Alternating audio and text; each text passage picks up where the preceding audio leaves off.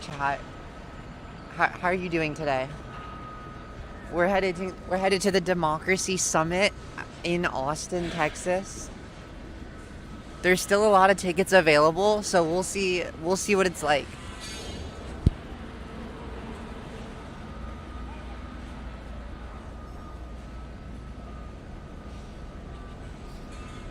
And we're live on X too. Oh, we probably could have parked here.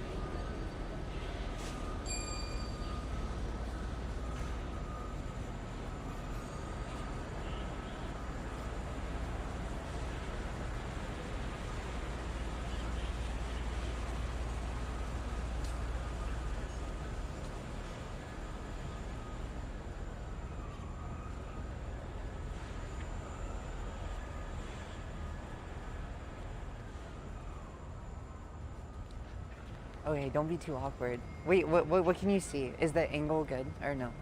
Okay, thanks.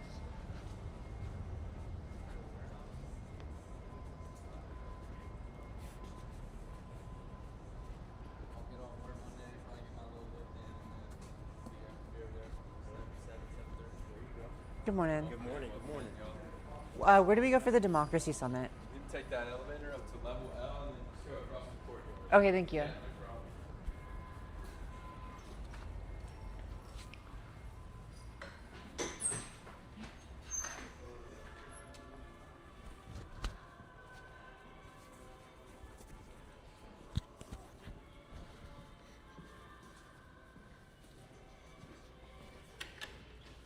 I hope the live streaming vibe isn't weird up there, chat.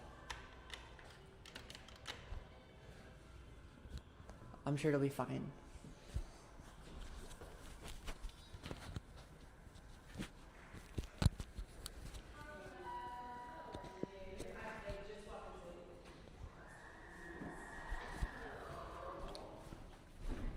We're probably gonna lose you guys for a second. See you guys soon. Oh.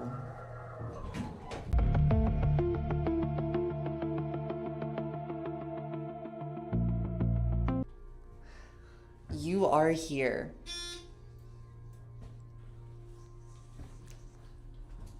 Stream is definitely dead right now, though.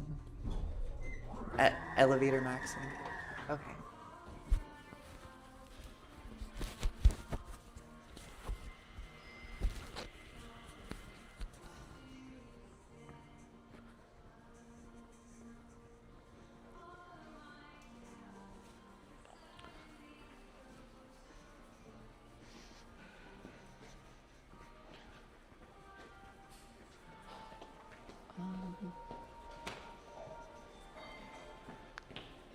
What? Oh, across the thing.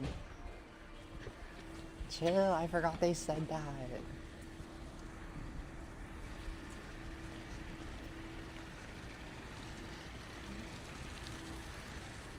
What is going on, chat? Today we are at the AT&T Center in Austin, Texas, at the Democracy Summit. We're going to be doing some interviews, asking some questions, feeling the heartbeat of the nation here today.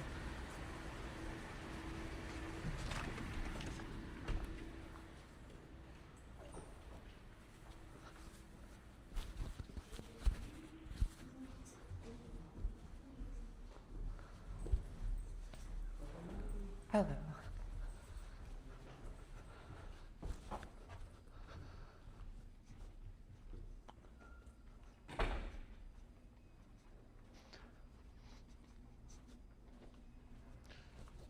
I see another person with a camera. Stream is definitely not going to work down here. We can connect to the Wi-Fi. And it can dual support it with Wi-Fi and with cellular. I'm going to try to get my press pass.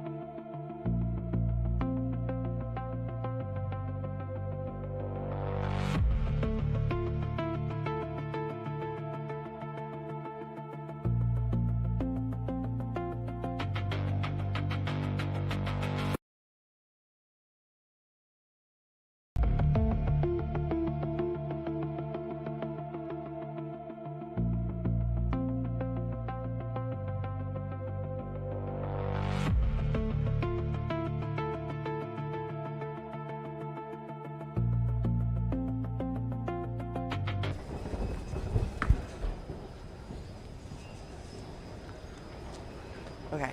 Wait, here. I messed it up. We're looking for Marcus. Okay. You got it? You can recenter it. How do I flip the camera?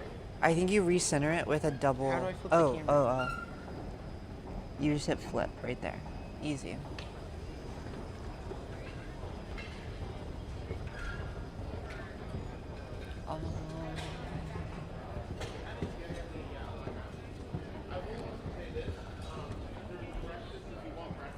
I need to go upstairs to get but I'll see you later.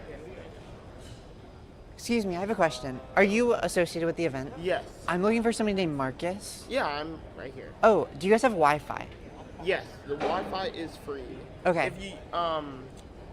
If you use UT Guest, does that not work? Or? I just haven't looked yet. Yeah. You should be able to use UT Guest. Wi-Fi is free. Okay. So, yeah, you shouldn't need any password. Or anything. Awesome, thank you. Here, let's set that up really quick. Do you want my number just in case anything else goes Yeah, wrong? I would love that. Okay. Just don't say it out loud. I'm on live stream, so.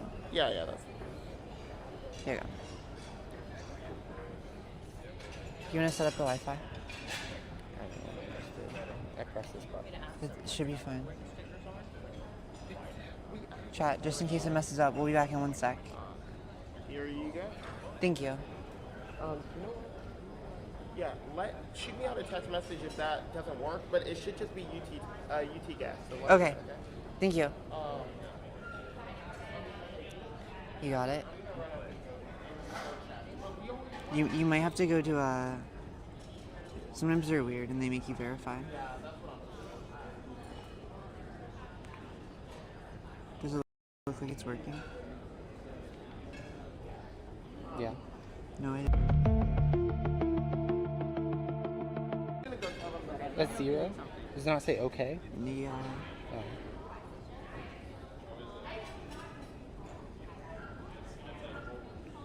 What the heck?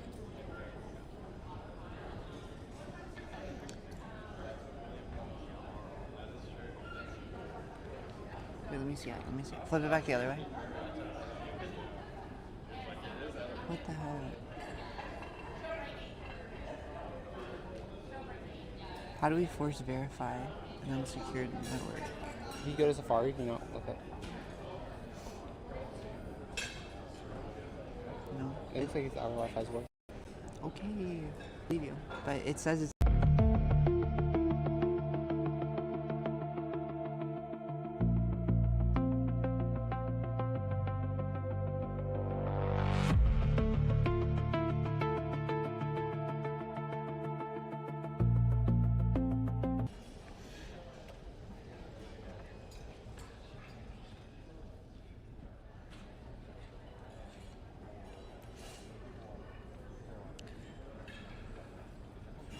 Good morning, chat.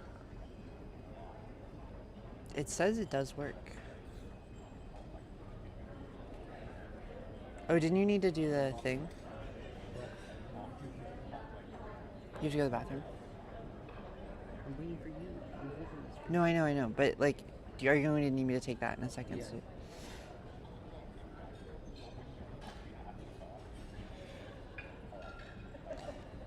My cellular is off, and I still have a connection. Okay, you want this? Yeah, I'll take that. Okay. I'll see you in a little.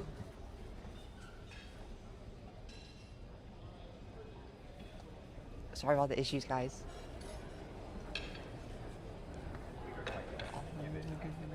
Do I want to eat? I think I might.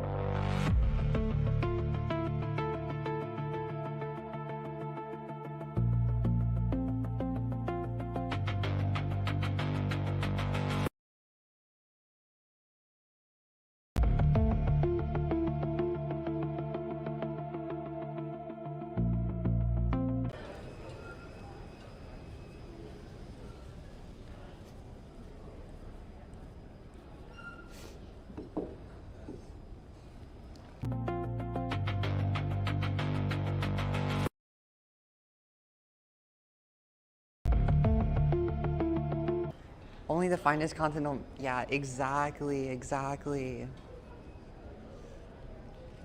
Gotta give people their energy. This is not stable at all.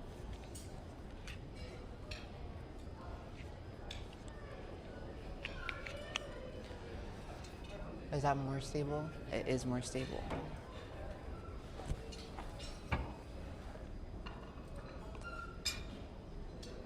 Good morning, Earl. How are you doing? The Wi-Fi is not working at all. They said it is, and it says it's connected, but it's fake news.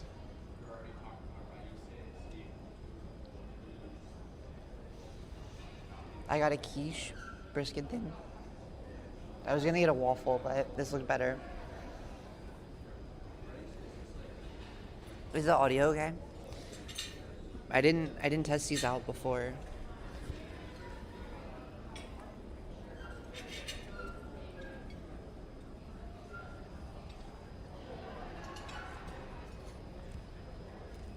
I actually do want to figure out the internet.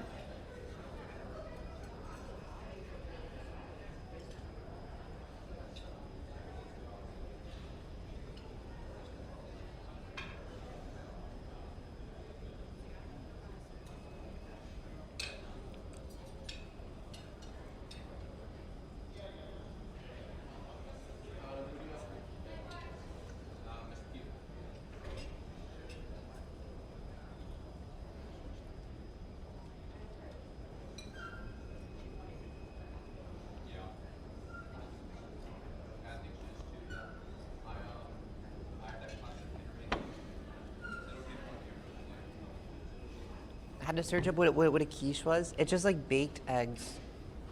It's like an egg cake.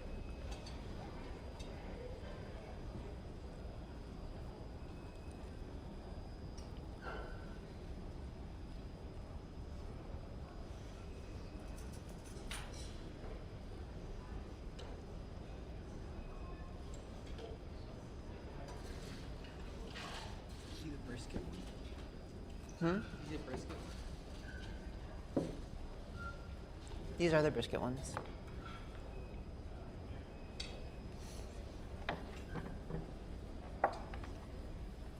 Yeah.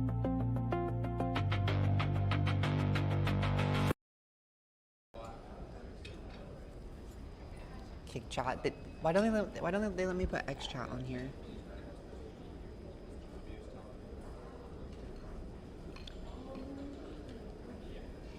Deep dish egg. Exactly. I wonder what time this starts.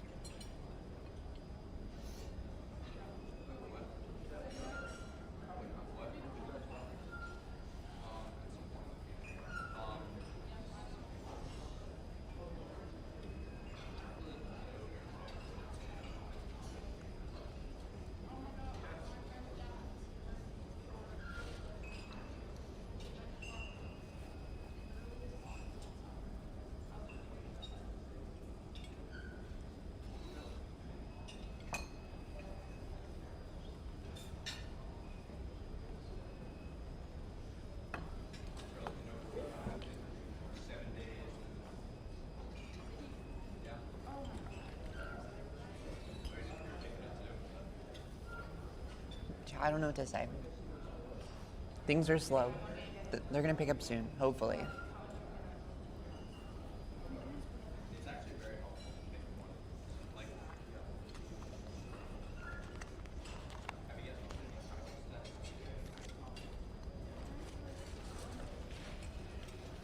Good morning, Sean. How you doing?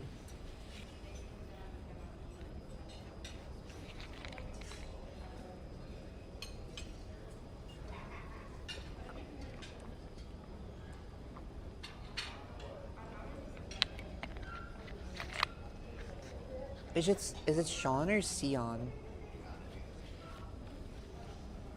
Lovely eating stream we do. They have breakfast here, so.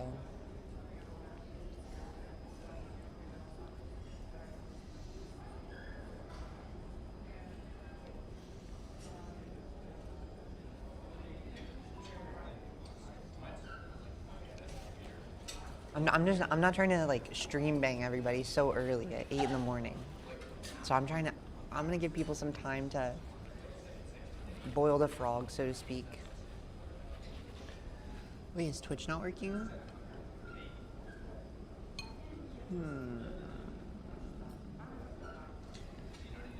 I think it is. Let me check.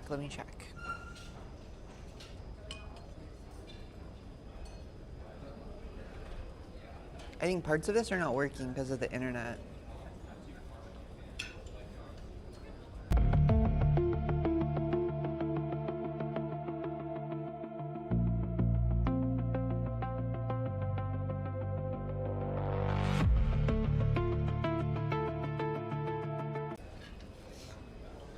A piece of chicken managed to pierce. Wait, a piece of chicken managed to pierce a bit of your teeth? So you. Oh, chicken bone.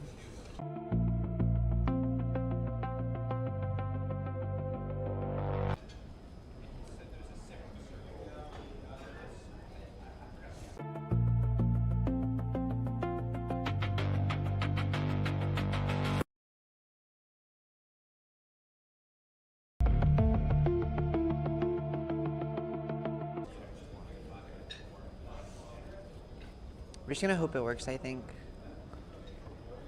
What are the other options?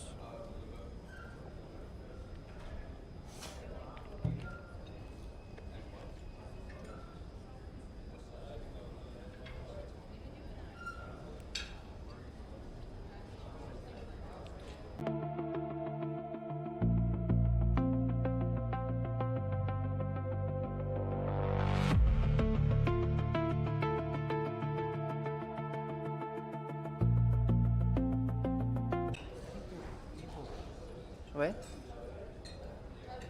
Thank you. Okay, I'm gonna go walk around a little and try to find the Wi-Fi.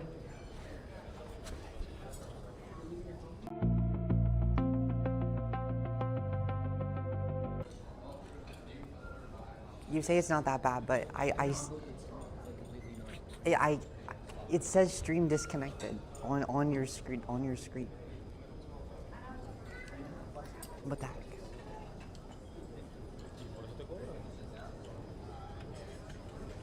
I'm gonna find the Wi-Fi. Find it.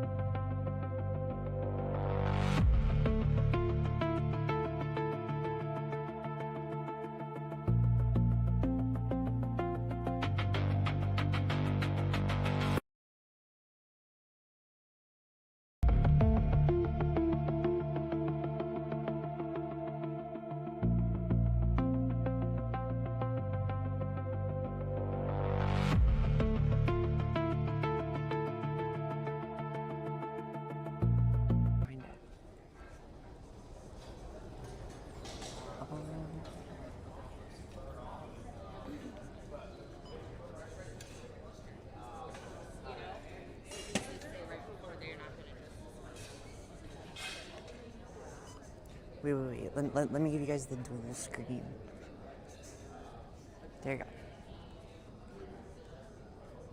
Good morning.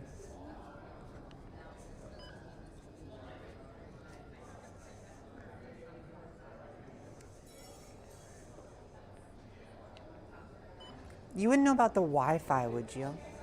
So the Wi-Fi, I would use the UT guest Wi-Fi. I'm on that one. It's not working for me. I saw that there was like the ATT conference. Yes, I'm not sure about the password. Okay. If I was trying to find that out, do you know who I would talk to? I would talk to anyone else wearing a staff badge. Okay, thank you. You got it. Sorry about that. Thanks, Analog. Anyone else wearing a staff badge?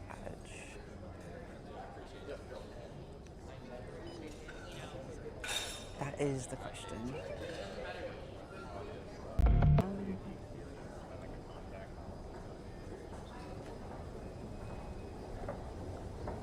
Chad, do you know what time it is? I'm gonna wander for a little bit.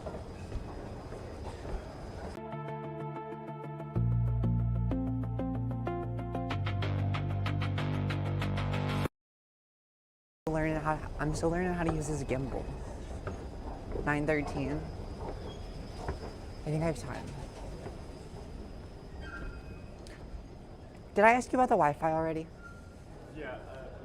I found him, but the one he told me to use isn't working. But then I saw there is like an ATT conference one. So I'm trying to find the password for that. You should also be able to get free UT campus Wi-Fi, for which there is no cost. Okay.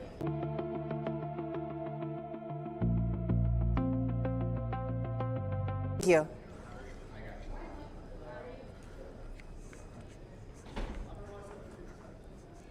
Chat, they're lying. It says connected, but it's not.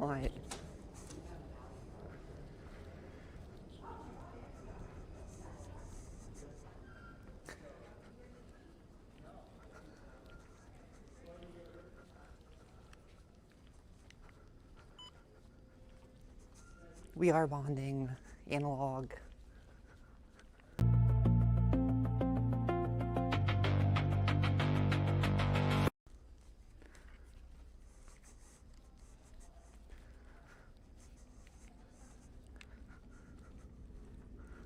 Oh my gosh, this is so haphazard. This is not, what the heck?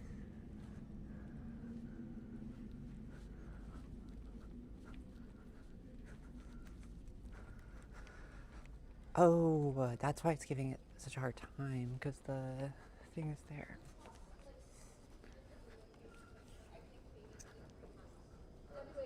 Okay, wait.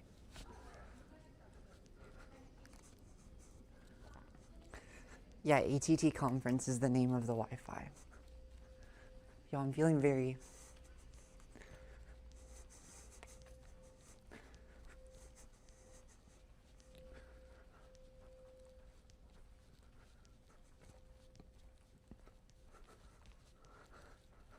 We still like 45 minutes before it starts. I'm lost. This is not the way that I got in here. This is the back rooms. Like, what is this? There's just rooms on rooms.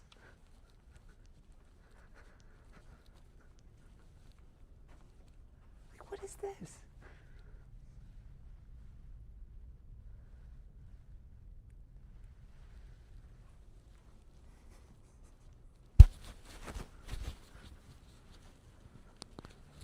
It's fake.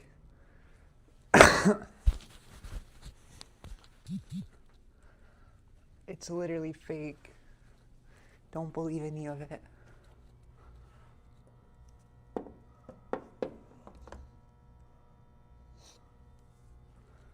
Wait, what did you guys see in there?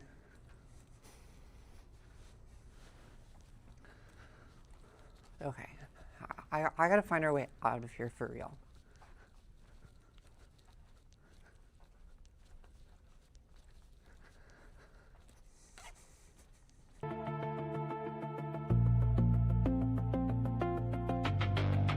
On me, but then it's not tracking. What?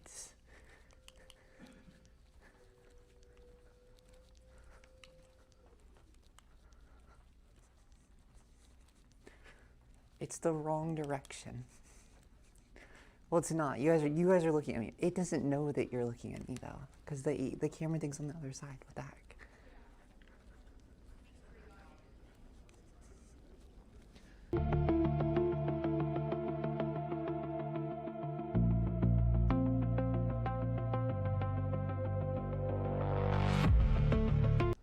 Somebody just walked from this way. I'm gonna assume this is the way out. Oh my goodness.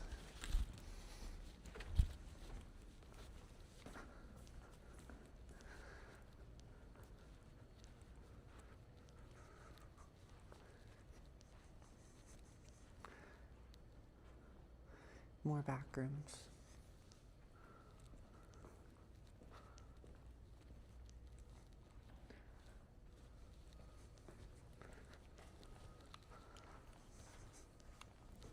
This gimbal is so inappropriate. It keeps catching things it's not supposed to.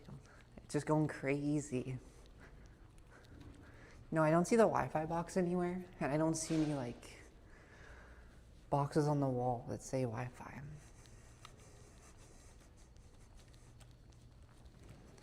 I guess I'm just going back in, and we're gonna deal with the disconnects. But I already just know during my best interviews today, where we're gonna have the stream disconnect protection popping up. I know this. Okay.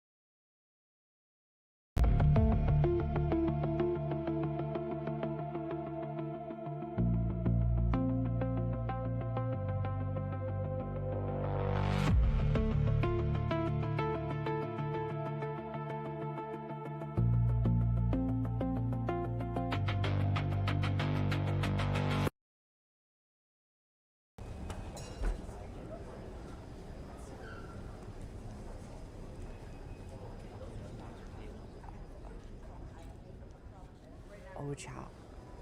I lost my camera person too.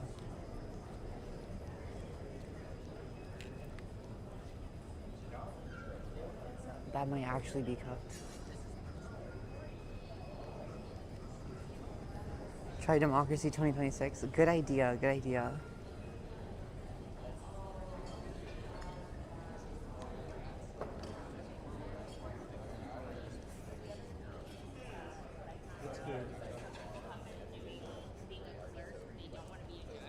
I found him.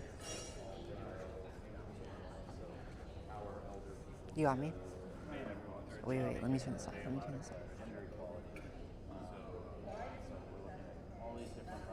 Okay. You try to stream in lower quality? What? Do you want to try to stream in lower quality? No. I just want to leave it like it is. I'm gonna start interviewing people, I think. What? It's just, I was watching your stream. I know. That's what I was saying, but you're like, no, it's fine. When did I say it was fine? You're like, it's not even disconnecting. Because It's fine. I can't find anybody that can fix it, so there's no point worrying about it. You always record it. No, that's crazy. Ludicrous. Hello. I just put food in my mouth. Oh my God, no, I'll give you a second then. How are you? I'm doing good. How are you? Is it okay if I interview you for the live stream?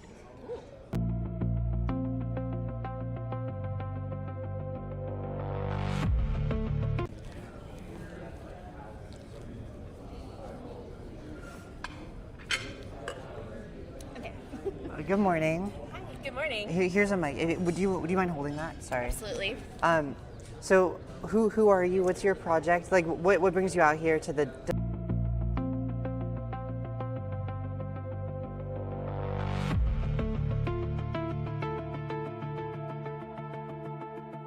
So I work on our partner network program specifically, and we build voter registration pages for a wide variety of nonprofits. So small nonprofits, large nonprofits, nonprofits that are already doing civic action work, nonprofits that have never thought about it, but what we found is that they're such trusted messengers who are really good at registering voters. So we build these pages.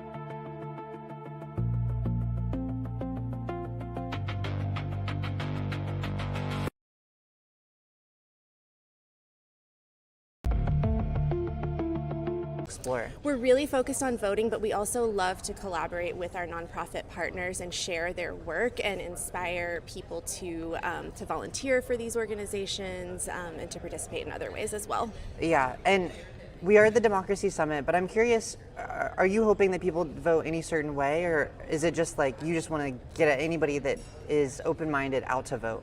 So we are Feel Good Action is a C3 organization, and so we work with values-aligned partners though, and we also have a C4 organization. What does any of this mean? Some more C3, specific C3, work. C4. Sorry. Yeah, so with our C3 work, we are nonpartisan. And then with our C4 work, we are able to be more partisan. Yeah. And what kind of work do you guys pursue with your C4? So we are focused with our C4 on congressional districts right now. 40 something of the most key congressional districts in the United States. Are there Yeah. any here locally that you're like keeping your eyes open for, like here in Texas? I believe, I believe there are, but I am not totally sure. I couldn't speak to it without looking. Where are you coming from? I'm from Asheville, North Carolina, but we are spread all over the United States, our staff. Yeah. How'd you get started in this kind of work? I have been doing various political work since I graduated college. My first job was working for Barack Obama's first presidential campaign as an organizer. Oh, wow. And then I've done like local and state campaigns since then. I worked for Senator Elizabeth Warren's presidential campaign, but I've also worked in the early childhood space, building partnerships there. And do you see politics being something that you hope to stay in for the indefinite future? Or like, what does your like future outlook look like with all of this? Yeah, I think this is where I feel like I belong. I feel like it's urgent work and it's really the best use of my time and energy. And how do you feel like our elected officials have been representing people in your time in this space? Like so you said you got in the space with Barack Obama, so you've been here for like 10, 15 years. How do you feel that things have evolved over this course of time? Yeah, I feel that, in my last job working in the early childhood space, we were and understand what people need, what young children need, and I still feel like that's the case in a variety of ways. Yeah. Do you have any examples?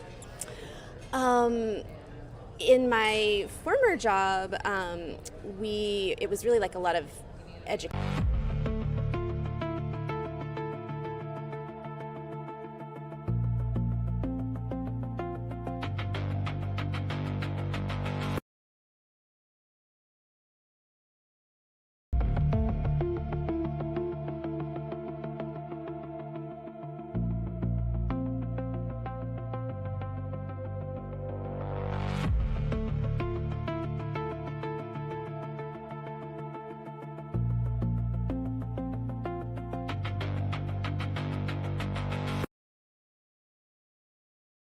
Operator of Wilson's Fountain, but he would be a great person to interview. And who is he? Is he here?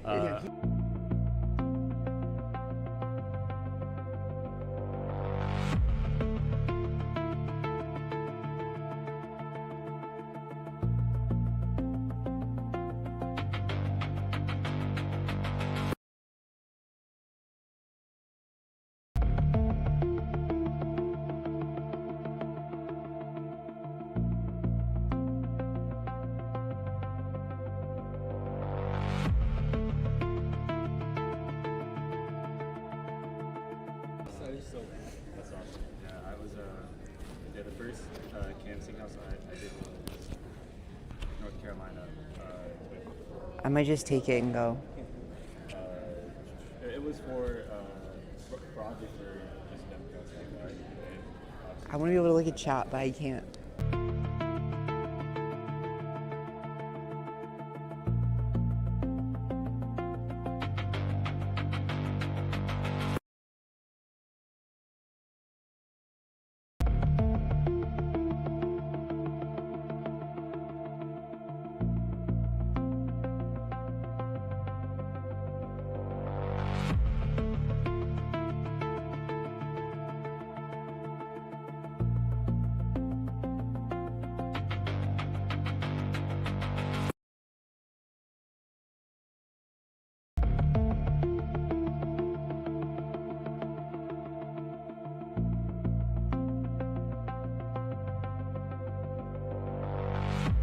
Fellow, so I have a fellowship with them. I'm working under Human Resources, People and Culture. Oh wait, I'm so sorry. It's It's muted. not on?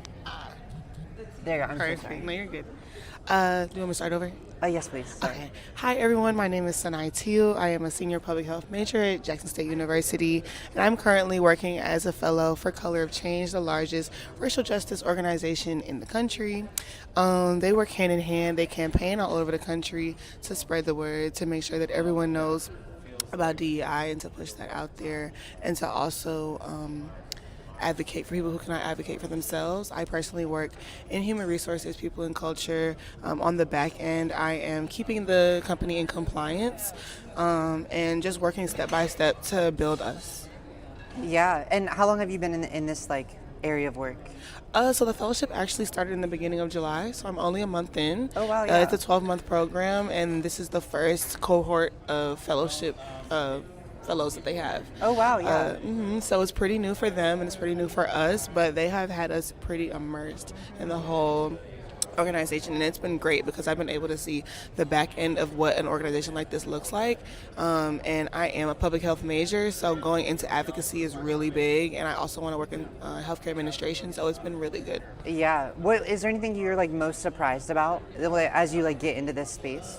Yes, how big it is. Of course, like when you think about racial justice, you think, yes, everyone wants to fight for what's right. But when we really sit back and look at what the company is doing, it's really great for our community and everyone's community. That they're not just working for themselves, they're working for the future of us, the future young professionals. It's really good to see. Yeah. And are you guys mostly here to like get more people out to vote, or are you spreading awareness? Like, what's your Both. guys' Just both? Mm-hmm. How do you feel like the elected officials have represented the various caucuses that you're a part of? I think they could do better. Mm-hmm. I think that communication is key, and the more that we communicate with over time. What are the ways that we can like build these mass lines of communication? I think that social media is a big thing. LinkedIn is a big thing. Events like this is huge. I think that this is great, but it's kind of smaller because everyone here is here for the right reasons. We need to kind of reach people who aren't there for the right reasons and educate them. Do you have any ideas for like how we can reach these like, forgive my use of this word, No, but you're fine. normal people that Right. aren't interested in politics, aren't interested in like these like very niche subsects of how our society runs? Yeah, so we actually visit schools. We visit both HBCUs and PWIs, and we host at we have this thing at my school called Yard Fest, which is on the entire plaza. A lot of vendors come out and they speak to the kids, and it's not just racial origin, but it's clothing as well. And this would be a good way for kids to come up, not just children, but for young professionals and professionals to come up and learn about something new in a space that isn't like this, to where we meet them halfway. And are you guys like recruiting from these spaces, or? And what are like your guys' future outlook? What what the next like?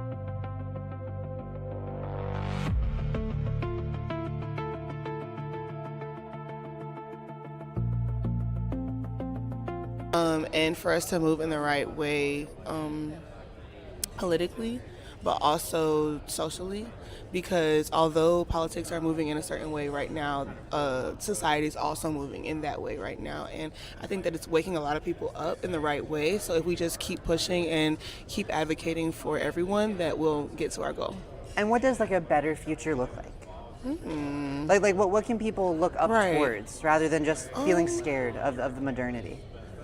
That's a good question. I haven't thought about that. If I could get back to you later in this summit, I absolutely will. Okay. And I would love to find you. I'll definitely, I'm open. Thank you. And what's your name? I'm Kat. Kat, it's nice to meet you. Nice to meet you.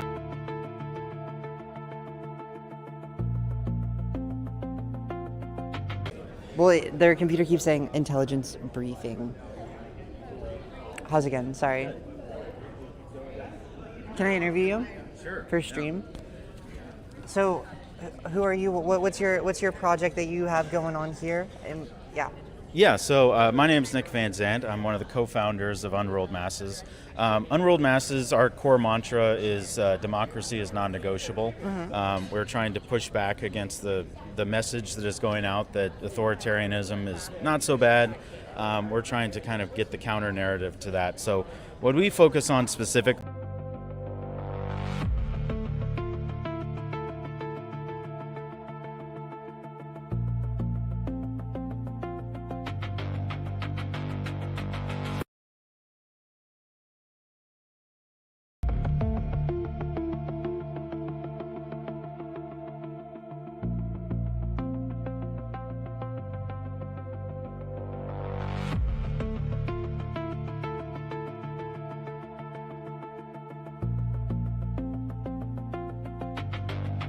If you are in a place where free elections are no longer happening, what do you do? Right? So we're trying to address all the people out there that have been saying, I wish there was more I could do. Right? So we're trying to get people involved to better understand all of the different mechanisms of corruption, not just in politics, but in workplace, elder care, media, all across the board. Yeah, and I have a few questions, but I guess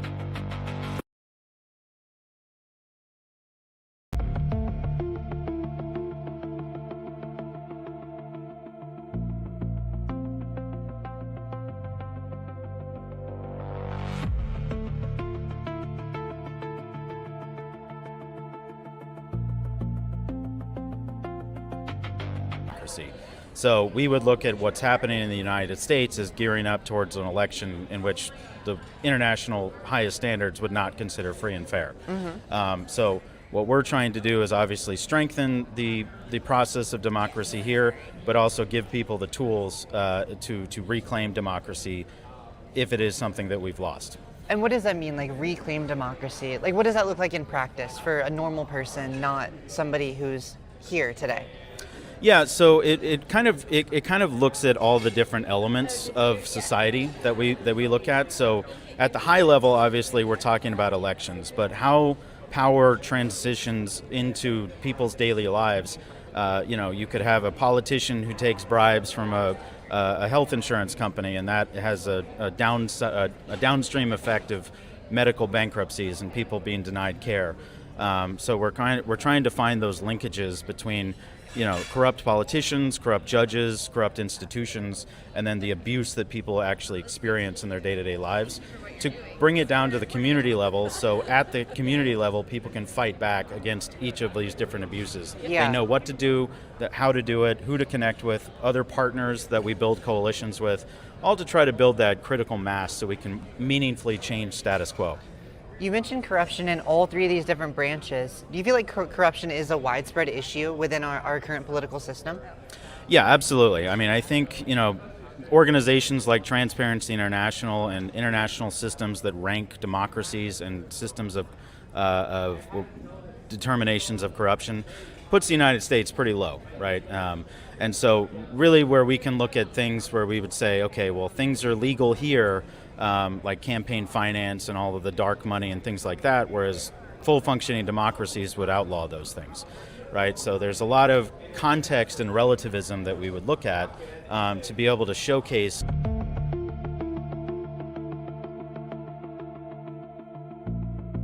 understand that just because it might be legal here doesn't mean it's not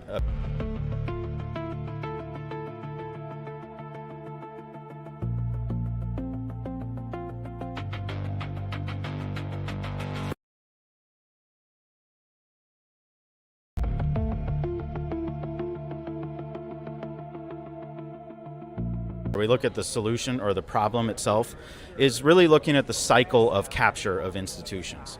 And so that's where, as I mentioned, they're designed to be in service and defense of us, but when they get captured by private corrupt interests, those benefits are going to those private interests, and what's left for the people, which is your mass surveillance, your militarized police, your propaganda systems, really to divide and conquer communities. And what happens when I talked about all the downstream effects,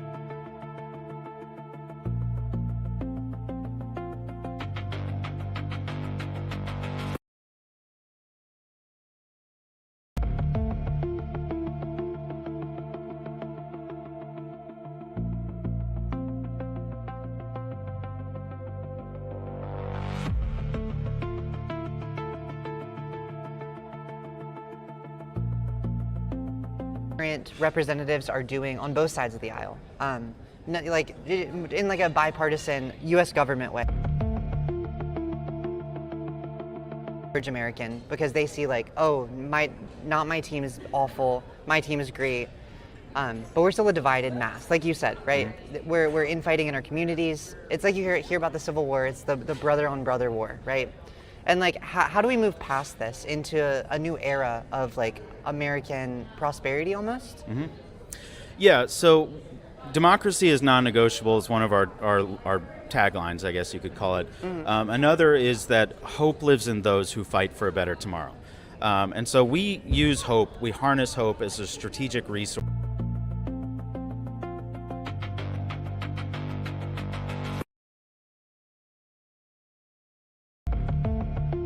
So that they feel like there's nothing they can do. They can't fight back against this. We blame each other for all of our problems. And so what we're trying to do is rebuild that spark of hope so people can come together as communities, fight back in these nonviolent actions that we do, and join with partners, because it really kind of starts at that grassroots level, right? And so once we can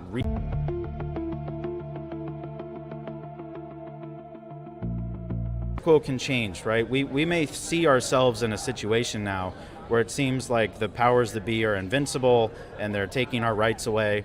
But the more that we take, people away from that kind of mindset, the status quo can change, right? Overnight, right? A million people doing little things can dramatically transform society.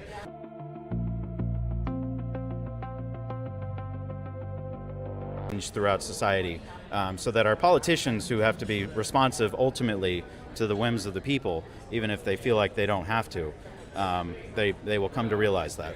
Yeah, and I know I said that was my last question, but you sparked another one as you were talking. Do you think the way out of this is an electoral path, or do you think it's more of like a cultural mass movement kind of thing? I mean, I think that if we get into a situation where elections continue to be diluted in terms of the power that exists, right? We look at things like gerrymandering, we see all the things that the Supreme Court is doing with dark money, with basically people that can just spend $1 billion from their own individual war chest to get whatever slate of candidates they want. You start having a circumstance where elections have less meaning. But that doesn't change the fact that all of us, we're all still here, right? We haven't gone anywhere. We all still demand democracy. We're not taking a step back from that. And so again, at the grassroots level, where you have the groundswell of people across the board, we always talk about, we need a majority of voters to change an election. But to get critical mass to build a movement,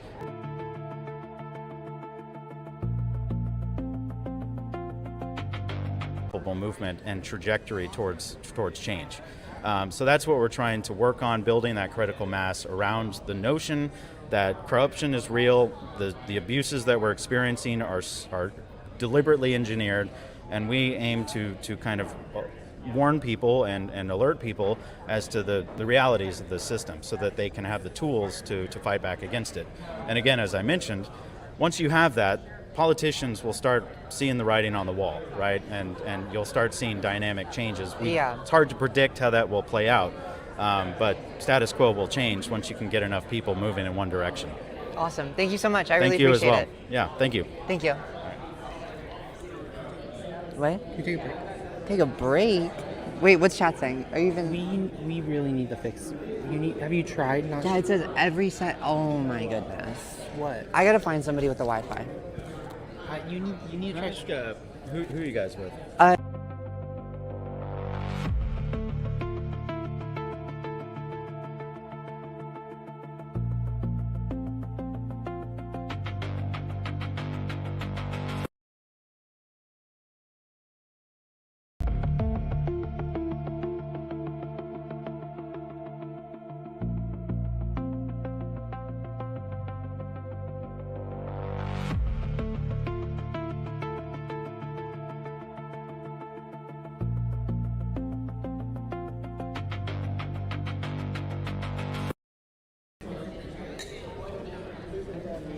Streaming to less platforms, because it could just. It's not. It's not. It's not. It's not.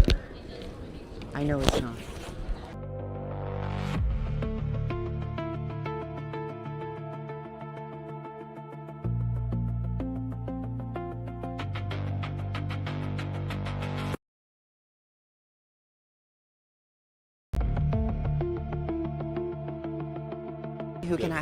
Who can get me internet access? Yes. Oh, I can give you internet access.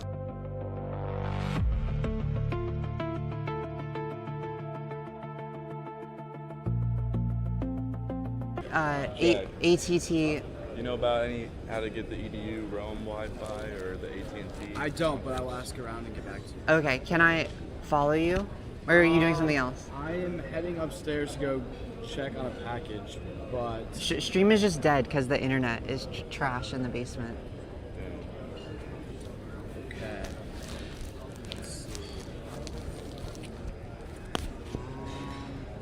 Which Wi-Fi have you been using? The UT guest, but it doesn't work for stream. So I was trying to get into ATT Conf or the EDU room. Okay, I'm gonna get Marcus for you. You know Marcus? I've talked to him before, yeah. Okay, and he was not able to solve it. He was not able to solve it. Everybody just keeps telling me to get on UT guests. And you're trying to live stream for us? I am live streaming, yeah. And people are complaining because it keeps cutting out. I don't entirely have an answer for you, but I'm going to ask the banquet manager and I'll get back to you. Okay, thank you so much. Thank you. Sorry, chat. We'll figure it out and we'll get back to you on that. We're gonna keep interviewing people.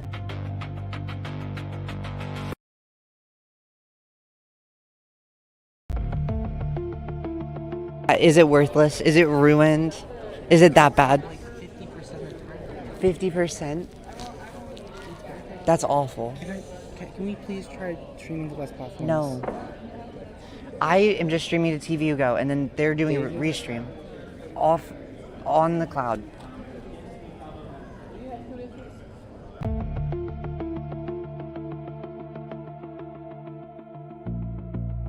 Maybe you stand over. Oh yeah.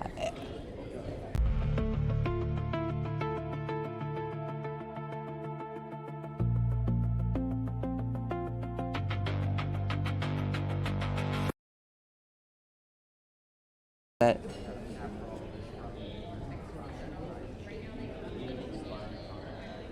We really shouldn't be, because the last 3 interviews are total, like...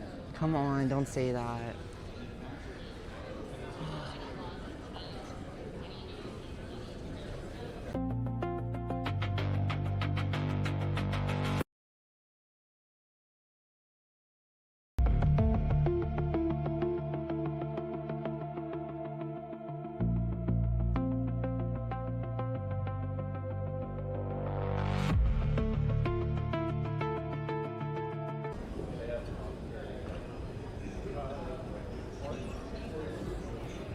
Connection lost again. Oh my god, this is so bad.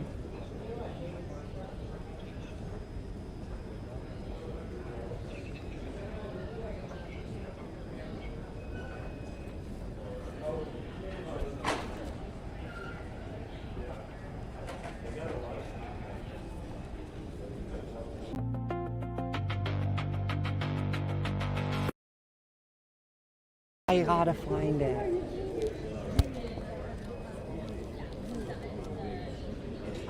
Because otherwise, there's not even a point. I know.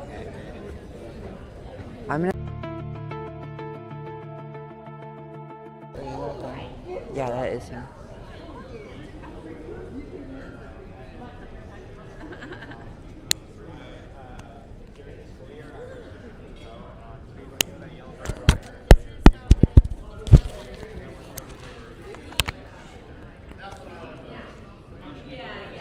Hey, I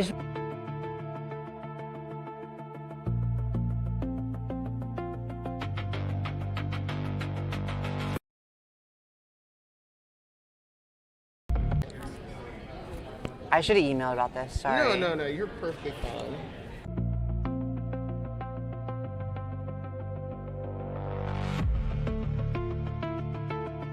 Oh my gosh. Sorry, Would you chat. mind giving me 2 seconds to go Yeah. find the banquet manager and ask them if they're, because the Wi-Fi that we were provided was UT guest. But Okay, if that's okay. not proficient, then I can try and provide you with Okay. something that's a lot better. I would appreciate that. Okay, Thank you. and I have your number, so if I'm not able to.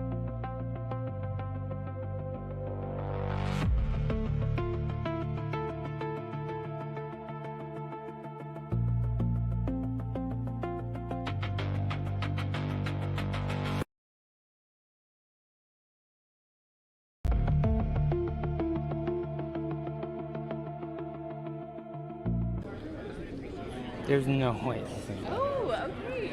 It's not going to be that much better, but it is going to be a little better.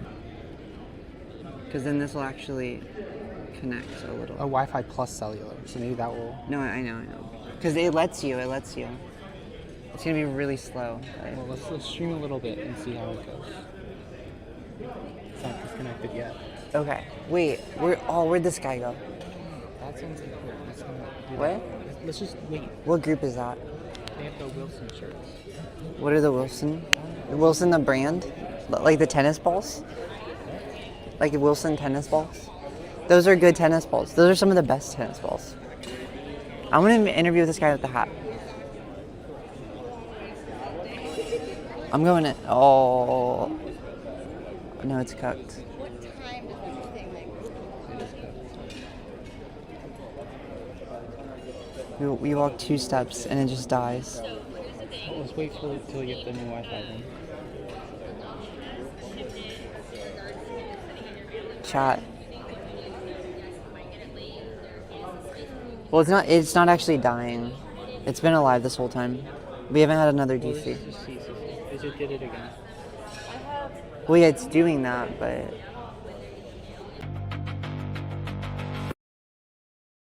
Yeah, it's not caught up at all. That lady walked by, and then I was like, oh, I should probably get in front. Yeah, and it hasn't done it. I'll give it a second.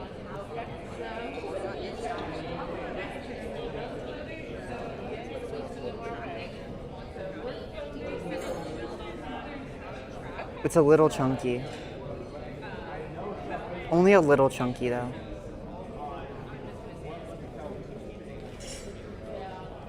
I think we just go for it. Because otherwise, we're going to run out of time. Because it starts in 10 minutes.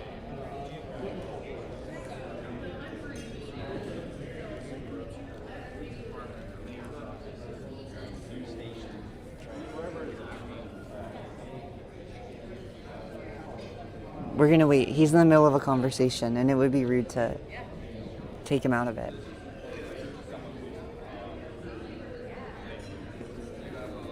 Let me see this. How do I target it? How do I target it? It's not targeted. It's just following the handle. What?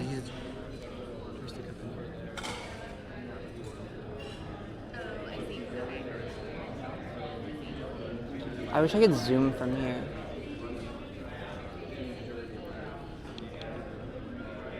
Oh, sorry, chat. I didn't mean to.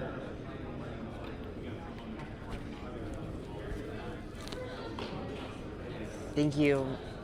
Music by Brian. Thank you.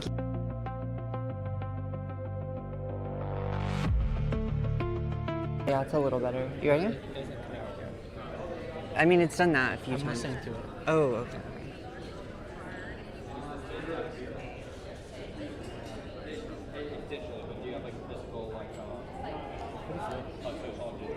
We're back live, which means it cut out. It just does that. Just cut out. Yeah, it did it for a second. Maybe it's like this. Maybe the cell phone tower is off that way somewhere. So then this is like blocking it. No, nothing. I'm trying to figure out why it's working sometimes. Is it cutting out at all? Wait, were you listening to the other ones as they were happening? Okay. So we don't know if they didn't work. Okay.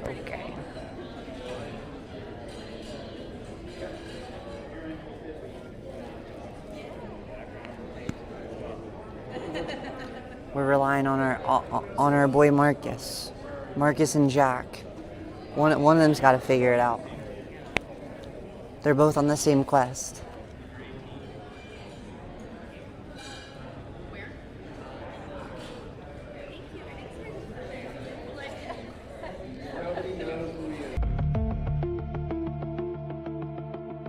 He's chatting her up.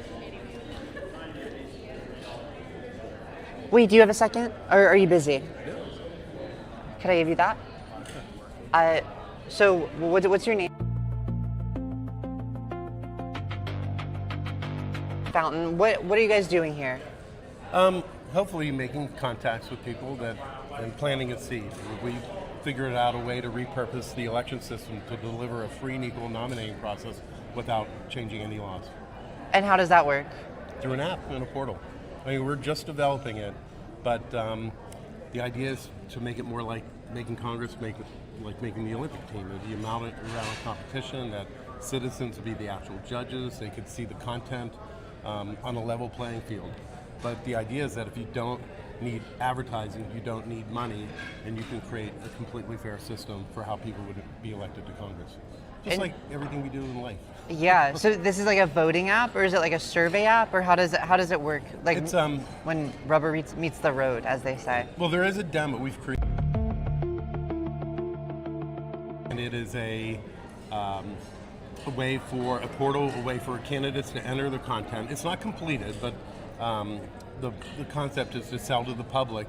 This is the framework for how to do it, and then get donations for America's Main Street Party. So there's two parts of this. Wilson's Fountain is really where I've done the research.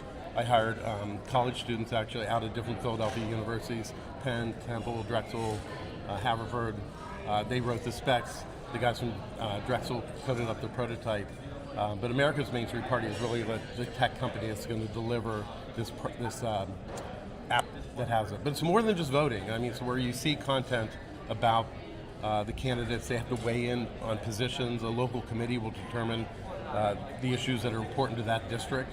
And that way the constituents can quickly find those who meet their values and use what's called approval voting, where they approve all the candidates that meet and see who makes the top 20, the top 10, the top 4, just like we eliminate every contest that we have in the United States. So it's like a political Reddit almost, or like a political dating app kind of? Yeah.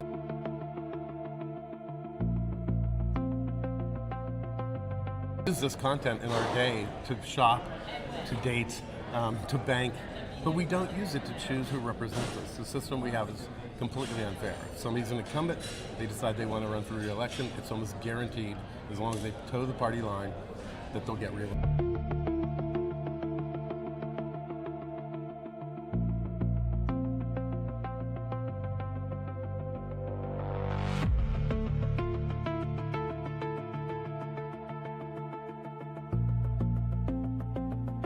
Political party has no ideology. It just has technology. But what the loophole is that if candidates don't spend money, a political party can do whatever it wants to choose who its nominee is. Mm-hmm. So we've decided to come up with a system where we'll actually poll the entire district and let the district pick the nominee, not party machinery. That's really interesting. So this is like a third-party solution based on technocratic democracy. Yes. That's really interesting. How'd you guys come up with this idea? Like, what has this journey been like developing this? I retired from business, and I was sitting during the COVID and just really frustrated that it seemed like partisanship would kill us. And I decided I wanted to do something, but I didn't want to run for office. So I formed a political party. I started working on this, but I've got a year or so into it, and I said, this is just more of the same. I'm going to rely on rich people to fund their own campaigns and basically become part of this system that I like. So I stuck, and I made a joke one day. I said we do a better job selecting the next American Idol than we do the next representative for Congress. And it just kind of popped in my head, like, we can do this. We can create a moneyless process where it's a fair competition, and the person who actually represents the values of the district not only gets elected, they're held accountable. So that they would have to go back through the free and equal system upon re-election, that they're not allowed to have a candidate committee where they accumulate a war chest. Yeah, I love that move to separate out the ability for only.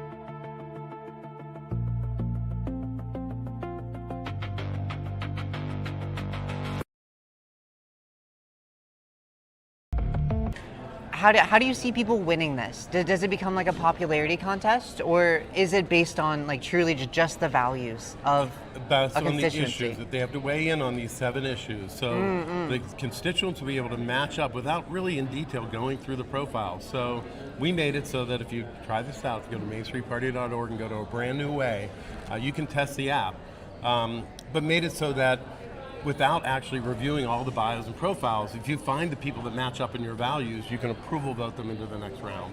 And then determine when you really want to get in and do your homework. But, just like any reality contest, we just want to make this one a good one. Yeah. Thank you so much. And do you see more political reality style politicking happening? Like with Donald Trump, he's very media friendly. very into the idea of taking the internet by storm. We see it also with Mamdani. So, both sides of the aisle are doing this media-focused politics. Do you see this continuing, that trend? Well, yeah, I mean, the media is the tool, but right now politics is a bad reality show. And, I think because there isn't accountability, they're allowed to say things that aren't necessarily true or they're inflammatory. And I think a system like this will bring the temperature down. It'll make sure that people are voting based on values, not just choosing this side versus that side. Our goal is to create 2 moneyless caucuses within.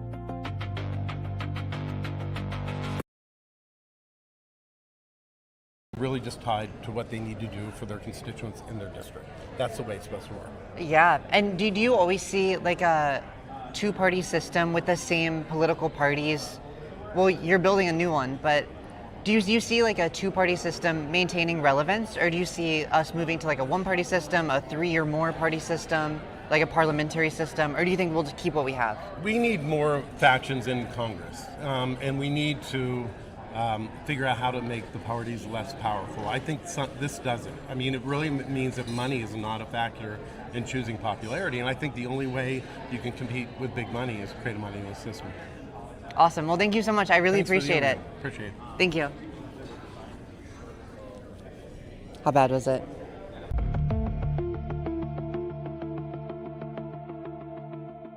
Cat's looking flowy. Chat's not talking. What the heck?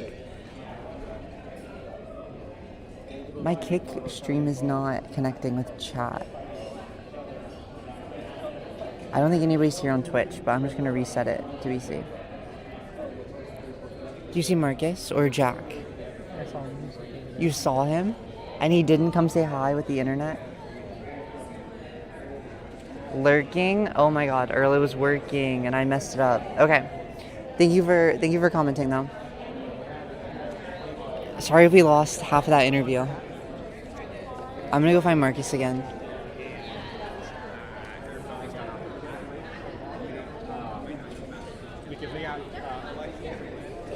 Marcus and or Jack. Because he didn't text me. Oh no, it's starting soon.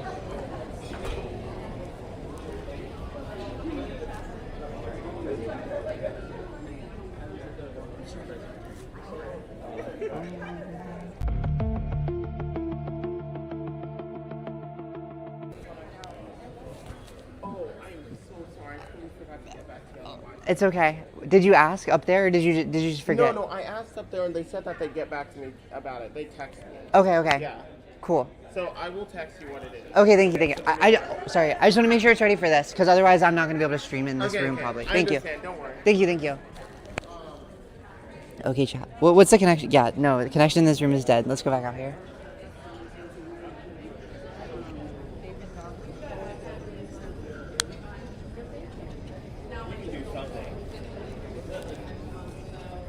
Okay, I guess we'll just hang out for a second. Is it working? Or is it dead? Okay. How's it going, chat? Maybe you should just film and upload after. I'm not doing it. Chat, stop saying that. It's fake news. It's not happening. Because if I record it, I'm never going to post it. That's the real issue.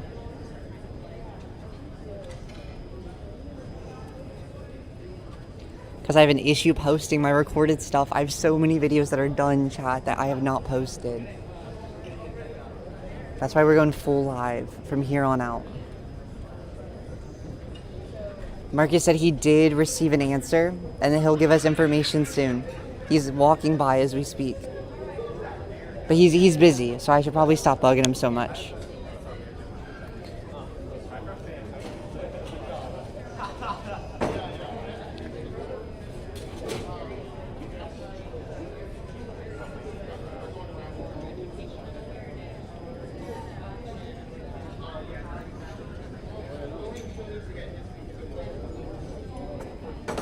You see him in the background, chat? He's back there. He's right over my left shoulder.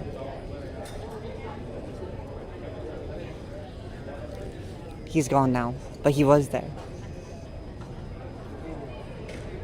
I'm gonna feel so bad if you guys can't watch the presentations.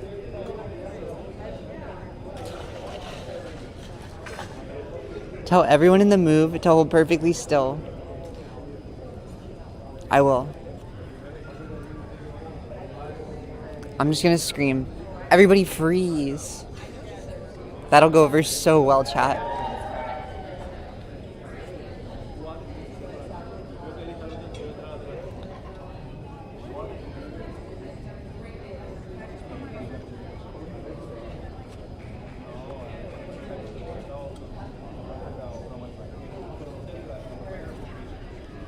Marcus Democracy Summit.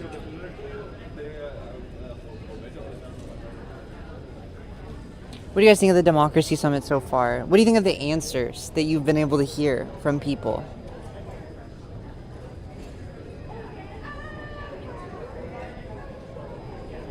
What do you think about the future of democracy in America? These are all questions we're exploring today at Democracy Summit.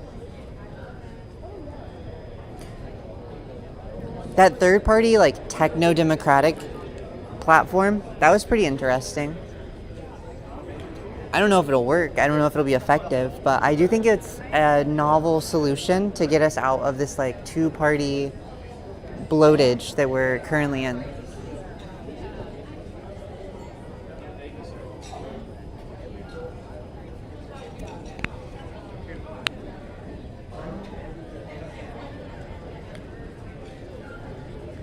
Marcus.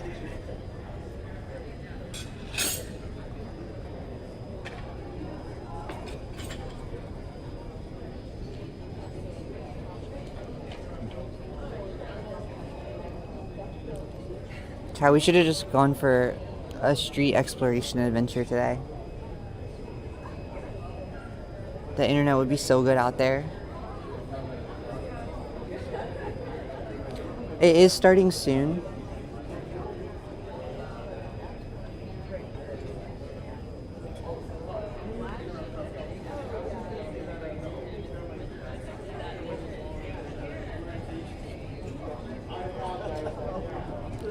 I should have worn something more American, like red, white, and blue. For the no. I was thinking about this. Instead of USA, we should start calling it the PDRA, the People's Democratic Republic of America. The PDRA chat. We're here at the PDRA Democracy Summit. It's a little clunky on the tongue, but I'm sure we'll acclimate.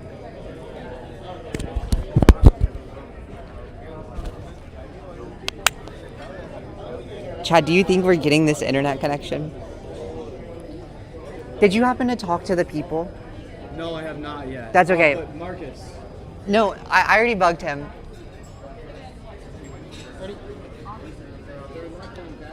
Have they not texted you yet? Yeah, no, they haven't messaged me. Okay, I'm not giving you a hard time. I'm just like No, nervous. They're not being a hard time at all. Okay. I've just been like running around, which is why I'm not sitting down talking to them. Yeah, I just told them to text me what it is because he didn't know what it was at that specific moment. Okay. Yeah, I apologize, but I will try and get you that before the first person gets on stage. Okay, thank you so much. I really appreciate it. Yeah, no problem.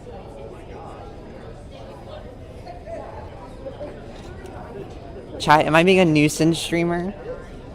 Chat, is this what they mean by nuisance streaming? How come it's not locked in? It's red. Looks like bad, the right thing. What? Oh yeah, no, it is a little annoying. Is it cutting out at all? No, it's been pretty good. Okay. You want to keep walking around and exploring then? We might as well.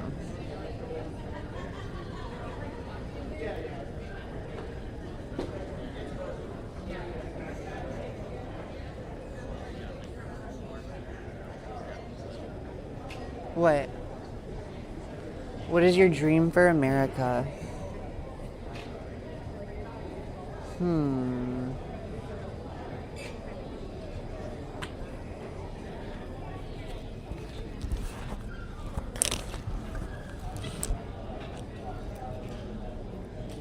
I dream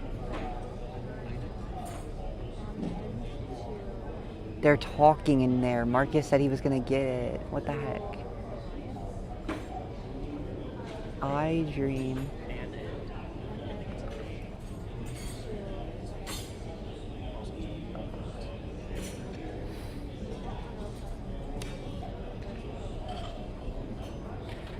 People's.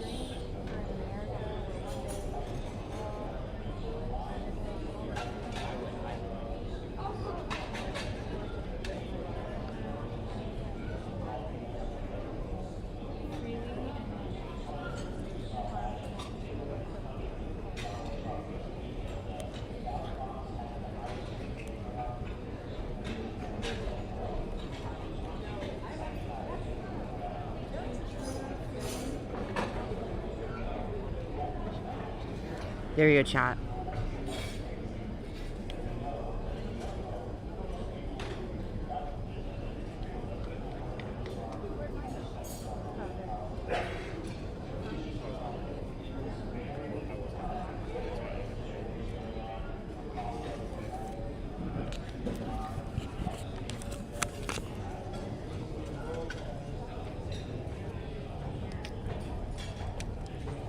I dream of a People's Democratic Republic of America. What? It's not. Why?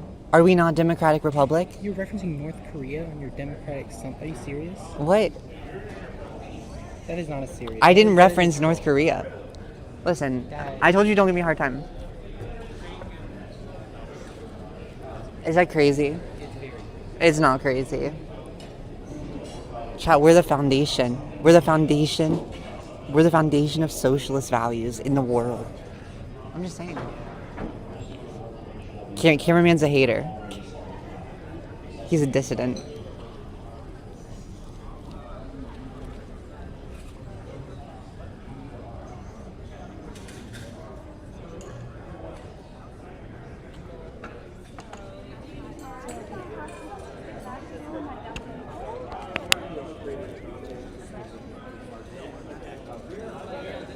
Hi, can I interview you? Is that okay? Sure. What are you gonna ask me? Well, I was just gonna ask like what your project's focused on, but like what's your name? I'm Mia. Mia, nice to meet you. I'm Kat. Nice to meet you, Kat. Nice to meet you. I'm curious what your project's working on. So we're a nonprofit. We do voter registration, civic education in Bexar County. From Bexar County actually through Travis County, but we do focus a lot on like San Antonio. We're just out in the community making sure people have all the resources and access that they need so that they can show up and vote in every single election. Yeah. And you guys are Texas focused? Texas focused, yes. What are some of the biggest Texas issues that people are facing today? Wow, there's so many. Right now, it is just like our voter registration system, so making sure they're staying registered to vote, that the polling places are open and it's not like assigned. I know some cities have started to assign, you have to go to this voting site. You shouldn't have to. It should be anywhere that's closest to you, whether it's your job or your home. And yeah, just making sure people are staying registered to vote. Right, yeah, and getting access. Yeah. Takes 30 days, and you cannot register to vote online like other states. Really? So, yeah, you have to find somebody, get registered, or show fill out your form, and it takes 30 days for that process. Yeah. Is that a new thing, or has it always been like that? Always been like that, yeah. We want it to be online one day, fingers crossed. Yeah. What do you feel like the biggest barriers are for normal people when they're engaging in the political system? Information. Honestly, it's a lot of information, knowing who's running for what seat. Also, like how to access, like, what does that person do? What does that position actually do? And what are they actually responsible for, as opposed to what they're telling me they're going to do when they get into office.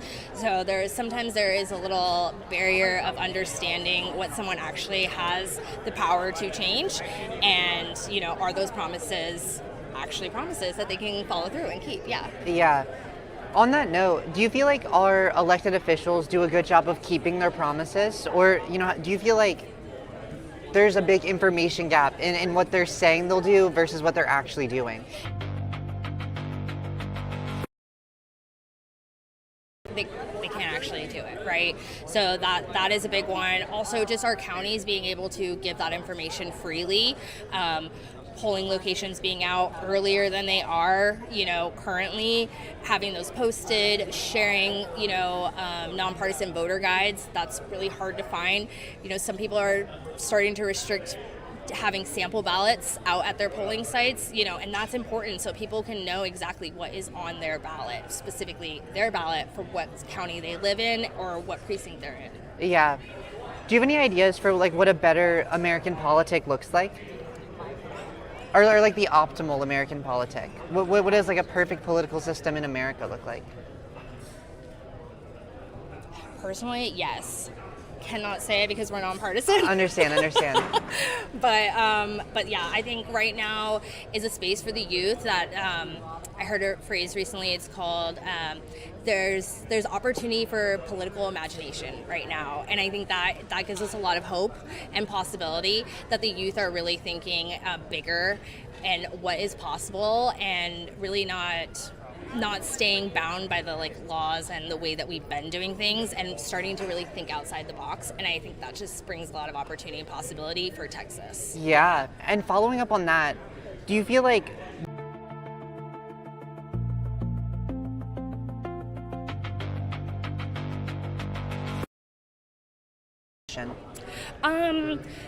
no, not necessarily like a full shift in the parties, I think, but I do know that the Democratic Party is going through a revamp, new branding and stuff like that. So I think that will shift in how the people are, people vote when they're upset and when they're angry, and right now Texas is angry, the country is angry, and so I think that's going to show in even with how the Republican Party is responding and the Democratic Party is rebranding. But I do look forward to see, what this next generation does come up with, and so I am excited about that. Yeah, well, thank you so much. I really appreciate it. You too. Thank you. So nice meeting you. And it was good meeting you. With who? If you Google Cat the Vat, okay, I don't have any cards. I was going to make them, but I didn't. Totally fine. I can Google it. Okay. Here, you can put it in for me.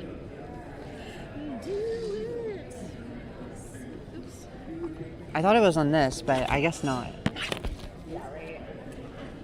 I wish everyone gave us QR codes for everything. Yeah.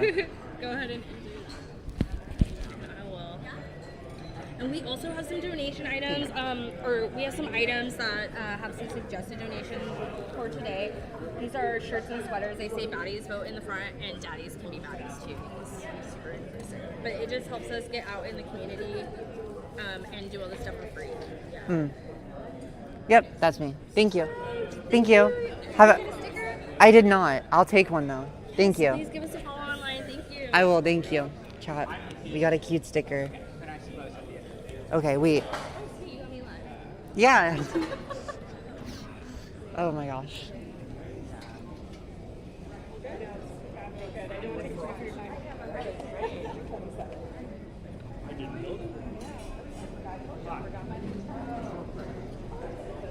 Wait, you should look at this sign. Are we saving the schools? Go James Tallarico.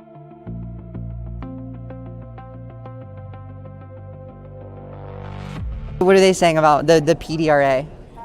They like the PDRA. Chat knows. Chat knows. Oh, come on, Marcus. Did he? He didn't. Fake news, Marcus.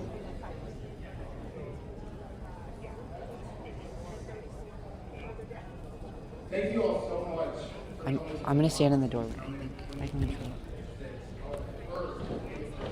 Wait. Do you want to go in there so you can take the mic for better audio? You can go sit in there. Would it get? If you're not too far, it can reach 25 meters. I'm just gonna go over some housekeeping and logistics really quickly. First off, if you are making a post in reference to the conference, please tag us at Trade for America.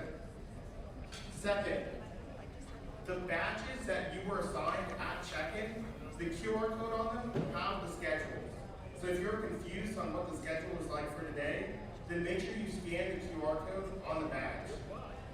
And then lastly, we're also going to have a poll that you need to fill out, and that's going to be on the screen.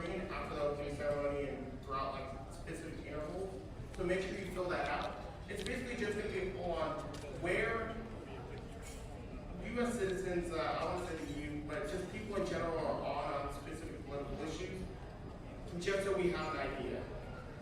Now, I'm going to go ahead and welcome Pastor Zach Lambert, the lead pastor of Restore Austin, who's going to do an opening invocation today.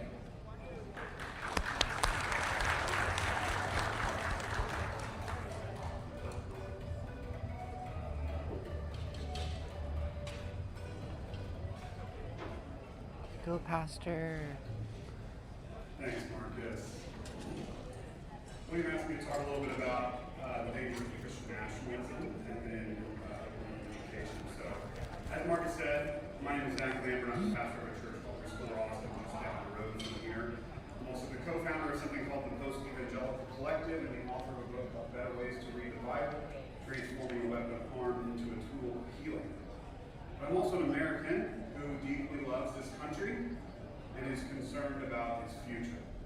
And I want to be clear, I believe Christian nationalism is an existential threat to democracy, freedom, and to America itself. Woo! And I also believe that Christian pastors like me should be the loudest voices pushing back against it. Now, if you're wondering what Christian nationalism is, my friend Ben Kramer provides an excellent definition. Christian nationalism looks like seeing Jesus hanging on the cross and saying, he should have just obeyed the law. Christian nationalism looks like the Samaritan leaning over to the man beaten on the side of the road and saying, before I pay for your treatment and shelter, tell me, are you here legally? Christian nationalism looks like Jesus saying to his disciples before feeding the 5,000, go and make sure everyone here has a job and isn't just looking for a handout. Christian nationalism looks like using the Bible to seek first the power of empire rather than the sacrificial love of Jesus. Christian nationalism looks like worshiping power rather than loving God and our neighbors. Christian nationalism looks nothing like the real Jesus. Now, we all know Christian nationalism is nothing new. Throughout history, we have witnessed the tremendous harm it causes. There was a man named Ludwig Müller who was born in central Germany and grew up wanting to be a pastor. He got his first clergy job in his 20s and became a military chaplain during World War I. But after the war, Müller was disillusioned by Germany's defeat and angry about the state of his country. And he channeled that anger into becoming a staunch German Christian nationalist. And soon he encountered a man who he believed could make Germany great again, so to speak. That man's name was Adolf Hitler. Müller's Germany First worldview aligned perfectly with the Nazi emphasis on nationalism, authoritarianism, and racial purity. In 1933, Hitler and the Nazi government sought to centralize all of the Protestant churches into a singular Reich church. This was German Christian nationalism at its highest form. Now, Hitler was really impressed by Müller's devotion to him and to Nazism, and so he decided to install Müller as the Reich bishop, effectively making him the state-appointed head of German Christian nationalism. Müller then went to work coalescing German Protestant churches in support of Hitler and the Nazi Party, attempting to provide religious justification for their atrocities. Now, Germany was overwhelmingly a Christian nation in the 1930s, with more than 95% of the population identifying as Christians. This was true of the Nazi Party as well, including Adolf Hitler. Men like Hitler and Müller perverted Christianity to justify unspeakable evil. But here's the point I want us to see. Not everyone complied. Müller faced resistance from something called the Confessing Church, led by Dietrich Bonhoeffer, who fiercely opposed Adolf Hitler, the Nazis, and fascism. Just 2 days after Hitler became chancellor in 1933, Bonhoeffer bravely gave a radio address warning against Hitler's rise to power and calling him a dangerous leader, but his speech was cut off mid-broadcast. Bonhoeffer continued resisting the Nazis, especially pushing back against Müller and other German Christian nationalists until his arrest in 1943. He spent 2 years in a concentration camp and was executed in 1945. Ironically, Müller died the very same year. He remained committed to Hitler and Christian nationalism until the very end, but after the Nazis were defeated, Müller followed in his Führer's footsteps and took his own life. Now, Müller and Bonhoeffer, they were alike in many different ways. They were both Christian clergymen, Both born and raised in Germany, both studied theology, and both died because of causes they devoted their lives to. But my friends, they diverged in one vitally important way. Mueller used Christianity as a prop for power and a justification for violence, while Bonhoeffer followed Jesus by pushing back against Christian nationalism and fighting for justice. Today, we find ourselves in a similar situation as the influence of Christian nationalism continues to grow. Not a day goes by where I don't see video clips of pastors or politicians co-opting the name of Jesus to do things like stir up violence against immigrants or demonize religious minorities, attack people in poverty, strip rights away from women, further marginalize LGBTQ plus folks, and so many other things that I believe Jesus would find abhorrent. And yet, there are many of us actively resisting, pushing back against Christian nationalism and bandaging up the wounded caught in its wake. Now, you may be a follower of Jesus, as I am, or you may belong to another faith tradition, or religion might not be a part of your life at all. Regardless of your religious affiliation, we must all unite together against Christian nationalism and link arms in pursuit of a more perfect union where all people can flourish. And that's what this gathering is all about.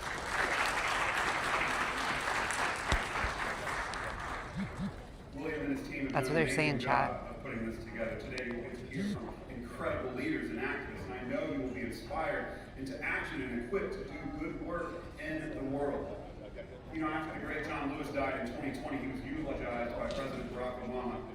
Referencing all the good trouble that Lewis got into throughout his life, President Obama said he loved this country so much that he risked his life and his blood so that it might live up to its promise. That is the kind of patriotism I want to practice. One that is rooted in an unwavering commitment to the American promises of liberty and justice for all, especially when America denies those promises to my neighbors. The theme of this conference is America 250, past, present, and future. So maybe, the only way to truly love America is to tell the truth about this nation's flaws, both past and present, while tirelessly working for a future when America finally lives up to its promise. So let me offer an invitation, and we will get this thing started. God of love and justice, give us the courage to tell the truth, strength to resist what harms our neighbors, and wisdom to build a country where everybody is able to flourish. May we love our neighbors more than we love power, and may we stand up for what's right even when it costs us. Mold us into people who get in good trouble as we lock arms against Christian nationalism and every other harmful ism that gets in the way of liberty and justice for all people. Amen.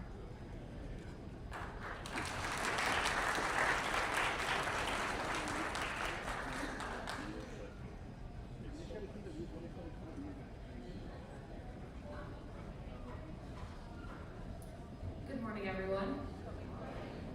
Please rise if you are able and join me in the Pledge of Allegiance. I knew I was going to do this.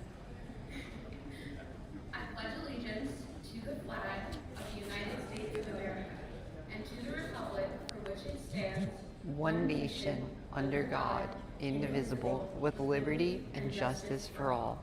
Please remain standing for the singing of the national anthem by the wonderfully talented Kaylee Lynn or Lindigo.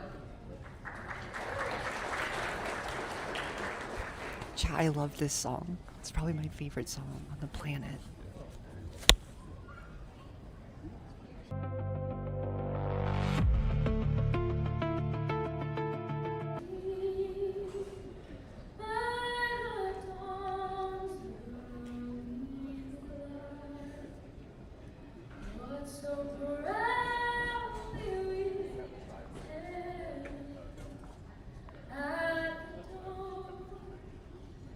Twilight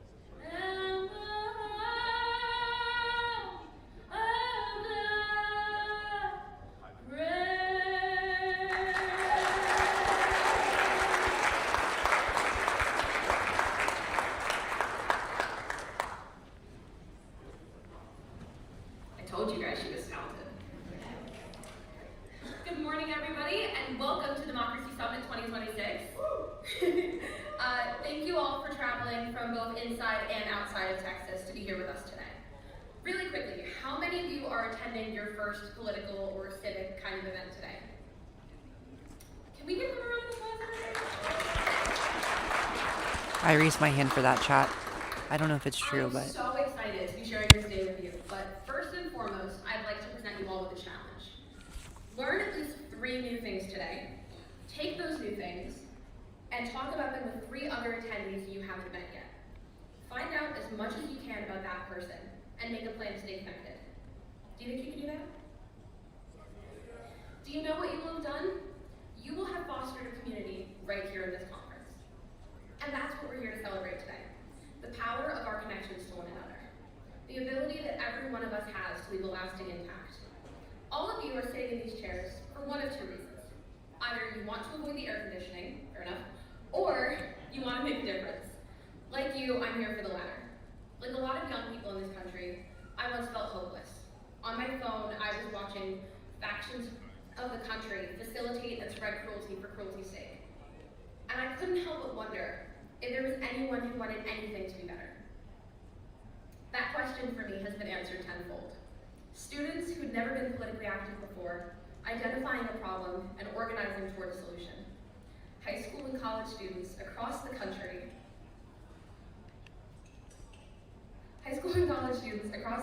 gathering to connect, share resources, and fight for their futures. They come to us looking for a shelter to explore their passions.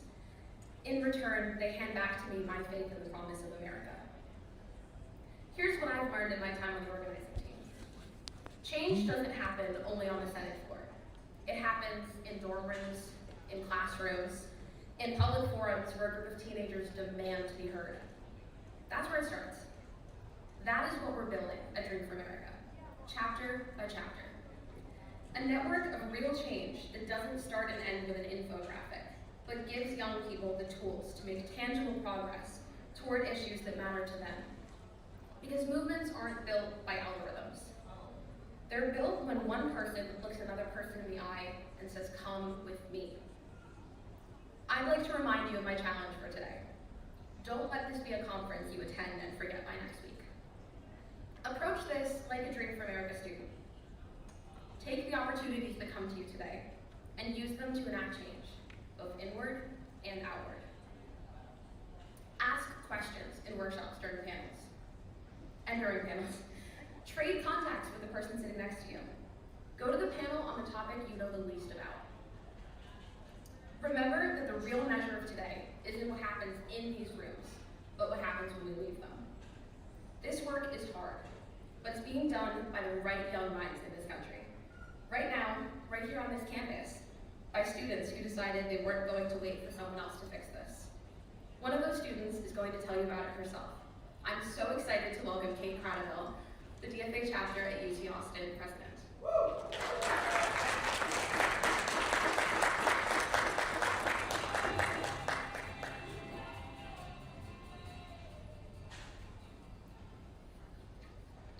All right, good morning, y'all. Now, today I want to talk to you about a deceptively simple topic, being ready. Now, I'd be willing to bet that everyone in this room is well-read, well-researched, and probably at least a little bit nerdy. Otherwise, you'd probably have something a little bit more exciting to do with your Saturday morning other than attending a political conference. And with that knowledge from research and paying attention to current events comes opinions. What problems do you think are the most pressing? What solutions are the most practical? I guarantee that every person in this room already knows how America can be better. You've got the knowledge, you've got the opinions, but what are you going to do about it? Well, I bet your answer to that depends on one factor. How ready do you feel? But I'm here to tell you to start before you're ready. If you care about America, if you think we can be better and stronger than we are today, then you need to start now. Now, Drink for America example of this. It's a group of young people who just started. Every DFA chapter is a group of kids who start before they know the answer to every question, before their resume is perfect, before they feel ready. Because being ready is a choice. You don't learn how to swim by reading a book about it, and you don't learn how to change America by just thinking about it. In both cases, you just start. Now today, you're going to hear from plenty of people who have already made that choice to be ready. And because they made that choice, they have been able to impact their communities and change America for the better. So that's what I'm asking you to do today. Choose to be ready. Now, that doesn't mean you need to go out tomorrow and run for office. It looks different for everybody. Whether that's participating in your local Dream for America chapter, volunteering for a campaign, or anything in between. Start before you're ready. Which actually brings us to our next speaker, who knows plenty of things about starting things. The CEO and founder of Dream for America, William He.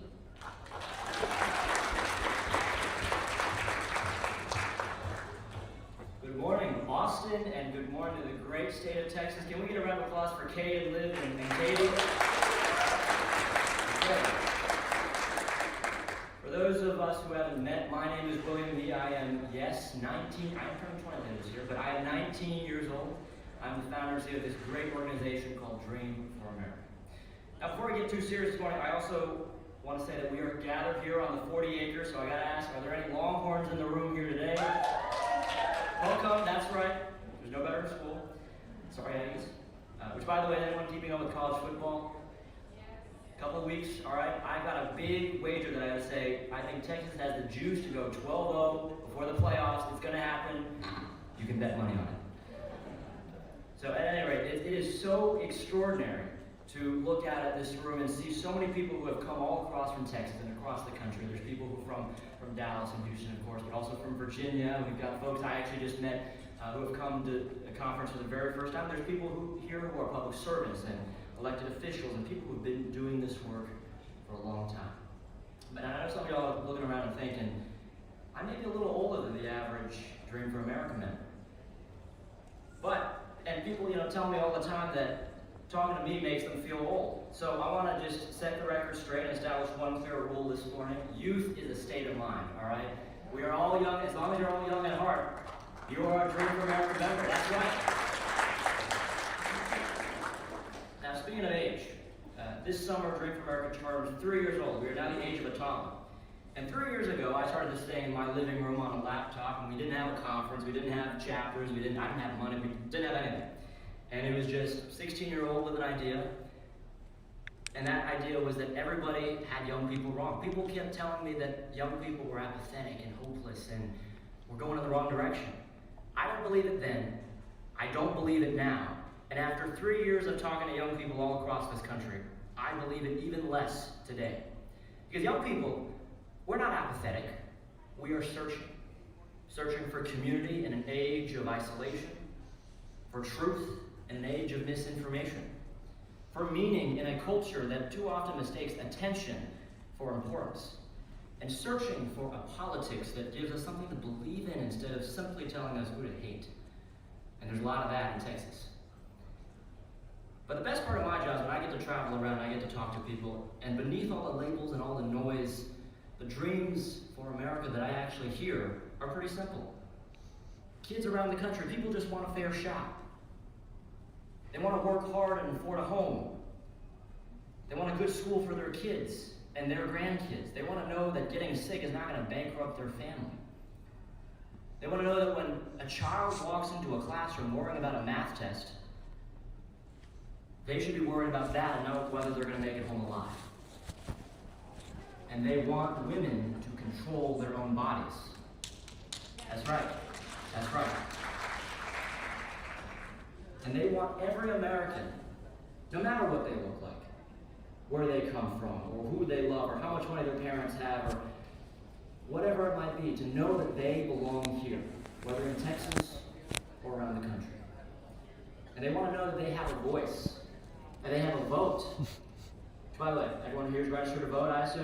we've got tables out there. Okay, good, there's no one raising their hand. I got my eyes on what you do. And people want to know that they have a seat at the table. Right? Not just the billionaire or the lobbyist or the wealthy and well-connected and the people with the right connections or the right last name. It is about everybody. That is what democracy is all about. And I think we've heard that dream before. It's a little thing called the American dream. And that's why we call this gathering America at 250. It's all about creating a more perfect union. I mean, last month we celebrated 250 years of this country. And we're not celebrating, of course, a perfect union, although some people want to say that we're perfect and there's nothing that needs to be done. But we're not going to pretend that we've already arrived at the promised land. We are all about creating a more perfect one. Because 250 years ago, there's a group of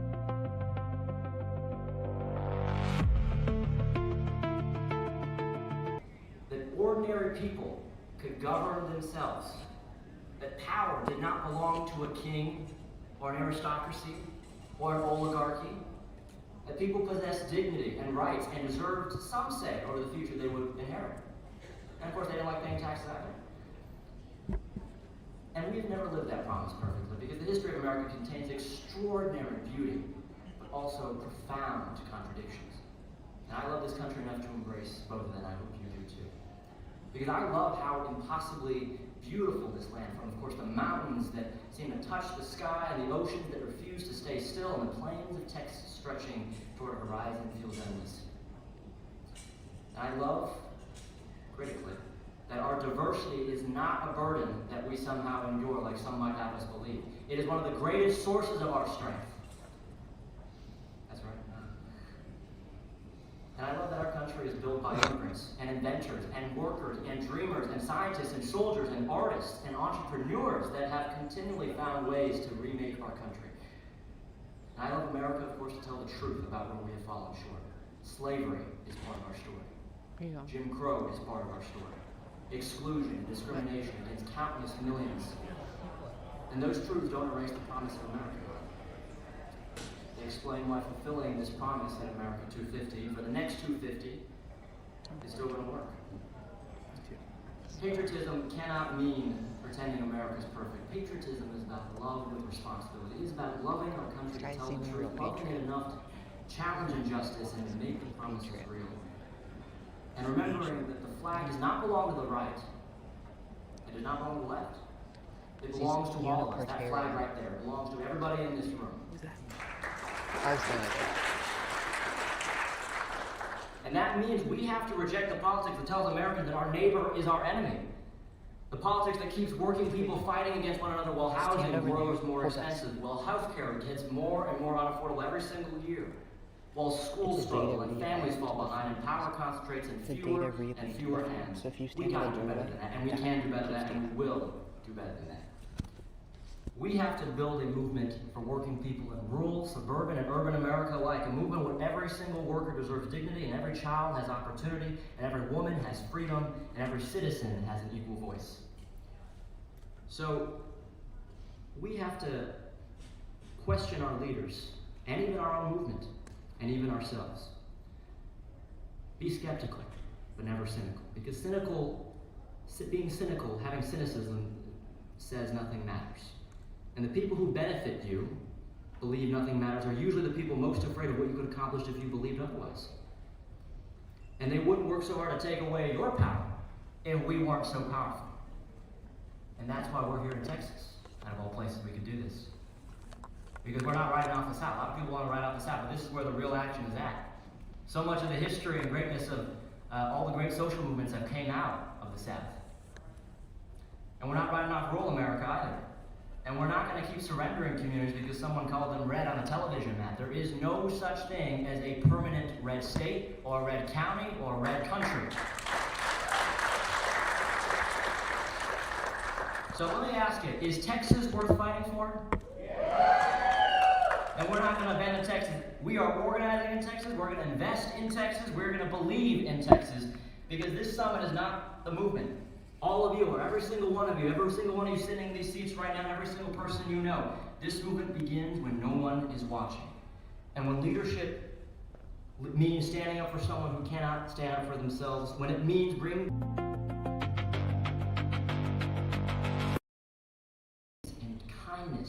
cruelty and service over ego. That is how history moves. Person by person, conversation by conversation, vote by vote, and yes, generation by generation. There are those who are going to tell you that America's best days are behind us. I don't believe them, do you? 250 years ago is not the end of our story, friends. It is just the end of the beginning. 50 years from now, when America celebrates our 300th birthday, when I'll be 70, another generation is going to look back at us. They'll know that we inherited a country divided, that democracy was tested, and they'll know that we didn't have all the answers. And I hope they'll say that when our moment came, we answered the call. That we chose truth over lies, that we chose democracy over authoritarianism, community over isolation, hope over cynicism, and love over hatred. And throughout this summit, you're going to hear from leaders across public service, and advocacy, and media, and organizing, and every fabric of civic life. You're going to encounter ideas that you're going to disagree with. Hopefully ideas that you agree with, but ideas that also challenge you. And people whose experiences are going to be really different from your own. So you got to lean into that. So ask difficult questions, go meet someone new, listen generously, debate seriously, take notes and trade numbers. Maybe you'll find your husband or your wife here, you never know. Find the issue in the organization and the campaign or campus or community, wherever you can make a difference, and then go do something about that with what you learn here. This is a gathering of people, especially young people, that are going to help create that future. And so I want to thank you for joining us in Austin. We're so honored to have you in the best city in the nation. Let's get to work and let's take back our country. Thank you so much.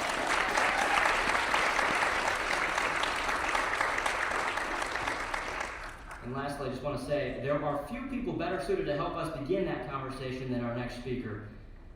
Jamie Harrison has spent his career organizing and building institutions and expanding political participation, from serving as chair of the South Carolina Democratic Party to leading the Democratic National Committee.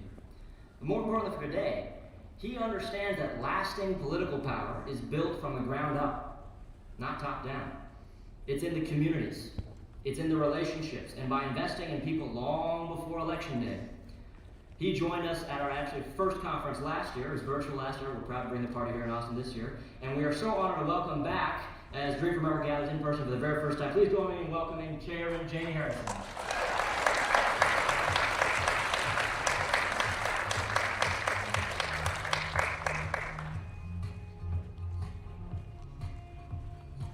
Good morning, everybody. Good morning. Oh, come on now. Good morning, everybody. That's what I'm talking about. I need a big Texas welcome. It is so good to see you all this morning. And first, let me just thank Dream for America and its visionary leader, William Meade, for inviting me to be a part of this democracy summit. You know, it's an honor to be with you all, and particularly to be in a room filled with so many young people who care deeply about the future of our democracy and the future of our country. You know, there's a saying that I've been thinking about a lot lately. In the darkest nights, we see our brightest stars. In the darkest nights, we see our brightest stars. And friends, I can't think of any of us can deny it, but this is dark. This is a dark time that we're living in right now. There's a lot happening in our country that can make you angry, that can make you frustrated, that can make you fearful, that can even make you wonder whether you can really make a difference. But darkness isn't a reason to hide. Darkness is when stars are supposed to shine.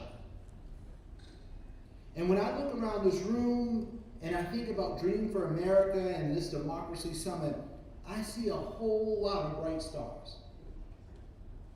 So my message to you this morning is very simple. This is your time to shine. Stop waiting for somebody to give you a moment. You gotta take it. Don't wait for somebody to decide that you're ready. Don't wait for somebody to invite you to the table. Don't wait for somebody to recognize your talent, validate your ideas, or give you permission to lead. And when the opportunity doesn't come as quickly or as easily as you think it should, don't waste your time whining about it. Don't sit around wringing your hands about who got what opportunity, who knows whom, or why somebody else got picked before you.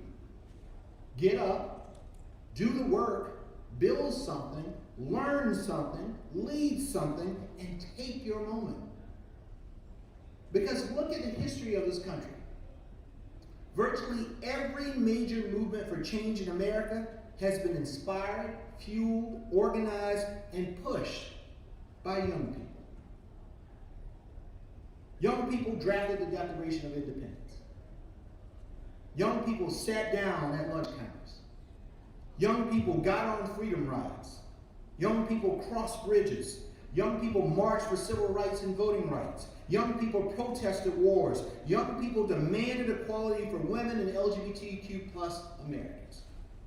Again and again, America has changed because a generation of young people looked at the world as it was and had the audacity to say, it doesn't have to stay this way.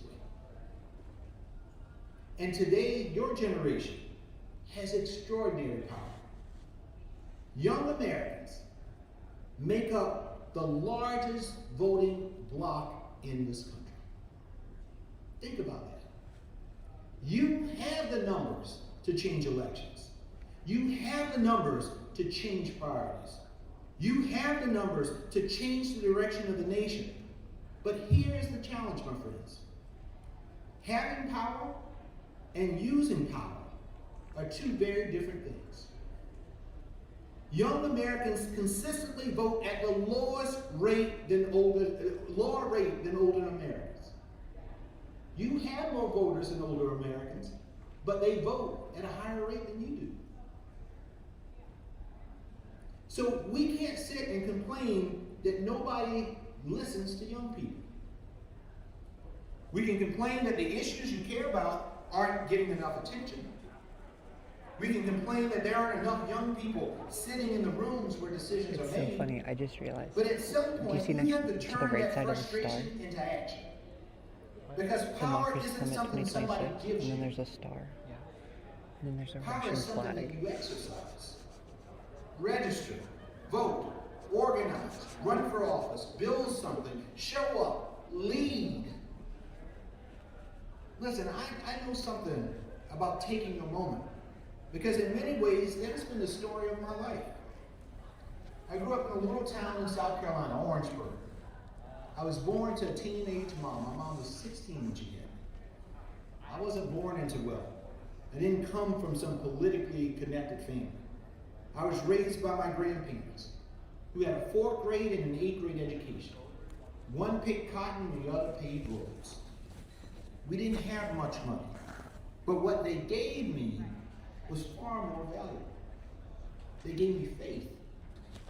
They gave me values. They gave me a work ethic. And they gave me the belief that where you start does not have to determine where you finish. You know, that little round-headed boy from Orangeburg eventually went on to Yale University and then Georgetown Law. And eventually I found myself working on Capitol Hill.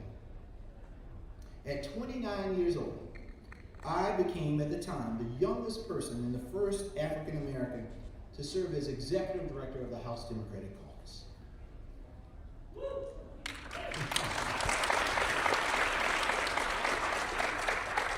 And then at 30, Congressman Jim Clyburn, my mentor, and there was a question about who he would choose to run the whip operation for House Democrats. And I remember one day overhearing a conversation between Congressman Clyburn and another member of Congress. That member was encouraging him to consider some of the more seasoned Hill lobbyists, folks who were older, folks who had worked for other offices, people who had been around much longer, people with more experience, people who on paper probably look like the obvious choice. And I'll never forget Congressman Clyburn's response. He said, you know, I appreciate your thoughts, but I know Jay. I know what he's capable of. And I know he's loyal to me.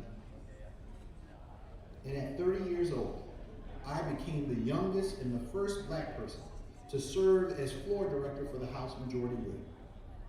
And we never lost a vote.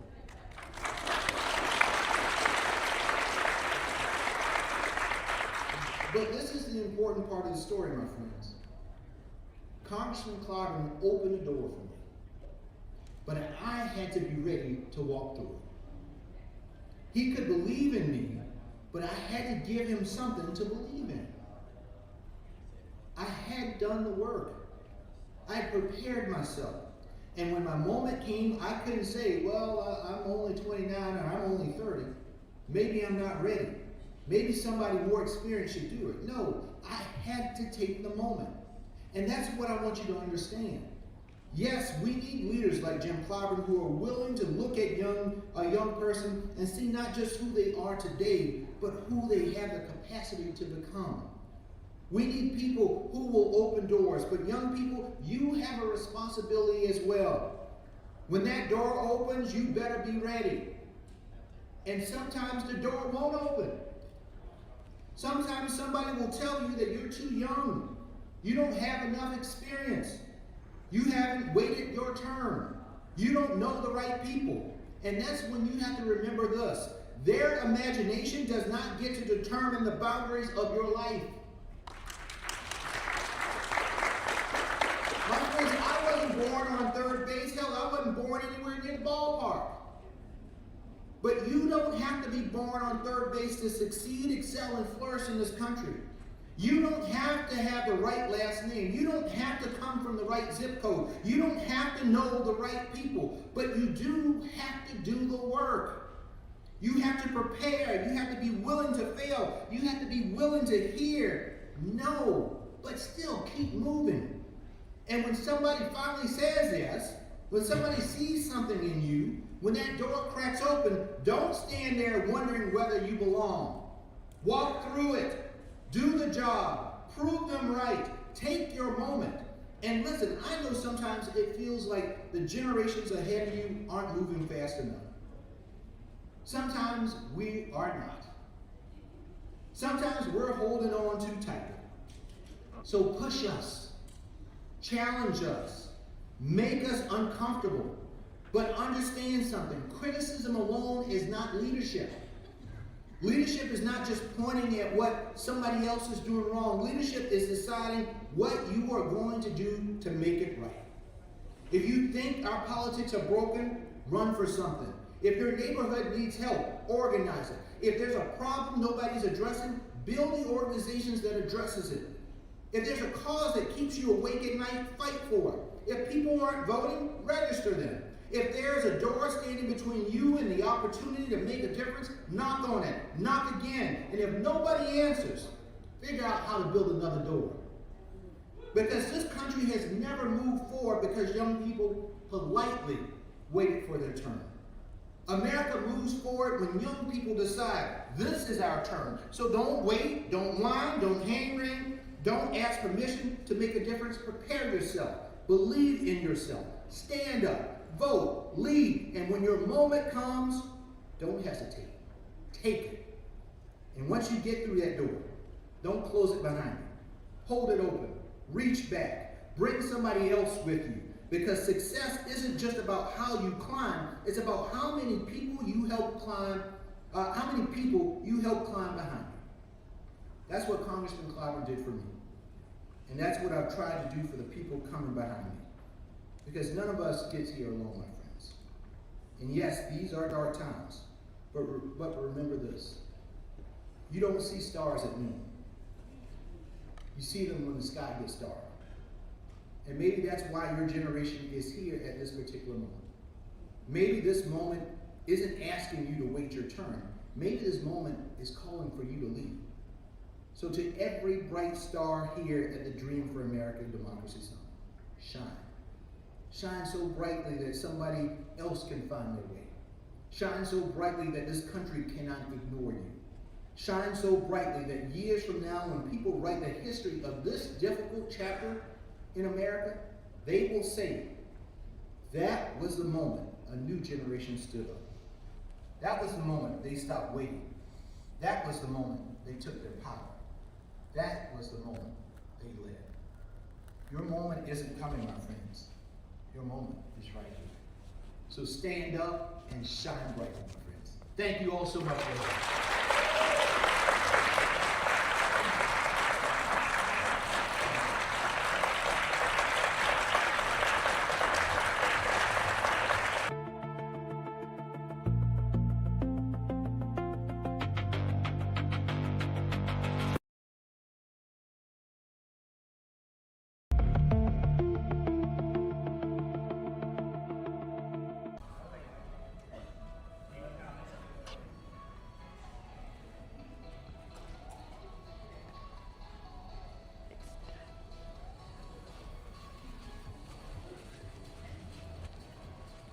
I think this wall blocks the connection. I'm listening to it. Okay. I'm 30 seconds ahead of you. I know it's blocking. He's walking over here. It's blocking. Okay, next up, you'll hear from the mayor of San Antonio, Gina Ortiz.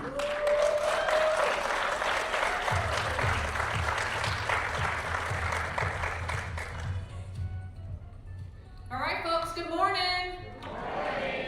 I'm proud of this group. You're up early, you're energized, I can feel it. The chairman is a tough act to follow, but I will do my best. By show of hands, who is not from Texas in the room? Well, welcome. Welcome, welcome, welcome. We are so excited to have you here, the great state, and certainly an even better state when we think about what's possible in November. I proudly serve as the mayor, the 69th mayor of San Antonio, Texas, the sixth largest city in the country. Unfortunately, the third most impoverished, most economically segregated big city in the country.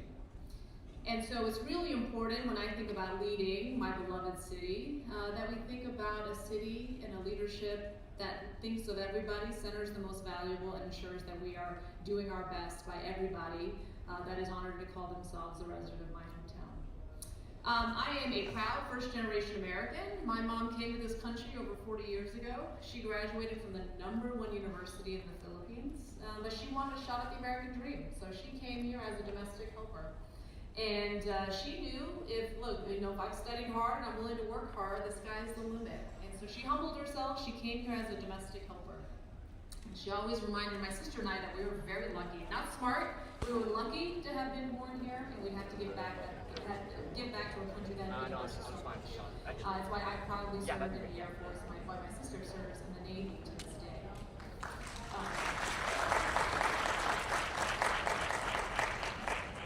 It was an ROTC scholarship that took me from John Jay High School on the far west side of San Antonio to Boston University.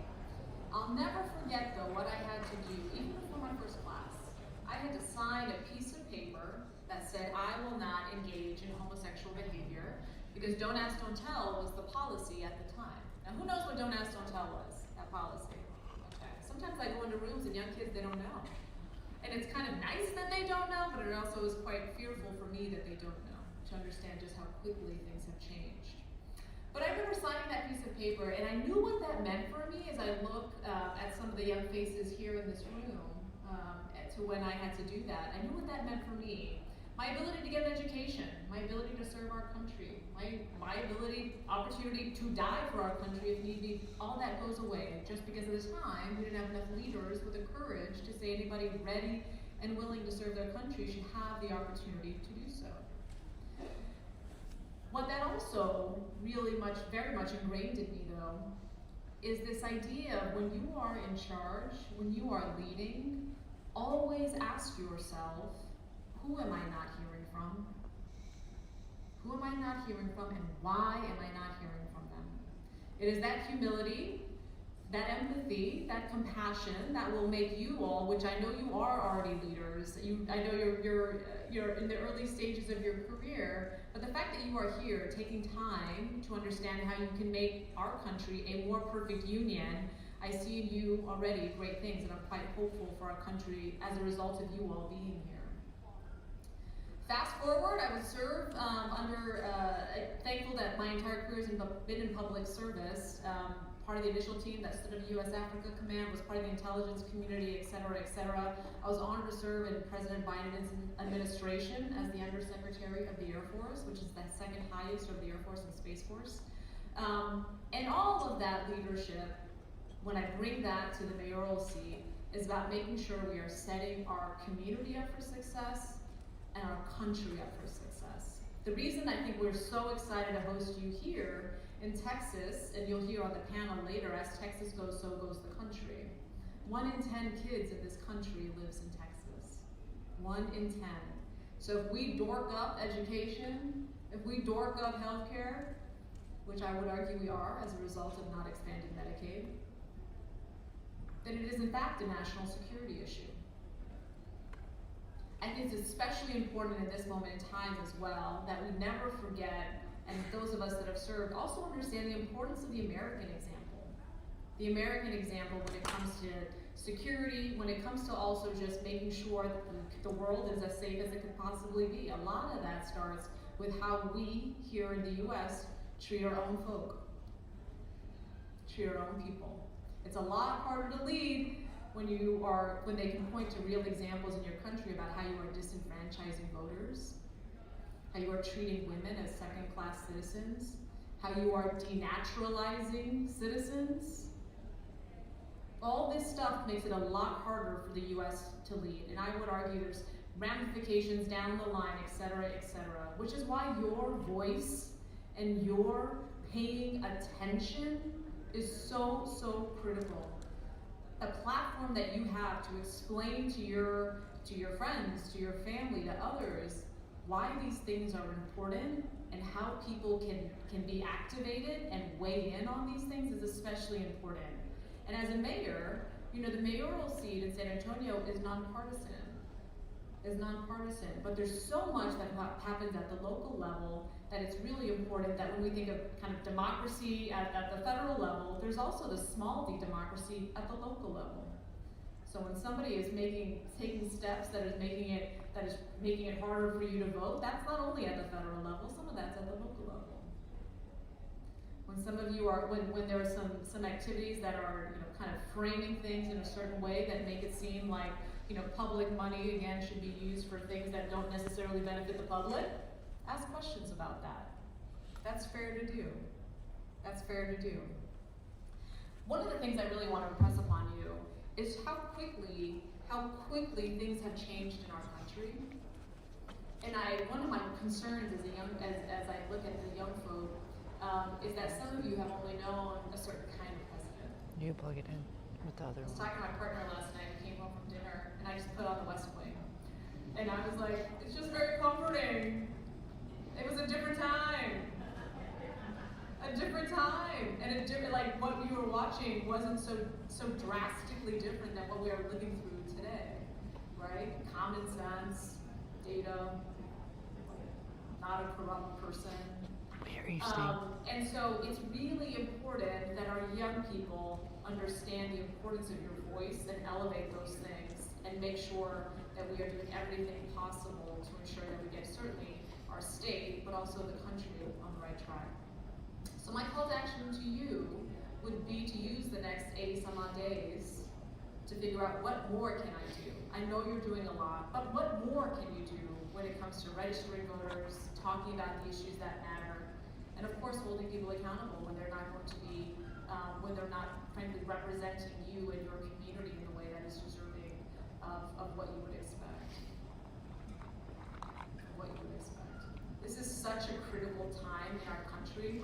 I feel like I've said that several times over the years, but right now, when we look at just what is happening at the local level, one of the things I'm dealing with is unfortunately the federal government would like to put an ICE facility, an ICE processing facility on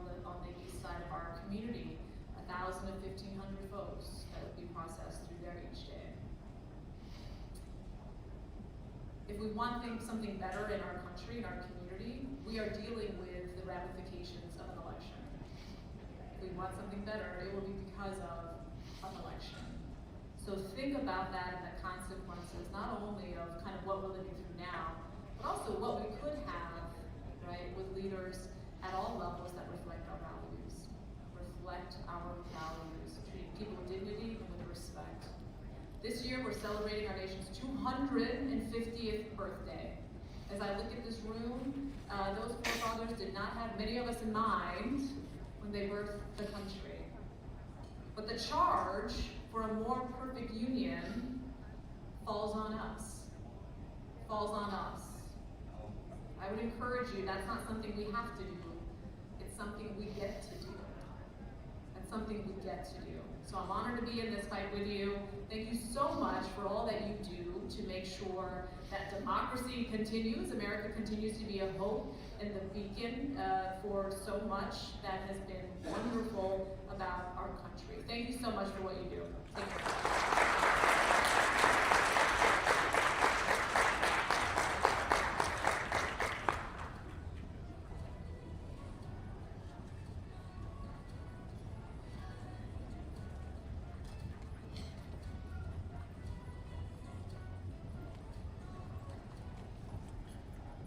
Those were some amazing remarks from the Mayor of San Antonio, Gino Ortiz-Jones. Next, we're going to be introducing DNC Vice Chair Malcolm Kenyatta.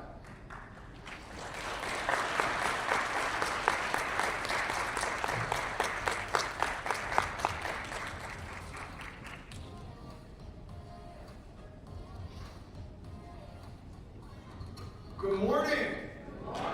Good morning. Listen, I grew up in a black church. I gotta hear somebody say something to know I'm in the right place.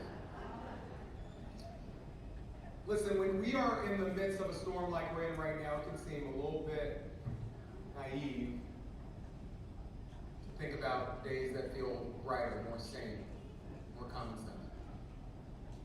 When you have a government this corrupt, this incompetent, this incapable of performing its actual job, which, believe it or not, is not to provide you with constant gastrointestinal discomfort,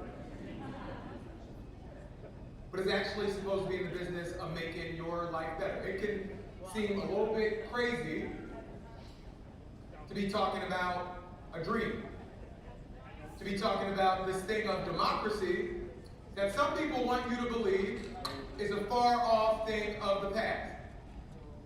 But I would suggest to you that this is actually the moment where dreaming, having an idea of what is possible, is the least naive thing in the world.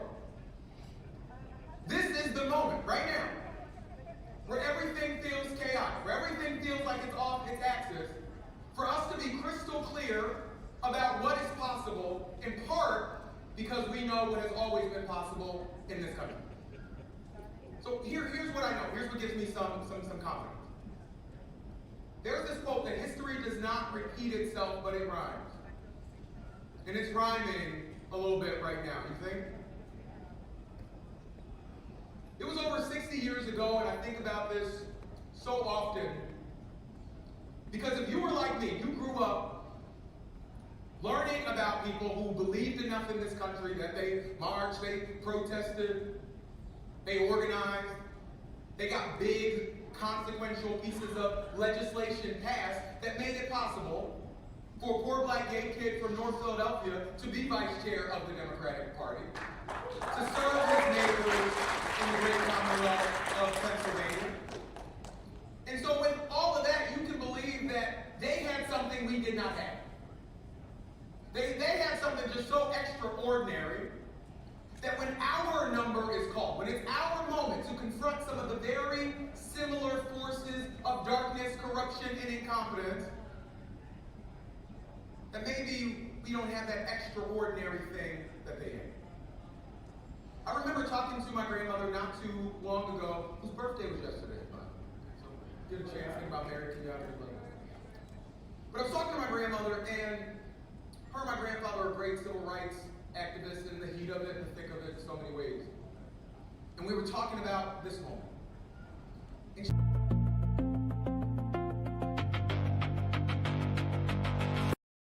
had it all figured out.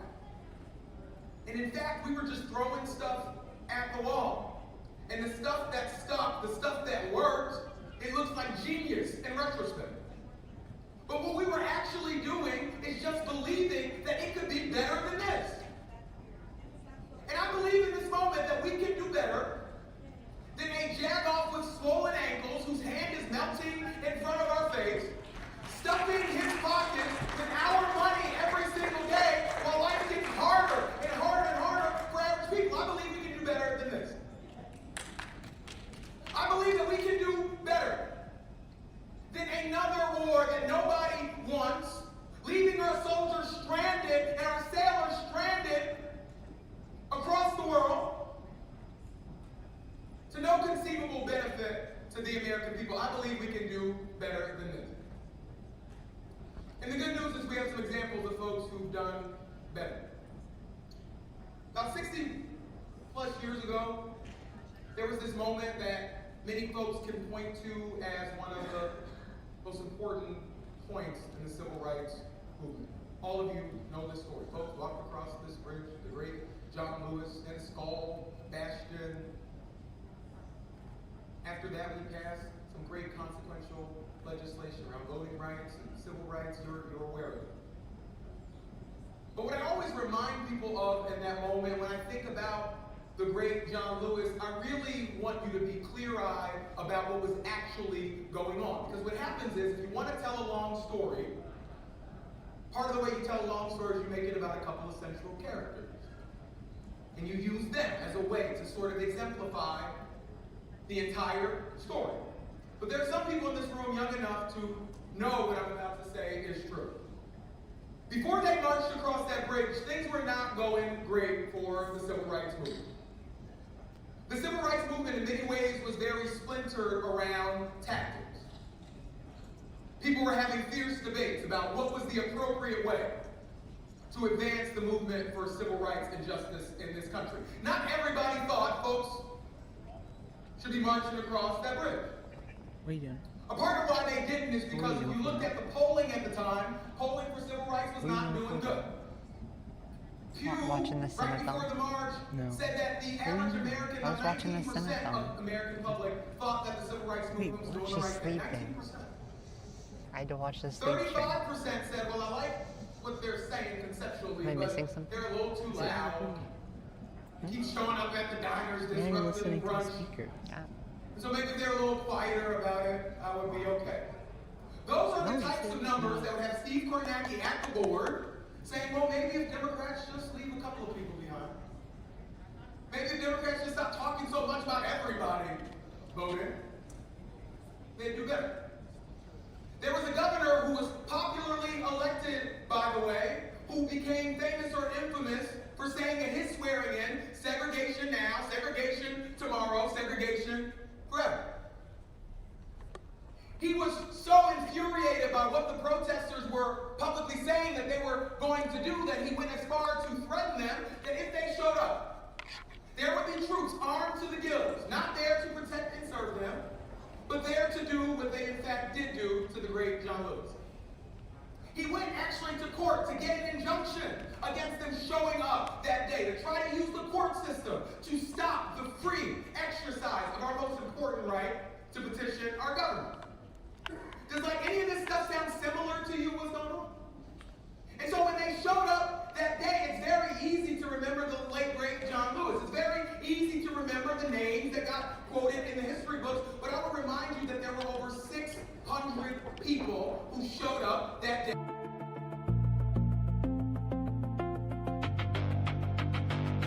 Crystal ball. They could not tell you that that march would lead to the advances in civil rights and justice that it led to. All they could tell you was that there was something worth fighting for. So in this moment, where we have that guy who sounds very eerily similar, probably even a little bit worse than George Floyd.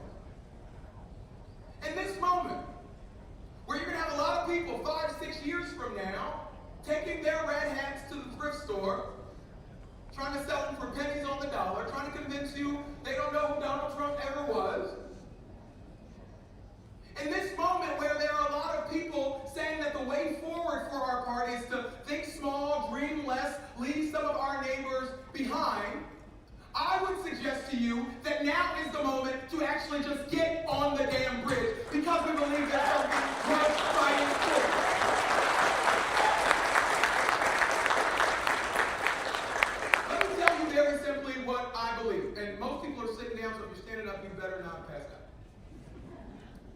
I believe very simply in the greatest country to ever exist, you ought to be able to work one good family-sustaining job backed up by a union, not 2 and 3 or 4 jobs. I'm crazy enough to believe that that good family-sustaining job ought to position you to be able to afford a home in a neighborhood that is safe before you are 50 or 60 years old. That's what I believe. I believe that you ought to be able to swing open the door of that home that you can afford in a neighborhood that's safe and watch your kid go down the street to a good, fully funded public school.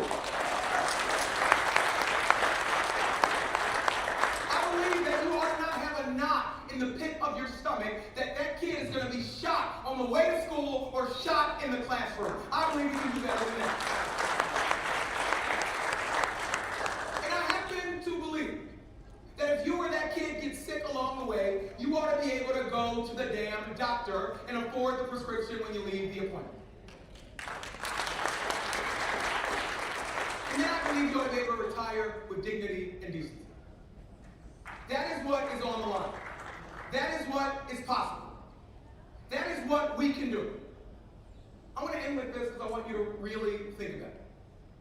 Yesterday, the Department of Justice said not only are they going to have people with shell corporations, these are people who are criming, usually, who use different shell corporations to try to obscure the identity of their financial transactions. Not only are they not going to track that anymore, require any level of transparency and disclosure, but they actually are going to delete the entire database that was collecting the information. So no future Department of Justice can hold accountable the people engaged in the most expansive network of corruption in the history of the American country.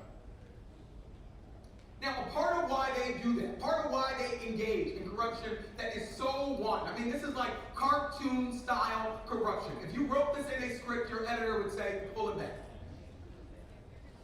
But they do that to get you in a place of sort of immunity. So when they do the next thing, you're less frustrated. When they do the next thing, you expect it. We ought to expect more from our government.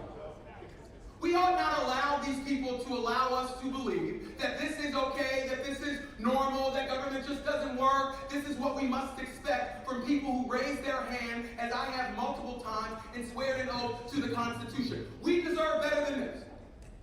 So in this moment where it's nasty, it's dangerous, it's messy, I would ask you to actually dream. To dream of a country where everything I said is possible. But my faith tradition teaches me this. Everything that is possible requires 2 ingredients. A little bit of faith and a lot of work. I believe we have that faith. Now we have 79 days to do a lot of work, to flip states like Texas, to elect people up and down the ballot who give a damn about their neighbors, to hold accountable the most corrupt administration in history, and to actually deliver for working people and working families. Are you in fact ready to do that? Are you in fact ready to do that? Well, let's do it. God bless you. Thank you very much.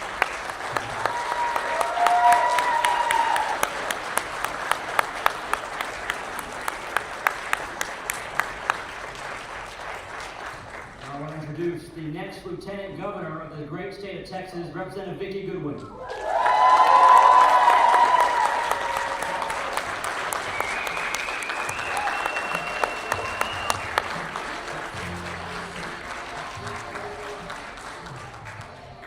Good morning, friends.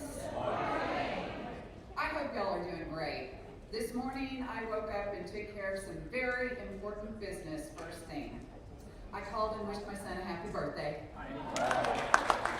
He turned 33 today. And you know, moms never forget their kids' birthdays because we remember later. You know, these days, women in Texas don't have the same freedoms that I did when I was having my baby. The freedom to make sure I could get the health care I needed at that very important time. When I'm Lieutenant Governor, we are going to go back to allowing women to make their own personal choices.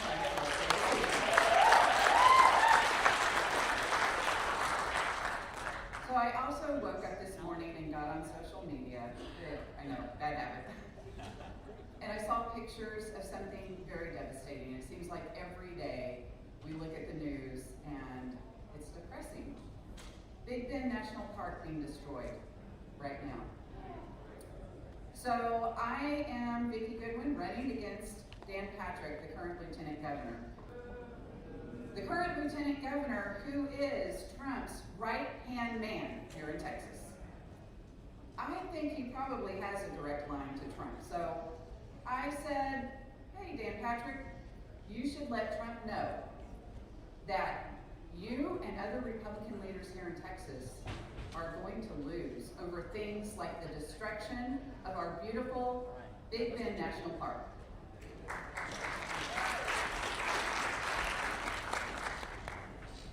I love to hike. One of my husband's and my favorite hobbies is hiking. We've had really great opportunities to hike in Big Bend, to hike along the Appalachian Trail, to do fun things together. And it really breaks my heart that we're destroying the beauty of our natural scenery, national parks. So I also recently was in Fort Worth. Y'all might have heard about this thing going on in Texas, a lot of data centers popping up all over the state, hundreds of them. We already, and you know, I'm not against data or data centers, but what I am against is companies that are building these data centers that are using vast amounts of water and energy and pushing those costs onto consumers, onto us in our households. I have people calling me all the time about higher utility rates and higher water rates. And it is in part because of the data center. So recently, the Fort Worth City Council was going to take a vote on a moratorium to do more research before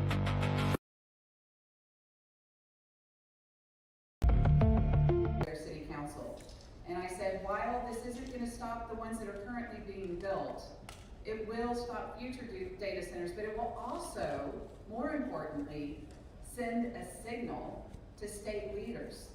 When we see numerous city councils passing moratoriums, that says, hey, wait a minute, we're concerned about something here. And so, excuse me, going into it, we thought that this city council was going to vote against that moratorium. But at the end, after I testified and hundreds of folks there in Fort Worth testified, the city council voted 10-1 for the moratorium. Sometimes we think that our voices don't matter, but they absolutely do matter. When you show up, your voice matters. You know, it's a funny thing, I was in Fort Worth the week before. Why? Because Tarrant County judge was trying to close down 140 voting locations. They are trying to make it difficult.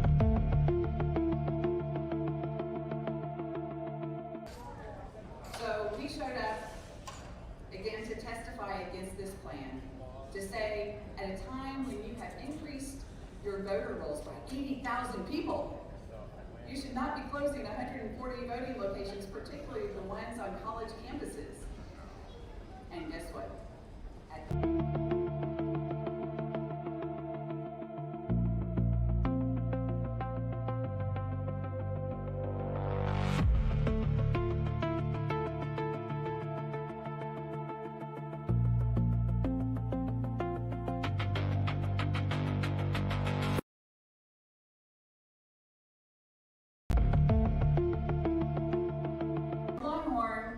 I am very appreciative of A&M.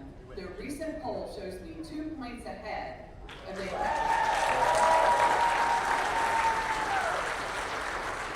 Democrats running in Texas, polling ahead of the Republican incumbent. That's amazing.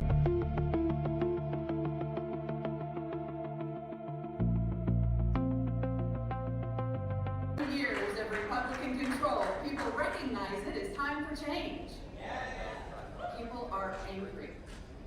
Texas, the 8th largest economy in the world, has 5 million Texans who are uninsured. They don't.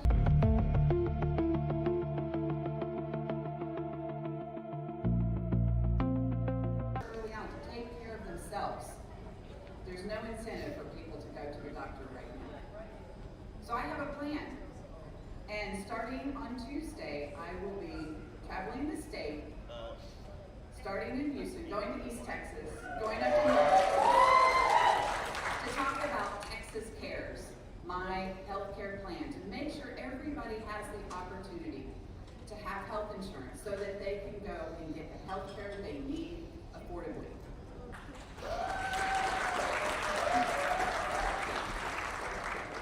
Some might say, well, where are you going to get the money for that?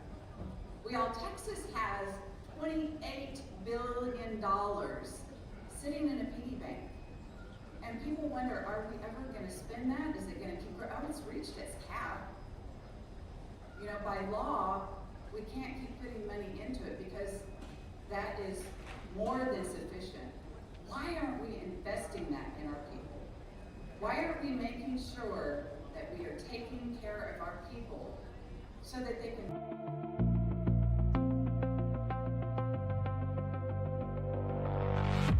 Is Dan Patrick talking about how to fix this problem? No. Dan Patrick is talking about religious liberty, and he does not know the meaning of those words. Because it's his... Unfortunately not. I'm gonna text him right now. Now that you said that. Besides healthcare, affordability.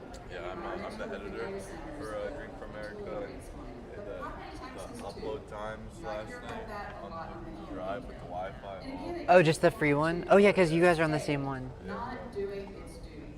No, it's a mess. But Marcus said that they said yes, they just didn't give it to him yet. So he should have it for you guys tonight as well, hopefully.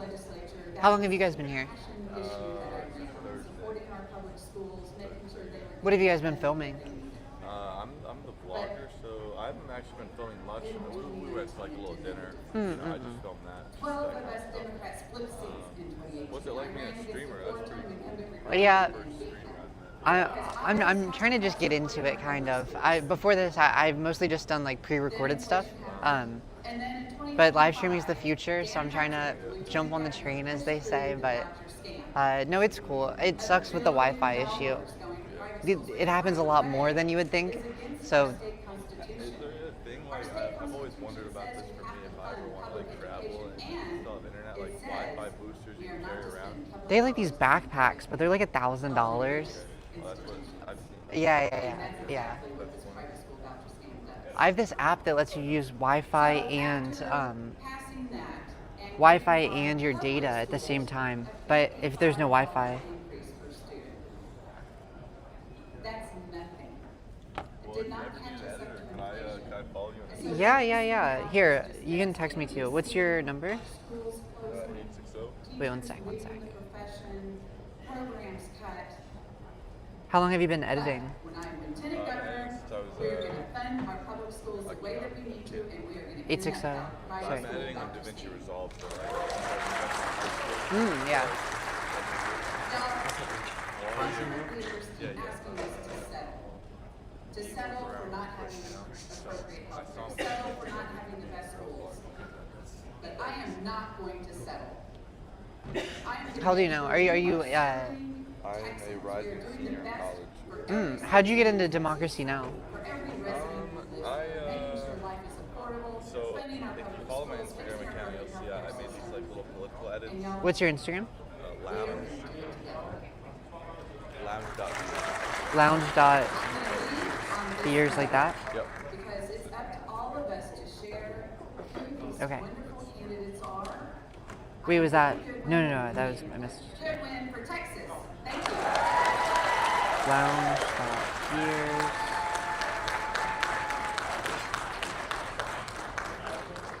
Oh, that's sick.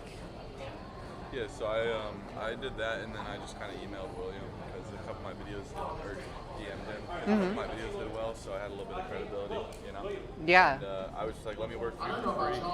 And yeah, it was just there. We just kept going. So were you a part of it last year? I know this is the second year, I think. I joined in December, so I'm almost done with them for a year. Last year's Democracy Fest. How has it been this year? Just like preparing for this, or what do you guys actually do? Like when you're not throwing conventions? It's really interesting because question. You know, all of them, they do the corporate stuff. You know, they do a lot of emailing and stuff, calling people, whatever that side of it. Yeah. I'm just the artist of the company, man. I'm not good at that. Yeah. You know, They need to pay their share. so I don't know. I just I'm the editor, the filmer, and the marketing guy right now. I don't know what A lot of hats. Over the last couple Do you like it? It's like I don't know if you've ever worked or even interviewed for like a startup before. Have you ever done that? Kind of. Yeah, startups are weird, you know. It's kind of like everyone sweeps the floor, you know.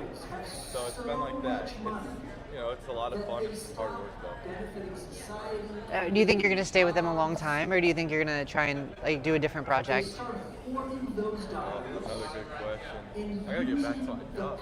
Oh my God! Well, you came up to me. Listen. You're right. From the rest of us. So I want to tax. I don't know. I've thought about it. You know, because they're buying up single-family houses. We'll see. I mean, unfortunately, you gotta make money. Wait, are you still not getting paid for this? I still volunteer position. Yeah. Are other people getting paid? It seems like you're a pretty important role in all of this. I mean, the content is like this is great, but it's your job to turn this into like something for everybody who's not here. I'm surprised you guys aren't funded. I thought there was a lot of money in politics. I think there is on the right. I don't know about the left. Oh yeah. That makes sense. No, that's a bummer.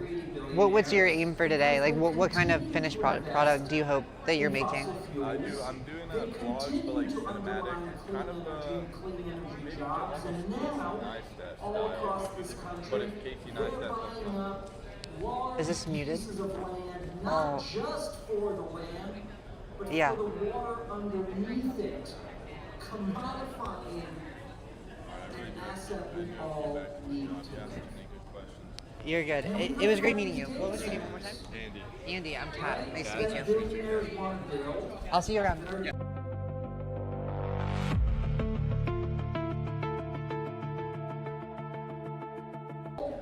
To fund AI in this great race for AI.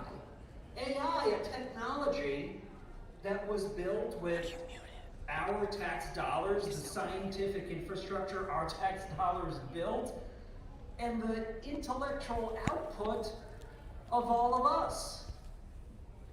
AI is making them into millionaires, into billionaires, and as I'm sure you've heard, now into trillionaires as well. And what do we get? Over 110,000 jobs lost attributed to AI just this year, with millions more on the horizon. Young people unable to find entry-level positions. Well, they have all the power. That's really what it's all about, because it seems to me like the billionaires of today are a little different than what we had in years past. They don't just want a comfortable lifestyle and some degree of power. Today's billionaires want full control. They want control over the information we see, how we speak, who we talk to, whether or not we get to vote. And so we're at a real crossroads. And the question is what to do. And I submit to you that we have to be putting forward solutions that actually meet the scale of this crisis, not recycling ideas of years past. And so I believe we should be talking about using tax not just to raise revenue. Of course, we need that revenue to fund essential programs and drive our communities, but we need to be taxing the ultra wealthy in order to reduce their wealth and the power that comes with it. Because if we don't talk about wealth taxes on the state level, on the national level, with rates that are high enough to ensure they have less dollars at the end of the year than they did at the beginning, well, then we're just moving around those deck chairs. It's not enough to tweak around the edges. We're at a crucial crossroads. And in this moment, we really need to adopt an abolitionist mindset. A mindset that requires us to fundamentally upend the power structure.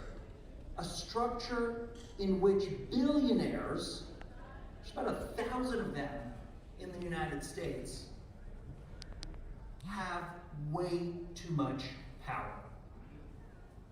So as you do your work, as you're talking to elected officials on the state level, on the federal level, that should be your question. What are you doing to reduce the wealth and the power of billionaires and to boost the power of working families? Thank you all.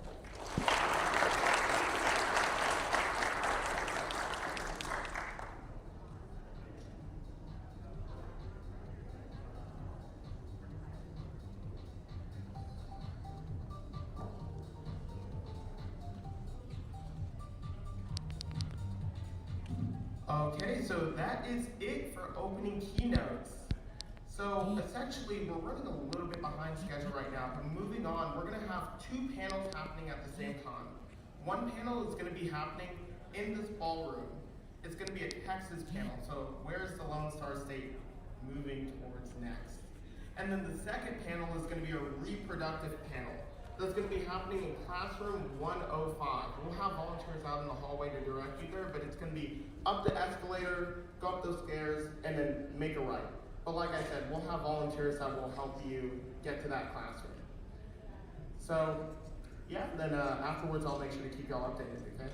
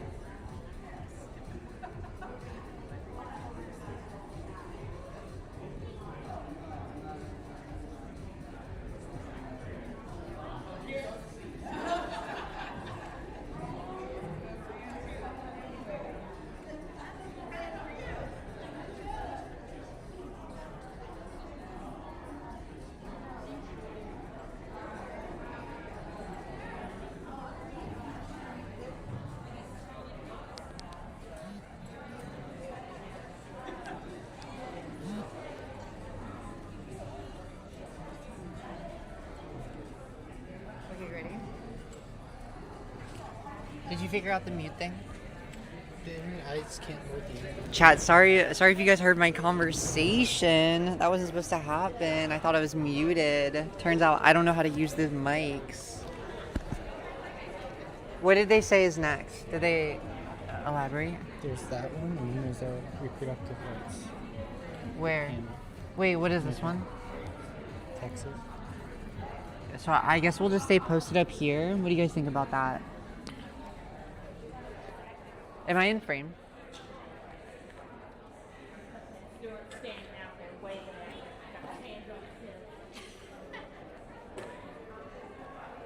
Chat, where is the future of Texas going? What is the next chapter for the Lone Star State? This is what we'll be discovering. Wait, I forgot. I'm supposed to stay on this. This is what we'll be discovering as we sit in and listen to these panelists.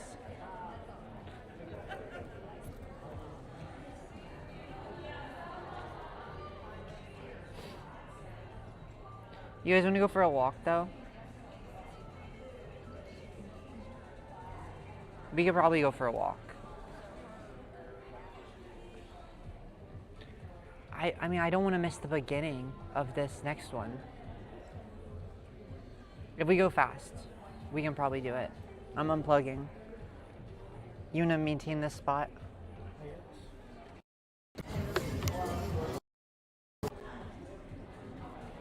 Wait, why'd this turn off? I turned off the other mic. You did? Yeah. Which one is the other mic? The one I'm wearing? Oh no, not this one. Up to me? Thank you, Earl. That's so sweet of you. Other than the fact that it's always been up to me. Okay, wait. Oh. We lost it. Okay. Okay, wait. I don't know how to turn off the...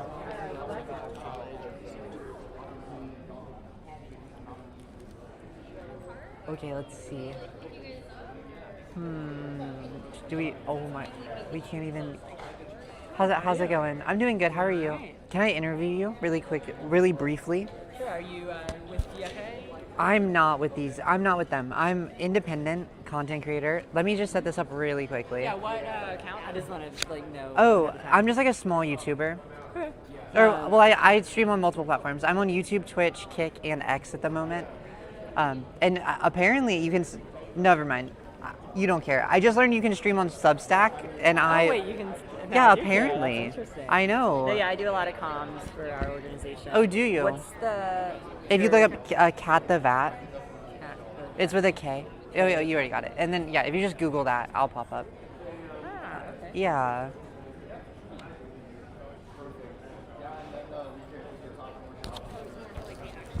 I'm mostly here, like, learning about the political situation that's going on and kind of, like, figuring out, you know, do we think that it's the existing two parties that we're leaning on in the future, or if we're realigning, I guess you could say, towards other distributions of power, or like I heard somebody else use the term political imagination. You know, we're in a very trying time. We got to envision our future. Yeah, Yes. yeah. And what does that look like? Well, first, like, what's your name? Yeah, so I'm Cameron Samuels. My pronouns are they, them, and I. No, sorry. It's okay. Sorry, chat. So I am a leader with Students Engaged in Advancing Texas. We advocate for a seat at the table, and I think that's a really good question here. And I don't know if we have the answers, but I do know one thing is that as students across Texas and across the country, we feel disillusioned by what's happening in policymaking right now. They're excluding us from the decisions that affect our everyday lives, especially in classrooms with this so-called parental rights or culture war, where they're not listening to our voices. But we are introducing legislation at the local, state, and federal levels. We are building relationships with these policymakers. We're testifying at school board meetings in the Capitol. We want to center and elevate student voices so we have a seat at the table. Yeah, and how has that journey been for you or for your group? How long have you been a part of this? Yeah, so I actually co-founded this organization. Oh, really? That's awesome. Almost 4 years ago. So I had been speaking up at school board meetings, fighting book bans in my home district of 90,000 students. So I was the only student in the room of all these 90,000. So these decisions were going to be made about all of us, but we needed more students. And that's where I encouraged other students to join me. We mobilized. We got hundreds of people at these school board meetings. But then they passed things like an anti-transgender policy. They banned books. They keep students away from LGBTQ websites. It's a variety of different policies that harm us. And so that's where these school board races are also nonpartisan. So about your question of if these, what is the future for this two-party system or democracy? Well, school boards are not a two-party system. People just run. But still, there were certain people who wanted to push a false narrative about inappropriate content in school libraries, and they got all that power because they knew that people weren't actually going to read the books. So what is so important for us is that we actually read, we learn, we have dialogue, we talk about things that we know, we do our research, we have to be civic minded, we have to build that civic literacy, media literacy. We need to discern fact from fiction. Facts are the most important part about democracy. We need facts to be able to know the truth. Yeah. Some people say that, we kind of live in a post-fact, post-truth age where everything is subjective, right? Like, there is true information. I feel so bad whenever people walk in front of it, but... I love your nails, by the way. Thank you, thank you. I have that same color. Oh, really? Yeah. No, it's a super cute color. Is it Essie? I have no clue. Okay. But I feel like I have that exact Oh, same is that the color. brand? I think Yes. so, I think so. That's okay. It's a conference. Yeah. What was I asking? Oh yeah, we live in a post-truth world. We live in the very subjective truth lifestyle. So I guess I'm asking, how can we imagine a better American politic where we can still live in this post-truth world while also maintaining some degree of connection with one another, like de-alienating ourselves from one another. Right. So as I'm talking about, fact is so important, and that's actually something I've really learned from Maria Ressa, Nobel Prize laureate. She wrote a book, How to Stand Up to a Dictator. She is from the United States and the Philippines, and has been a journalist, has really seen education shape her life and shape society. She's seen technology and what Facebook has done, what Meta has done, these things are changing our lives. And so in this post-truth or post-fact world, we really need to grasp onto that. We can't let that slip away from us. And so I feel, envisioning this future of democracy as we have to understand that these political parties are institutions. They drive their vehicles for something, but at the same time, that's not where all the organizing is. We are an organization that is nonpartisan, so we're not endorsing any candidates or political organizations or parties, but we are organizing at the grassroots, engaging students in policymaking, so we're building the skills, the connections, the confidence, the values, the ideals for our futures. We just want to hold that agency, and so that's what we're doing. We're building that democratic infrastructure among the youngest generation of Texans who are not just leaders of tomorrow, they're change makers today. People say the kids are all right, that the youth are going to save us, but those adults sometimes forget that we all have to work together to make sure that's possible. And so that's what we're trying to do, build that intergenerational power, build that from the ground up, working with high school and college students right now.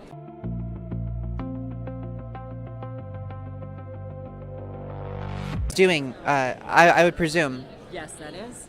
And what kind of things are you guys doing for students? Are you guys just educating? Are you getting them, training them politically? What does this look like? Yeah, so we have a fellowship program where we have students learn about the state legislature or the federal government or school boards. We have a cycle because our state legislative session only happens once every other year. So we cycle through the different levels of government and we build those skills. We have a curriculum, we have peer mentorship. It's all peer taught. We're all students ourselves teaching other students, but we're creating that tangible difference. We are introducing bills to Congress and the state legislature. We're scheduling meetings with their offices. We're building relationships. So it's about the mindset that we actually do have the power.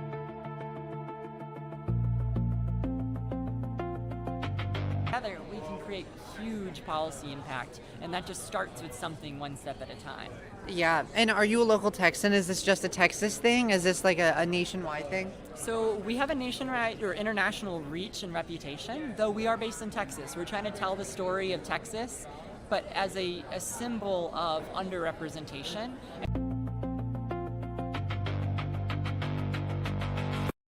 An oppressive regime at the national level, we're seeing the backsliding of democracy worldwide. But Texas, we've been in that for so long. We've been organizing before this current Trump administration as well. So we have the mindset or the thoughts of how can we replicate our resistance on a nationwide or global level. So we're telling those stories, we're bringing the stories of Texas to the forefront. We're teaching people, we're connecting nationwide, and we're bringing all those resources back to Texas, but also into communities across the country where it matters. Yeah, and I definitely feel like that's super important, especially today. I guess I have two questions for you that are slightly different, so I'll just throw them both and then you answer it how you want. One is, do you feel like national representation has done much for Texas? Like you said, you here in Texas locally, we've been fighting a lot of abuses of power for a long time. I'm actually relatively new to Texas. I just moved here a year and a half ago or so. But I'm curious from your perspective, like, do you feel like national representation is doing anything for Texas, given the situation? And then prong two is like, do you have any ideas for how to revitalize this kind of grassroots political agency, this desire to be involved in politics? Because so many people are like, that's so above me. That's out of my realm. I'm out of my depth there. Do you have any advice We have so many students ready to take their seat at the table. We have so many students that we don't have the capacity to be able to provide that direct mentorship to each one of them.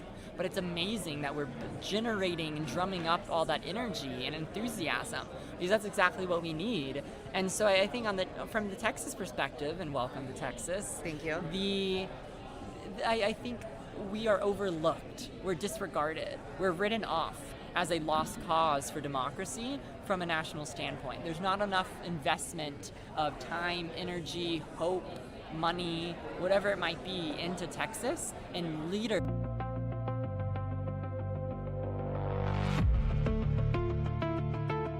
Community organizations, or whether it's a statewide movement or it's a national movement that's organizing elsewhere but not in Texas, even though their mission says something that would be really needed right now in Texas, advocating for different civil rights and other issues of democracy. And so I think going to college outside of Texas opened my perspective. Having grown up in Texas all my life, I saw that people didn't know as much, and so I was sort of the token Texan, educating other people or caring about these issues. And it's something that people are not often thinking about. Some people are fleeing Texas because it's hostile to us. But we need to create a Texas environment that is friendly to all of us. And so I don't blame people for leaving for personal needs, but I also really appreciate people who know that this is important, especially those outside of Texas, that we have to care about Texas and other states that are passing harmful policies, that are underrepresented, and the like. Thank you so much. Absolutely. Thank you. I really appreciate it. Thank you.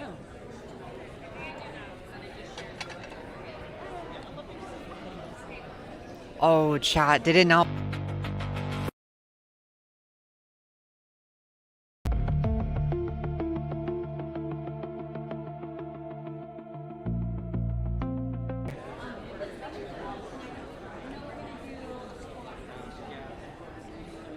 You got this? You missed Alex Stein. What? Alex Stein just came in. Oh, that's okay. I'll get him later. Wait, hold this. I want to talk to this lady. Please hold this. I have. No. I was correcting because I didn't say please. So I was being polite. Okay, wait. Hi, this is Goodwin. I'm Richard Schick. Yeah, I was a teacher aide in a special ed classroom in Maine for about a year and a half. Hi. Sophia, Nice to meet you. Communications Director for Vicky. I'm Kat. Do you want an interview? I would love an interview. Okay, can you do it in about 10 minutes from now? Because I'm about to take her upstairs for another creator. Okay. And if you can follow us up, or I can bring her back down. I can follow you up. The internet down here is awful, so. Yeah, perfect. Thank you so much. Meet me at the 2 levels up top of the stairs. Okay. In like 10 minutes. 2 levels up, like right up here? Right here. Okay, perfect. Thank you. Thank you so much. Okay, chat. Thank you so much. We're going to talk to Vicky Goodwin for Lieutenant Governor of Texas State.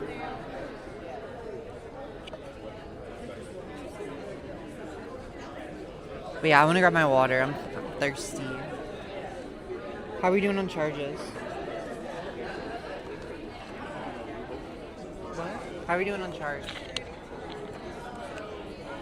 Never mind. What? I just asked how we were on charge. 62.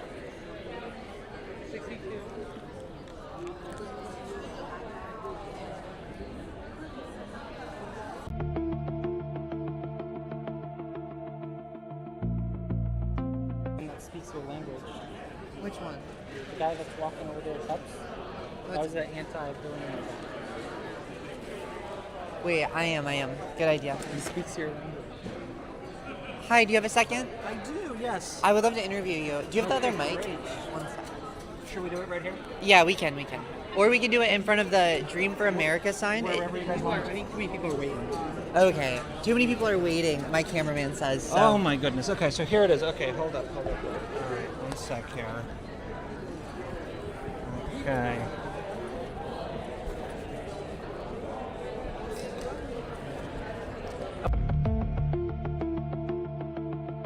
Oh, okay, great. so Oh, you know. hi. Okay, perfect. How are you doing today? I'm doing well. That's awesome. Happy to be here at the summit. Yeah. What's your name? Igor Volsky. Igor Volsky. Yeah. Great to meet you. I'm Kat. Good to meet Kat you, the Vat. Kat. What brings you out here to the summit today? Well, I run a campaign called Tax the Greedy Billionaires, and our goal is to really wake people up to the degree of billionaire power, to the ways billionaires are distorting our economy. They're raising healthcare costs, housing costs, childcare costs, and we're arguing that it's time we adopt bolder policies that actually reduce their wealth and reduce their power. And obviously, that's incredibly important in the age of AI, which is on one hand accelerating wealth inequality, making them richer, and then they're turning around and they're using AI to algorithmically price, right, increase costs for everything. And I just heard about this, they're using AI tools to figure out what is the lowest wage that somebody would work for. Really? So in North Carolina, I just came from North Carolina at a similar conference, there's a new tool that bids down the wages for nurses and figures out what's the lowest wage a traveling nurse would accept to work in a particular place. I mean, that's insane. Yeah. Right? So we got to do something about this inequity that's only growing. No, I definitely agree. How did you get into this kind of perspective or politics in general, or how did you end up here, like in the longer stretch of time? Oh my God, in a longer stretch of time, I don't know. Look, I'm someone who was born in the Soviet Union. Really? Yes. Where? In Kiev, actually, in Ukraine. And so I kind of understood firsthand what happens when a whole lot of power is concentrated in the hands of a small number of people. Yeah. And how folks who don't have that power, the struggles that they face. And so when we came to America, you know, as I started growing up, I really wanted to give back to a country that has given me so much. And seeing the rise of oligarchy here, there's a bit of a parallel. In fact, you know, countries across the world, right, where power is just in the hands of a few. And so I think my sense is, unless we act now, there's like a window it's simply going to be too late, both in terms of building broader economic prosperity, right, making sure people have living wages and union strength, and also ensuring that we have fair and free elections. Right? All these things are related and interconnected, but at the center is this question of how do we break up concentrations of economic power. Definitely. And I guess I'm not really sure how to phrase the question, but it's something along the lines of like, right now, both of our two major parties have billionaires in their corner. Yeah. Right? On the left, we have people like George Soros, which the right loves to talk about. And then on the right, we have people like Peter Thiel and Elon Musk. And these, I've heard of them too, Yeah, all very recognizable names here. But I guess I'm curious, how do we move forward into a pro-people politic where we are divesting from these economic powerhouses? Well, that's exactly what we're talking about, right? Shifting power, economic power, democratic power from the billionaires to the people. How do we do that? Part of it is we just need structural reforms, right? Things like getting money out of politics, changing the way the Supreme Court is functioning, because right now it is a direct extension of the billionaires, right? So, and people talk about these big reforms, and they're absolutely necessary. But to me, at the center is we need to really revolutionize how we think about tax policy. Because for a long time, even Democrats talked about this idea of make as much money as you want, just pay your fair share. And we certainly want people to be successful and to be comfortable, but it's also the case that at a certain level, as I was saying, people have so much money, and frankly something happens psychologically, that they begin to see that money as power to extract from the rest of us in order to grow their pile. And so if we don't use tax as a tool to reduce the wealth and the power of the ultra wealthy, we're really going to miss the boat. And the best way to do that is with a robust wealth tax on the state level, on the federal level, and that's what I think these midterms need to be about. That's certainly what the 2028 conversation needs to be about, right? I want to see the 49 folks who are going to be running for president in 2028 standing on that stage and trying to outdo each other on whose policy is best to reduce the wealth and power of the billionaires, shift power to working people, and win back our country. Definitely. And so would you support, for example, like the FDR era 90% tax on billionaires? Or like, what handcuffs do you think we should actually be placing on these people in power? So FDR really understood this notion, right, that if power is concentrated and you have an oligarchy, democracy can't coexist. And during the FDR era, as you're pointing to, we had income tax brackets as high as 90% during certain periods. And I agree, we need to have a surtax, an income tax surtax on ultra wealthy individuals. That will have the effect of slowing the growth of their wealth. But we also need a wealth tax because currently their wealth, which is mostly in assets, is untouched. And so we gotta reduce the wealth and we gotta stop the growth, and we need both a surtax on high income folks and a real robust wealth tax. And how much do you think we should be taking from them? Should we take everything from them? Should we be like what is this wealth tax? 50%? Let me 70%? tell you. So yeah. we're working on legislation. It's a federal bill that would impose a 5% tax on over $50 million, a 10% tax on over $250 million. It would raise about $6.7 trillion over 10 years. Wow. That's a whole lot. And importantly, because that 5 and that 10, it's called the nickel and dime, are a little higher than market returns, you actually begin to, over time, chip away at that wealth and chip away at that power.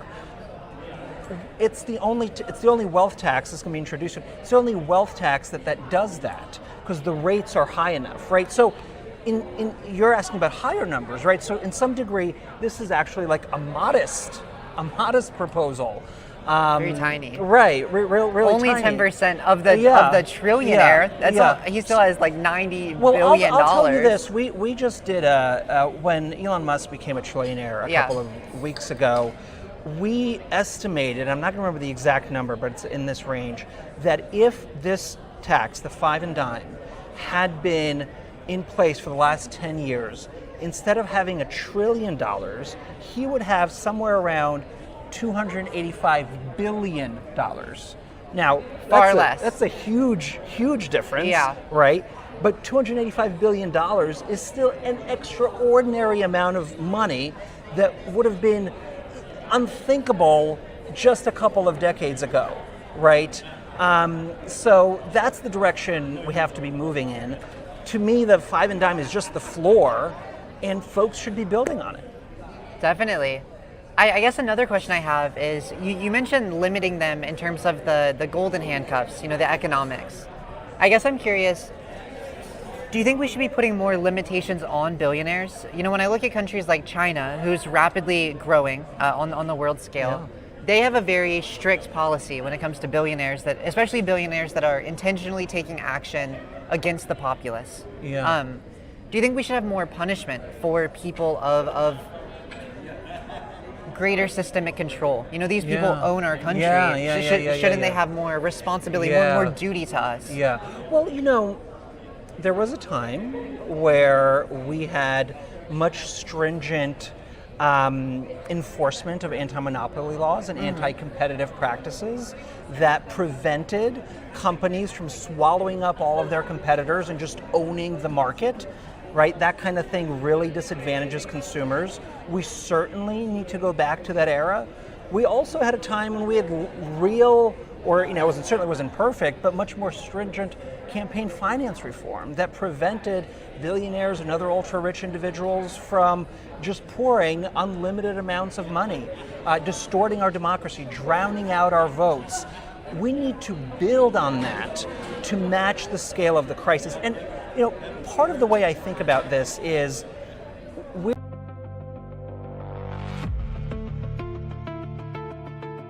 and the future for the rest of us is as uncertain as it's ever been. So it is time for us to put forth solutions that really meet the scale of this crisis, like FDR did, right? When rates were higher, and when FDR thought completely differently about the role of government, right, in the midst of the Great Depression and the Second World War. And I really hope that the leaders of today and the leaders of tomorrow aren't afraid to be bold, and don't just kind of rattle off a list of platitudes that so many of us have heard, but really lay out a vision that meets the challenges of today. Thank you so much. Yeah, thank you. Making this back to you? Yeah, I can take that. Thank you so much. Yes, thank you guys. Have a great day. Thank you for holding that for so long. Yeah, Yeah, thank you. Okay, wait, let's go upstairs. I messaged you on Discord. Check your DM. I want to talk to you. What? Yeah. Why? Wait, we have to go find that other lady.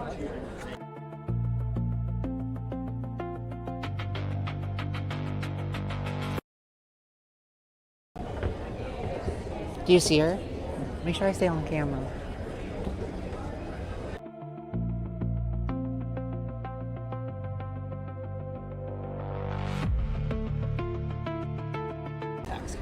Ooh, that would have been a good idea. Wait, I have one more question. How do you calculate a wealth tax? Yeah, like what are the economics that go into something like this? Okay, so there's a couple of pieces, right? The first is a question of like who are you taxing? Mm-hmm. Generally, although these numbers kind of shift,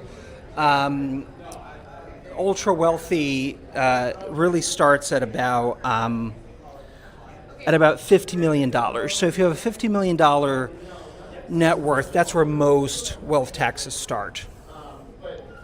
And then it's a question of, all right, well, how much are they paying?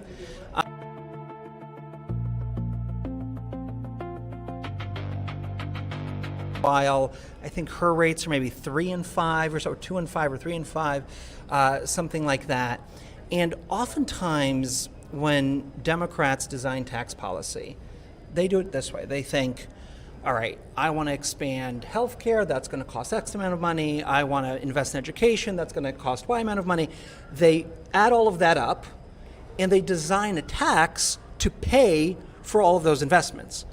And the argument that we're making is that we need to go beyond that, because we're not just taxing people to pay for that XYZ, we're taxing them to reduce their wealth and their power, and the revenue you get as a result of the tax is a great bonus that you can pay for XYZ, and you'll probably have more left over for all kinds of other To revitalize priorities. our country. To revitalize our country, right? So the rates, in my view, again, have to keep up with the growth in the wealth. If that's not the goal, then it's a fine tax, I suppose, to pay for the thing you're trying to pay for, but it doesn't fundamentally upend this power structure, the broken system in which they have all the control and we're kind of left with breadcrumbs. Okay, thank you again. Why specifically do you go for a wealth tax versus, because a wealth tax is gonna be a lot harder for like the IRS to actually because you have to calculate their wealth, you have to add up all their assets, versus just a way higher income tax or capital gains tax. I'll tell you why. So you don't know, okay.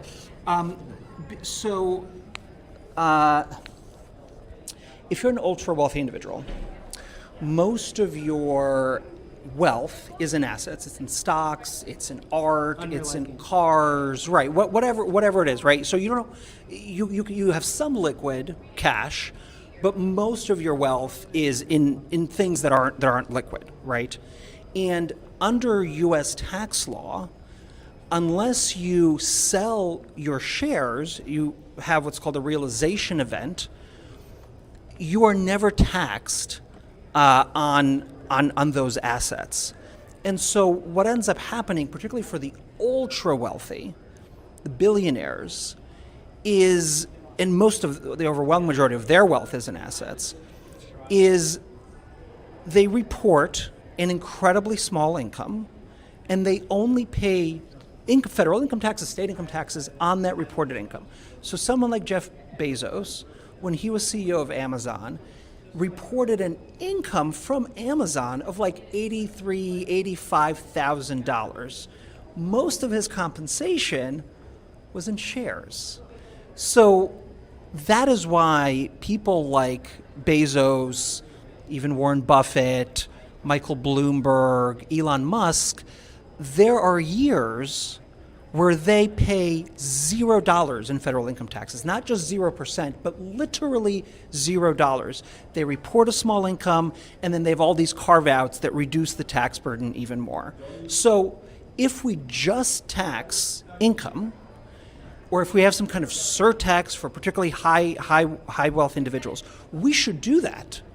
But it's only going to slow the growth of their wealth. It's not actually going to reduce the wealth they have. So we need some kind of mechanism that gets at those assets. And I hear what you're saying.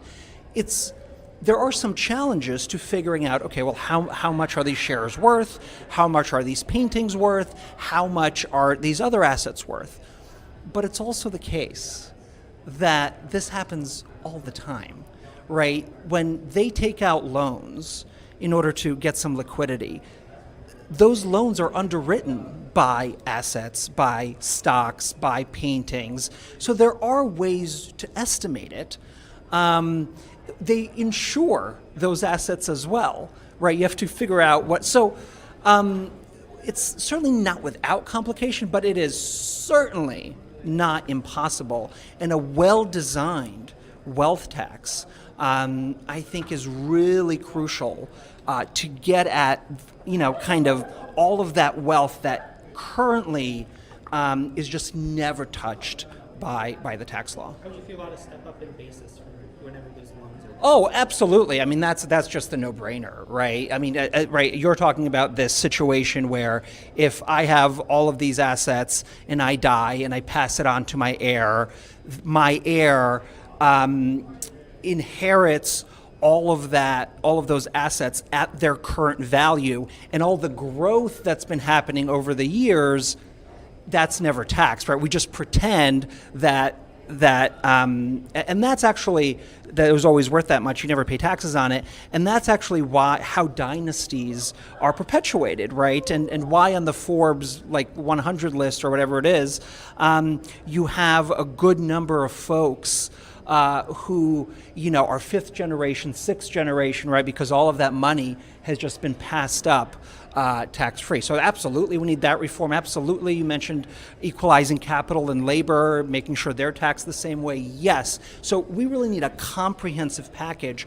But if the wealth tax piece is missing, none of that is enough, because their wealth will just continue to grow untouched by tax. How do you feel about expanding the tax? Is there another event going on over there? People who make $40,000, pretty much if you make under $30,000 in U.S. money, Yeah. you're basically not. Okay, what would be a good time to pop over if I did want to do that? You pay lots of other taxes. Non-taxes. Oh, okay, fair enough. We don't have income tax. Okay, that's fair.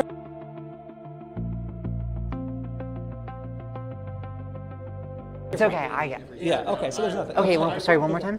All European countries, they have a lot, if you... Okay.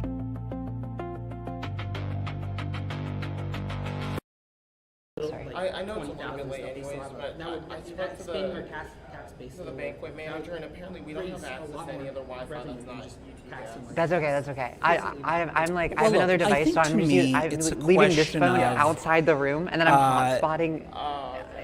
What does the situation look like? It's jerry-rigged. It's working though. That's what Today, matters. we're in a world How is the event going in your where perspective? Because I ultra see you wealthy running around like a folks chicken with your head cut off. pay very little and sometimes nothing in federal Really? taxes. There's Well, 300,000 congratulations. families in America with over $50 million collectively. You having a good time? They sit you on feel like about it's $40 trillion. I'm so sorry. That's like 6 times more than the federal government spent last year. That's about what our debt is, right?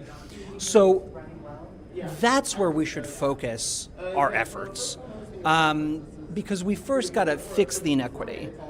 And once we do that, we should have conversations about the role that taxes play, ensuring that we have a progressive taxation system, right? But to me, if all of your focus is on this notion of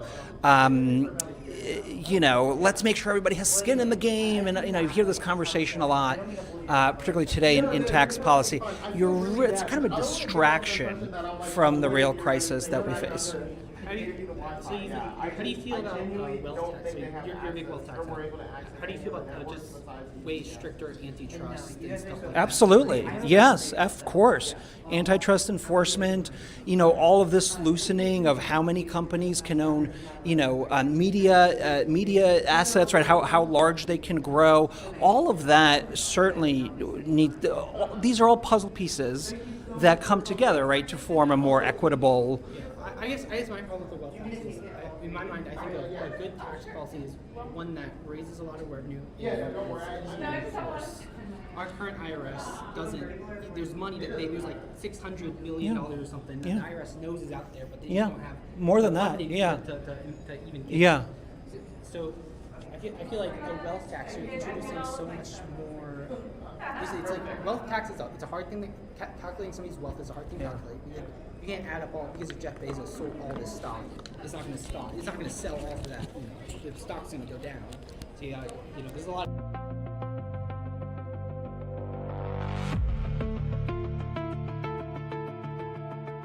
That versus your assets. I agree with all those other pieces. I'm just saying that I think a wealth tax is a central piece if we actually want to shift power. If we just want to if we want to raise more revenue, those are all good solutions, and I agree with them. But it's a question of what you're trying to do. What is your goal? And look, nothing is easy, right? As we've seen.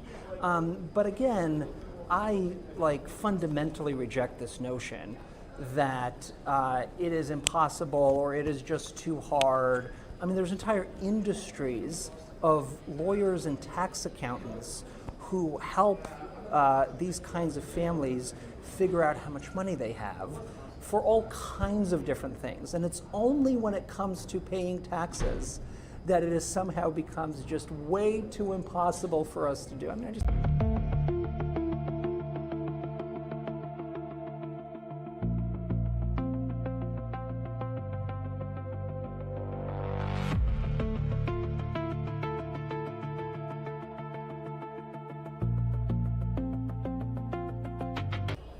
Cat the vat. Oh, I got it. Okay. Yep. Okay, great. We lost connection again. Oh, only for a second. Alrighty. Thank you, guys. Thank you so much. Okay. Have a great day. You as well.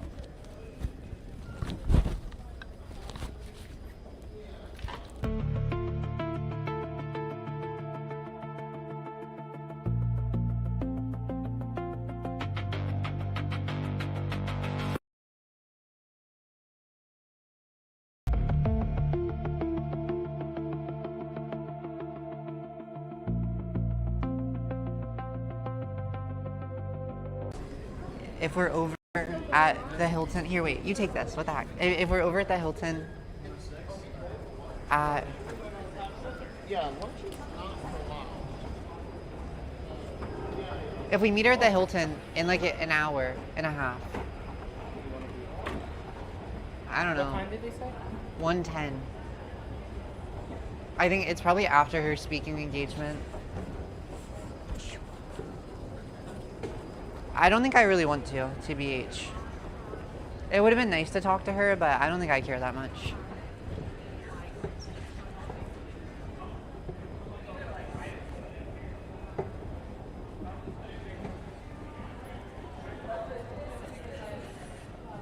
Let's go back to panel and see if it's interesting. Here, we can leave the supply.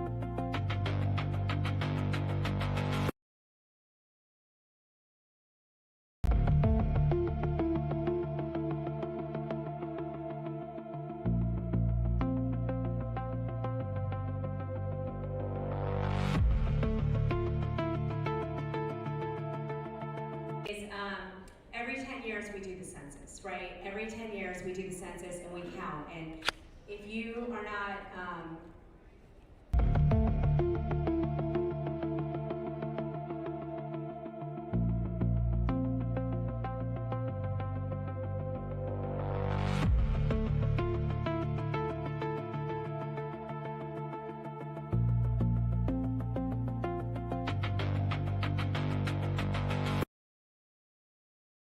that means that we do the census and then we start saying that we need more.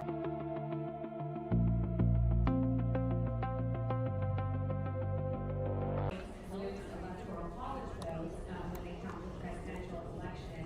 The red states like Florida and Texas, they have more. And so if we don't flip Texas, the chances of us having, sorry to be a doomsday right now, the chances of us having a Republican House, a Republican president are going to be those a very long time. So we're not just sitting up here asking you all to vote.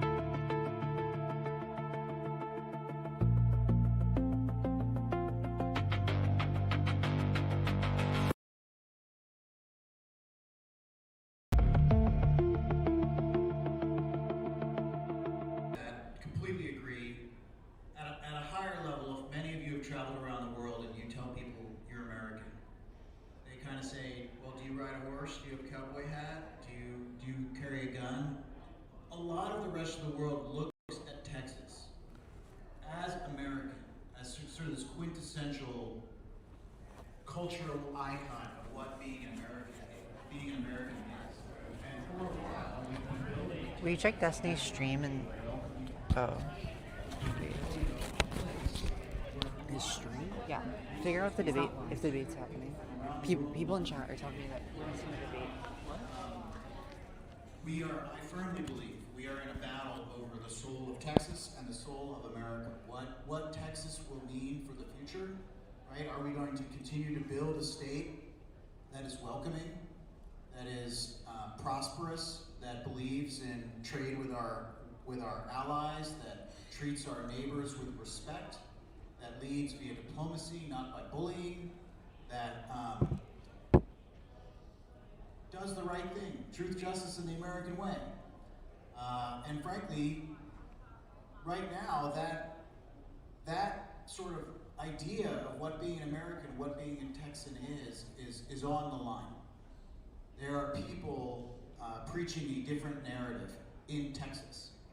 If you saw the Patriot Front that went to DC on the 250th anniversary of the US, July 4th, all these men in masks, wearing upside down flags, carrying guns, riding around DC, they're from North Texas.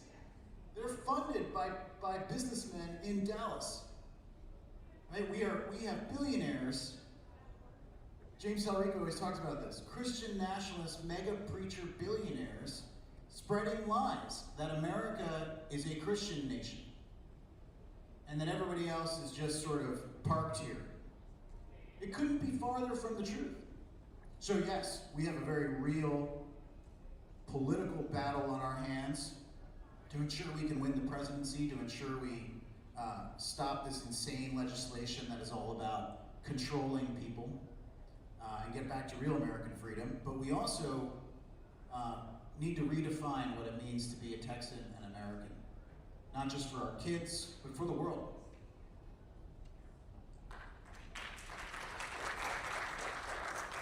I definitely think the pressure is really high. The eyes of the nation are upon us. The Democratic National Committee is in town doing their summer meeting here, as all of you know. And I was talking to some delegates from Nevada and California and New York and Mississippi, and they were all like, we want to meet James Salrico, we want to meet Gina Hinojosa, we want to meet Vicki Goodwin. They went all the way down the ballot. They knew these people because they know that, especially in this year where Texas goes, the nation will go.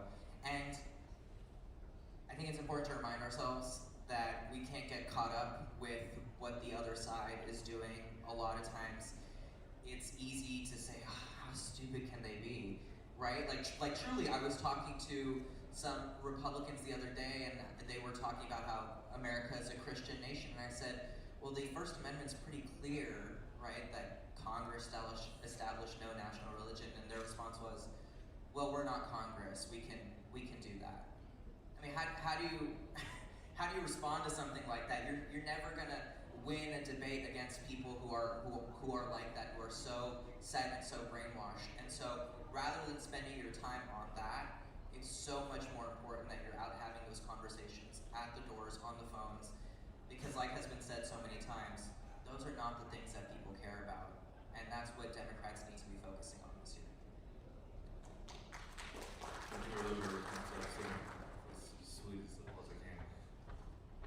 I think a lot of things have been said, and I'll quickly go on some things that Pooja just said before I get to my point. Texas is extremely important to the electoral map when we look at presidential elections. I think we're going to gain potentially up to 3 seats when it comes to the next redistricting.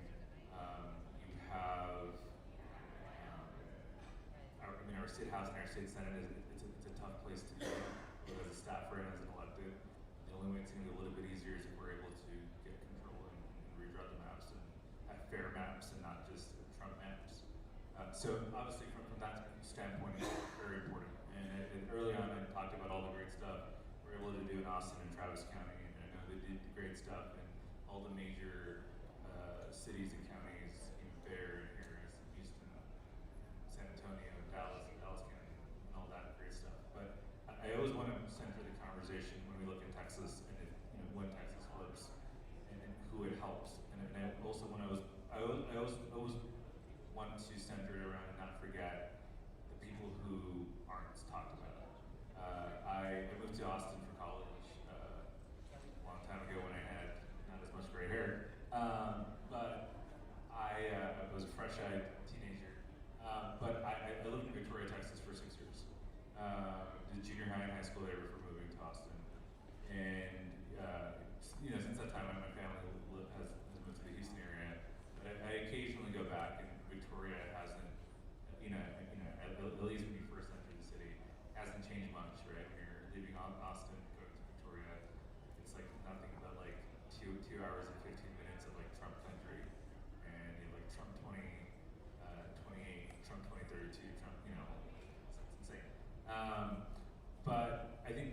around the ground and hearing about folks that I went to high school who have come out and who live in Victoria, or talking to folks when I go to Houston. There's a bunch of smaller cities outside of Houston, and how they had their first Pride parade, and how terrified they were to do something like that.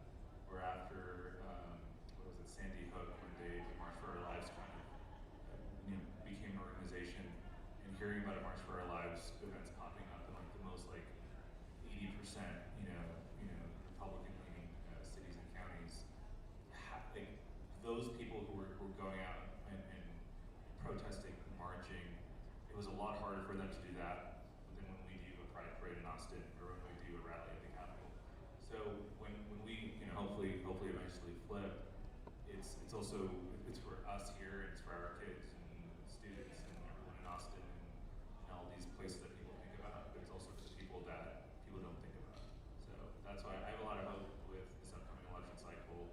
Everyone from the top of the ticket to the bottom, just the excitement, the energy, and just the empathy that I think that you see from the ticket. All right. Well, I want to say thank you to all 4 of our panelists. Thank you all for taking the time to listen to us talk.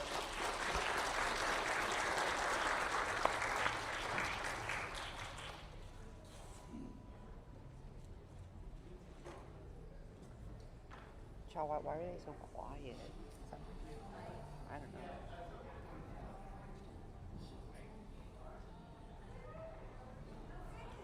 Hello, Frozen Moose. Chow, why were they so quiet? Also, sorry I didn't have the second mic on. I forgot it was off. So apparently the big debate that everybody wants is coming up next.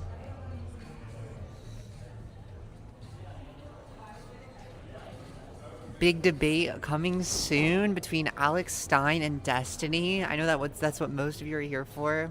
What do you think they're going to talk about? What positions do you think they're going to take? Do you think Alex Stein is going to throw another chair at Destiny? These are questions everybody's asking. That did happen, right? Or did I get the lore wrong? I don't think that happened. A chair? Yeah, didn't you say that Alex Stein, and that's why Destiny was not going to ever... No, he's just like a troll. Oh. What kind of clownery are we going to see today? These are the questions everybody's asking.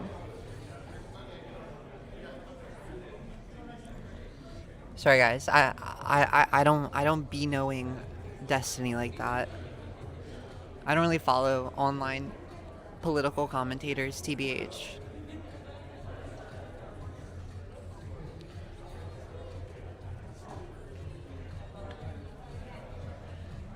I hope so. It will be so funny. He threw something. What did he throw, Nightingale?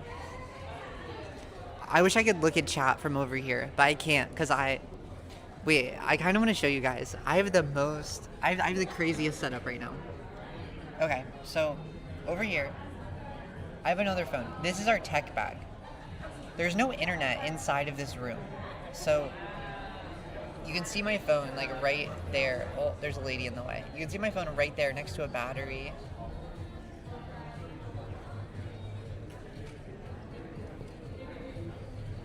And that phone and battery is facilitating a hotspot that has this phone, because otherwise we're in this big room and they don't have any Wi-Fi here, so my connection was not doing well, and that's why it keeps cutting out. But with the hotspot it's okay, but we're struggling. No, he didn't throw something. Alex Stein came on stage and just insulted Destiny's Funny. His joke, or he just said Destiny's not funny. What do you think the case says? Do you think Destiny is funny? Do you think he's not funny? Do you feel like he has some hits? Do you think Alex Stein should have thrown that thing that you didn't say what it was?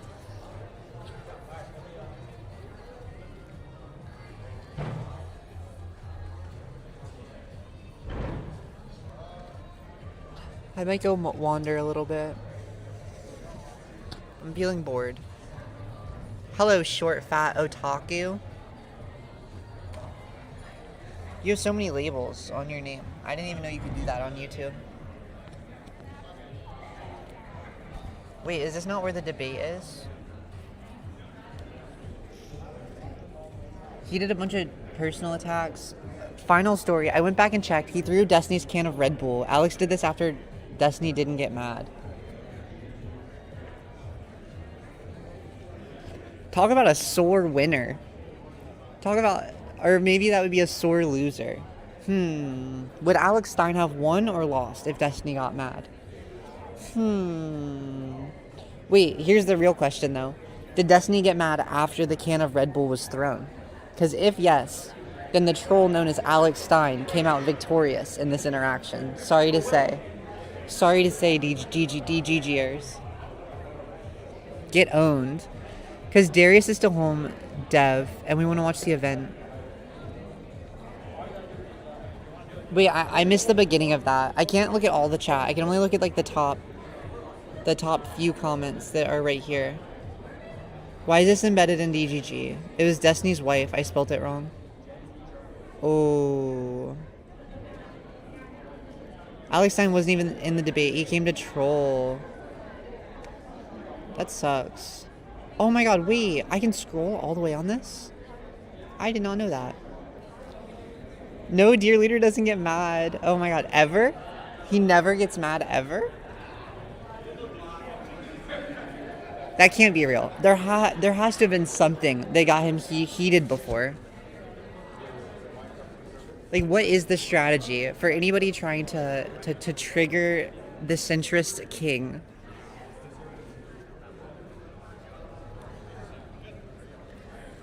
Dev Destiny is going to debate Alex Stein, and this streamer is live streaming it. Yes. I just saw Stardust on Darius. What's going on, guys? I'm totally out of the loop. What is Stardust? Never to someone like Alex Stein. Fair enough. Dear leader has never been angry. That's fake news. True. He would never get salted. He would never get tilted. He would never go to Tilted Towers, chat. He refuses. He doesn't even play Fortnite. He does play games. They just go to a different school. Right? Not going to tell you. That's my secret. Oh, come on. That's no fun. Overload TV. Stardust is another streamer. Oh, are they like together or is it just like reacting? Do you guys know? Okay, wait. You guys might actually know this. Do you guys know other Austin streamers? I'm trying to like get more networked with other content creators around here, and all the ones that I've met so far are very well. They're very far to one side of the political spectrum, and I would like some diversity in my content friends before I get typecasted. So let me know if you guys can think of any. Is Cat the Vat a new orbiter? Okay, Stardust is a streamer from Austin. That was the key. That was the key thing here. We're looking for Austin-based streamers. So we got Darius, we got Stardust, we got... Who else? Come on, I know you know the names. I know you know the names. So we need them from you. Darius is insane. Why is he insane? What does he do? Let's see. Destiny has a group of friends/streamer around him. They are part of his orbiter and called his orbiters. Stardust is an orbiter. I don't want to be an orbiter. Like, no offense. I'm sure your centrist king is wonderful, but I already have my own god. So, I don't know what to say. Chat's telling me about all the Austin streamers that are part of the orbit. No, Stardust lives in DC. They're lying. They said Stardust lived in Austin, and now they're faking out. What the hell, guys? I said Austin-based streamers. I gave you one rule, and you can't even do that. That's crazy. That's crazy. You don't choose. Dear leader chose me. I don't know if he did. Listen, if you get him to commit to that, I'll join any, I don't know, I'll join like an Orbiter Discord or something, but he has to say it. He has to be like, Cat the Vat, I decree you my new follower, or like the newest initiate to the kingdom or something. Like you guys let him have flair with it, but it's got to be a give and take thing, because Dear Leader didn't choose me. Dear Leader's audience chose me, which makes me feel special, but still. I think I know of another streamer, but they don't do politics. I don't really do politics either, Mr. Earl. Speedrun hang around to Orbiter to Snarker.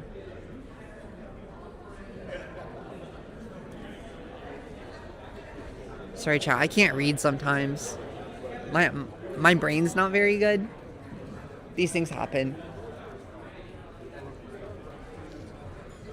I don't know what to do. I'm bored. I think I want to go meander. But I want to be here for when this event starts. I see Mr. Marcus and Mr. Jack. By the way, neither of which were able to give me the internet for this place. They got the runaround, apparently. Well, Marcus was telling me that he got the runaround from the hotel, like, staff people. And they said they were going to give the internet, and then they, like, got back, and they were like, we can't give the internet. And then, that means I also don't get the internet, which means the stream is going to continue to die if I walk around. But we have this nice little hotspot connection going up. Oh, wow. Wait. Okay. Reppers stay winning. Okay, wait. Reppers stay winning, for sure. Do they? I don't know if they do, but you can say they do. Snarker is a former orbiter who had a problem with Dear Leader. Now Snarker is a person who spends their entire life trying to destroy Dear Leader. Wow. Wait, is Snarker a real person? Was Orbiter a real person? So Orbiter to Snarker pipeline? Are these real people that we're referencing? Or are these just like archetypes within the larger community that can be filled? Because that seems like a very like obsessed person to want to spend your whole life destroying another media creator. Like,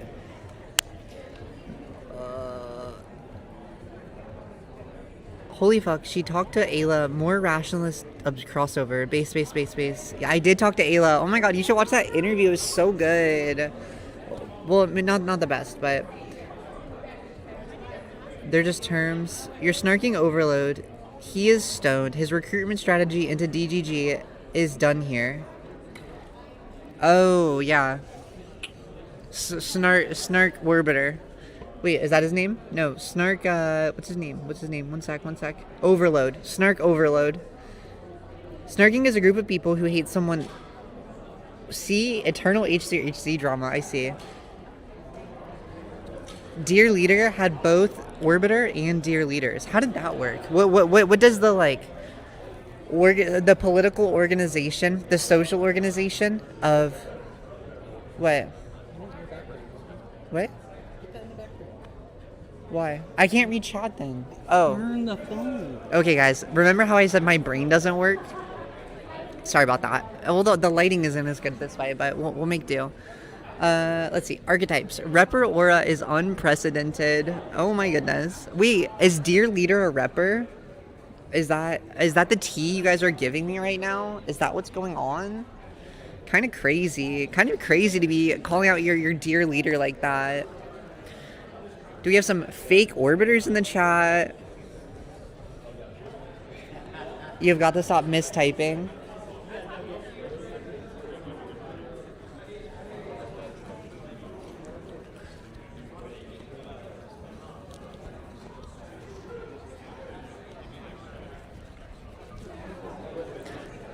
Gotta hit the emote.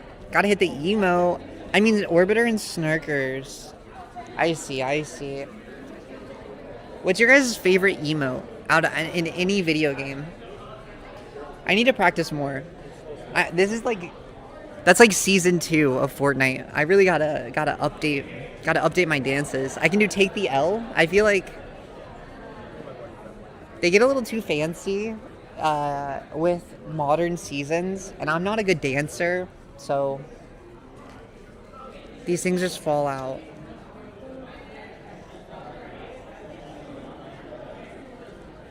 Am I the only one streaming this? Is Destiny streaming this? Is he live right now?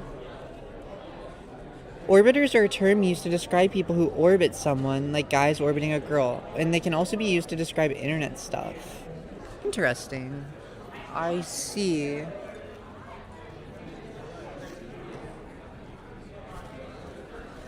Oh, I'm mic'd. I'm double mic'd. Do you guys hear like an echo, or do they come through at the same time?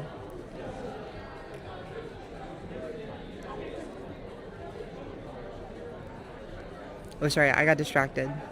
No, Destiny isn't live. Why? Why is he not? I thought he liked live streaming stuff like this.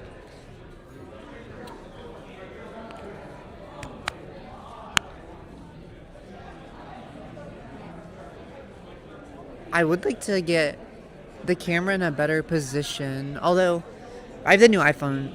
No, we need you to stream it so we can see it live. Otherwise, it's being lost to the sands of time. But his other orbiter, Darius, is coming to the event. Didn't somebody say... Oh, well, thank you for the sub to the person that you're talking about. Wait, will I be able to see who that is? Or maybe you could DM me, too. But thank you, regardless. I appreciate it. The event is probably not allowing him to do it. They're fine with me streaming. It's weird that they won't let him. You'd think they want as much publicity as possible, especially because they didn't even sell out tickets. I think there were still like 150 tickets left this morning when I looked. Too lazy to have a setup? Oh, bummer.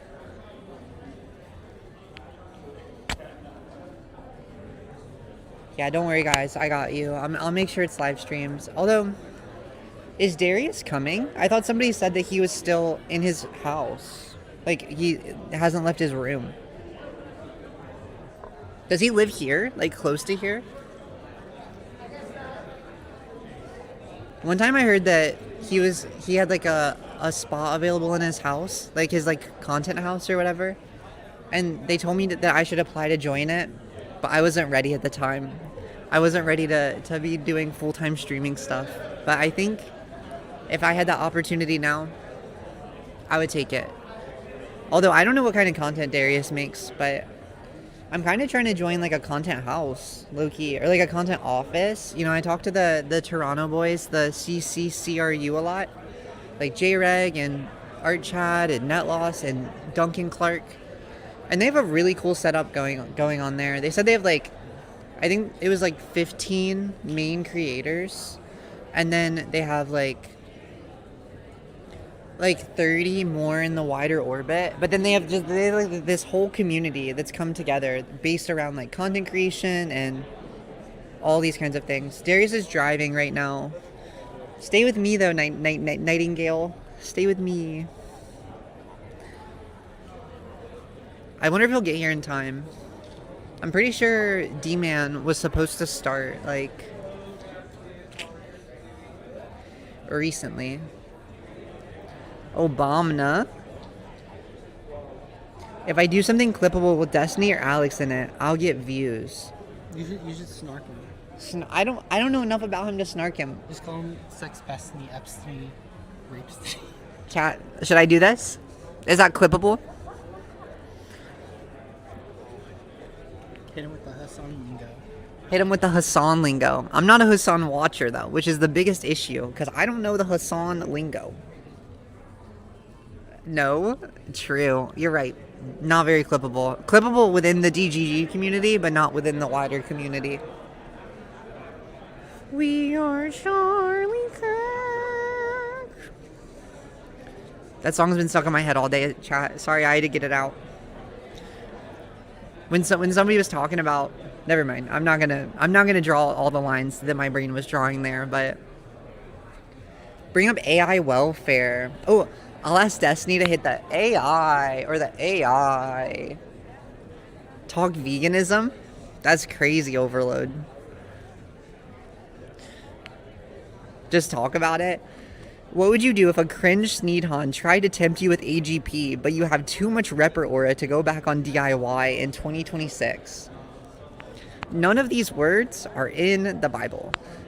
Just ask him a question about veganism or abortion. Those two subjects make Destiny mad. I thought you said dear leader never gets mad. Why are you snarking on your dear leader? These people are fake fans. They want him to fail. They want him to be taken down by some words that I can't say on stream. Oh my god. He hates veganism debates. Everybody, pay attention, please. We'll get our program started right now. Lunch is coming soon, so the sooner we get this done, the sooner the brisket is coming. Brisket? So, right now. Okay, dude, Alex Stein's wife is like some blonde bimbo. It's like the most Trump-looking woman. She looks like plastic. It is crazy. He is one of the youngest elected officials. I'm gonna try to get a shot of her. In the country. Switch the camera. Switch the camera. Party. And Drink for America board member, Mr. Jevin D. Hodge.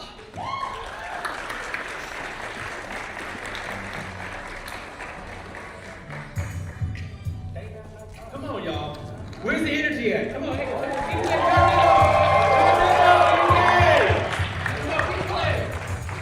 playing, because last time I heard the right, they ain't like us. Come on, y'all. Where's the energy at? That's what I'm talking about. Good afternoon, everybody. Let's try this again. Good afternoon, everybody. Dream for America. It is so great to be here with you. My name is Jevin Hodge. I have the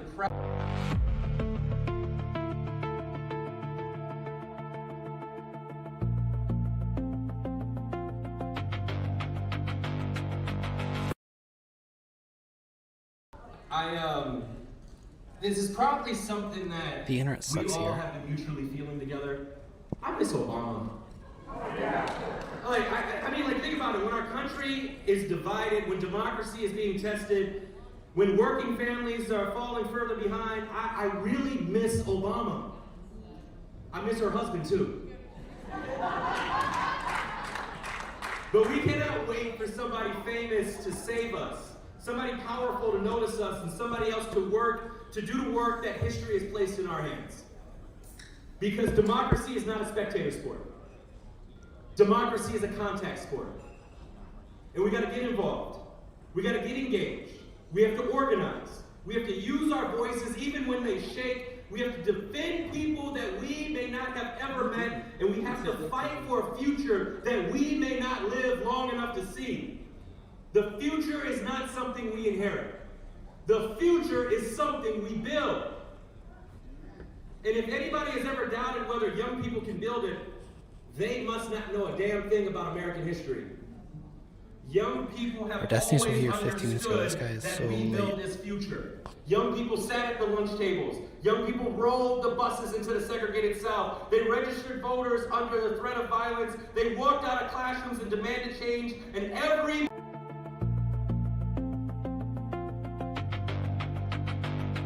that we now praise was once told to wait their turn. But when the house is on fire, you do not wait for permission to carry water. See, for me, this fight is personal. I'm the son of a single mother. My mama raised my brother and me by herself. She taught us everything we need to know to be successful. She worked her tail off, sometimes 80, 90 hours a week to give her boys a better life, to put a roof over our heads. She never let a hard season convince us that a better one is impossible. See, my mother's a strong lady, the highest elected woman and black woman in the state of Arizona. She's extraordinary, but her exhaustion should have never been the price of our survival. No parent working full-time should have to choose between groceries and medicine.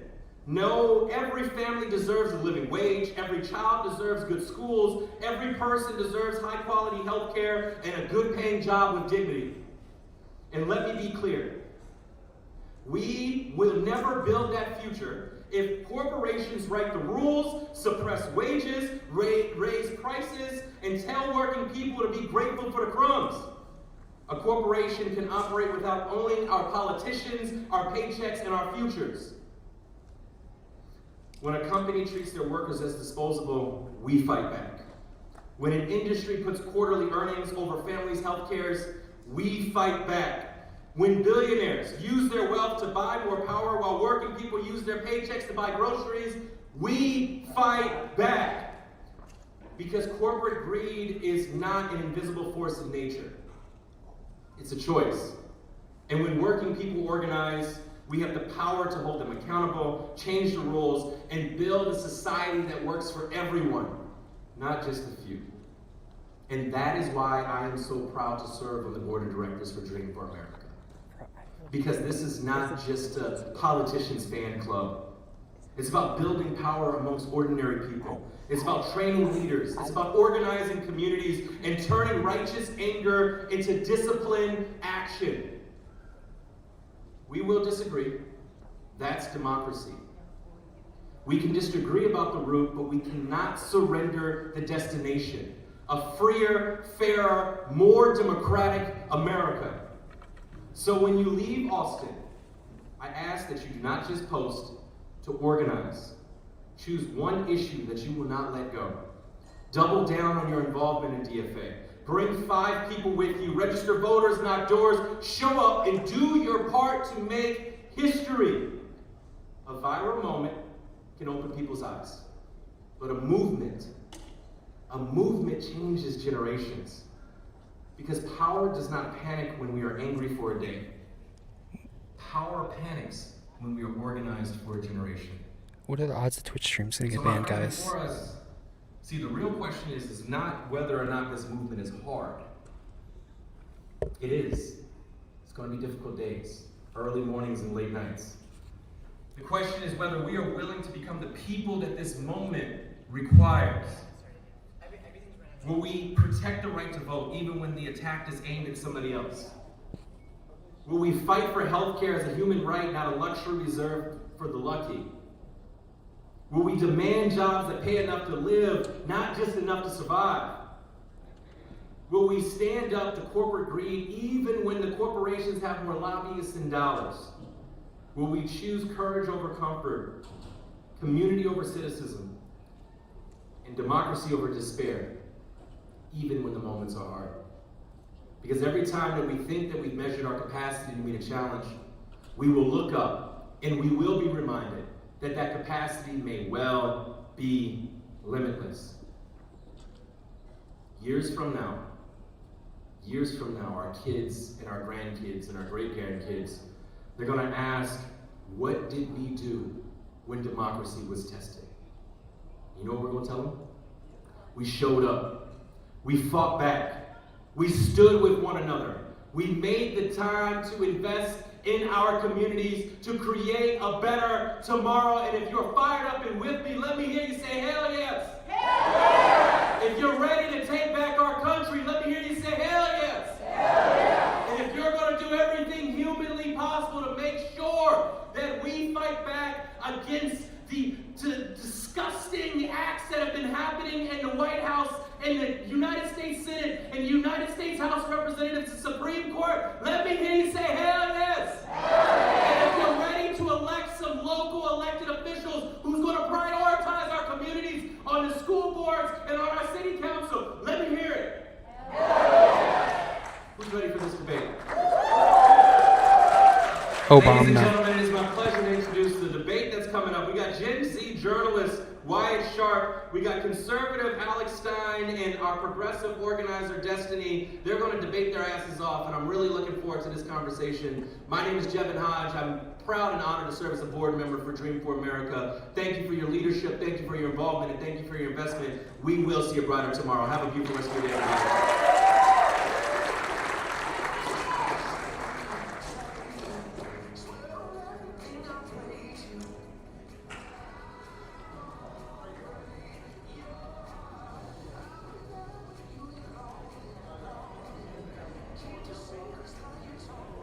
I think we start off the Twitch stream. Chad, do I survive this? Podiums here. In the meantime, I will just take a moment to kind of introduce the debate and what's going to be happening. That's my favorite.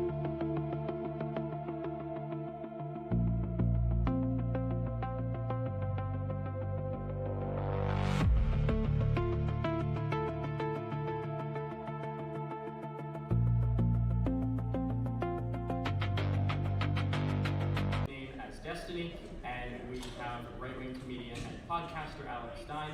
And so the way we're doing this is we have divided it up into 3 topics. The first one is the economy, the second is immigration, and the third one is Trump, America, and democracy. And so we have a number of questions for both of them on each of those 3 topics, and hopefully we'll have some good kind of cross-examination back and forth as well. When they come up on stage, I'll ask them to introduce themselves, give kind of a brief opening statement, and then from there we'll get into the debate and we'll end off with a little bit of a rapid fire as well. I think my job as the moderator is primarily just to make sure that we can hear a good exchange of ideas and that you as the audience can benefit in the best way possible. What are you doing? So I'm going to move over to there and we'll welcome them up on stage shortly.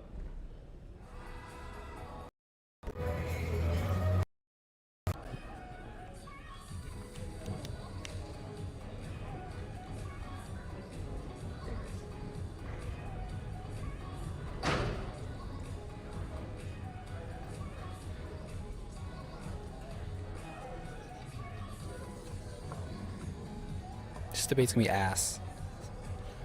Chat, it wasn't me.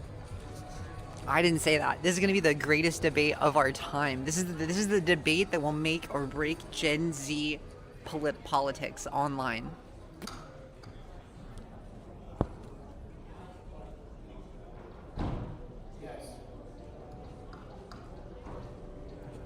You guys don't think it's going to stay civil? You think it's over? You think it's cooked?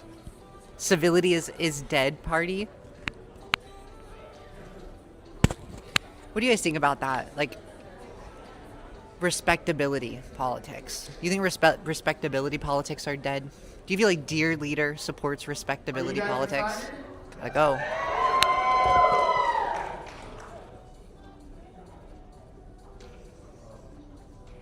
think they're talking about you or me. Probably me. Is this charging? Yeah, it's blinking now. Should we turn this off? Because if it's just sitting here, it's gonna not hold the thing right. What are you doing? Oh. Sorry, chat. I had a very dumb thing.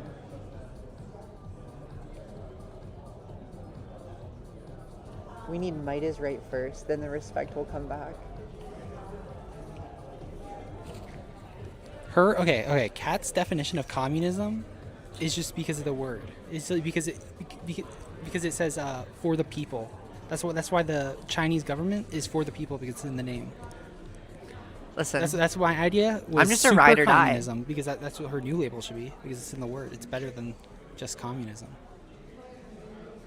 I'm just a ride or die for the things I believe in, chat. Some DGGers over here like to give me a hard time, but that's all I can say.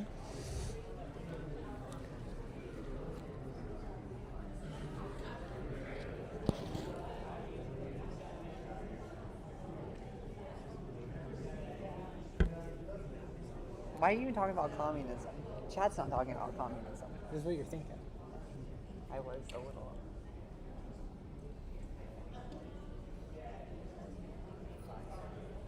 Is Destiny even coming? I don't know, he's just late. He's late to everything. Is Darius here? No, they're in the car when I looked at the street. No, I don't even know how they're gonna. That's what I'm saying. Check. You mean check? Let me stalk Darius. All right, let's give it up for Destiny and Alex Stein.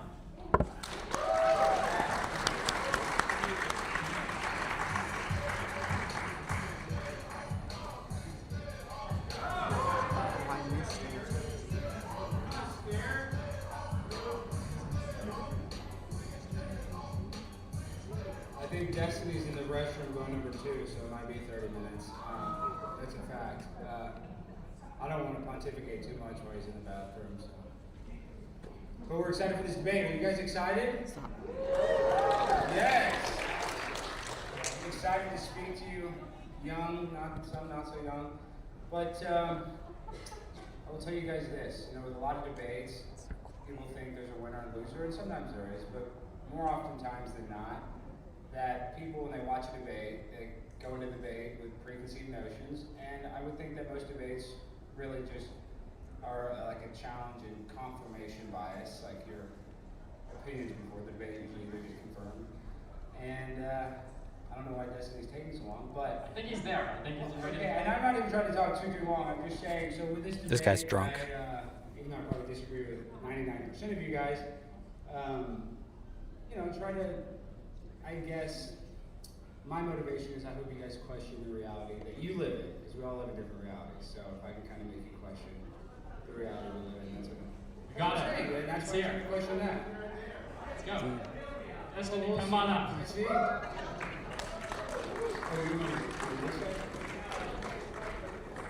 Oh, okay.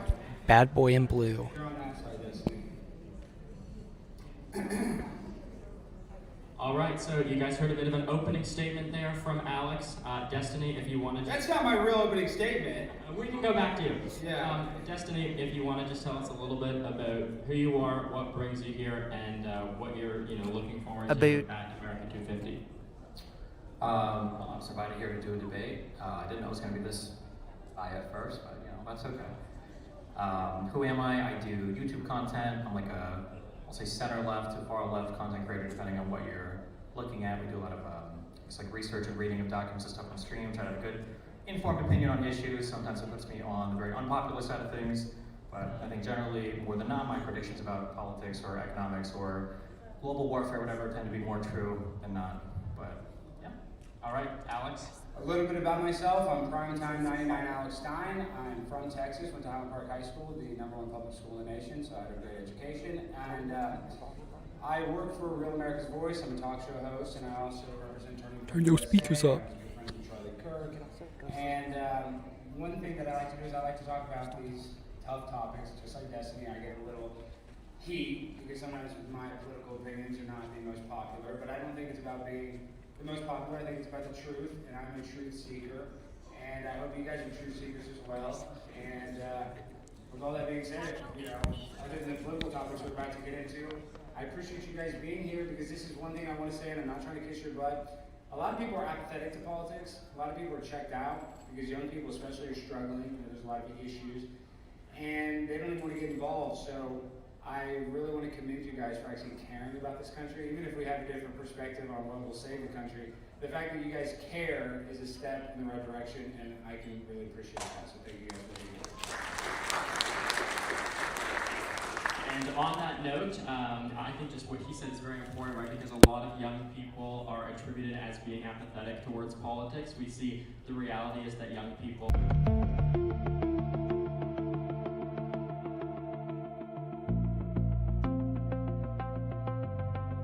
very excited for the debate that is in store.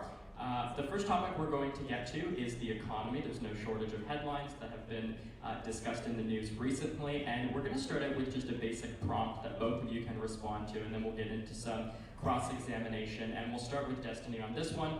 Is the American economy rigged against ordinary people, and if so, are billionaires a sign of the system's success or its failure, and what would you change? So I think one of the big issues when we talk about anything today is we tend to boil everything down into some type of grievance or complaint, and then we try to find like one person that we can levy the complaint against.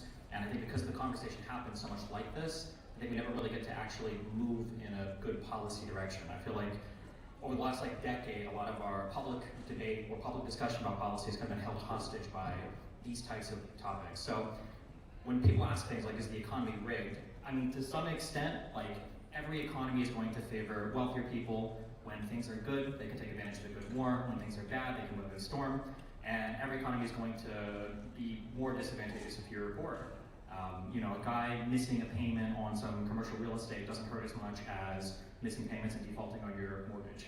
Or the ability to weather some kind of financial trouble when you got a lot of money is whatever. But as a poor person, having a cracked wheel or a flat tire means that now you're not going to work and everything else is going to get worse. So in that sense, I mean, the people at the top are always doing better and the people at the bottom are always doing worse. As time goes on. I think that one of the ways we try to alleviate this is with some form of government policy. Some form of, it can either be some type of wealth redistribution, it could be some type of assistance to training and education. I think that when we're talking about how to improve the lives of people, I feel like there are effective government programs that we should talk about, and I feel like we should try to fund these with revenue. But sometimes I feel like people think that if we just attack a certain sector of people, that you can bring them down to some level and that'll make things better for everybody else. And I don't always feel that way. Depending on how grounded you want to get in policies, for instance, I know that right now the big topic that a lot of people like to talk about are billionaires and taxing billionaires and whatever else. And I think that there are good taxes that we can talk about that would impact people to make a ton of money, but there's just not much revenue to be collected from this class of people. There's not very many of them, and whatever you do to try to tax them is not going to collect anywhere near as much as we need to fund the government. Sometimes I wish we could go back to having conversations about like rolling back the Trump Tax Cuts and Jobs Act. This would fund the government to the tune of like hundreds of billions a year. It's very easy to implement. I think it'd be good to address things like the disproportionate earnings of capital versus labor. So I think revisiting how we do long-term capital gains rates, I think would be really important, as opposed to just having it so that if you make $200,000 a year off of capital returns, you're paying a very, very low fee, versus if you're making $200,000 a year as a small business owner, as a self-employed person, or even as a W-2 earner, you're paying a much larger tax rate. Alex? Well, I think we can all agree that the economy is not really helping out the small business owner or the average American. And even though I am conservative, I have some issues with capitalism, because if you look at it, we're basically being run by special interest groups. We're being run by lobbyists that are able to buy politicians for pennies on the dollar. And I have a lot of criticisms of our economy, but at the exact same time, why do you think every immigrant wants to come to America? Why? Why do they want to come to America? Because you have an opportunity that you do not have in other countries. So even though our system is not operating to the level that we all want it to, there's still a reason why somebody would rather live here than Venezuela.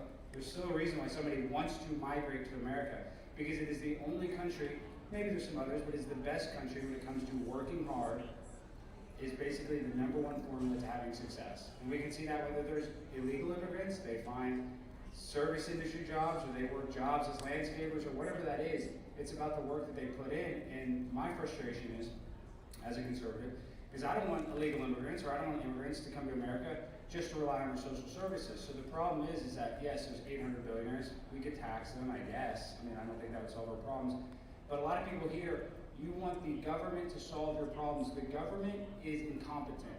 By giving the government more power, it actually takes away our authority. And so that's why I am a conservative, because I want to conserve the government. I want less government intervention.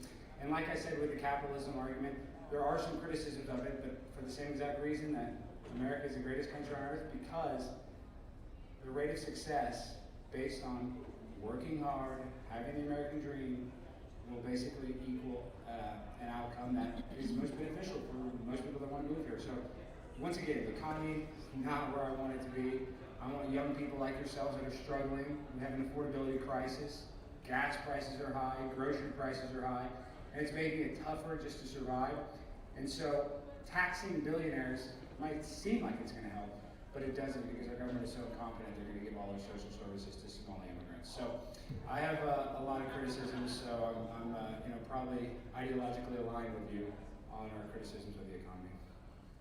Okay, so sorry, I was in my billionaire simp mode. I don't think the billionaire tax is necessarily good. I think a lot of people on the left have an issue with attacking just that group of people, but then on the right, like illegal immigrants or immigrants in general just don't really consume much in social services. This is the conservative movement. That's not true. That's absolutely not true. At all. You can break it out by you can break it out by age. You can break it out by age. The person that comes here to work tends to be in the working age category, so 18 to 30 years old. So they're not taking as much like old people welfare. They're not taking as much like young child welfare. A lot of them don't have social security numbers, so they can't withdraw on social security. A lot of them will come over and work legally with ITIN numbers. Like the idea that all these people come to the United States for our social services, like even the citizens here don't have very great social services. It's just not a thing that's happening. Well, and that's why I'd argue that I'm really not even against illegal immigration. I'm in Texas. Texas used to be Mexico, so I want amnesty for all big booty Latinas. If you're a 9, you're fine. But I actually argue that legal immigration is causing us a lot more problems than illegal immigration, because the people that are coming here legally through H-1B visa fraud are able to get social services. They do have the ability to actually use the system and to gain an advantage that really hurts the taxpayer. So I know he wants to talk about illegal immigration, which I think is an issue, but it's not as bad as our legal immigration. And you guys were right here at the University of Texas.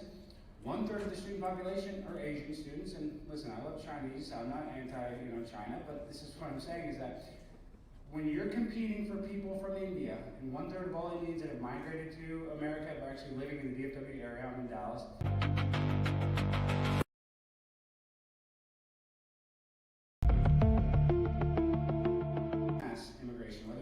not, because that actually hurts you.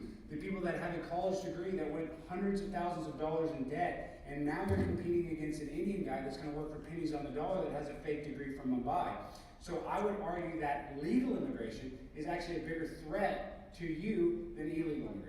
None of this argument makes sense, because if you're worried about people working for pennies on the dollar, they would do it in their country. You can't come to the United States and work for pennies on the dollar. Do they want to come to America because there's a lot more opportunity in America? Yeah, but they don't work for pennies on the dollar here. They do H-1B databases were open. We tried to do this argument where they tried to go through all of the H-1B databases so that they weren't actually making any money doing their jobs. It's not true. You don't think capitalist businesses are exploiting cheap labor through the H-1B visa? I think they try to draw the most talented people from around the world to come to work in the United States. And I think the average American can still compete with foreign exchange students. I don't think we have to ban everybody from coming to this country because you have so little faith in the average U.S. student to be able to compete. No. Let's respond to this and then we'll move on to a different part of the Well, it's funny you talk about, competing, is that I'm sure we all want to live in a fair society, right? And we have people that are using fake degrees from Mumbai, you can look at it, and a lot of Indians that are coming here, and you want to say that they're not working for pennies on the dollar, then why are government,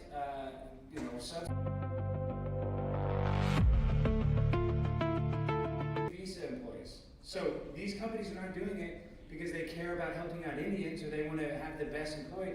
They're doing it because all they care about is their bottom line. They want to make money at your expense. So that is the person that's getting screwed. You, the person that's going to college, the person that's spending hundreds of thousands of dollars, and now you're competing against somebody that has a fake degree. And to say that there's no benefit financially for these corporations to do it, then why do all of them do it? There's no benefit. There's just when you're looking for workers, you have to show with an H-1B that you tried to. There's plenty of workers here in America.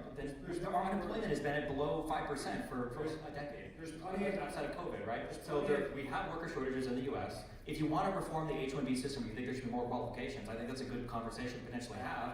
But every time conservatives talk about immigration, it's highly suspicious that the only solution just seems to get rid of all of it. It makes it hard to take any of the criticism. I'm not saying that it should be zero necessarily, but if you look at this H-1B visa program, there is, I think you would agree with me, there is some H-1B visa fraud, and if you look at some fraud in everything. Okay, well, I don't want the fraud right now is in the White House in the United States. I don't want you guys to compete against fraud.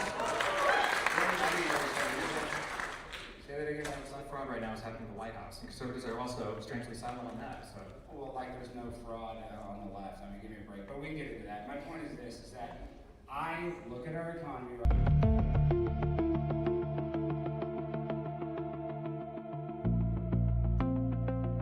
The prices of homes, and actually the median price of homes have gone down because we've gotten rid of a lot of immigrants. So you guys shouldn't have to compete with people from foreign countries for the same reason that you shouldn't have to compete with robots. You shouldn't have to compete with AI, and that's happening now. I'm sure we're frustrated at all the people that are losing their jobs to computers. So I want to protect humans. I care about humanity, and I don't think that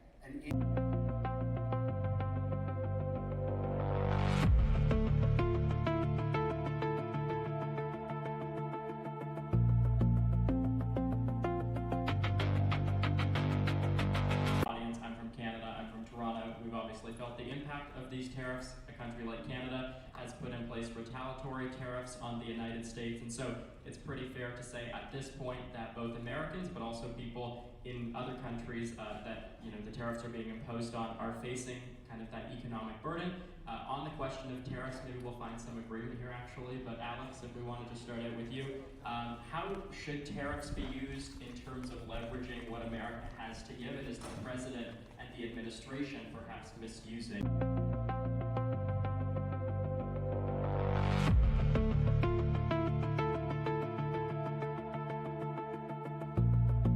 taxes other countries, because if we are getting screwed in the long run, we need to make it better. We need to make America great again. And I'm not saying that like, just some MAGA diehard, but the same reason that we put these tariffs in, now you have companies like Hyundai and Toyota that are building huge factories here in America because they don't want to pay these tariffs. And then what does that do? That gives Americans jobs. So there is, some bad things about tariffs, but I think that it's a net positive overall. So I do think we should tax people or tax other countries so that we're not getting screwed. So, whether you like that or not, I just think that's, being based in reality. Isn't it fair to say, though, and Justin will come to you in a moment, but tariffs being paid by the importer, the president and the administration have obviously made the argument, their communications line on this has been short-term pain for long-term gain. But when you hear that, you start to think, okay, how long can short-term pain be the case before it does become long-term, and a lot of Americans are starting to realize now what was described as short-term is starting to become long-term. Well, I mean, I think that's fair, but once again, we've only been 2 years in Trump's presidency, so it still is technically short-term. But once again, I don't think that the tariff system that Trump put in place was executed properly. I think it was an embarrassment, really, what he did, the way that it all played out. And super wealthy people benefited from it, and we were the ones that were left on the hook. I think Amazon got, I don't know how much tax credits they got, but that was all basically paid for by the consumer, us. So I just want to make the system, I guess, more fair, and that's why I think that we need tariffs, but we need to implement it in a way that is actually beneficial and doesn't end up being a huge disaster. Justin, maybe for you, you can focus on obviously Democrats, and I think you yourself have been quite clear that tariffs are not the answer. What are some of the other viable solutions that can actually move forward the economy in a way that the Trump administration says they are doing, but it doesn't seem like we're seeing those results? Well, I mean, I don't think they say they're doing anything because the understanding of the economy from the Trump administration is, I wouldn't even say high school tier because it would be an insult to my high school econ teacher. I feel like every time Republicans have an issue with something, I don't know, it's common experience. A child turns 3, 4, 5, and they start to get markers and crayons, and they draw all over the wall in a room, and you come in and you find out everything is destroyed. Conservatives will bring in a bulldozer to destroy the entire house. And then when the neighbors say, why did you do that? They'll go, well, the child messed up one of the walls, and they'll say, okay, well, isn't that kind of overkill or like completely terrible? And they'll say, well, we had to do something. And I feel like this, well, at least he did something, or we had to do something, is an excuse for all of the nonsense that comes out of the White House right now. Like, the whole tariff chart was a lie. Everything about like the rates that he showed were a lie. The way they calculated these things by just doing the difference in exports and imports and then dividing it, like none of the tariff rates were real. And then in the way that he put these tariffs on every other country, he's doing all of this unilaterally out of the White House, which is stupid because now if you are a business, why would you think those rates are going to last? Regardless of what you'll say about businesses, more than profit, more than cheap labor, more than reliable price, more than anything else, what a business wants is stability. You want some understanding that if I invest $1, $10, $100 million into some place, that the rules are going to be about the same a year or two from now. And with every new Supreme Court ruling, with every new crazy, post that Trump sees on X or Truth Social, like he decides to change his mind on policy, this is not a stable or serious environment for business investment. The last paper that came out on the tariffs, I think it was published on, I think it was an NBER paper, showed that generally what happens is when somebody tariffs you, usually at the end of the day, it'll be about 50-50 in terms of the exporter and the importer sharing kind of the added costs on these tariffs. Exporters aren't even bothering to drop the prices now anymore to America because the entire situation is so serious. Like 97% of the burden is basically taken on by consumers. So I mean, like, if we want to have conversations, like real big boy adult conversations about tariff policy, you have to have big boy conversations about big multilateral trade agreements. And sometimes they're even unpopular on the left, but like if you're worried about competing with foreign labor, that's what a trade agreement is for. You have some sector of the economy, and you say if your workers are going to compete here, they have to have some minimum standards of labor. We were in conversations. Vietnam was about to make a whole bunch of different labor adjustments in an attempt to join the TPP, but obviously we nuked all that. But there has to be some kind of big boy conversation there, and not just a sledgehammer where Trump just tries to destroy everything, and then the Democratic president, for the third time in a row, has to come in now and kind of pick up the pieces and clean things up. Well, I want to make one point. I just think it's so delusional that you are the party of the people that want to tax the rich, and then God forbid Donald Trump starts taxing other countries, and all of a sudden I don't like taxes, I hate taxes. So which one is it, Destiny? Do you like taxes or do you not like taxes? Tariffs are an import tax that are disproportionately shouldered by poor Americans, so that position is not contradictory. I would argue that they are contradictory, exactly contradictory, because once again, you want to tax a tariff. So I'm saying, would you rather American pays citizens a tariff? Who pays a tariff? I'm saying you want to raise taxes on American citizens, correct? Sure, yeah. Yeah, but you don't want to on foreign countries. Not all tariffs are the same. Or not all taxes are the same, right? Well, if you tell somebody you need to eat and they pick up a box of Oreos, it's like, well, you told me to eat, right? Like, that's not the same thing. What do you mean? Well, I just think it's very hypocritical, and I think that there are... It's hypocritical to say that I think that we can scale our capital gains rates better. I think that we can scale our progressive income brackets better. That's different than saying we should have a blanket import tax that impacts disproportionately the poor people of the United States. How are these the same thing? Well, I would argue that they're very similar, because it was... No, okay, whatever. What is the argument? It's the fact that you guys love taxes, and all of a sudden Donald Trump tries to level the playing field and starts to make other countries pay their fair share when it comes to importing goods. You love taxes? That means you love all taxes? I would say so, yeah.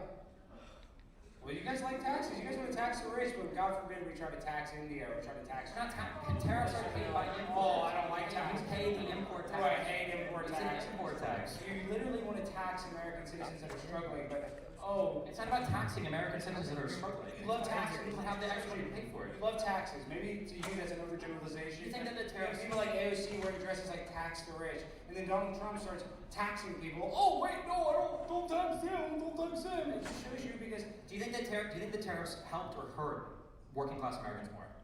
Well, I would argue that they were put in place to help, and then ended up not working out as we wanted.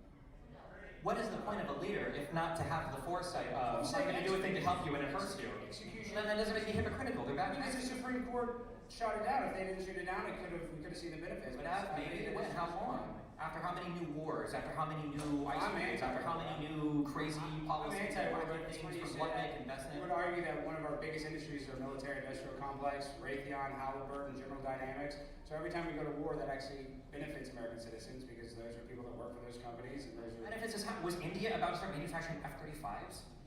This is not helping us. India manufactures a lot of stuff, and then This was a stupid tax by a stupid man for stupid reasons that, go figure, by your mission, didn't work. It's not working. They're able to. It's like a perfect example of like this is why I don't like these multinational corporations. Like our iPhone is made in China, and where it's made in the Shandong province. What I'm saying is, this is why we should tax them, though, so we should encourage these companies to make these things in America, because the working conditions are so bad in China, the Shandong province, they have suicide nets, because the employees literally live where they work, and the conditions are so bad, so corporations are exploiting slave labor in foreign countries, so it would be an overall net positive for society if we were actually doing more manufacturing, instead of the military-industrial complex being our biggest export. Where are we going to get all of these new workers from if you want to ban every form of immigration to the country at the same time? Well, I think we'd still have enough workers. Where are they? First of all, we're not unemployment now. It's still like, are we past like 4.5% still?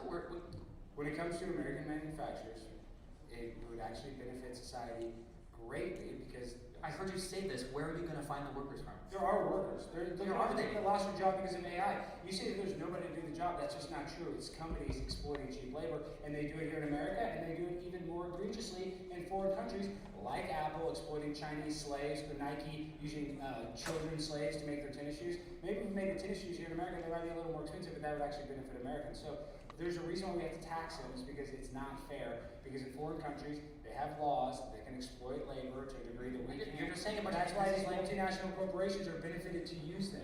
Okay, Destiny, take the last word here, and then we'll move on. Yeah, I mean, it's just like, if you want to hand wave away all the difficult problems and say, well, we can just literally bring all of our supply chains back to the United States, somehow find the workers to work all of these things, and somehow everybody's going to be okay, taking the brunt of 3, 4, 5 times the cost of purchasing all of these things. Like, where are the consumers getting the money from? Where are we getting the employees from? Especially if you guys want to ban all forms of immigration as well. And the math doesn't math on Well, if you actually look at the jobs, like I think in Florida, like the biggest job that people work in is retail. There's a lot of nonsense jobs that people work. No offense to retail is a nonsense job? Well, some of it is. Yeah, some of it. And you could actually work a real job and actually have a career where you could actually move up. So at the end of the day, there are arguments. Who even determines what a nonsense job is? What is a nonsense job? Like a landscaper, like nobody wants to be a landscaper. That's why all the Mexicans do it. So there's a reason why.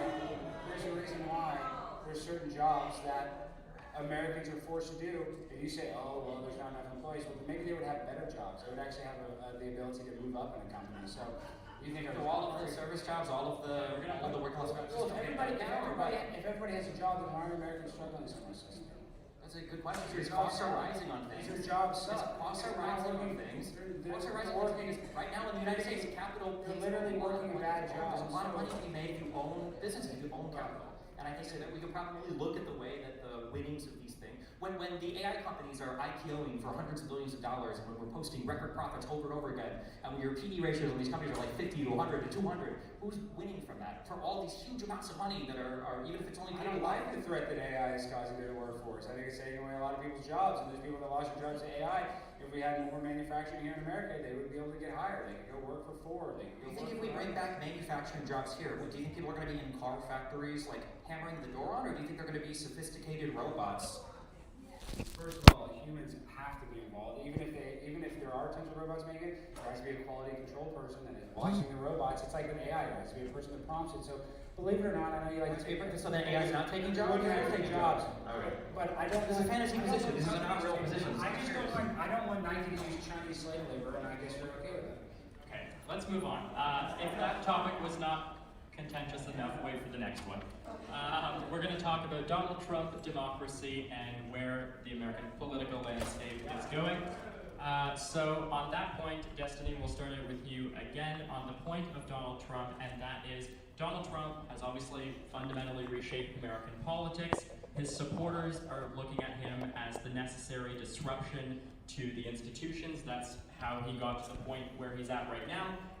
But obviously critics look at him as a threat to democracy, saying that we should terminate the Constitution. What interpretation is closer to the truth, and what does the Trump era reveal about the country more broadly? I think there are a lot of people who are understandably upset about aspects of U.S. politics, about aspects of the U.S. government, the economy, affordability. There are a lot of issues that I think Americans have, and I feel like the general feeling is there's no reciprocated sense of urgency or sense of understanding from people that are working in D.C., that are working in the political system. It feels like Donald Trump was just a way to kind of like throw a wrench into all of that because people were just, in some ways legitimately upset, and in some ways driven by social media or right-wing fear-mongering upset. It depends on, I guess, what kind of media you're consuming. And so I think Trump was like this idea of what if we brought in like a crazy outsider with a bunch of crazy ideas and see if he can shake up the system and do something good. And apparently the answer to that is absolutely no, because he just came in and just destroyed a bunch of stuff. And now you have, record low approval of even things like ICE on the Republican side. You're seeing the disapproval for ICE is at all-time highs, such that a mainstream Democrat position now could be to abolish ICE. It's not even a French position. You're seeing no advancements made in affordability anywhere. You didn't see any progress done on healthcare. Obviously, on a foreign affairs level, we've made enemies of Canada. We've got who knows how many wars we'll be involved in. That, we went from no new wars to the Department of War to abducting people in Venezuela and murdering foreign nationals in South America in the ocean to, now we're in a 3-week war with Iran that I think's lasted for 7 or 8 months, however long now, since March, I think, right? So the idea that, just bringing some disruptor with no understanding of the system, he's going to make things better. I feel like we should have learned that the first time, but at least by the second time now, hopefully we learned that, you kind of have to have somebody that understands the system and that can actually do good policies that are addressing the grievances of the public without just coming in and trying to tear everything down. Well, I would say that I am a conservative, but I have a lot of criticism of Donald Trump. One thing, you bring up the war, I was very anti-war. Donald Trump said that we're not going to start a war, and I think that you look at people like Miriam Allison giving $200 billion or $200 million, to his campaign, basically influenced him to go start this war. You have a lot of people, neocons, that I don't agree with, that are very pro-war. I'm anti-war. So if Donald Trump would have done that, I think that his approval rating would be much higher. And once again, I keep going back to the war. Our biggest industries are military-industrial complex. So when it comes to Boeing, Raytheon, Halliburton, General Dynamics, they're actually the ones that are influencing a lot of these political opinions, and they're the ones that are funding all of these candidates. So I'm sick of special interest groups and lobbyists making the decisions, not the American people. And that's what's the problem with the Trump administration. There's a lot of criticisms. I don't like that he did a $600 million Trump coin crypto scam. I'm very anti that. I don't think that crypto isn't necessarily a bad thing, but I don't think that you should screw people over. So the difference between the right and left is that the right now is a little fractured because we actually hold our politicians accountable, unlike the left. You guys literally let Kamala Harris run for president without a primary. So you guys don't even follow your own rules. So you guys are the ones that cheat. You guys are the ones that are. And two things can be true at once. There's corruption on the right. Alex, can I just ask you one question on that front? In terms of the war piece on Iran, but then if you look at Epstein, if you look at tariffs, you said the left, doesn't face accountability, the right does. How is the right facing accountability on those 3 issues? It's funny that you bring up Epstein because, it was not that long ago, 3 years ago, people said that was a right-wing conspiracy and all the leftists were the ones trying to hide the Epstein files. But I don't think Donald Trump had anything to do with children. But then you look at Howard. Well, I know that he did because the left would have held him accountable. They would have actually. if they had any evidence of that for the past 4 years when Biden was in office, they would have prosecuted him for those crimes. So there are people like Howard Lutnick that are in his administration that were best friends with Jeffrey Epstein, and I don't like that. I disagree with that with all my being. So there are people in his administration, in his cabinet, that I don't agree with. So when it comes to the Epstein files, it's just provably false that he's a pedophile, because that would have come out. They would have actually prosecuted for him. That's just a fact. So you guys should be based. But see, this is the thing: is you guys want to talk about the Epstein files. You guys like drag queen story time for little kids. You guys literally are in favor of drag queens strip dancing in front of children at public libraries. Yes, that's so. You guys are the left is the party of pedophiles. And listen, I'm not even anti-gay. I'm a Dallas Cowboys fan, so I'm very pro-gay. But you guys want to say, oh, I don't like Epstein, but you guys are the same people that are like, oh yeah, drag queen story hour is so great. So you guys are hypocrites. You are making children guys, you're sexually molesting. Yeah, you're okay with children being sexually molested. Whenever you want a transgender to dance and drag, do you like drag queen story time? Yeah, you do. You love it. Yeah, that's sexual abuse of a minor. Yeah, you guys literally defend drag queens dancing in front of children. You guys want to talk about pedophiles? You guys support pedophilia more than any party in the history of the world. Alex, thank you very much. Thank you. Destiny, if you want the last word on this, and then we'll move to closing statements. I disagree.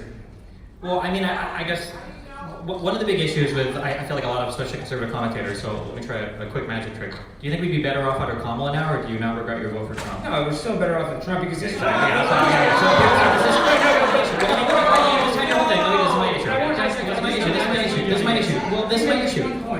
This is one of the frustrating things that I have as like a YouTube commentator, and I see other YouTube commentators, and now it's all media pundits, is people will do this thing where they will collect all of the clout and all of the fun and all of the excitement from supporting a candidate who has the most obvious flaws in the world. It wasn't Nostradamus that was saying Trump is going to get us into war with Iran. It was the Democratic candidate, Kamala Harris, who was running against him. It wasn't other people saying, I think Trump might have a favorable position. And then he also did the Abraham Accords, and he moved the embassy in Israel to Jerusalem. So if you were looking for a guy who was an Israeli simp, these were arguments I was making 4 or 5 years ago. Anybody on the planet that could read a newspaper could know that obviously Trump is going to capitulate to Israel in every way possible. That's been the entirety of his first administration. So the idea that he would come in the second time, Israel. You don't think there's a genocide happening in Israel right now? The idea that he would come in the second time. Is there a genocide happening in Gaza? Close your eyes. Imagine the drag queens. Okay. Is there the idea that Trump would come in the second time? The idea that he would come in the second time, you'd be confused that he would end up being a massive sin for Israeli foreign policy is the least surprising thing on the planet. So it's hard for me to take conservatives seriously now when they go, I can't believe Trump is doing the exact same stuff that he did and said he wanted to do in the first administration.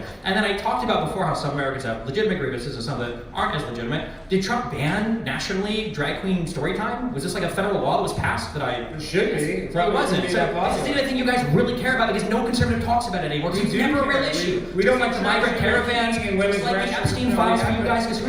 You said to yourself, who drove the Epstein files more than anybody else? It was Bongino going on podcasts talking about it. It was Patel going on podcasts saying he knew guys that could find stuff. And then when it finally gets in front of Trump, what does he say? Cross my name off the list and every friend that I have. And it took him how long to really say anything? And Pam Bondi was his attack dog on that. Our former Attorney General, because she's gone now, along with every other woman that was in his cabinet, by the way. So I just feel like the idea that this is all the most predictable stuff in the world, all of it was the same stuff that happened from his first term, except now even more extreme. And now you guys want to be like, well, I have some criticisms of Trump. And it's like, that would have been really good to hear 2 years ago when you talk about how we weren't being very democratic with our primary process. What was the debate that Trump had with Haley and DeSantis?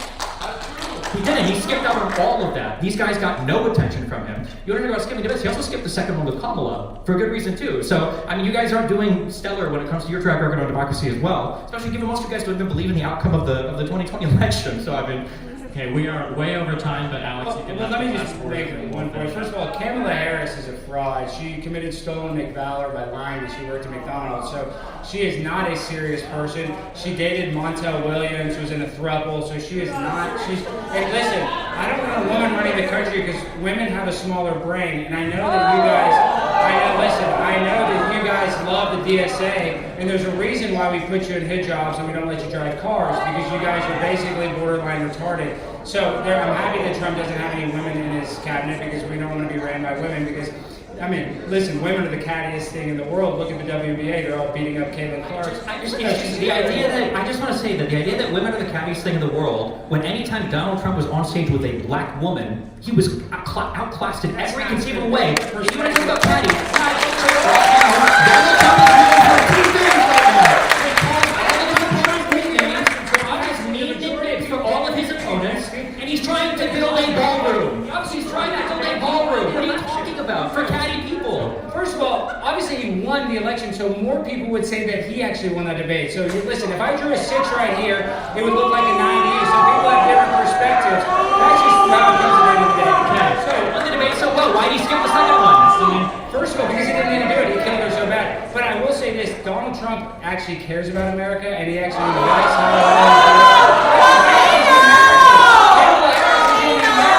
her mom is like Indian or something, so she can care about America. See, this is the problem is that we have a push for globalism. I'm anti-globalism.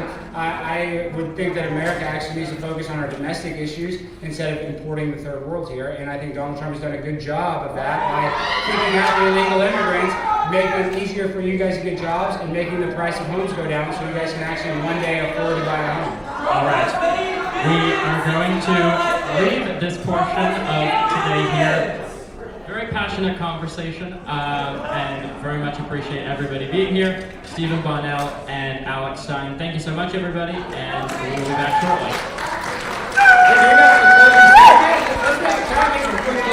I'm going to make this.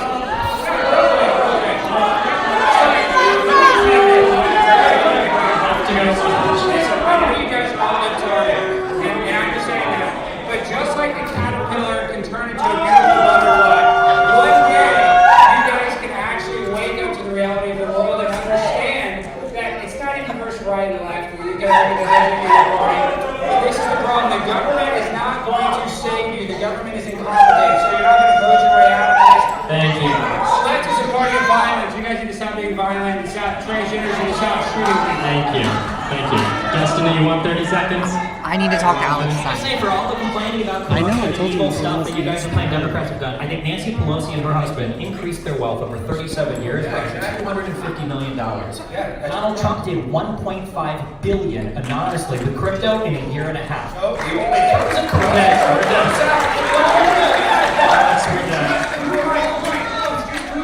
Alex, this is his closing statement. Alex, okay.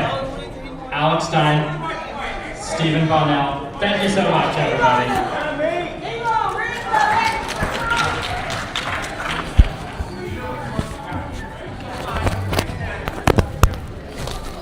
Wow. Chat, what do we think of that debate? Was that the best internet debate you've ever seen in your life? The best internet IRL debate you've ever seen? We are Cat the Vat, and I know most of you are leaving soon, so I just wanted to say that one more time before you do. Thank you for hanging out. Stream's not going to end, but I imagine you guys are going to go elsewhere to the other orbiters. What do you guys think of the debate, though? Definitely drop some comments in the chat. Speaking to Stein is not the safest idea. Why? Wait, I want to go talk to him. Okay, let's go. Wait, do you have the other mic? Yeah. Is it on? Yeah. You think it's safe? Wait, the internet. Maybe we ambush him on the way out. I mean, you could go up over there right now. You usually go up there. Yeah, you're gonna have to stay over here. Why? The internet. It's tough. Okay, I'm going.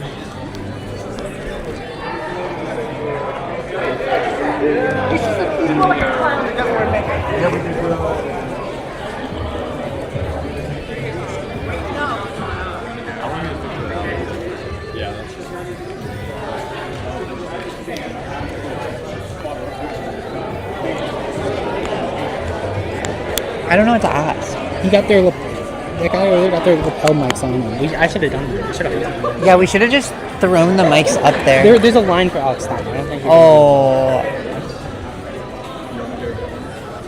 What if I just go third party it? What does that even mean? Stand next to them. Alright. Alright, little quick public service announcement. There is lunch in the pre-function space. There is brisket. There is s'mores. There's so much food. Please go. Okay, where are we going? The cameraman got too enticed by food. I just don't know what to ask. Like, I was gonna ask something related to like. Do you want to? Yeah, I want to get a picture. You want to go debate him?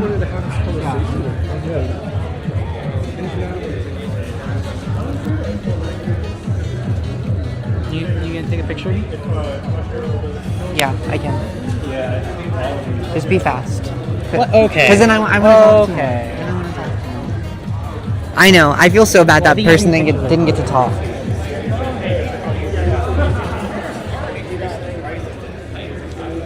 Chat, we need a good question to ask your king.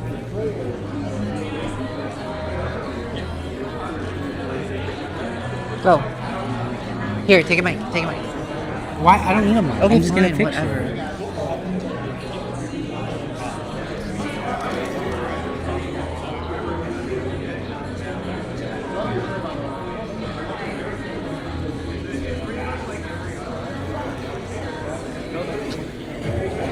That's crazy.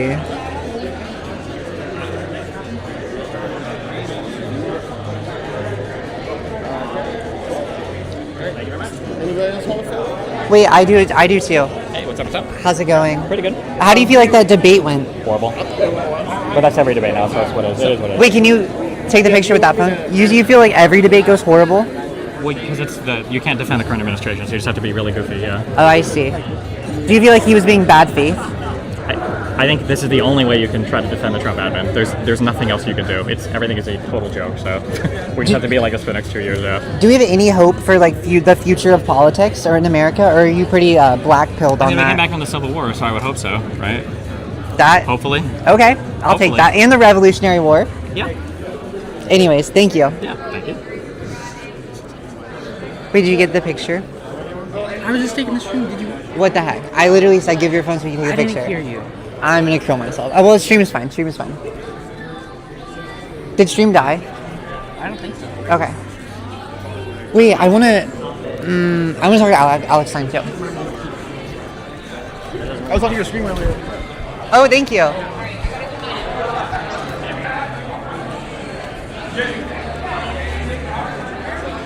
Chat, they love me.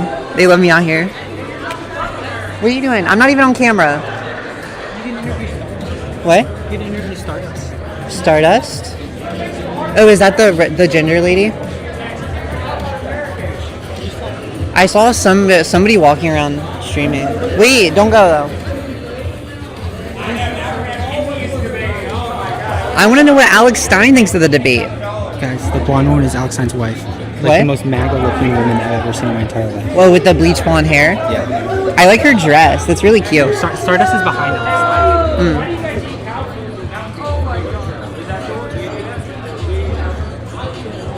Oh my God. Immigration, not assimilation, is an invasion. So I'm just saying your culture, you guys eat cow food, so good for you. So go to your grandparents and go eat some cow food.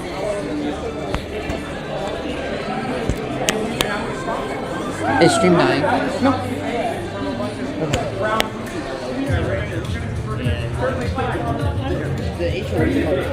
I'm just saying, your grandparents eat food.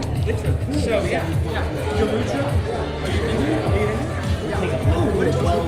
And I think that's true. You know, they Indians worship the cow and drink their pee and eat their poop.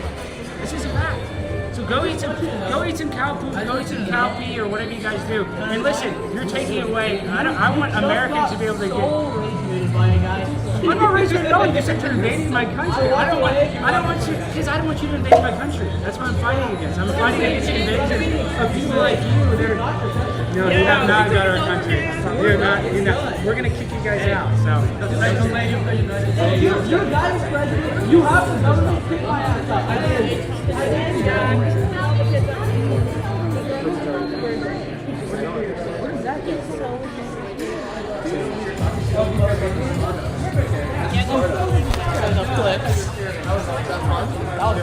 She's a big deal. Okay.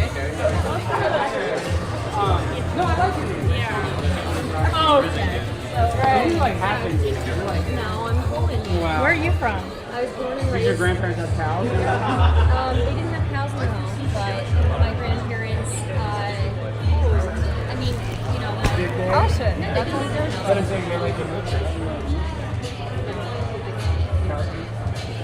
My family was Well, Hindu. yeah, but like I think that's look, weird. Look, I think that's weird. I think some of the you're talking about people in India who are at the There's people here in America. yeah, The Future Farmers of America, they're literally organizations, and they're in high school. The one in Frisco, which so India, they actually asked FFA for cow food. I highly doubt it. That's a fact. That's a fact. That's a fact. From who? From where? From a student that was in the Future Farmers of America. That was Probably probably so what do you think the vice president is married to an Indian? What do you think of that? He's very Republican. He named his son Vivek. So you're racist? Republican, American. I do have But I'll raise my hand for it. I'm sorry for trolling so hard interrupting your dignified people. I like Mexicans. I'm from Mexico. Are you? You just don't like Indians. No, I like Indians. I just don't want you guys to take away all of our jobs. Like, you're taking away debate jobs from Americans. Oh, I'm taking away debate jobs? We need more Americans debating. I'm an American. I have a question. Yes. I was So if the Americans are so qualified to in Indians are taken away. You're American. Yeah. How are Indians taken away if Indians are more qualified? Because they'll work for sure. And they lie about it. And corporations will exploit that as everybody gets the perception of how Do you think do you think my dad, who's a surgeon, one of 70 heart transplant surgeons in America, his degree is fake? Well, I'm saying not every degree as is an fake. H-1B Not visa holder. every degree is fake, but I would say that I would rather have an American heart surgeon than an Indian. But what if the Indian is more qualified? One of the I don't know if 70 that's in the necessary. country- Did he go to 70 college in India? Yes. The best college in Yeah, India. but why did he come to America? There's more opportunities. Exactly. I 100% Exactly. agree. America is a great place for Exactly opportunities. right, yes. But what's your problem with Indians? I don't even have a problem What's with the problem with Indians. us getting the same Is that opportunities? you're taking away opportunities for Americans. Are they really using those? Yeah, if your dad was an art surgeon, there'd be another art surgeon. And this is why DEI didn't get into DEI. You can actually be black, and you can have a lower test score than a black guy or a Chinese guy for that matter, and get into medical school. So the same reason why the WNBA doesn't have a quote on how many Indians have to be on a team, I don't think a medical school should have a quote on having a certain race get enrolled in the school. So DEI is bad, and subsidizing our entire workforce to H-1B visa fraud is bad. Well, you guys want to But do I'm that? gonna picture at least. Yeah, but I'm saying you're Indian. I'm saying you're Indian, so you're not gonna understand my perspective. It's fine. And where are you from? Texas, Wait, can Dallas. you? No, but where are you from? Can you put it? Where's your... What's an emoji? Well, no. Cross your thumb like this. It's a heart. It's an emoji. Oh. Wait, Alex, gotta go quick. Oh, really? Here, Grace will take her. And I want to free you guys. Destiny is very. I'm pro Palestine. That's what I'm saying. I'm pro Palestine. I think there's. We didn't even get into it. Like, I think there's ethnic cleansing going on in Gaza right now. Yeah. Justin in Gaza? Well, I mean, probably all over. I'm just saying, specifically after October 7th, I think there's an asymmetrical war. Just after October 7th? No, actually, it's happened before. I think Jimmy Carter had a good position on this. Yeah, Jimmy Carter, I think, was speaking out against it a long time ago, before we were born. But I will say this, though, it's like, I think, I'm not necessarily anti-Israel, but I have a lot of criticism of what Israel's doing, and a lot of people on the right won't admit that, and even people like Destiny on the left won't admit it. So I'm just trying to be nuanced and trying to be based in reality. Do you think it's a religious war? Yeah, I mean, obviously, because it's a theocracy. I mean, they say it's a democracy, but it is a theocracy in Israel. And Palestine hasn't even been able to hold an election since Hamas took over, and that's why they say, oh, well, Hamas is so bad. I would argue that Hamas is bad, but when you have a civilian casualty rate of 3 civilians to 1 Hamas, they need to be a little more prudent in how they ethically exterminate Hamas. Okay, what are your thoughts on this one? It's a little weird. How so? Can you see? Okay, wait. Can you see any? I like Sharia law. I don't want women to drive cars, and I like it when they cover. That's not what Sharia law is. No, I don't think women can. Okay, do you know what Sharia there's means? There's a lot of. Do you know what Sharia But there's means? a lot of Middle Eastern countries where women can't drive, correct? Where? But Name one. They just, I think in Iran, they just started to let them drive in the last 10 years. Okay. Do you know what Sharia means? When When you say the word Sharia, do you know what that word means? It means. Or do you just say the word because that's what it sounds? Well, I mean, I understand what it means to me. I don't know, I guess, what I don't speak Arabic or whatever. Means law. So when you say Sharia law, you're really just saying law. Yeah, but I mean, I would say that it subjugates women. And so do you think that Islam helps women? Do you think it's good for women? I think, well, okay, here's what Yeah. I think. I think Islam and Christianity, I think Islam and Christianity have very similar stances. And I actually agree. I think Islam at least looks at Jesus like he was a prophet. No, That's even with women rights. Yes. Yeah. Can you name any similarities between Christianity and Islam? Yeah, well, I mean, they both. I grew up with both, but because you have such critics of both, can you name any similarities between the two religions? Well, I think I would say most people that are Muslim would be considered conservative, especially people that like Sharia law. So I mean, I think a lot of Christians are conservative because they believe in God. And So do you think Yeah. think like Christian nationalists and Islam extremists are basically the same thing? No. Basically. No, because you guys have a jihad. You guys can actually murder people, and then you get 72 virgins. There's nowhere in the Bible that says you can just murder people and get a bunch of virgins. So I think that's retarded. So definitely, Islamic extremists are more retarded. There's more rules in Islam about that. Yeah, but there still is a jihad, a holy war. So I want less Christians violence. don't think that there's like the No, amount there's of nothing. crusades There's that nothing. Christians had. First of all, we can talk about the Old people- Testament. We can talk about this and that, and I'm saying there's issues with the Hebrew Bible, whatever you want to call it. And I know you don't agree with that, but there's modern day people that are trying to do a modern day jihad, and that's what I'm against. Just the modernism of it. But Well, I don't want to jihad. Even Mom Donnie, one of Mom Donnie's staffers was on a Zoom call saying that this is a holy war. When Christians did it in history, at historical times, it was okay. Well, that was out of my control. I'm talking about stuff that I can only worry about the stuff that I can control, right? So I'm trying to look forward. But you're going to criticize one, criticize all. No. You're living in the past. I'm living in current 2026. I'm living in both. Yeah, we don't need to live in the past. No, we need to look at the future. And learn. And you can see one religion is doing a jihad and one religion doesn't support violence. So that's the opposite. You can go in the past. They both don't support violence. If you look at them both. What is a jihad then? Okay, yeah. Huh? What is jihad then? I don't know. I didn't grow up in a conservative Islamic household. Okay, let's get a picture. I'm out. Okay, bye. He knows it as well.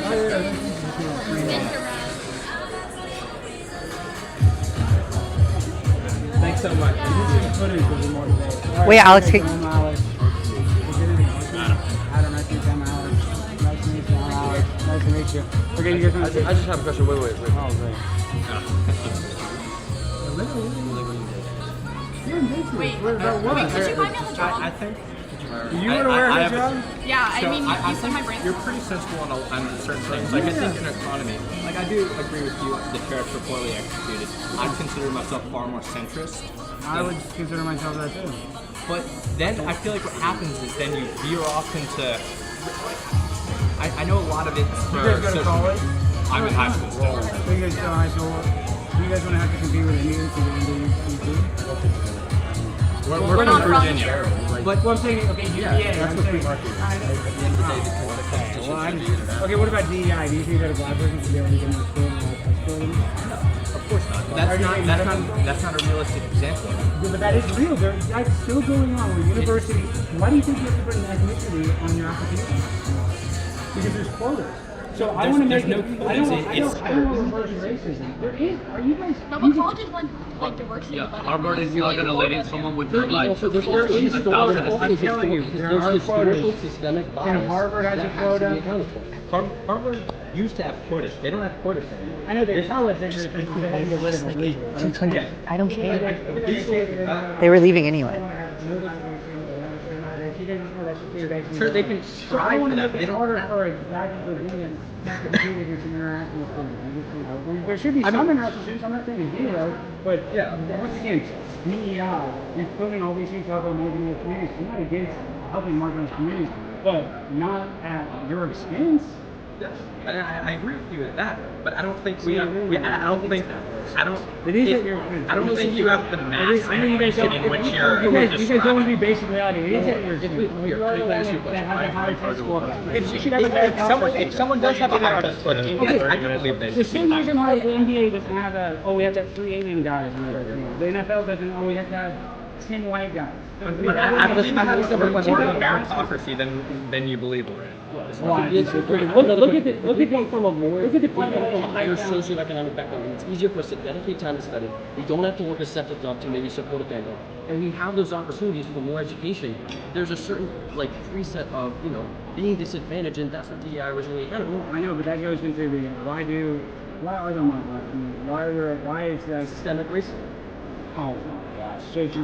Well, I do believe it's systemic racism, but right now it's actually racist against white people. I think DEI can perfectly handle that. Well, when it comes to that, you're going to just You face personal discrimination because you're a white man. Oh, for sure, 1,000%. Well, even like when I played sports, if you're not black, and if you're an athlete, so yeah, no, there is discrimination. There's discrimination on all sides. There's stereotypes, it's true. I mean, I don't even believe that. But if you look at the black population, second, you don't believe stereotypes. It's a personal life experience that you can come here to do. Because I don't even know if you have that. You just said you come from this great socioeconomic background, so I don't know if you have that much life experience. You probably never struggled. You probably never. You go to what? Public school? Public school? I went to public school, okay, but I understand that. But this is the thing. Why are black people having babies out of wedlock? Why is wedlock? Why are there so many women that have babies with multiple guys? That's a different culture thing. We need to fix our filtration, but because they have a wrong culture, they shouldn't be at your expense. So we need to help them out. So I think people should be responsible for their own life. I shouldn't have to be responsible for somebody's bad decision. Well, I think we're on the same page, but we're kind of on different sections. You guys are retarded, and you guys are smart enough, and one day you guys will realize you guys get older. Okay, that's kind of a cop-out from the debate. Because from our point of view, you're in the fairy tale. So I don't think the fairy tale nature. I think black people we have have these problems because of the poverty they have faced at higher rates historically. And I want to help out black people, but I'm saying and they face this poverty because of the systemic barriers they had. They couldn't build generational wealth because of redlining. They couldn't build. They couldn't own property in many states in the South. They couldn't even vote. Yeah, a long time ago. I agree with that. 60 years ago. But I'm saying there's still people here alive. Yeah, but you guys don't want to be based in reality. It's over 50% of black men and women do not have a father. They don't have a two-parent household. Do you have a two-parent household? Do you have a two-parent household? What about you? What about you? Yeah, well, that's not the case for black people. So do we want to help them? Black people? No, it's over 50% of black people that do not have a two-parent household. Yeah, that's not because of the color of their skin, though. It's because of systemic racism, like we're talking about. Well, I mean, it's not like black people are inherently more likely to get divorced. That's okay. Okay, how about this though? If you guys want to talk about per capita, black people are like 13% of the population, but why do they commit 60% of the violence? Because they suffer from poverty. So that's why they're violent? That's why they're violent? Poor white people commit much higher crimes than wealthier white people. First of all, you talk about the hunger crisis. We don't have that here in America. We have literally food banks. If you're really struggling for food, and I know you probably never even volunteered for food banks, there's actually there's actually a lot of outlets where people can get free food here in America. So you're saying, oh, they're robbing because they're hungry. But not That's everyone not has the case. access to go to those outlets. Not everyone has transportation to get there. You don't think there's public transportation? I mean, there is public transportation, but it not in depends on rural which area areas. you live in. Yeah, there's rural country areas. Where do you live? Especially there is. Everybody has access to Where do you live? Where do you live? Not everybody has access to proper social services. Proper social You're putting a caveat on that. There are social services available. Wait, where do you live? And I'm not against social services. I'm saying I want to help out people, but you have Somalis that are immigrating here and that are using social services, and they're coming here legally on the H-1B visa, and then they're bringing in their family members that don't have a job, and those are the ones that are exploiting our social services. So if we're going to Americans, I'm all about it, but that's not what's happening. And there's a lot of other people that have social services, so we put in all kinds of legislation to protect these people. I just don't want it to be at your expense and my expense. So that's the difference. Yeah. I don't think you should be penalized. Well, that's fine. That's fine, but you are. I know you don't realize it yet, but once your brain fully forms, it's not going to form to you by 25. I have a question for you. When you're in debate, I saw it up here, I saw it when you were talking here. You refer to people as libtarded. You are libtarded. I'm not a liberal by it. Do you want abortion up until birth? I promise you we are so much more similar than you would think. But that's what the left is. So other than a few wedge issues, exactly, I'm pretty moderate too. Other than if you do you want transgenders in women's sports? Exactly right. There's like 5 total. But it's too much. It's too much. It's still too much. There's Leah Thomas winning a championship over. She never won it. She got fifth place. She won her conference. She won her conference. So you guys don't realize there's nationals and there's conference championship. So she won her conference champion. So some girl could have been a conference champion, but instead she lost to a guy with a disc. So and this is the other thing is that she had gone through hormone therapy for years. They still have a penis. They still have a penis. Do you know if they had surgery? I know people that were in the locker room with them and saw their penis. So I know they're. Who? Riley Gaines, who's salty that. No, I can't think of the other girl. She's an Asian girl, but she saw. So you have like such this passion against transgender women and women's sports, but you said the comment earlier during the debate about how I know you're like a comedian and stuff, about how women had smaller brains than men and that they're bad drivers, and I think that's a fact. Chinese women are the worst drivers. But like. Just Chinese women. So you're saying all women are bad drivers? All women are bad drivers. You guys are women, right? I'm sure. So you think we're bad drivers? Oh, I know that you're bad drivers. Yeah. Just look at bus drivers. The majority of bus drivers are men. Then why are insurance rates so high? How can you say that men compared to teenage women? There's no correlation between driving and accidents than women. We're talking about the insurance thing. So I'm not saying that men don't wreck, but I think women are worse drivers. So I disagree with that. So what do you define as a good driver? Women that aren't doing their makeup, doing their hair, hairspray, texting I've their never boyfriend. seen someone doing that. Well, like it in the movies, My yeah. mom would. That's okay. You can be doing all those things and not getting into fatal crashes. Insurance rates are based on statistical evidence. Well, they're also based on age. I mean, you know, so there are. Yeah, but that's on a biological level. Your brain slows down, your reaction speed slows down. That's a fact. As you get older, you become a more at-risk driver, right? I think. Oh, just look at this. That's why men are better drivers. You look at people that actually drive for a living. Yes, it's female Uber drivers, but men actually are better drivers. There's more men that are in that industry. It's like, listen, why do you think that women or men are better at working at a nail salon or working in hospitality? It's not based on gender. It is based on gender. It's not like there's something in our brain that's like, okay, you're going to be a better Your brain is male. different. Like, that's Believe it or not. not, there's biological difference between men and women. Yeah, there are biological differences. Yeah. Don't focus on women being better or worse at driving. I mean, there's also certain like, risk perception. Like estrogen does increase. Well, then why does Sharia law? Aren't you guys like? Don't you like PSA? And why do you? No. I mean, you're not No, pro. we- You're not no. pro DSA. No, I'm just saying. So you're not pro Sharia law. Yeah, I am pro Sharia law. Yeah, because I don't want these women driving. They don't let them drive. So you want no women driving? This seems like a comedian. No, some women can drive, but like I feel like the comedian is kind of coming out like, a little bit. I would think that you would probably look prettier in a job, and that's not disrespectful. I just want you to cover up, don't show all that cleavage. I think you look like an OnlyFans You know, model. we're like underage, right? Like, we're like, That's why I want you to be covered. Yeah. yeah, but like, why are you viewing us in a sexual way that we need to be covered? That's kind of weird. Okay. That's kind First of all, I don't know how old you are, but I just want you to. I just told you. I literally just told you. I'm literally trying to protect your innocence. Okay, so we can talk about Our innocence? Yeah, I want you guys to cover it up Sharia law style. So if you like Sharia believe it or law not- so much, believe it or not, there are people that sexualize young children, and I'm against that. That's why I want to put you in a full hijab. Really? What about the guy in the office right now? What about him? What about him connected to all the Epstein files? It seems like you did this Well, in the if debate. there was any evidence that he actually was a pedophile, they would have prosecuted him and invited what him. about- But there's people like Howard Lutnick that are in his cabinet that I do think are in the Epstein files, and those are the people that are encouraging him not to release it. But guess what? He released way more Epstein files than Biden Because did, he was or forced Kamala by Harris. Congress. Okay, yeah, But but they still, were we still under forced him. investigation And by Biden's that's the administration. difference is that we actually forced him to work for the American people. Do you know why it But I'm was saying, did released? Biden release him? Do you know why it wasn't so released? Biden couldn't release him Why? until 2024 because there was an active trial. Who released more Epstein? Do you know They why? weren't allowed to be released until They weren't allowed to after be Biden's released. I don't administration think there was were over. ongoing investigations. Oh my God. There's still ongoing investigations and he releases. There's still ongoing investigations. But there were certain. There's literally still ongoing investigations and he still releases. So I know you don't want to be based in reality, but I'm saying the guy that you're criticizing and saying he's a pedophile protector actually released more Epstein files than anybody that you would vote for. So He I'm was sorry you're not forced. happy.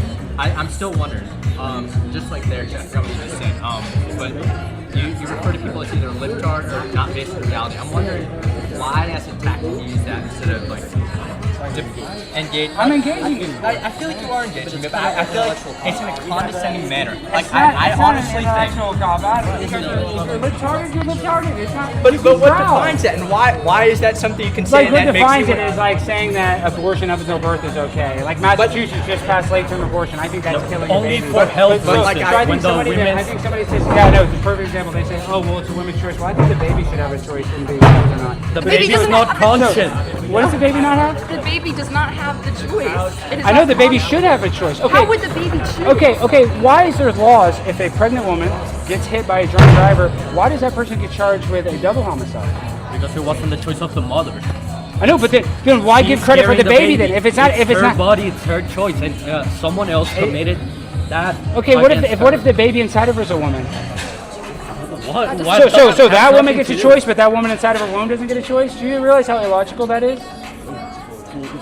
What are you? You're saying about? women have a choice of their body. Why would a baby that is a female baby, why would that woman not have a choice? It's not a conscious being yet. Oh, because when do you gain conscious? So do you think you can kill an infant? Cannot make a choice. I'm saying, do you think perfect? That's the reason why we should protect them. Duh, because they can't even protect themselves. So you want to protect marginalized society or marginalized people, and I'm trying to help out the babies that can't fight for themselves. And listen, you want to say, oh, do you agree that it is at least murder? No. You don't think that's murder? No, it's not murder. I mean, the Bible. Are you Christian? Do you go Yeah, by the Bible? I was baptized. Do you like base your beliefs through the Bible? I mean, the Bible said that life begins at first breath, so not necessarily at fertilization. Listen, I'm trying to. That's why we have separation of church and state. Okay, yeah. Now you like it. Yeah, but I do like it. I'm not real. Why yeah. You say that every woman should be wearing hijab. Yeah, do you think everyone should be wearing hijab? Because I don't want you guys all sexualized. You guys are all looking at nasty stuff, and that's why men are having performance issues. People are over sexualized, and we need less So do you think sexualization. we should all be like fully covered up? Yes. Hijab. What about her? No, she's an adult. Just children. Mainly children and ugly women. So you. Me? Me? What? How do you feel about vaccines? Oh, I mean, I think that a vaccine should be. You should choose to have a vaccine. I don't believe in vaccine mandates. Like somebody shouldn't be kicked out of the military because they don't want to take a vaccine. Do you think a vaccine could help your situation with your mom? My mom got vaccinated. She got vaccinated? My mom got vaccinated and literally got COVID right after. Believe it or not, I know you're so smart. People that got vaccinated still got COVID. Ooh. Yeah, COVID vaccine. Yeah. I don't believe That's a fact. Yeah, my mom did get vaccinated. Yeah, she did. Who is it? It doesn't. Which one? Well, I believe she got the Johnson & Johnson. Oh, not the mRNA one. That's why. So my mom got vaccinated, dude. You said I'm a liar. Listen, you're trying to own my dead mom. Yeah, do you get off on talking about people's dead moms? You're a libtard. He did not cause her death. Dude, listen, I'm not even gonna get mad. I'm not gonna get triggered. What He about thinks stalker? dude, it just shows you how pathetic you are. Do you even have parents? Yeah, I have parents. Are you close with them? Are you? Yes. Are your parents divorced? I'm guilty. Well, listen, I'll just say this much. Going around and trying to own people about their dead mom and lying about it. No. You shoot these things and you just grift for money. You don't even I'm not grifting for money. What are you talking about? I have a job. I get paid. You don't even I have know a you job. get paid. Yes, I know. I'm saying, but I have a job. I know That's you not get paid. grifting. You Do you have a get job? paid for this. Yes. Do you have a job? What do you do? I do construction. Exactly, yeah. What do you mean exactly? What's wrong with that? No, nothing's wrong with it. What I'm saying is that You hate construction. once again, you're trying to go around and you're trying to, I guess, make fun of people's dead moms, which that's fine. I'm not That's trying your to make prerogative. fun of it. Yeah, I'm no, just you're trying to bring help no, you you're trying to bring understand up that dead moms. You're supporting a party that leads the old people That's dying not. of diseases. That's not true. That's not true. absolutely true. Once Okay, it's again, just the people can take a vaccine. I don't think there should be mandates. So you try to. You should. My mom got vaccinated. That's how dumb you are. My mom got vaccinated. Okay, well you're not a doctor, so. I had a question. Do you feel like people treat you in good faith or bad faith when you're debating them, like on a stage environment? I mean, it depends. I treat people in good faith. I mean, Can I give you that? Yeah, it depends. You know. It depends. Yeah, we can do that. I think so. Why? What do you think? Well, I was just asking your opinion because I feel like we're very alienated as a populace, as one nation. Yes. And I guess I'm curious. Like, my internet is on the other side of this. That's fine. Yeah. I guess I'm curious. What does the way forward look like? Like, do you think the two-party system is the solution, or No, I don't think so. What do you think is the solution? Well, I mean, I would say a little more nuance. So watch out, don't fall. Thanks. I mean, listen, this is the problem is that we have a uniparty. So even though we have the illusion that it's right, I agree. it's not. And so we fall into that trap. And I think that we need to come together and we shouldn't, I think debates are important, but I guess, once again, constantly fighting, like that's the narrative here, fight. I don't think we should be fighting. I don't think I don't think fighting is the solution. I'm anti-war. I want to come together. I want to try to find solutions. And listen, I'm sure you're going to get mad at me some of my transgender takes, but I think if you're an adult, you can be transgender, but I don't want transgender surgery for children, so there's nuance in that. Since you brought up the transgender thing, I am curious. You know, the military banned all trans individuals from serving in the military. I want transgenders in the military. You probably want all of us in the military. Yes, exactly, on the front lines. Oh my goodness. I think transgenders would make the best soldiers, one, because they love to do mass shootings, and we could copy something from Al-Qaeda, how they have, sadly, when people identify as being transgender, the likelihood of suicide goes way up. So if they want to actually take a page from Al-Qaeda's playbook, we can give them suicide vests, and if they are feeling that way, when they blow themselves up... I thought you didn't like jihadi. Well, for transgender... Oh, but now it's okay. Well, double standards. Listen, I'm not going to say that I don't have some double standards. There's a lot of double standards in the world, and that's just a fact. It's like a woman that sleeps with a lot of guys. She's just a lot of guys, sleeps with a lot of women. He's a badass. So there are double standards in society. Thank you. I guess one other question I have is, you mentioned we have a uniparty. So you like transgender, so you're gay. You're gay. You look like the gayest person ever. Yeah, oh, look. You have such a baby face. You're literally a homosexual. I know. It's funny because is this your boyfriend? Have you worked a day in your life? Is this your boyfriend right here? Have you worked a day? I've worked a lot more than you, but I'm saying, is this your boyfriend? This guy? So you're saying you literally date a guy that is LARPing as a girl, and it's just sad because I'm sure your parents are so proud that you're a big gay fag. I'm sure they're really proud of you. No, I'm saying, are they proud of you? I'm gonna punch you. Are they proud of you for being a faggot? Bro, I'm gonna Oh, I'm real scared. That's the left. Let's go as violent. See, I didn't call you any names, bro. I didn't call you any names. He's not even a leftist. I know. Oh, yeah, sure. He's dating a transgender. He's a libtard. I'm just saying. This is the. Notice how he threatened me. He gets mad. He hates construction workers, bro. No, I like construction. This guy hates blue collar workers. He's vaccinated. And guys, this guy is so delusional. He's dating a lady boy. Alex Stein's dead. He's dating a lady boy. This guy's literally a big gay fag, and he wants to talk sex. Dude, your parents are definitely ashamed of you. You keep talking like I'm. Your parents are ashamed of you. Oh yeah, your parents are ashamed of you. Okay. You're dating a boy. You're dating a boy in a dress. I was asking you political questions. I know, but he's the person you're with, not.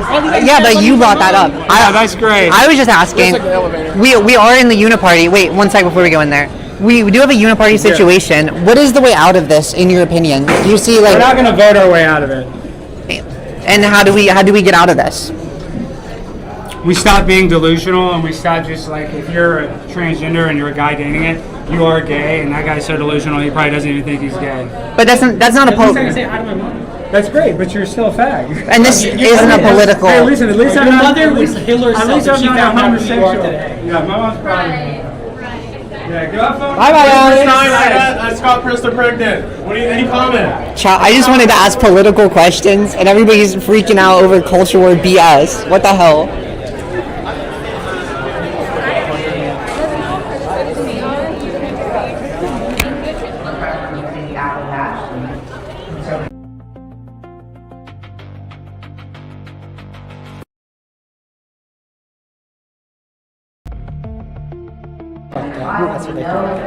Wait, was that a based white knight?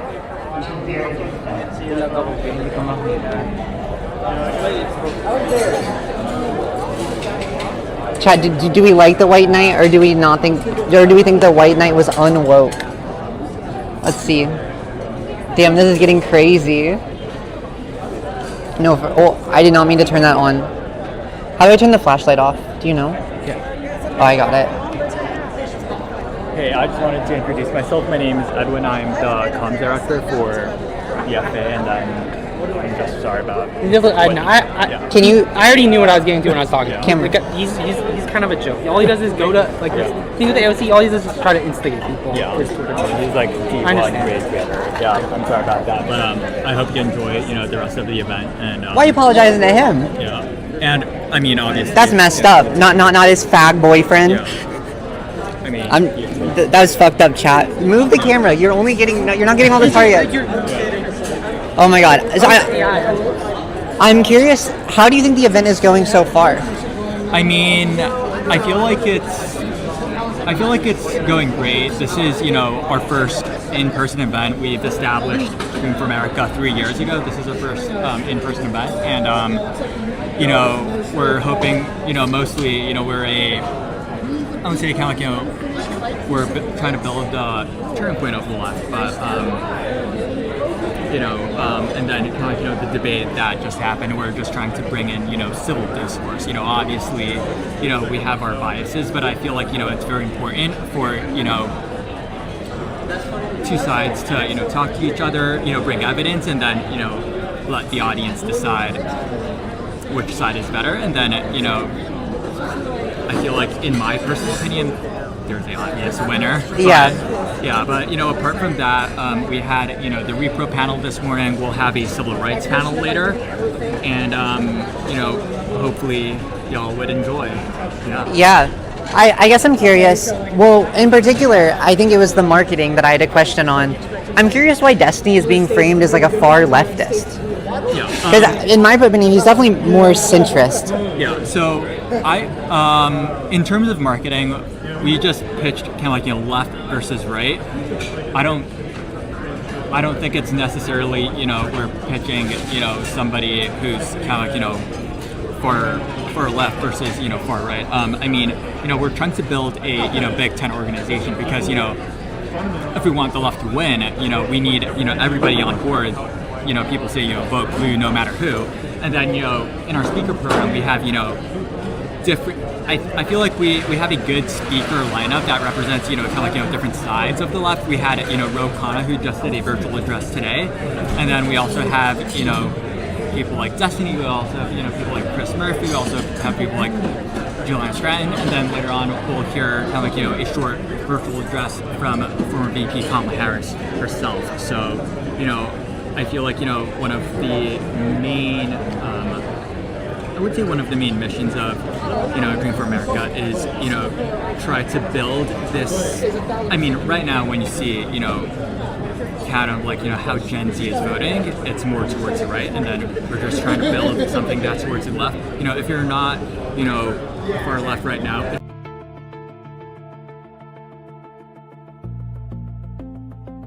how we win elections, and then hopefully we'll make America much better. Definitely. Hopefully we can make America great again, as so many people like to say. I do have one more question for you. With this Big Ten organization, are you guys trying to feed one political party that already exists? Or are you guys trying to start a new wave, new movement? I've heard people today talking about an era of imagination in American politics, and I'm curious what you guys are imagining about the future. Yeah, so I mean, again, we are trying to build kind of I would say kind of a leftist culture, a country where we have leftist policies, and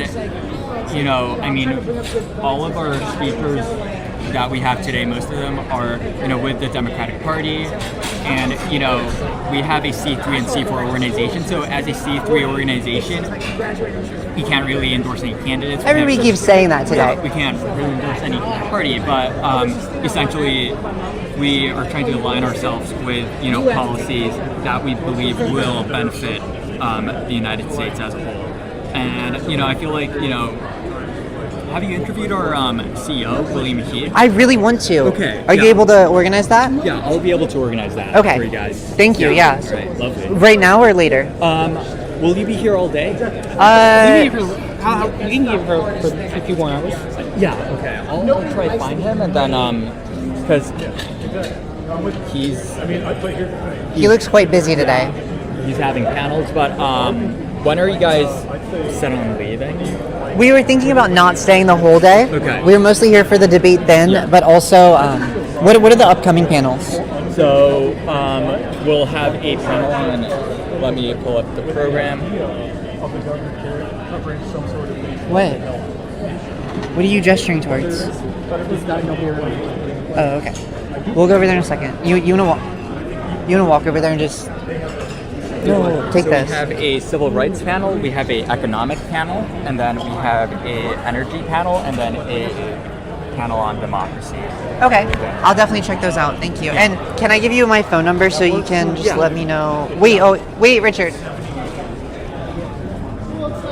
Is this all live streamed or? Yeah. Okay. What's your social media handle? Cat the Vat. Okay. Here, don't say it out loud. We are live. So. All right, do you want to have like kind of painful 1.5 workout? And also, do you want to start doing more than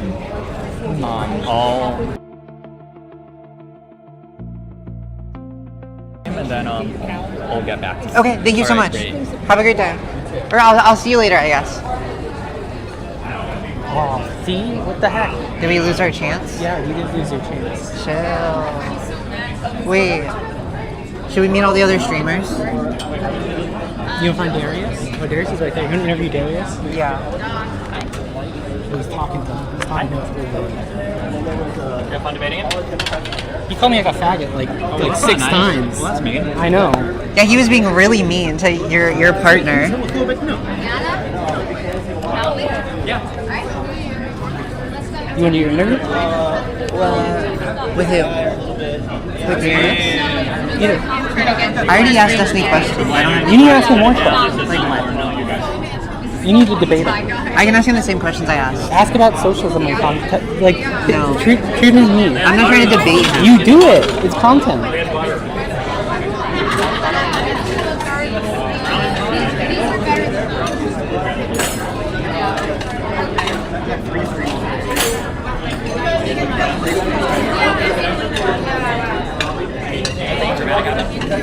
You went to 6th grade. I could not.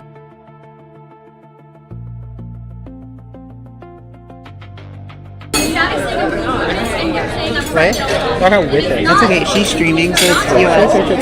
The internet is not good though. You want to meet? Where's your phone? If you set the phone over there, it'll. Where's your phone? I gave it back to you. Okay, that you thought that I would think whippets. No, I didn't. I'm all to it. I've never done whippets. Good snort. Good start us. Now see, it was started as a joke, and now Chad is doing it. Now it's real. It's not real. You guys? Okay, I'm calling you. I just want to say earlier, like, I'm so sorry. Oh, it's okay. I was right behind you, and I was just like, no way you can just say all those things about people. Oh, It's fine. It's just, what grocery stores did you I feel guys so go bad, to? like, especially when it gets taken out, like, people like you and everybody else is just...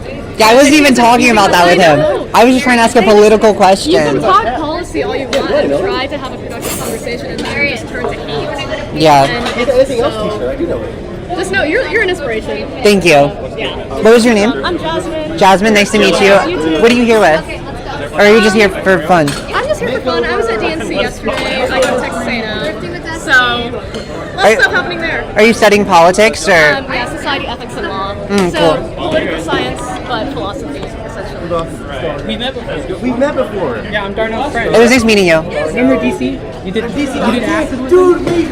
Oh my god, dude, you got fucked over. I remember now. Okay. Yeah, I remember. Hi, Kat. Hi. Wait, how do you know me? What the heck? I know you through this fella. Cool. You're in DC. This fella. Nice. How are you doing? Doing good. How are you doing? I'm feeling vibrant, ecstatic.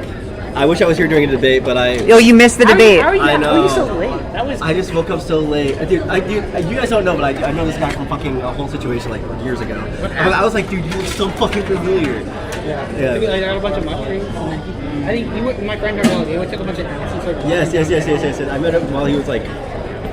We were all acid. We were going crazy. I thought I was gonna die. Yeah. And then this guy saved me. He saved my life. Oh my god. I remember that. Lifesaver. Yes, he is actually. And I brought all that alcohol. Yeah. Huh? I brought all the alcohol. Yeah, I do remember that. You were actually spending big bucks. And then we'll talk about that. We'll talk about that. Are you live here? Yeah, we're local. I grew up in Austin, and I just moved back. And you didn't message me at all? I just moved back from Corpus to here, like. Oh, really? Like 2 weeks ago, yeah. You guys should message me. We will. I want to get involved. So I'm going to get involved in all the Talarico stuff and all the like. I saw someone like snarking the fuck out of what's the other guy's name? Talarico, and then there's Paxton. Paxton. I saw someone snarking the fuck out of him for cheating. I think we should just go there and just start protesting and just. That's what I was looking for Greg Abbott. Hit me up. I'll be there. I want to snark Greg Abbott. We should, dude. I've been trying. Good content. Dude, I was just about to go to. You guys know First Friday? You know what First Friday is? No. Okay, so First Friday is like pretty much a spiritual, loving event where a city gets together and they have all their artists come out and they have political people come out and they try to like get you to get involved in politics. TLDR, Brandon Herrera is running for San Antonio I think it's Congress or something like that over there. Yeah, Congress, and I want to relatively like. I want to figure out what's going on. I want to talk to the people and see who they're voting for, why they're voting for it. But I don't have a crew, and I don't really know anything about politics that much. I'm just learning. Yeah. I know that Brandon Ryan is a piece of shit. He talked about like fucking like. He was like something about like kids getting like kids are just like sex fleshlights or something. Like, oh my god. The dude's like weird as shit. That's freaky. Dude's genuinely like a weirdo. Yeah. But he's like a very staple like Mexican, like San Antonio. It's Mexican. He's jacked as fuck, 6'2". Like he has a beautiful hair. Like you know what I mean. So it's like who fucking cares? Yeah. You know what I mean, you look beautiful. You're Republican. You hate fucking gay people. I won't fucking vote for you. So they're voting for him. Yeah. So I want to go over there and pretty much like snark the fuck out of him and figure out what's going on. Is that right now? That's going on right now. Like yeah. Where is it? San Antonio. It's like it's on the northeast, southwest, west side. I'm going there September 4th.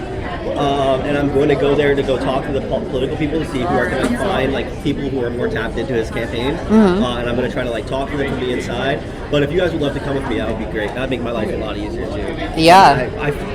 Dude, that's so awesome that you're here. I'm actually so happy. Are you still? What house do you guys live in? I don't live in that same house, but I live relatively close. If you know where I live, I don't. Okay, I live in Pflugerville. Like a year ago, I was telling you. Remember you were trying to find roommates? Yeah. I was trying to get her to. I should have. You should have. I was scared. You stuffed the fuck out of my situation because I ended up moving in with fucking degenerates, and then they ended up fucking making it so we got evicted. Oh, that sucks. They were left an RV outside of our house, and then they started throwing groupers on our wall and shit. That's terrible. So, yeah, no, but we're moving into another house in like 2 months. Hit me up. We're getting a new house like downtown. You need more roommates? Yeah, we need one more. Okay, hit me up. Okay, actually. Content house. You want to say hi to DGG because they said they appreciate you streaming, so you want to say hi to them? Hi guys. Just say like, yo, just give them like some vibes. Just be like, hey, love you guys, y'all lit. Hey, love you guys. Did I serve your dear leader good enough? Oh, you even said the mood. I hope I did. Throw in the melting pot. Sorry, the audio was kind of crappy. What's the melting pot? I've been so like as a listener, I've been so tempted to go into like those. I know, right? All their shit, it's just like fantasy. Like it's just like they make up this, and you're confident enough to go against them. Like I feel like it'd be pretty easy. Yeah, I know, and it's so much retardation, dude. Like, there's this chick who's supposed to join in on Monday. She just hates Destiny. Okay, I don't want to talk too much shit about her, but she's snarking. I don't want to get her out of here, but she's like so not ready for this. But she's like, I'm very argumentative. I'm Latina. I'm like, yeah, we get it, but like if you don't have an argument, then you're just gonna look stupid. But I don't want to make her look stupid, but like I would like to talk to her because she's bad as fuck. I'd like to talk to her and be like, hey, like like this isn't the way, and then we can like maybe have a more constructive conversation. But usually that's how that shit. Well, I don't know if you watch, but it usually ends in just bullshit. Like so it'll probably just end in drama. And it sounds like a bad idea. Yeah, I mean it's a bad idea, but bad ideas are content all the time. So. True that. Do you want to just like be like an interviewer? Like what's your situation? I've made content for a long time, but I want to get more into like live streaming stuff. Yeah. So interviewing people, just being there, right? Yeah, no, 100%. That's what I'm trying to do more. I'm trying to get like that Andrew Callahan type vibe. Yeah. Kind of like going there, talking to people, being real, and like getting like lit. Y'all should. And then other people can like read into it. Yeah. Do you have like Discord? I do. You get Darius' stuff. You have my phone? Your phone's right there on the thing. No. Here, wait. Can What's I? your name again? Richard. Okay. Can I send myself a friend request from your? Did you see me debate Alex? Do you know who this person is? Vibe test. Is that from Evangelion? You're your weeb shit out. Oh. It's like a girl shoujo. If you're like, I was like young and I was really. You know Fruit Baskets? You ever seen that show? I'm not that tapped in. You see Fruit Baskets? What is it on? It's for like little girls. It's like, I was like a little boy, but I was like into it. Whatever. It doesn't matter. Here. Did you see me debate Alex Stein? No, I didn't see anything worth it because I. So everybody was debating about real slipping. They think he was a serious person. So oh no! I go up there and I bring up his dead mom. Oh, dude! I needed Stark. I literally said, "Blue, someone give me Stark." Nobody give me Stark. I didn't know he had it. Bro, and then he realized she was my girlfriend, and he started calling me like a faggot. Like yeah. He was going off. I saw him getting mad as fuck, and I was like, "Oh, what's going on here, Steven? Did she get involved?" Oh, that was out here. Yeah. No, that was that. Right yeah. Oh yeah, I was like, what's going on? I didn't know. No. When I brought up his dead mother, that's when it was time for him to go. Yeah. That's good as fuck. That's awesome. You bring up the dead mom is the only reason he did that, though. That's good though. That's good snark. Bro, they were like trying to talk to him about like Palestine stuff. No, you're not. He's not going to restore. He's a troll. I know he's like a his whole complete thing troll. is his whole thing is just doing like irony, and then if you press him on anything, it's like you're so caught up in like shit. Like He's got a snark. He does have a lot of double standards. Earlier, he was like, "I don't think we should have any jihadis," and then I asked him if he supported the military transgender ban, and he was like, "No, I think we need all of you guys on the front lines with suicide vests, and we should consult the terrorists." And I was like, "Chill." It's just like so. It's like such an ironic. Yeah. Like you can't even, like even if you wanted to get a real answer out of him though, you wouldn't have. It's so detached. Yeah. It's because he's paid by the Uniparty. Yeah. But what are we gonna do? What are you gonna do about it besides just like press him? I guess. But yeah, I know what we can do. Oh wait, is he ready? So he's got to moderate 2 panels back to back. Okay. He would be free after 340. You should really. You said 340. 340. Okay, 340. Okay, cool. Where will he be? Like if I'm trying to stake it out. Both live here now, right? So we should also fucking have you get a spot, like, because I'm trying to get more. Because you're doing exactly what I want to do more often. You guys knew about this before I did. I'm assuming. Well, she found it. Like, Because she's always so I only found this out because Steven. I know they were like. Okay. Yeah, I And know. I'm looking at their socials. Like these have 0 likes. Bro, how is anybody supposed to find this? Perfect. Thank you so much. To come? Like you would sell more tickets if you're promoting these. Yeah. But like they're not. Steven didn't even know what the fuck he was. Bro, when I saw his Outstein, I was like, "There's no way this is real." I didn't even think it was Yeah, I real. know. I'm sad I think this year. Because he's been here every single time Steven's been here. It's always been to debate Alex Stein. Like the last 3 times he's been here, Alex Stein has been someone who's come up while Steven's been here and like debating him. I think he lives in this. He has to, or it's like or whatever fucking. Did you see his wife or girlfriend? Stein? Yeah. Oh yeah, she launched. Bro, that shit. Yeah, I know. I was as soon as I saw her, I was like, that's definitely. I can't believe people like that. Still shit. It's so stereotypical. bad. No, but he's literally a character, bro. I know. He's like, he's dating the bogged ass fucking girl, fucking Republican, fucking grifter. Zach asked me to go upstairs. Yeah, we gotta go. See you there. Okay, awesome. See you, brother. I'll message you soon. Sell all your tickets, maybe. But I know that's tough, and I'm one of the free tickets. So my friend sent it to me, and she was like, "Oh, you guys should go to this." And I was like, "Okay." Definitely start early if you want to start and then start with the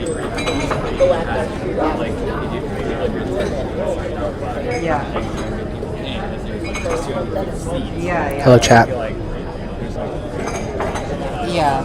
And everything was running a little late. Like I know that the debates didn't start on time, lunch didn't start on time, and like everything was like stepping on each other's toes. Yeah, we're trying very hard to tighten it, but I feel like in general you guys are doing a really good job though, and I appreciate that you guys are facilitating these kinds of discussions, even if you do frame it with a fake left. But that's not for now. Do you hear about the college Democrats thing? With Destiny. I am. Is this off the record or on? Oh yeah, we're true. Wait, did something happen? I was just curious if how much of that like reached y'all. Like, was there any like outside influence? Is this on or off? We are live streaming. True I can walk away though. It's not. Yeah, we can turn it off. But I'm curious. I was just asking about like general directions. It's like when planning like an event like this, are there like a bunch of like people that are trying to? Wait, give me 1 second if you don't want to be on the record.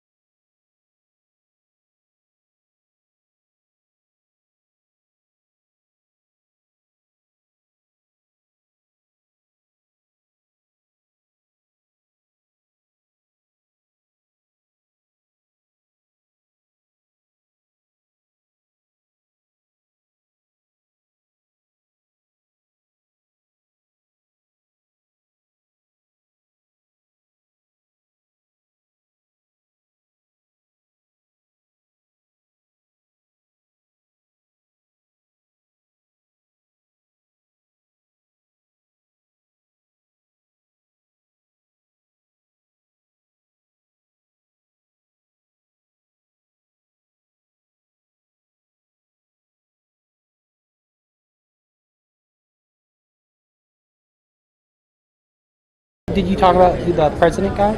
The president guy? Yeah, the CEO. Oh yeah, we're gonna meet him at 3:40. Okay. What time is it? What time is it? 1:40. Our stuff might die. Oh, stuff might die. We can try to keep it alive. Is he like here or is he?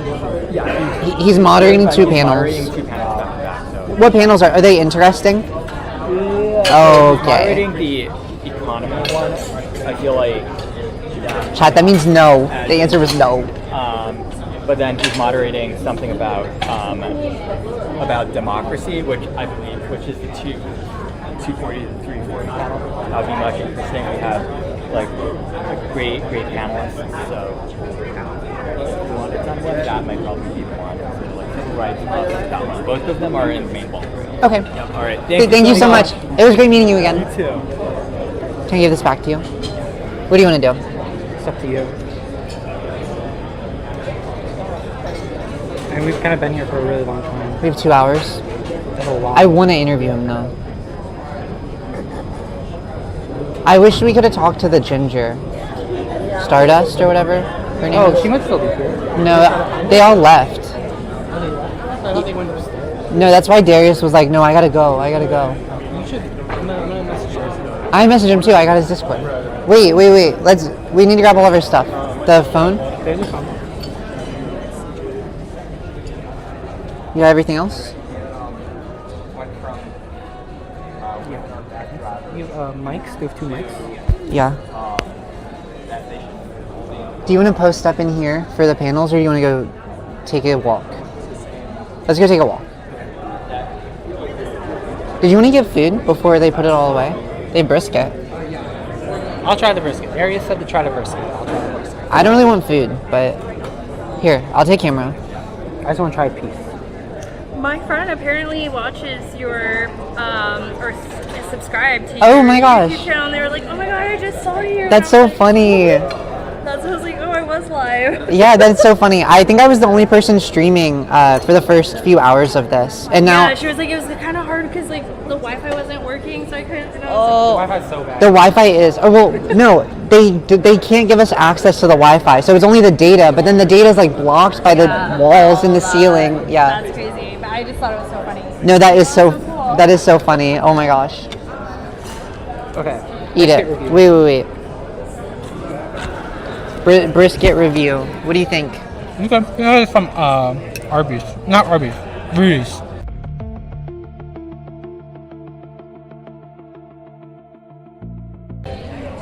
Chill, me and my brisket. Chill. Okay.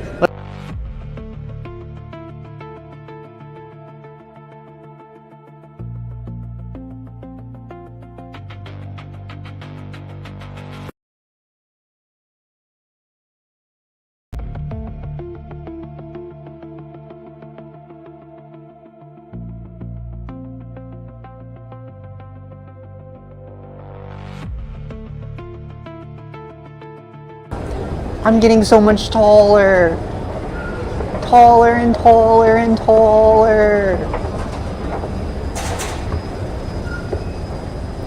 I'm getting so much taller. Ah.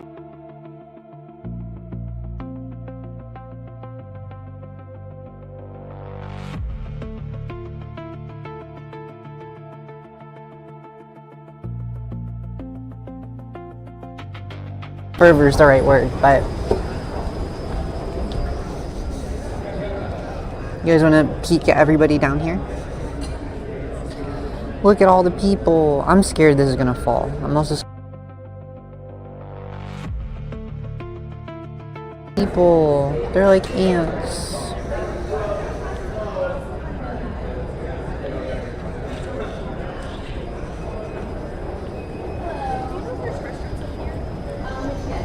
We are back live again. Where did my camera person go?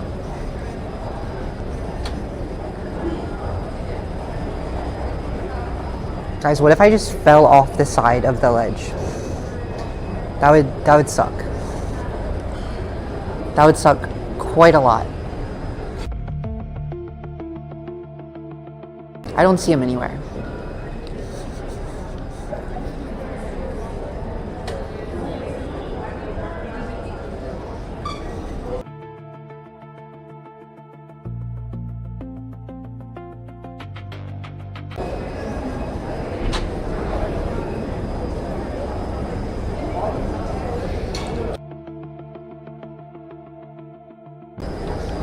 This is crazy.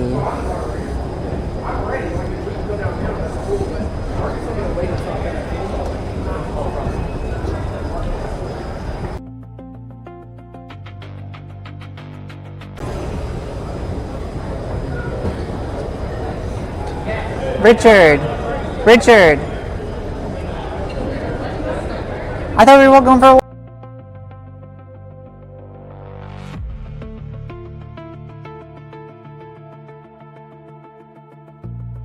I found him, chat. Don't worry.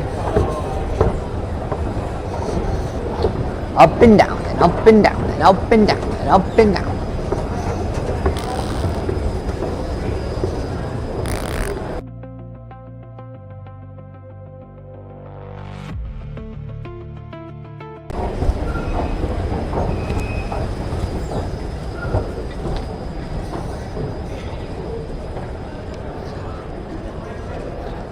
Are you even still here? Oh, hi Earl. It would be cardio if it wasn't an escalator. You're doing great. Just at running the vent in general. Gotta keep people motivated. Oh, I want to go in there. Mostly because we're not supposed to. Wait, hold this. No. Just for a second. Stop. Just hold it. Come here. Just get a video. Okay, you're good. Now let's stop. No. Why? You hate me. How come you didn't even punch that guy? I was. You were thinking about it. Because I know he would. I know he was like that. Sue you? Yeah. Listen. It would have made for a good clip, though. That's for sure.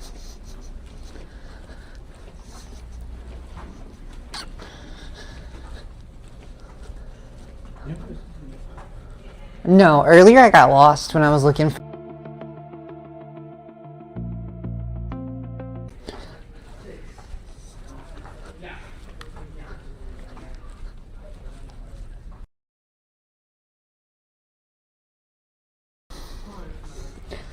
Oh, this is actually where I came earlier. And this was not the answer. This was not the way out.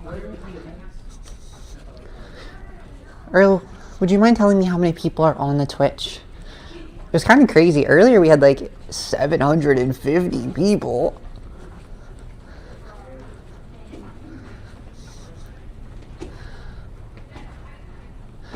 I was literally getting 65. Okay. Okay. How's it going, all 65 of you? Chat? Well, not just the 65 of you. We have people on YouTube as well. But Twitch was kind of going crazy. Apparently. I should have been banned for what I did. So, thankfully I wasn't.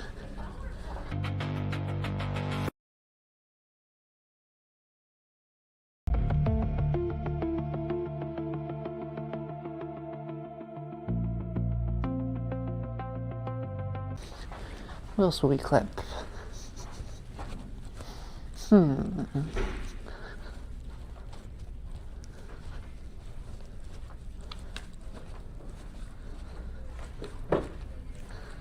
is it? I think it's just the thing. Yeah, is it a good one? You want to sit in there? It's not very good. Okay. We should probably find... Oh, we don't have any bricks. We didn't think about that. I was going to say we could just park on a wall. We're at 15% on this. Why are we charging? I think it still charges down, even if it's plugged in. It's just a lot slower. Here, you got that? You're gonna have to hold. Your trash.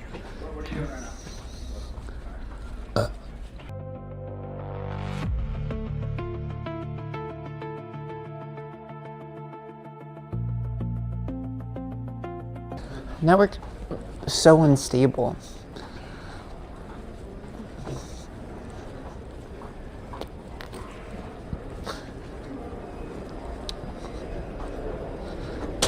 Oh, I can double tap.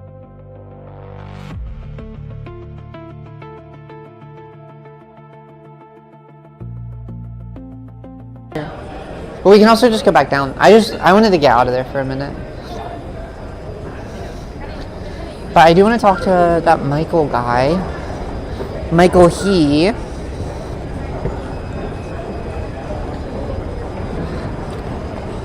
It would suck to be a trans woman with the last name He. Everybody's walking around, they're like, Miss He, Mr. He, Miss He. That would be unfortunate. Very unfortunate turn of events. Let's pray that. Which one? The 105. Yeah, we were upstairs. There's like panels going on in the hallway up there. There's also a lady at the table. She might be able to direct you. Yeah. Chat. Okay.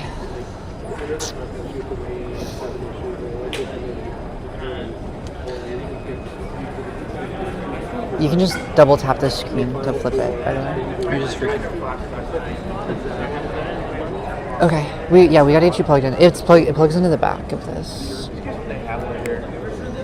Just keep an eye on it. I should probably plug in this phone too. Oh no, we're fine. You want to interview the DGG? You want me to?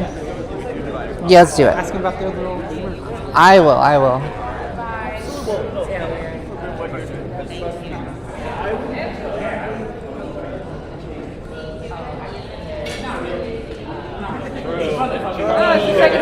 He's a little man on my computer, right? Exactly.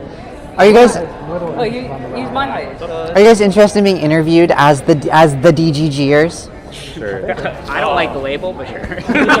Why do you dislike the? You're wearing a Destiny sweatshirt. Why do you dislike the label? Because I'm on camera now, and so now my face is.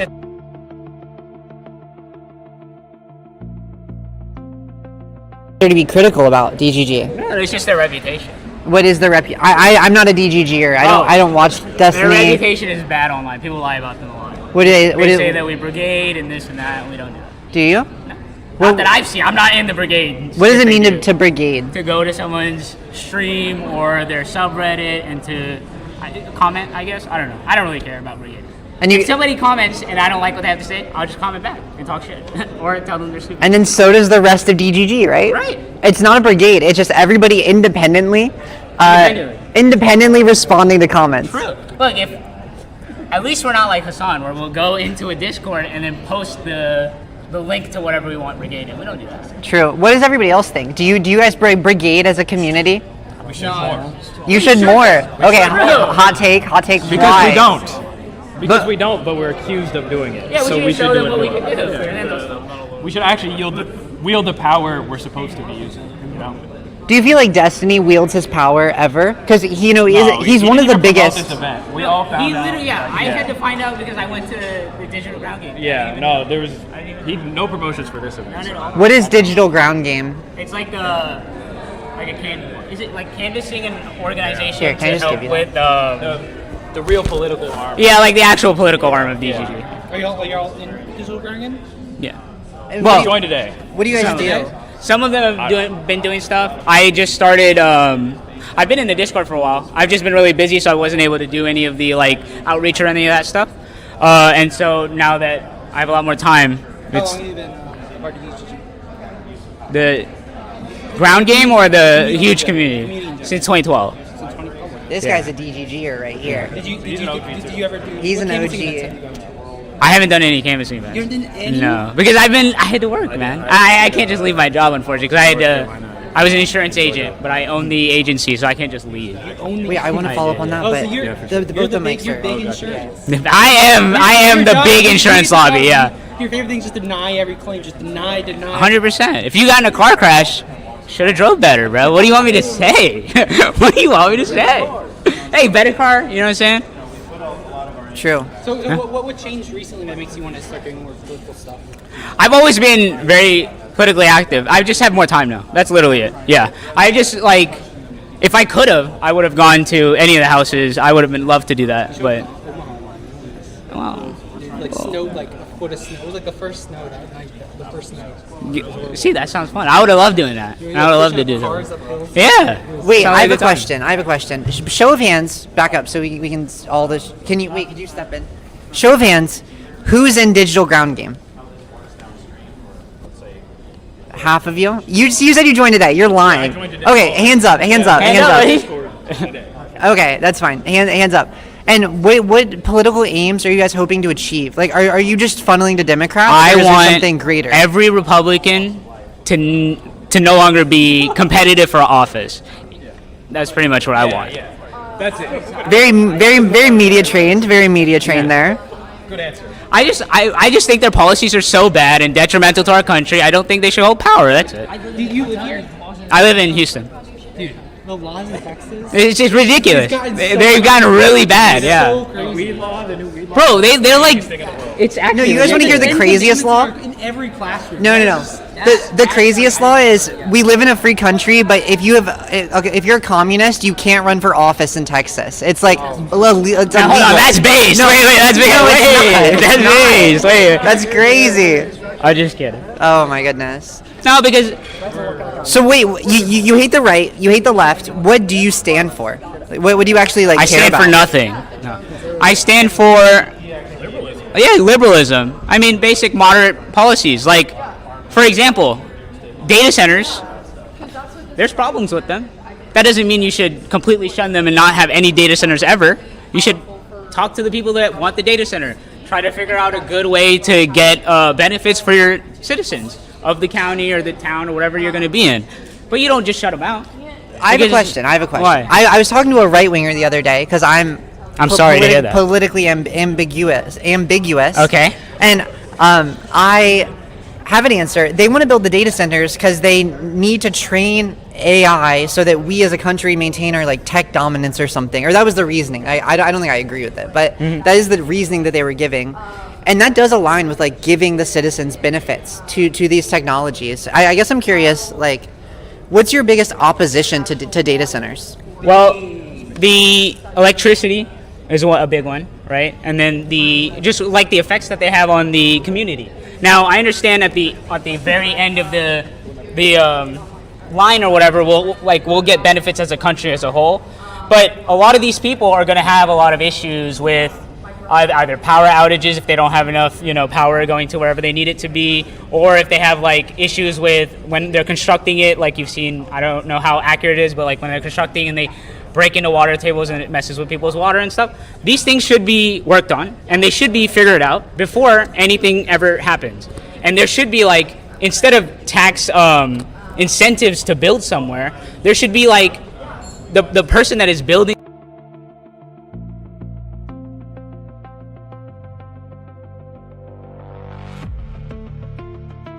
planned out ahead of time without just being like, hey, we need a 2-year moratorium. Like, what is that? Who does that help?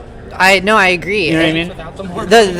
The pause the AI movement actually, is the same, but so you're lived out. I guess I'm curious. Like, do you think people should be able to build data centers, like people, like individual? Because you said if an individual wants to do it and pay the taxes, like that's one thing, but who has money to build data centers, right? Like, who are we actually talking about when like we're talking? Corporations, like the tech companies that want to build them, AI companies or whatever. But do you think we should be letting them build it, or do you think we should be Nationalizing. Yeah, that we could say that?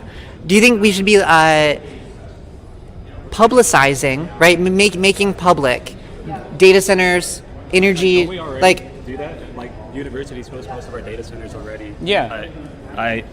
I think there's. Aren't most universities in America private? I mean, public universities host most of our, especially Do they? for government research. A lot of even our internet infrastructure is all. Yeah, a lot of it was publicly from owned, universities and right? stuff. Even here at like UT, they have like one of the biggest data centers in the Southwest. My opposition to private data centers, I haven't looked too much into it. I don't even really have like a opposition policy-wise. I think it's just optically bad that, especially in Texas, where you're talking about massive power infrastructure in a state where electricity is like already one of the biggest issues, the electrical grid. Right. Yeah. Every winter it's like, oh, am I going to have the lights on this time? So I think it's just an optically interesting issue. I don't know if I would stand for or against it, but I don't know. It has to be coupled with something like, do we want data centers companies to have like mandatory investments through tax or something like that into our electrical grid? Something like that, I think. That's another thing that you can force them to do is if you want to build here, you have to pay to upgrade the infrastructure that you'll be using, or I think whatever, claim that something they like are. that. So if they truly have a way to like invest in our infrastructure as well as keeping electricity costs down and water bills down, I don't think there would be opposition to data centers. Yeah. And are all of you Texan? Yeah.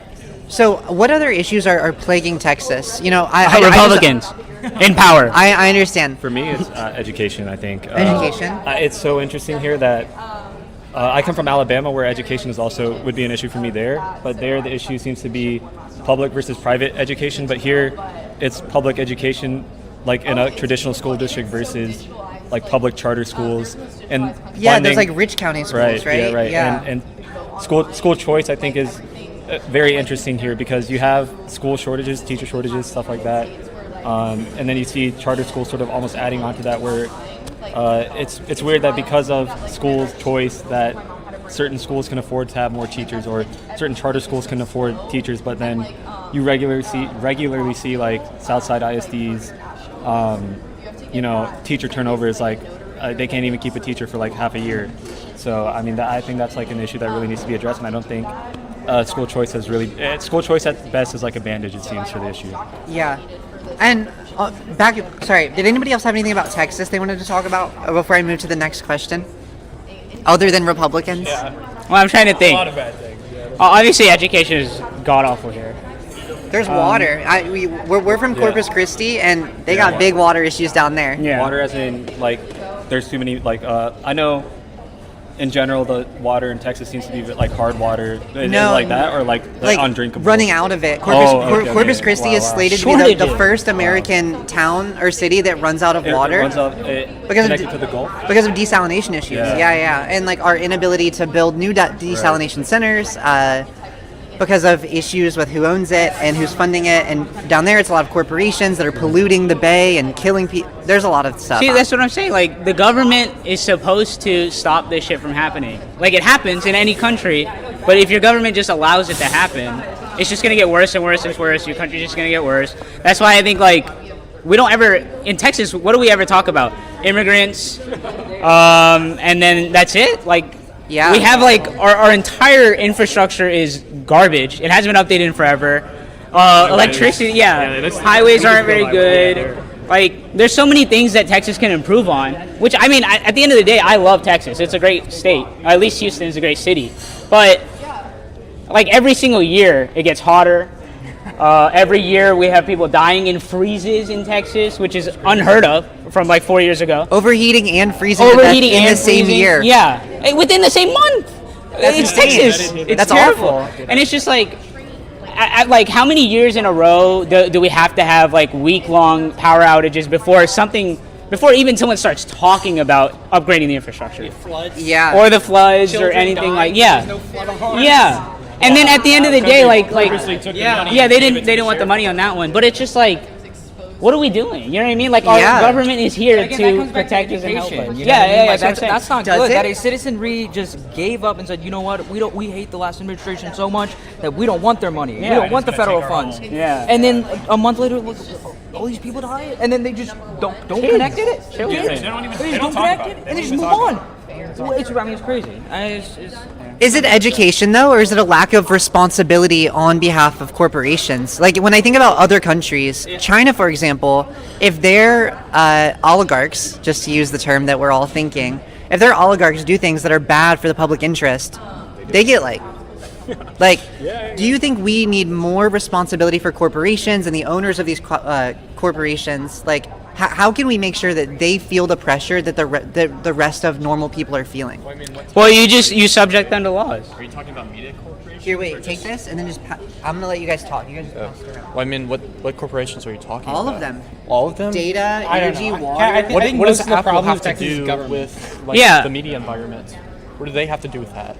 Well, they're not in the business of it. Let's look at like Mark Zuckerberg, right? But Facebook is getting sued for Cambridge Analytica, which is impacting all of us, right? And I don't really know a lot about this, so don't press me on it. I feel like you're like taking every corporation and packing them up with the media corporations. Like Honda and Toyota have nothing to do with whether someone's Republican or not. No. But here's what I'm saying: is if the CEO of Honda passes some regulation and people are dying right now.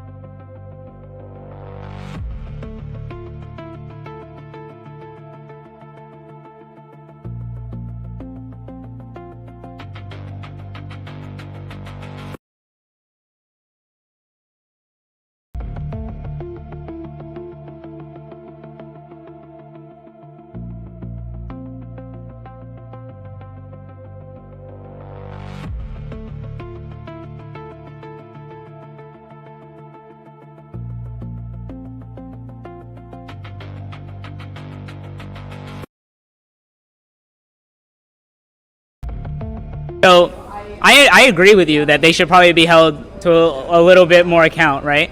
But do we really just want to start killing people? Probably not, right? So I think instead I wasn't saying that. Okay, but I didn't say I do think like for really egregious like criminal acts, we do send them to prison, right? Like that's what I'm saying. Like I do wonder. It's like interesting because I don't know what level to do it at.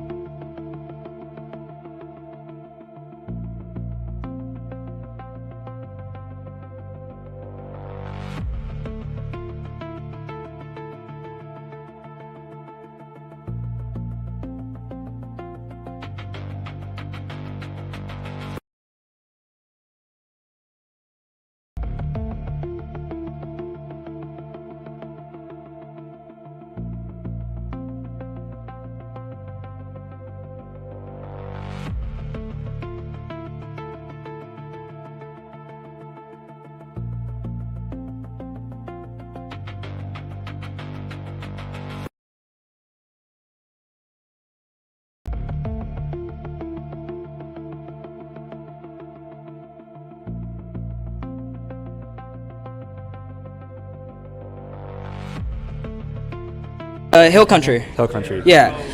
And so, Yeah. but that has to do with education, because the right-wing media apparatus is always going to propagandize the middle, the left of this country. It's always going to happen. We can't change how they act, but we can change how we act, and we need to further educate.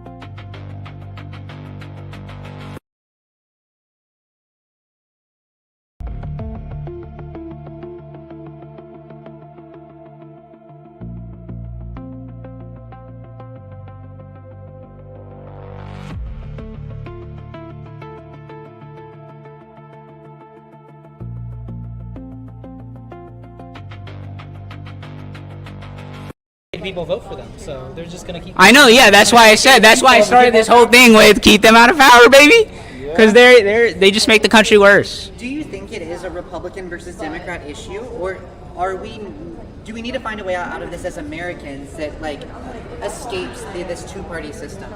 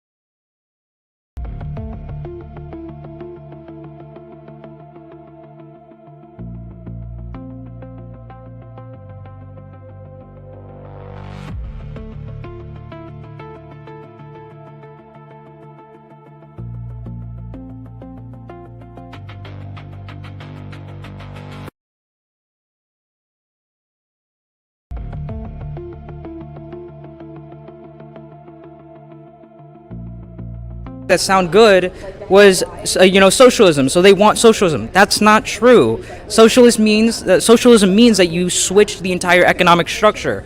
Up to this point, capitalism has been the most efficient economic structure. Yes, we're in late stage capitalism. There are a lot of billionaires, a lot of people that are getting away with, a lot of bad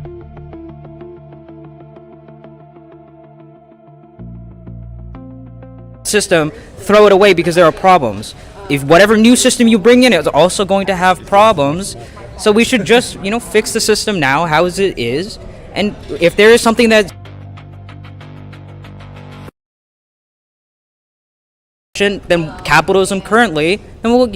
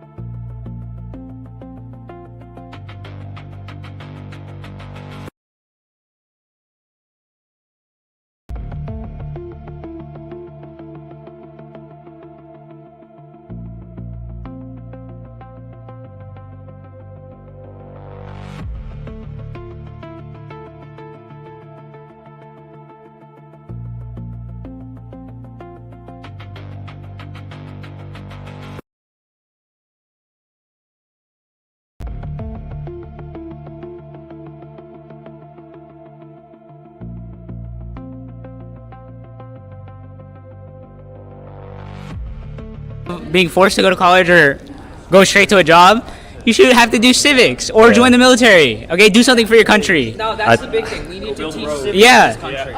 People don't know how the government works. Like, go work for some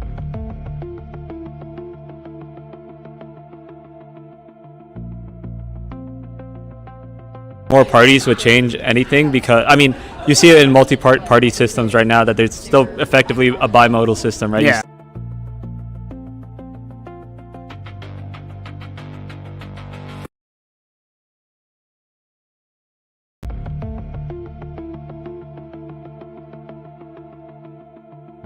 But you gotta know now that that's like a 200-year thing to do. You know what I'm saying? Like, you're not gonna be around to see the multi-party that you want, but you can work towards it, and that's fine. Well, but historically, the party realignment works by the two parties have become bloated.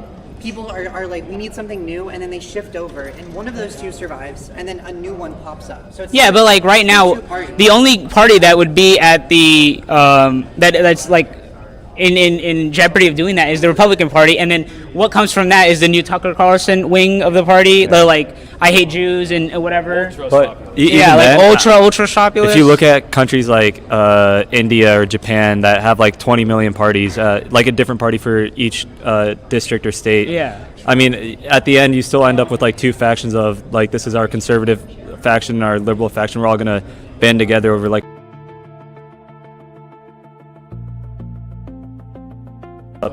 Like maybe the Republican Party grows. Yeah, you have your moderate GOP, and then you have your New Age Republicans. But ultimately, I do feel they would coalesce into one thing, or maybe they would join the Democratic side or something like that. What if there was like a socialist party that comes up, or like a communist party? Like in, I think until they gain, even then, it would. I think what would end up happening is you would have like a small Democratic Party that would coalesce behind the Socialist Party, or a small Socialist Party that would coalesce behind the Democratic Party. So I don't think. Yeah, I don't think it would be effectively different. To like have a political impact, because they have to, unfortunately, like we're in a winner takes all system where like you can't have a faction of your party that wants this, but you always need the bigger faction to government for you, or to do your policy, because they're all in power and you have to go through them to get what you want. And like if you wanted like a socialist and communist democratic party, unfortunately, like I'm like a moderate Democrat or whatever. Unfortunately, they have to go through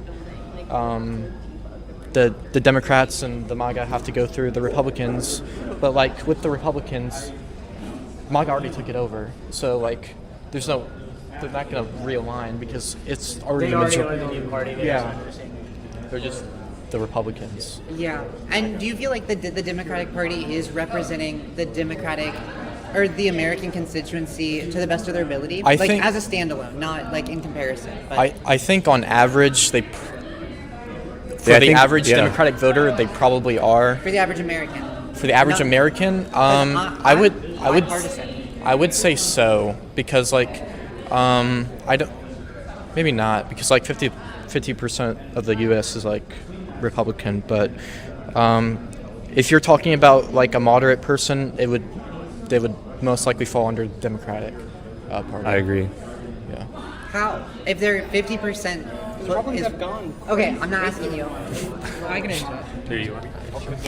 Okay, I would like to hope that, most of my country is still small L liberal or classical liberal, whatever you want to call it. Believes in Enlightenment ideals, believes in rule of law, things like that. Unfortunately, the Republican Party, for unfortunate reasons, clout sharking or whatever, they don't believe in small liberalism anymore. They are quite literally just, doing whatever they can to skirt the law. Donald Trump has a crypto scheme where he is just taking money from foreign governments. This is not what liberalism was about, small L liberalism. I feel like the Democratic Party is still on that wave of small L liberalism, and if the country is still, believes in the Constitution, still believes that we shouldn't have a dictator or a king, even if the king is on my side, that we shouldn't have one, then I guess you would have to agree that the Democratic Party is aligned with most Americans in that regard. Even if we disagree on, abortion rights, even if we disagree on tax policy, small or big government, the thing that's supposed to tie all Americans together, and I feel like we are forgetting in this country, is that we come from a constitution, the oldest active constitution used today, and that is all formed from liberal ideals, small L, liberal ideals, that's supposed to bring us together as Americans. This is why we are supposed to be the shining city upon a hill, but if we forget liberalism, what are we, No, I definitely agree, and I love 1776, trust me. I guess I'm curious, well, I'm going to pass it back to him in like 2 seconds, but I guess I'm curious, is this muted? The red light's on. It's low. Oh, okay. I guess I'm curious, do you feel like the Democrats actually represent that little L liberal position? I believe so, yes. Yeah, I believe so. I believe policy-wise they do. I feel like, is there really a prominent liberal that has just been scamming the American people, that just came into office to make themselves as wealthy as possible?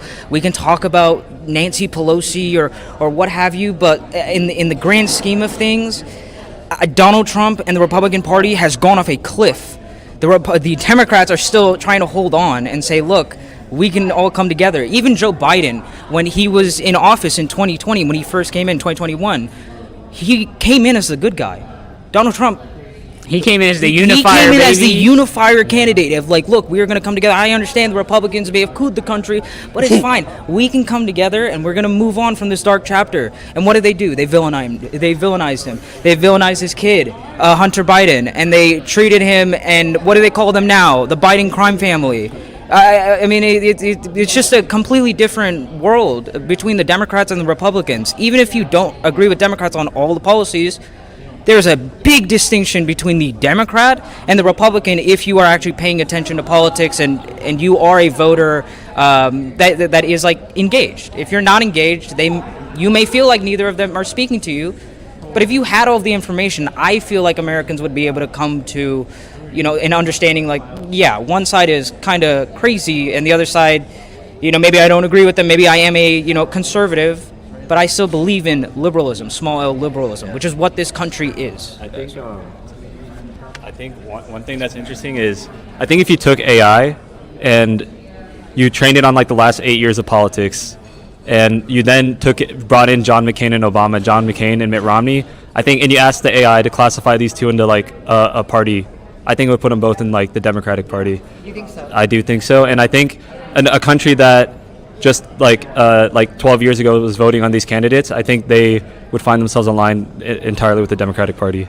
But I think like a majority of Americans are aligned, I think mainly economically, but they just differ so heavily on like culture war issues for like social. No apparent reason, or like they have the reasons, but like a lot of them aren't real. Like I don't know if you got like the debate, but Alex Stein was like bringing up like The drag. yeah the drag. the Yeah, the drag RuPaul queen, drag queen or whatever. like, telling like even if there's drag queens telling story time stories to children or whatever, I don't know why I would care. I mean, as long as they're not like actually doing anything bad, they're just telling stories. I don't care about that. Do what you want, as long as the parents are fine with it, of course. But like these culture war issues are so dividing for no apparent reason. Like I don't understand really. I don't know if anyone has anything else to say about that. Wait, I can't hear you. Sorry. I think it's largely like a media environment issue, not really a policy issue. Like, if the majority of people in the United States actually understood Dem policies and like the Democratic platform, then they would probably vote for Dems. But I mean, because of outside influence, foreign influence from Russia and China, and also Qatar and stuff like that, and then also just the massive media apparatus that Republicans have built over the past like 25 years, with starting from like the talk radio times to like social media to then like, Fox News. Yeah, Fox News being the largest news network, and then Elon Musk buying X. I think that's like, yeah, that's the reason that Americans feel that that the Democratic Party doesn't align with their views. They've just been trained on this essentially like what's the word I'm looking for? Simulacrum of like a Democratic Party that's extreme, or like thinks that we should like ban all guns, or like thinks that like oh, we should just like crazy stuff. Yeah. So I think that's mainly the big divide. That definitely makes sense. I do have a follow-up. So I'm actually throwing an event on Labor Day weekend, September 4th to 6th, about cognitive warfare and narrative warfare. It's called Net War. It's like this military doctrine, but I won't get into that now. I'm liking the name already. No, and all of you guys should feel free to come. If it's theseptemberevent.com, it'll get you there. But one of our side goals is this idea of like a mimetic Geneva Convention, I guess, like a what's illegal and what's legal when it comes to information operations. And you mentioned Russia, China doing information operations on the U.S., but the U.S. is like a world leader in exporting psyops, for lack of better terms. So I guess I'm curious, like, how can we maintain resilience, or like how do we maintain and restore our political body, our like populist body, when we are in situations like this? Do you guys have any ideas about like what is the future? Basically, what I'm asking, you guys are all in digital ground game, right? That's what it's called. What does the future look like for winning in the future, and not just like reacting? Against right now, Democrats are pretty reactive. Against Russia or what? Who? Yeah, domestic propaganda Or what? Yeah. As a reunification of the American people, 100% of American masses. Oh, if you want that, I know exactly what you need to do. You bulldoze all of X servers, gone. Fox News needs to be nationalized, taken away, or just destroyed. I don't know. Like, we'll do something. The company needs to go. The propaganda network of the Republicans need to go. The fact that a majority of Americans think that the mainstream media right now is left leaning is just like is baffling to me. Like, there needs to be a full. It's going to take years, like probably a decade, 2 decades. But you would need to completely stop these people from either just saying their news, or like you'd have to force them to break up or something. Like, something would need to happen to Fox. X would have to be completely gone, or it would have to be nationalized or whatever. And then from there you can start to fix the country, because you can't just allow like some of the biggest entertainers in the country, or in the world really, to just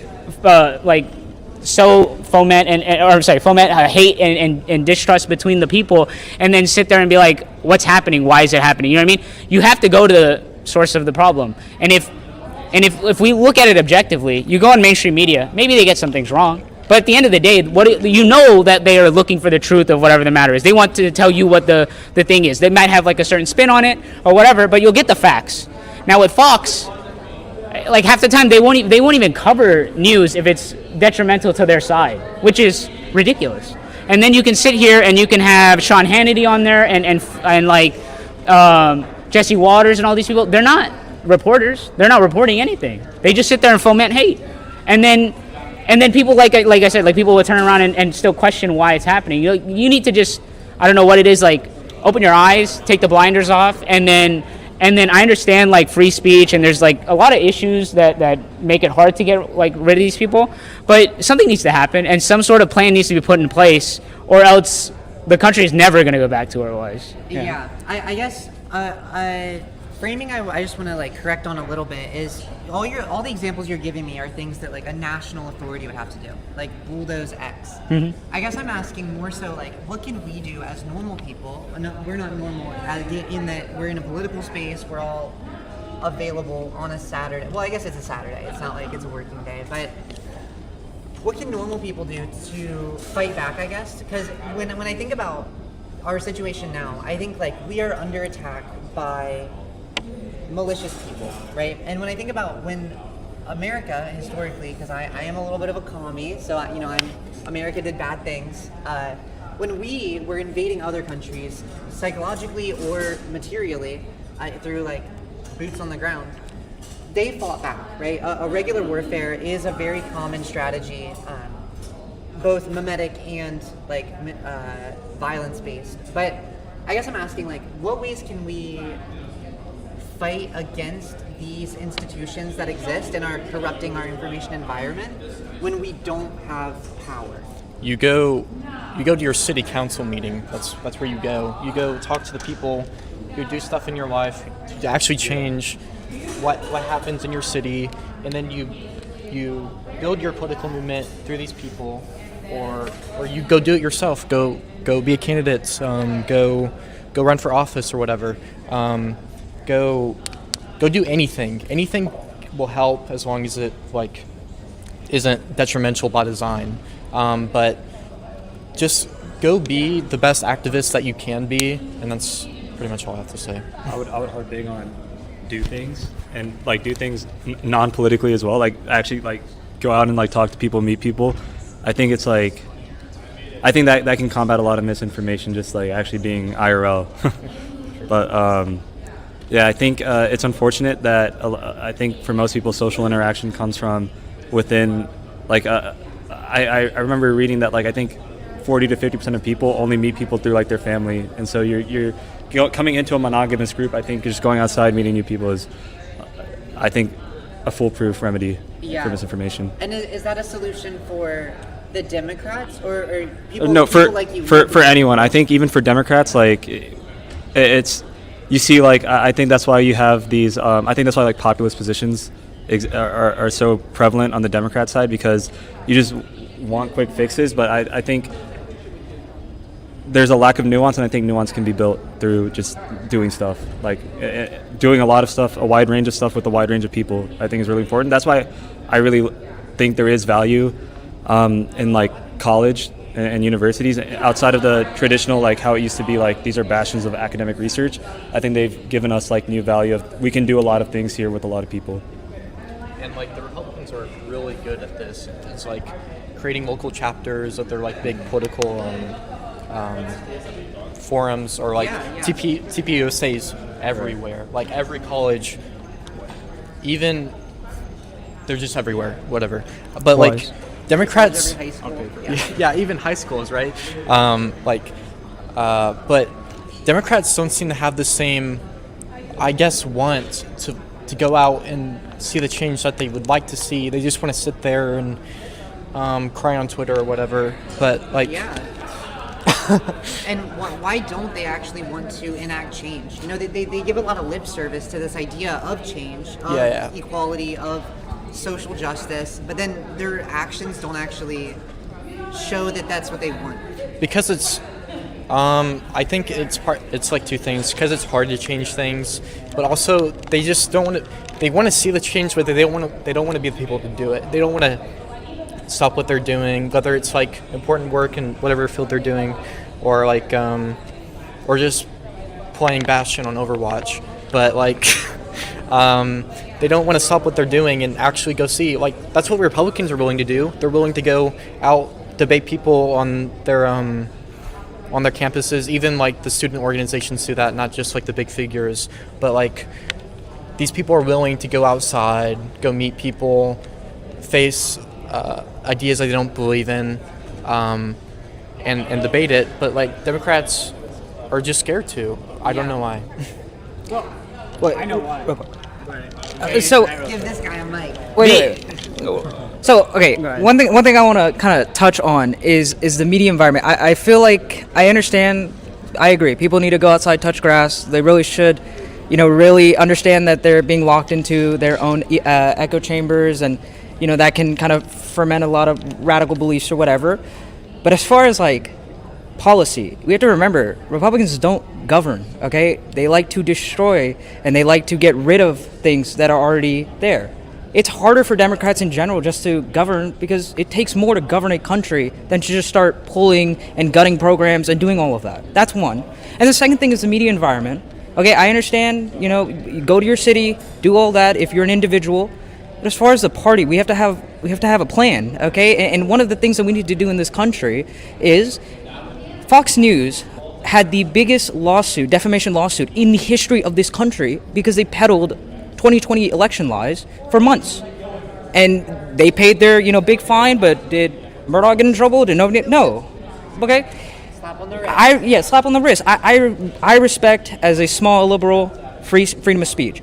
But just like you can't yell, there's a fire in a movie theater, the outcome of your, rhetoric or what you say does matter.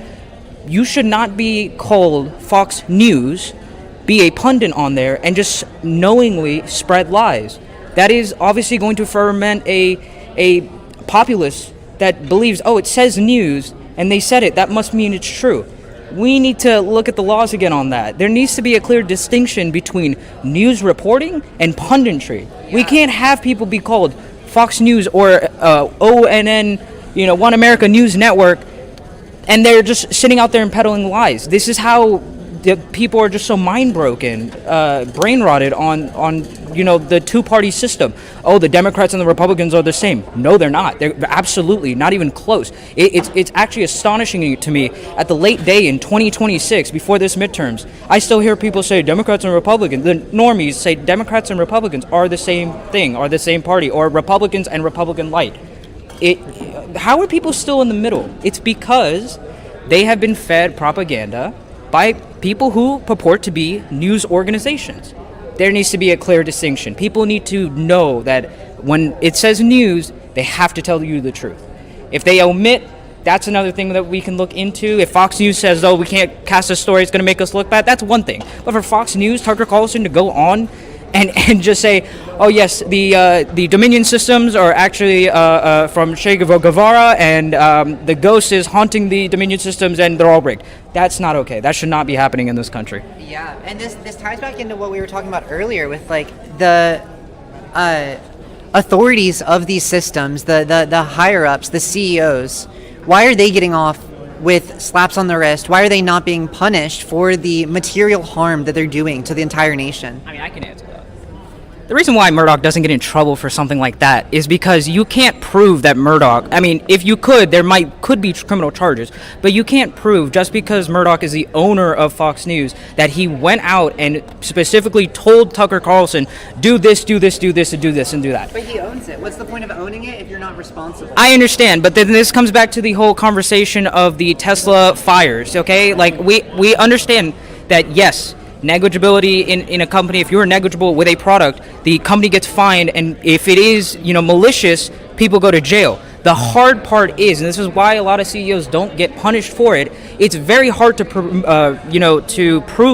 that Elon Musk is explicitly making cars that are, get caught on fire and burn for 4 hours straight on purpose. It's hard to prove that in a court of law. It's hard to prove that Murdoch, went to all of his newscasters and said, hey, if you don't push the election conspiracies, you're out of a job. That's hard to prove. Unless you just say it in an email or a text message, these guys aren't that dumb. They're not going to do that.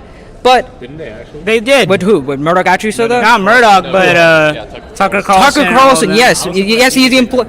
Yeah, I'm surprised he didn't get criminal charges either. That one actually was kind of crazy. But again, that comes back to the slaps on the wrist.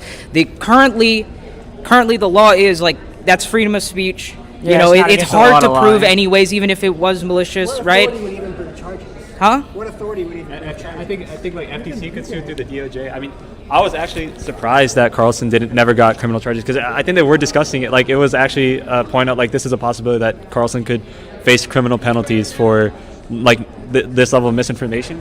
But I think the issue was like there was no precedent, right? Everyone was like wait, are we actually gonna? The problem is that like Democrats are too scared to do something that is going to be controversial to half the country. Right. At the end of the day, like, we get power to use the power, and if we're afraid of what other people are going to say about the power that we use, like, what's the point?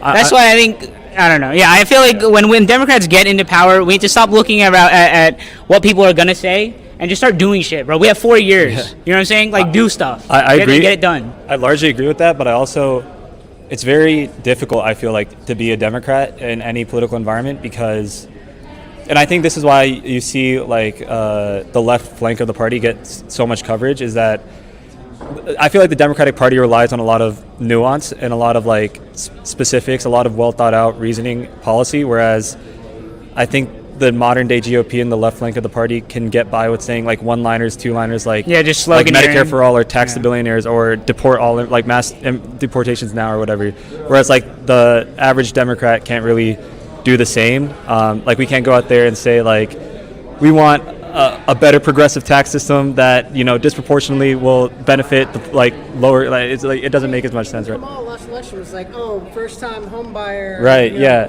But even stuff like first time home buyer. That's why like in the past, like the catchy stuff for Democrats was always like, we're going to run on a message of hope, and then like you have the criticism like, well, hope is not a policy, right? Like, and then if you have no policy prescription, you just like social activist or whatever. It's like it's impossible to win, it feels like, with that media environment.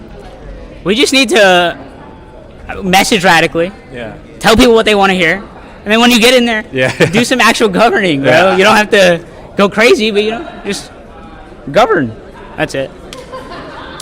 Yeah. But what I was saying before, why I think that Democrats have a harder time unifying is because I think for the past at least ever since 2008, and since Obama came in, when he brought in all those coalitions and everything, it's like that Kobe meme. You know what I'm saying? Like, is the job done? Well, a lot of Democrats thought the job was done when it really wasn't done. And so like a lot of those people just followed Obama. It wasn't like a party wide thing, and he didn't really spread that. Like, he didn't really campaign for other people or say like, this is what I want to build, or like try to build that coalition and keep it.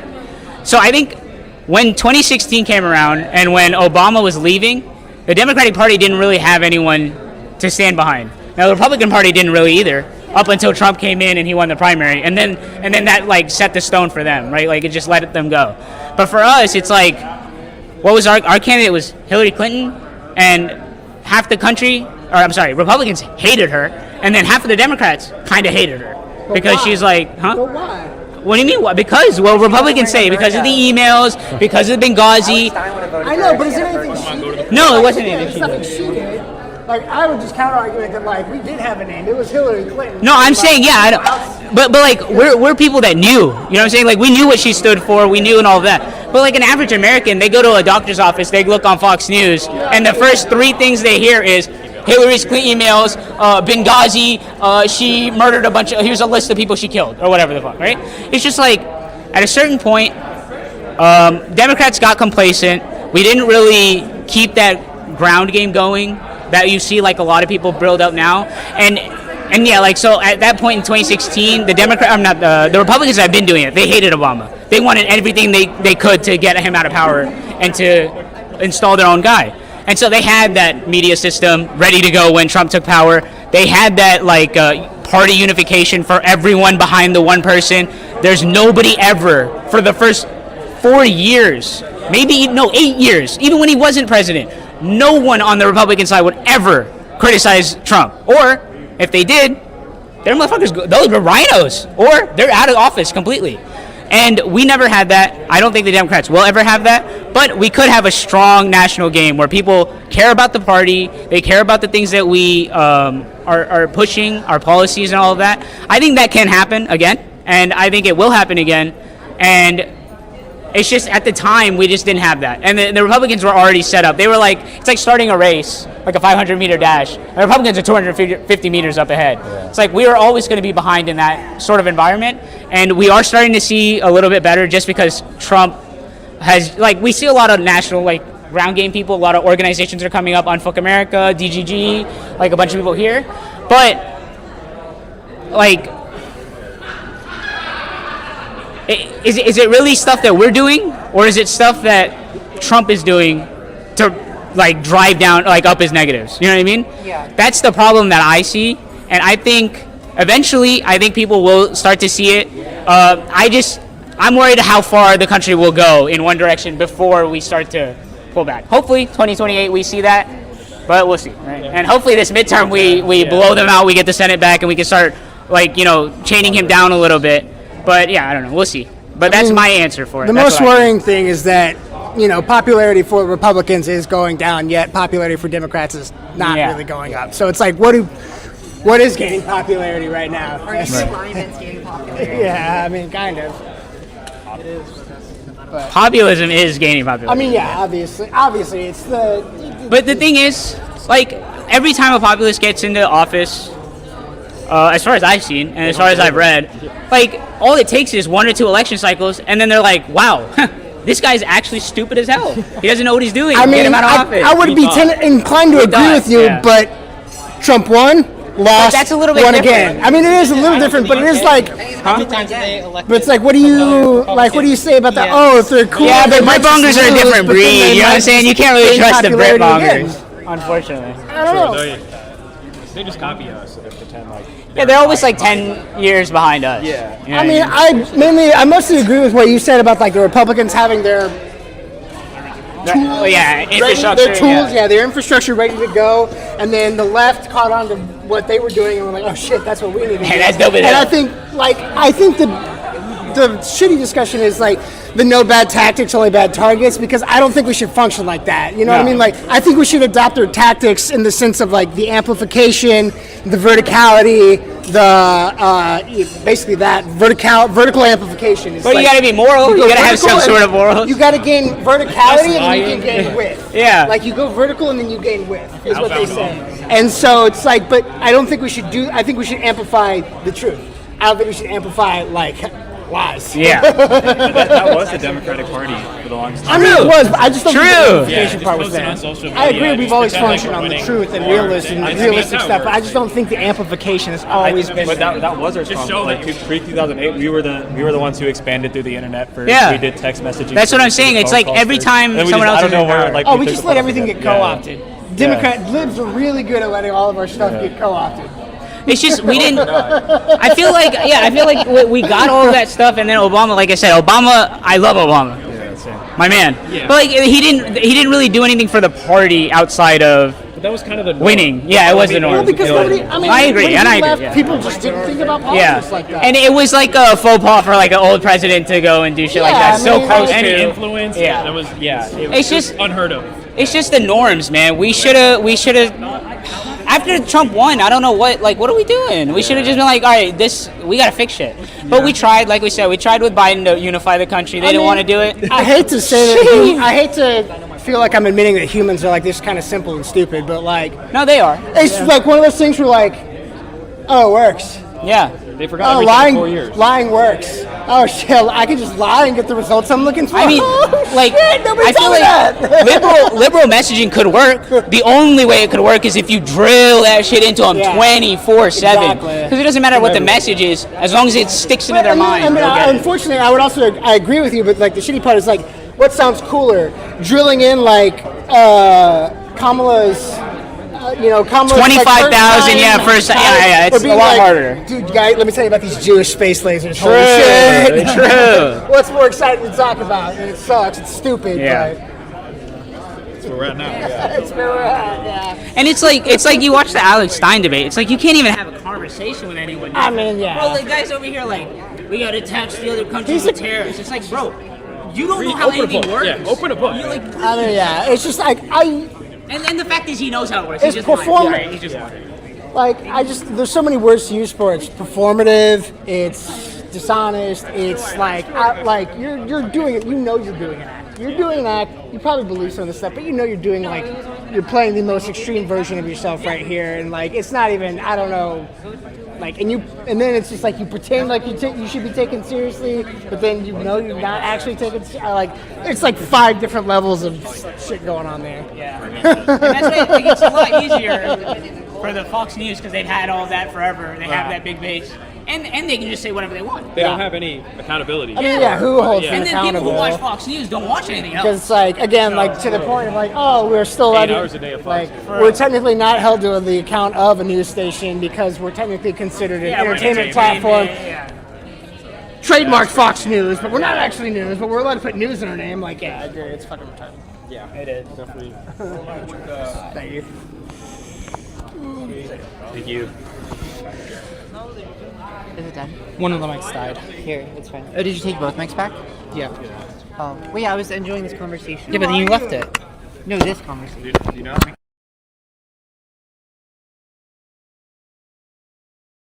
No. That one's. Oh, no, it's just harder. Look at that. What's it say? There's only, it's not gonna tell me just one. Yeah, is it the dead one?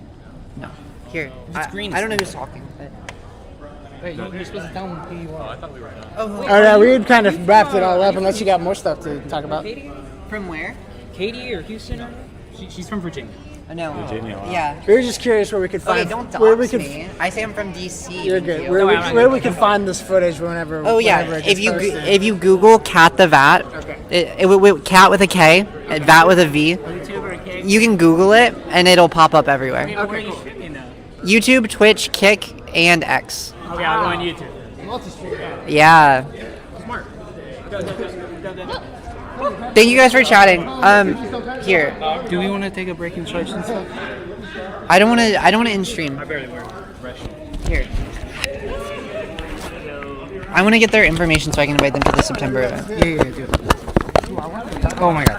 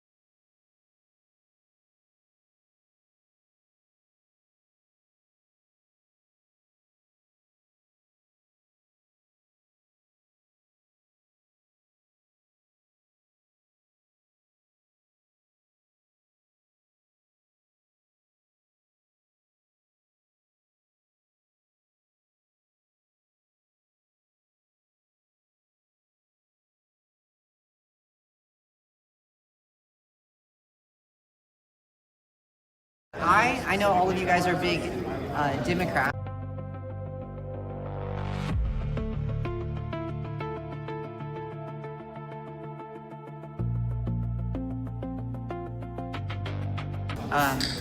And I don't know which party will get pushed out. I think it'll be the Republicans, and the Democrats will be our second party. But I do think political realignment is our best solution for a unified American party.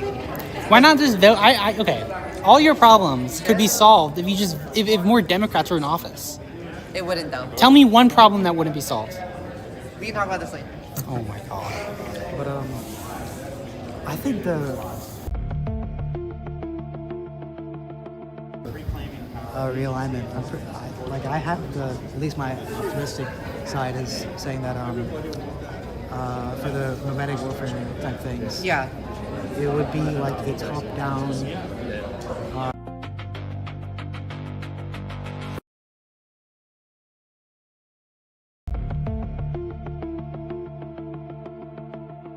A figurehead. You guys which don't is even an think it's organization. you don't even think it's top down on the Republican side. You guys think it's China and Russia. No. No, it is top-down. I don't really think it's top down. I don't think it's top down. I just think The China, Russia, and Qatar, they act as more amplifiers. maybe like to Fox News, but like I just think the incentives are so bad. Like if you just go on Twitter and just spew out like the most hateful like lies and like bullshit ever, like they pay you for it. Yeah. Like everybody just Not cares anymore. about clicks, and they changed that finally. They changed on September 11th. I know, what a great day. But on September 11th, they have changed the partner program requirements to like make you have to be more honest or something. Okay, I don't believe that. And you get paid less in general. But And what you should be getting paid for Twitter. It's whatever. I don't think we should be running psychological operations top down on our own populace. You know, I think we've always done that. But they've largely been good, is what I would say. Like the idea of like the American dream and like America as a prosperous country. I think and like international organizations like like you would call like the optimism, like the preschool type optimism of like world peace, where they have like the humanist, globalist type thing. Like, I think that's like really, really good, and I think that that is enforced through institutions, and that's always been like all these ideas have always been enforced through institutions. And if you want to like have like a more just like a really, really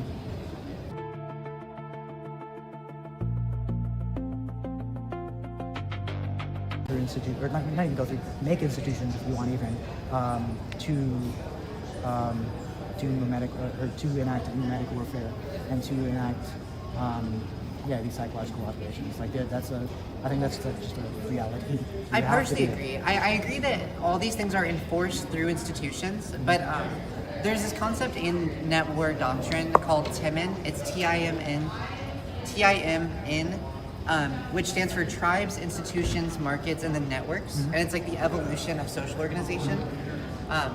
And I think that what David Ronfeld, that's the guy who wrote that, says is that like as we move into more connected, information-dense environments, we are dealing with the situation where institutions and markets aren't really dominating the things anymore, and now it's networks, which is why anybody can headcanon whatever they want. So I'll just say it as a fact that you just read out of it. But like, and that's why MAGA was so successful with like.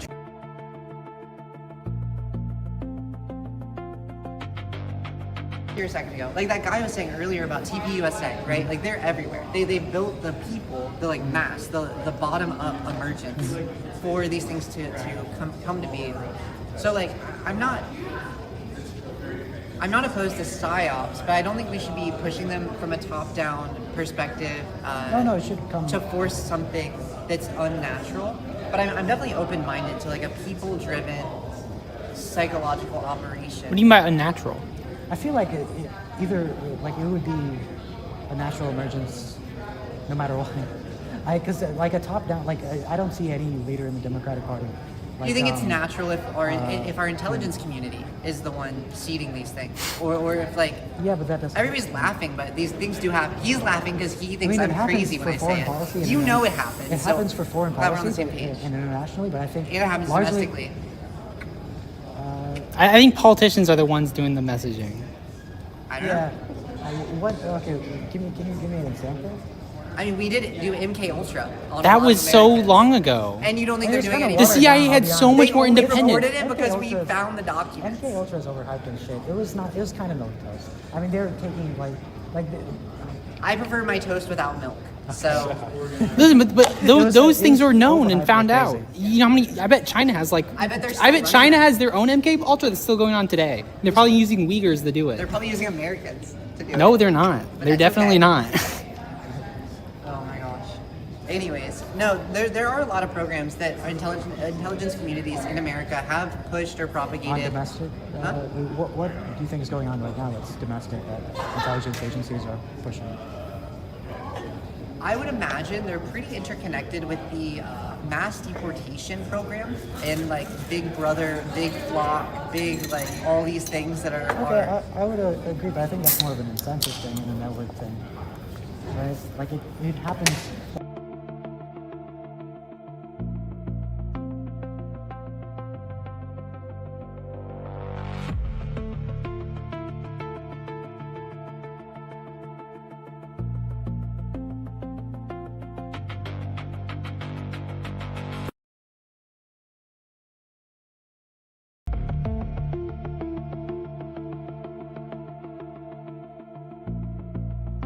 To the president, and they can actually start doing they can connect those agencies with those companies, and then it gets that's like really bad. That's why, but that's like a Republican thing. Should I It's tell not like them a the both parties conspiracy theory thing. that my friend told me about? What was the conspiracy theory? One of my friends.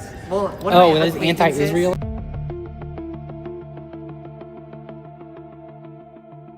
All the anti-flock ads are being pushed by some like Israel. Israeli lobby, or like Israel did it. I don't- Israel I did don't it. know. So, but because they want to replace flock with their own camera, but I don't know if it's true. But that is what an acquaintance of mine told me. About that. I don't know about that. I don't know about that. But anyways, unrelated. But it's tangentially related. And the other thing is that you know like the Five Eyes, the intelligence sharing.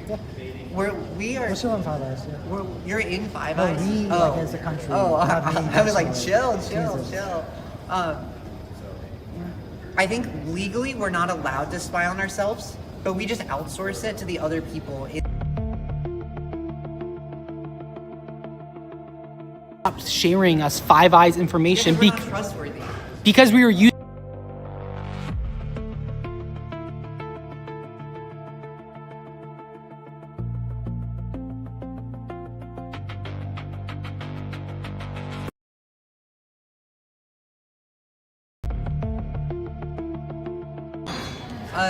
Yeah. Well, in particular, I was talking about the Five Eye connection, but. Okay. I mean, I think.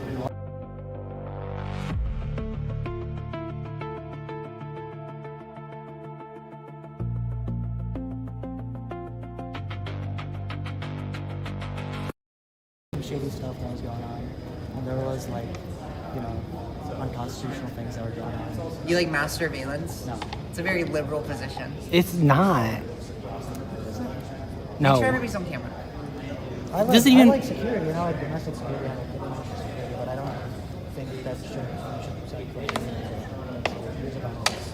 But it's a balancing act. If you were to strongman a right-wing position, what would you say? Like the Republican position? I don't even know because there's like libertarians and stuff that like hate, that like really hate the flock cameras. And so I feel like the Republican position is. Or I didn't mean on this specifically. I just meant in general. I would love to hear about this specifically. But Oh, like, the right, like, do you mean like the authoritarian like position on like mass surveillance? or- well, no. Well, you're talking about like, oh, some things are worth it as long as we get to maintain our freedom, right? Which sounds like a very right-wing talking point.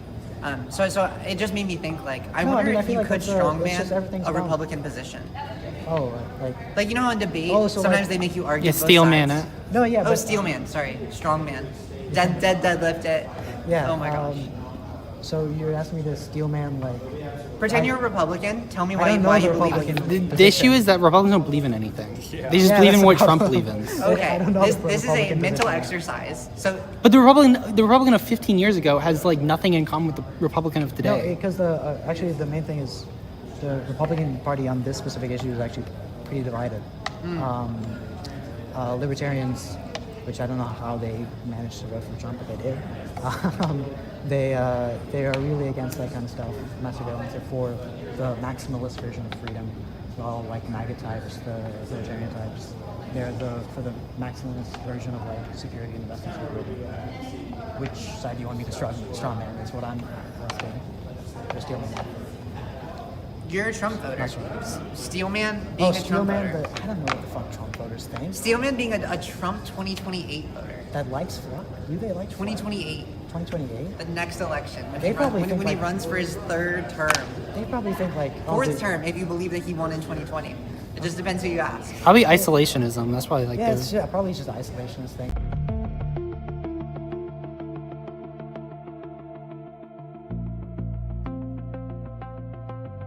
Okay. Me personally, definitely me, believe that these Five Eye agencies are controlling American. They're controlling American positions of thoughts, and these globalists specifically are.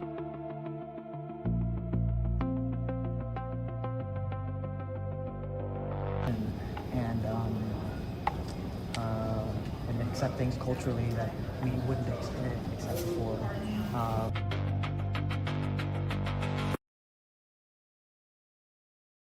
I mean, it's a What's your? it's a You position just need that to. they You need to have. hand out the name for your event. The website. Oh yeah. It's theseptemberevent.com. Okay. Wait, I don't want to lose you guys. Oh. Wait, hey, wait. What's your name? Oh, okay, I got you. On it? Arnon. Okay. You guys are not all in the same group. You guys are different groups. That's what I'm learning. What are you talking about? I thought all of you were just I thought you guys. She thinks came all together. DGGers know each other like telepathically or No, something. I hate all of DGG. All of us are Indian and we're all related too. Is that it, Kat? I'm the same county. Actually, it's only half a DGG that's in there. No, I definitely. I was like, wait. Okay, wait. Earlier he was like, oh, there's a bunch of DGG or something.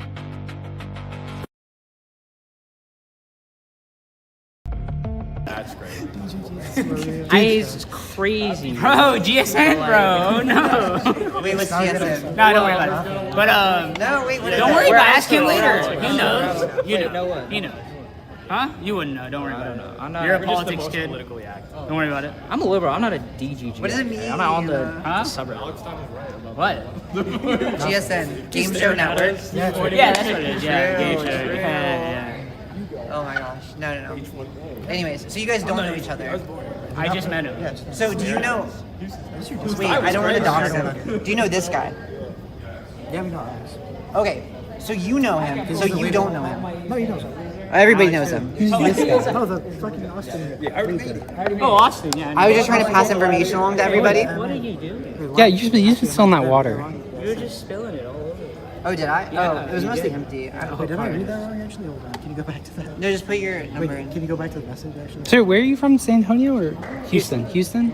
Oh, I don't know. I don't know how. I don't know how people live in This San was a Antonio. DGGer. Like, there's nothing going on I'm over pretty there. sure. Really? A second ago.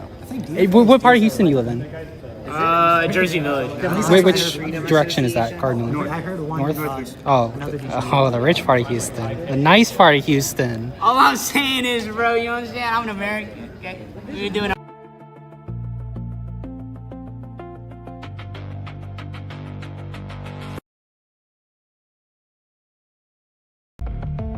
I hate Europeans, but goddamn, they know how to build cities. They know Like a how to build walkable cities? city. Oh, wow. And I it's thought you were beautiful. going to say you're driving in their city. Fuck it up. But you don't have to because they have like public transport and everything. I lived in D.C. for a year. Dude. Really nice. Yeah. My I goal really like D.C. in life is to just work on politics somewhere in DC. Just You should. It's a really nice city. yeah. Kat, where are you going? I'm walking in circles while he puts his contact information in my phone. You need a business card.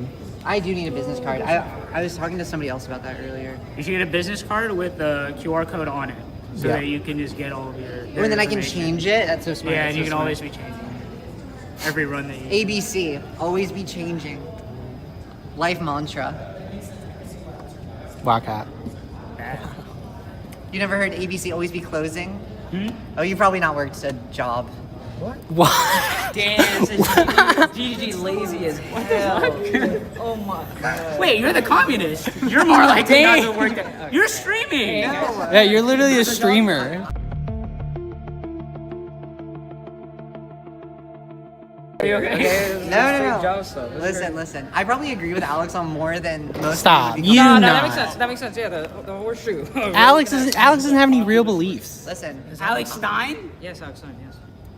I know, right? She's lying to herself. No, it's not big No, news. she's It's not. big news, not Bro. big news. She's a fucking communist. He's a fat.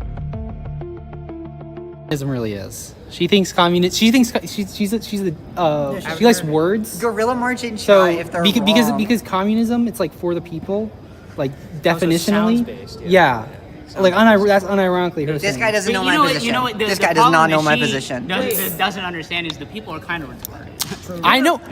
She wasn't saying more like China. I was saying, what if we were like China and Donald Trump was Xi Jinping? Yeah. Everything would be so bad right now. Chat, this is fake news. This is fake news. You know, this Chinese guy was just talking to me, and he said that. Oh wait, can I tell them what you told me? China and the USA implemented the same policies, this new Green Deal thing. China, because of their dictatorship that everybody's freaking out so much about, they're now #1 in the world in so many different categories, like electric vehicles, what else? Electric cars. I already said that. Yeah, but what number are they batteries. on freedom? Yeah, we have liberties. That's a question for Human this guy right rights. here. Like, there's some stuff that I'm willing to part with, like for my personal whatever freedoms and that kind of stuff. But at a certain point, there is too much. I was telling her.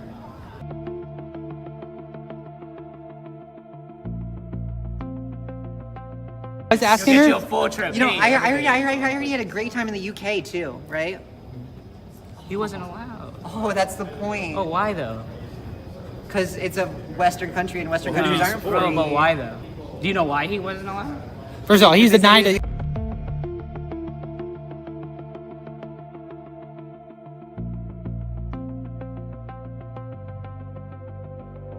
Group it's been designated a terrorist group, like the Who what is is it, the Free Palestine or whatever.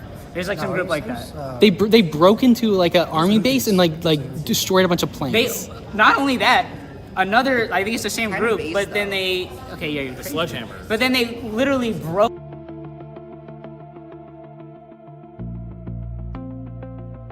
Yeah, and he's just watching it and be like, yeah, this is awesome. Oh, okay, And I mean, that's fine. You can say what you want in America. Yeah. But then a country, if they don't want you there fomenting hate in their country, that's good. Well, I mean, I think that's good. I think that's fine. Listen, Anyways, back to my story. She go to China, and I asked her if she would go on a trip with you to Israel, and she said no. She doesn't feel safe in Israel. they're actively at war. Compared to Well, I mean, either China? way, no, China you'd be safe or America. She's a content creator. She'd be fine. She'd be fine. Versus in China versus Israel. this guy's so I think slid she'd be on fine China. in both. In both. Probably in both, Yeah, but like both she'd be absolutely fine. not if she's like trying to document watched. like Uyghurs or something. No, yeah, China. I If you do something, still, she walks around with like Maybe, but fucking, like not to the picture point of where Mao like and just if starts you wiping say her ass with something reporters. like She'll go to jail. not great, They like, watch you. so Israeli you don't police get is gonna killed. walk up to you. Huh? Chinese police That's might why I walk can up watch to you. this. Bro, when Hassan first No, streamed yeah, in China, you like the the problem- first thing that happened is a cop went over there, go through his phone to look see videos. Yeah, because they saw a picture of Mao. Yeah. And then they confiscated his phone and looked through it for like 15 minutes. Little They're did they not doing know that in he walked Israel. out of Like China 10, with I four didn't watch lawsuits. those. Yeah.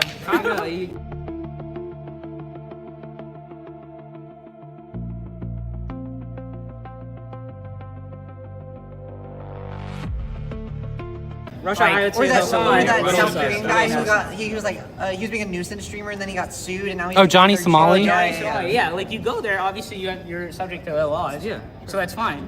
But you're not gonna go there and they're like, oh, You're not gonna get American. black bag. You're not Black gonna bag get black shit. bag They're not gonna do that. I don't think they They're would gonna be black bag fine. you in Israel. I think they.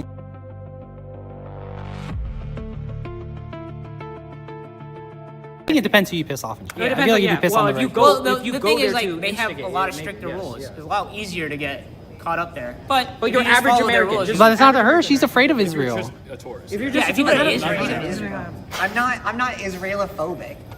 really? She definitely is. She definitely is. Yeah, that seems like someone. Not scared. I'm not scared. No, for you just sure. hate them. I don't hate them either. You think they run the world? Though? I don't have any issue with Jewish people. I'm just clarifying. But I'm not Zionist, asking about Jewish Zionist, people. yeah. I'm asking No, about no, Israelis. no. I think. Listen.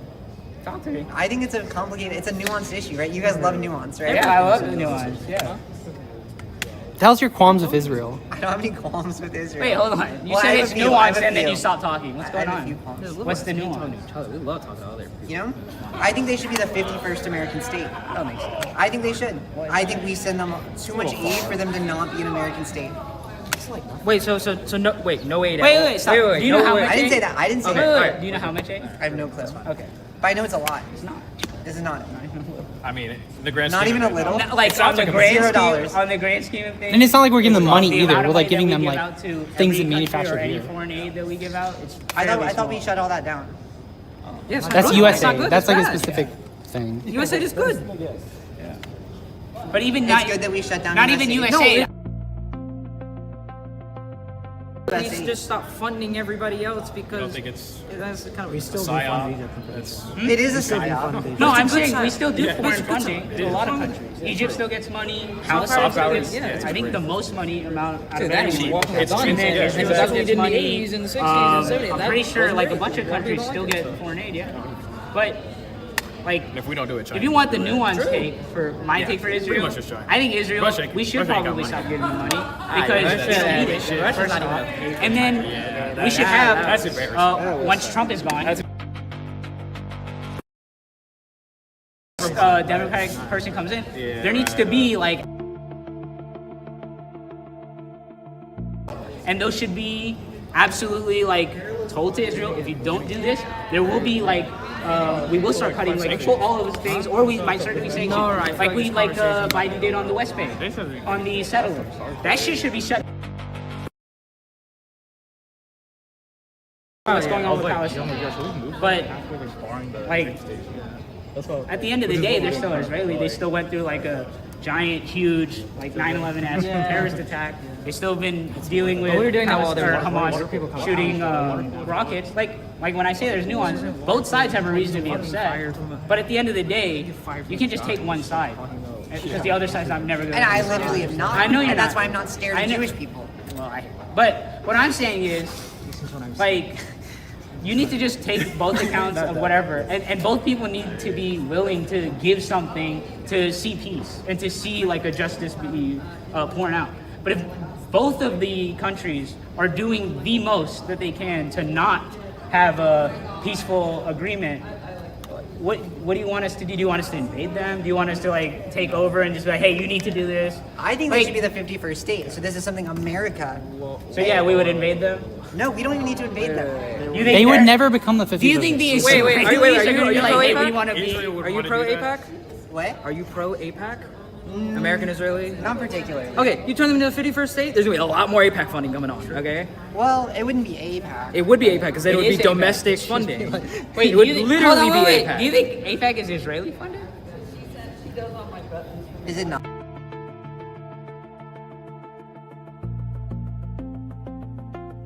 Political Action Committee. So they're just Americans. That I think we made- should get all extra judicial. That was not the right word. Yeah, extra Jewish. Extra, Yeah, extra. True. Chill. All.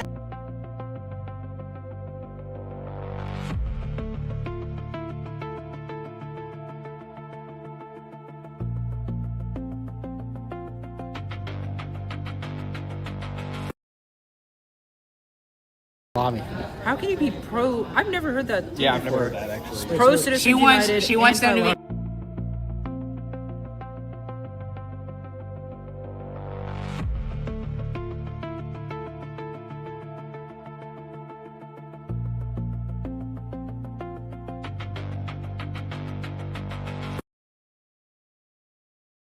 You should face punishment. Face punishment, okay. I Like, if agree. you own a But they did. massive $750 system- million is a lot of money even for Fox And he News. still owns it. And he's still I going to think- continue I to think do the these amount things. of lies, yeah, I agree. The amount of lies, too much, they should go. Like, you know what happened to Jack Ma? He got stripped of his company. He still has a lot of his money. Yeah, I don't think it's so good. He got re-educated. Well, unless we do it I think that's bad. Yeah, I think it's bad Do you think unless it would we do be it bad together. to remove Murdoch from head of Fox? Let him keep his money. And re-educate them? I think the government choosing who to take their company away from.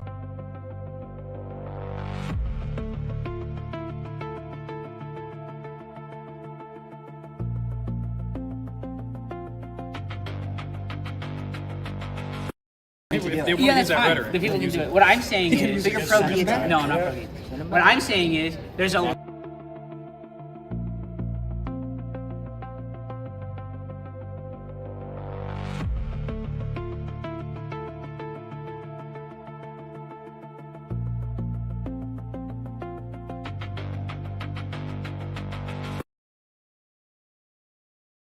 That he's just pushing these lies. He told them to tell the lies. He wants them to do that shit. That's fine. Then you fucking percentage based, fine. Something that's gonna hurt them. Probably like a 25% of That's like nothing. profits. That's And nothing. then- I'm not done. You get to keep 70% I'm of your not done, though. profits if you fuck over the people. Okay, 30% of full revenue, all of revenue then. So that even if it will eat into all of We should the take profits. 100% of the profits. Honestly, If you're fucking people over, you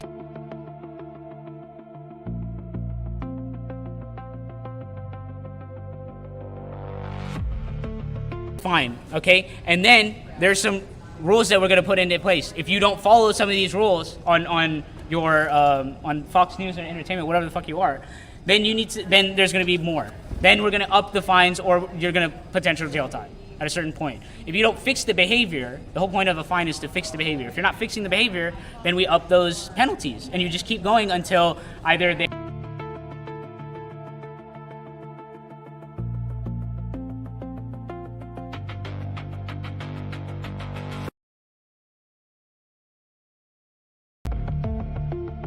profits on jail time, like where he's in prison, why does he still get to benefit from this net harm that he's doing?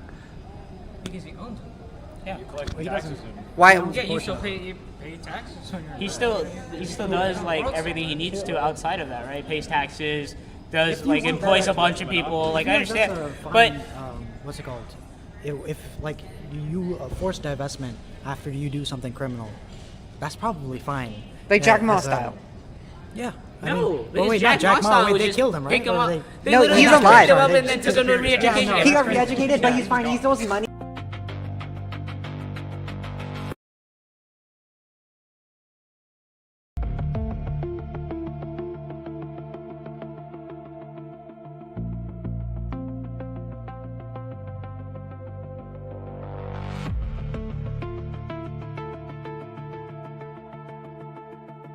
Sir, don't you need Congress or somebody, some kind of body to make that decision? What?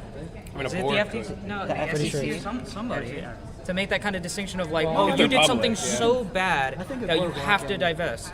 And also, it doesn't have to just be like financial or like taking his business. Like the FCC has laws in place that they could use to like criminally prosecute or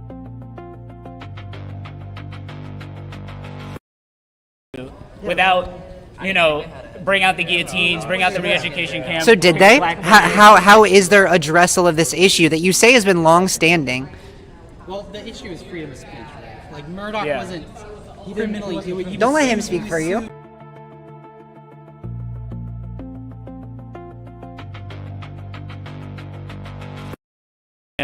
Figure out what can you say without it, trying to balance between the freedom that the person has and then the consequences of their actions and their words, right? There's a balance that needs to be placed there. America, for the last 250 years, has like a real hard-on for the First Amendment about, freedom of speech. And so it's going to be hard to try to change some of these laws.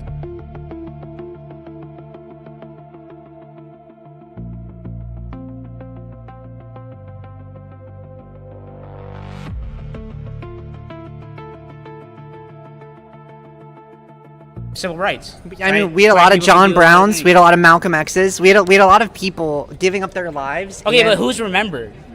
Well, who was more effective? Who was the most effective? Who was the most effective? Was it Malcolm X? Was it Martin Luther? It was a team effort. That's red card. It wasn't an effort, but Malcolm X.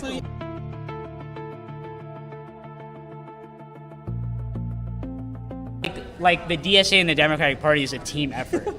Like they had, I guess technically they're working towards this.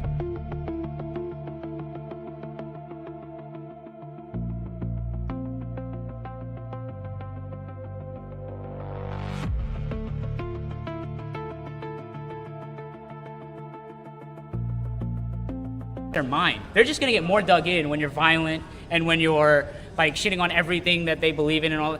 The whole point is like if you want to change minds, especially with something like civil rights, you just have to be around the people that you hate.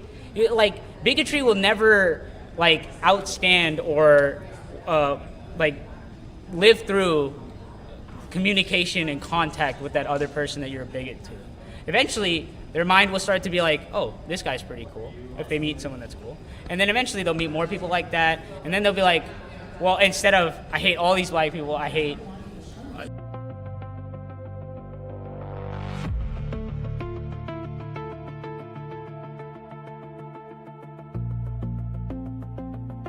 individual, you take their stances, their opinions, their beliefs, and all of that, and then you make your decision from there on if they're a good or bad person. But you don't generalize like, oh, I hate all women because this woman was mad at me or like upset at me or like she said something rude or humiliated me, whatever. It doesn't matter. That one person might be a bad person, but you can't just blame that on an entire group of people. Like, I don't hate Chinese people just because they're I have issues with their system of government. Like, I don't hate Israelis just because I have a problem with their system of government. It's just certain aspects of a certain country or of a certain person. Like if someone.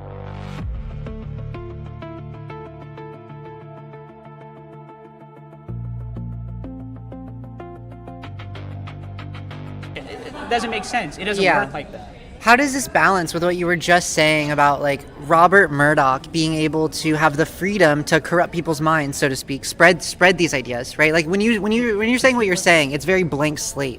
But the reality isn't blank slate. That's the thing. He didn't have.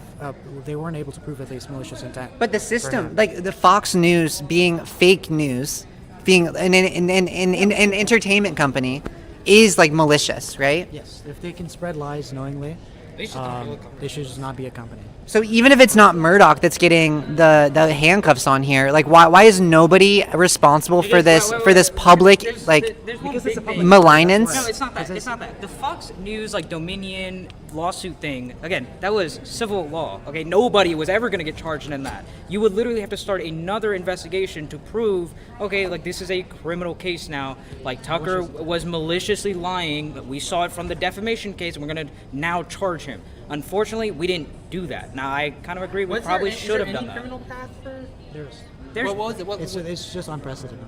Yeah, it's unprecedented because again, it's an argument between First Amendment rights, but then also the outcome of the First Amendment rights. Like again, it comes back to I can't go out and just scream fire in a crowded movie theater. Okay, the law that I would be breaking is I feel like he could have been charged under election laws. Probably. Lying about elections or whatever, misinformation about maybe. I don't know. Obviously, I'm not a lawyer. Sure I don't know. But what I'm saying is anal. Yeah. Okay. I think most elections law stuff is future stuff. So the Dominion stuff, the election already happened. Okay. And whatever. I'm not a lawyer either. But let's say that there are no established laws for that kind of specific case. Well, then Congress needs to do something about it. Right? Yeah. I think the main problem is if we need to establish laws, we'd have to do an amendment to the Constitution, which is not ever. No, you don't have to. No, not for that. Not for that. For freedom of speech. No, there is restricted speech. There's some things you just can't do. Yeah. Like libel, slander. Like libel, but again, that all. No, even against hate speech.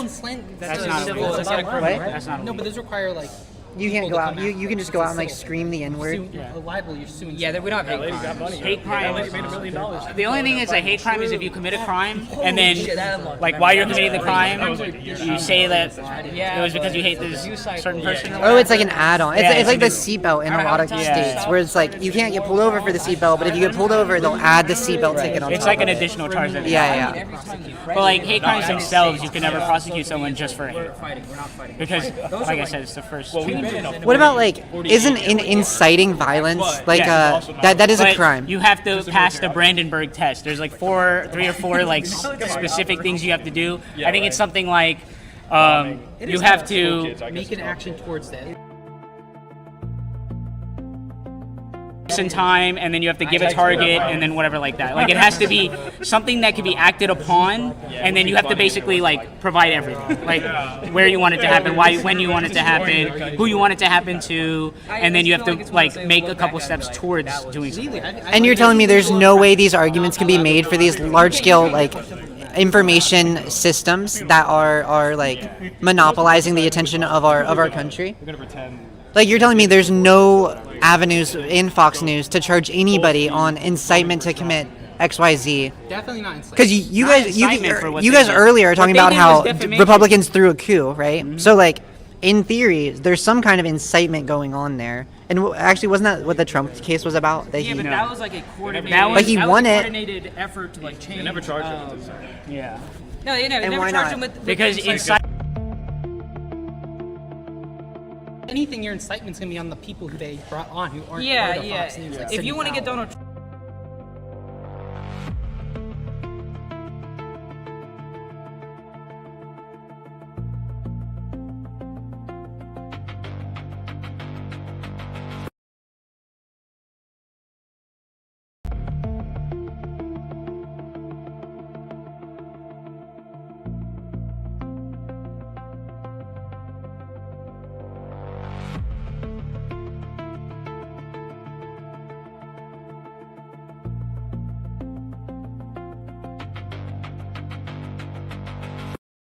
Is what law would he be breaking in that? You know what I mean? Because the reason why nobody got charged for the Fox News stuff, it was a civil case. You know, almost $1 billion they had to pay out, but nobody got in trouble because it was a civil case. What if we wanted to make a criminal case? If we went to if Congress was like, look, we're going to look into this more and we might actually charge people because this is egregious. What law would they actually break? If you kind of like just brainstorm, think of something. You know, because that's what it comes down to. Un-American You gotta be a little- activity. I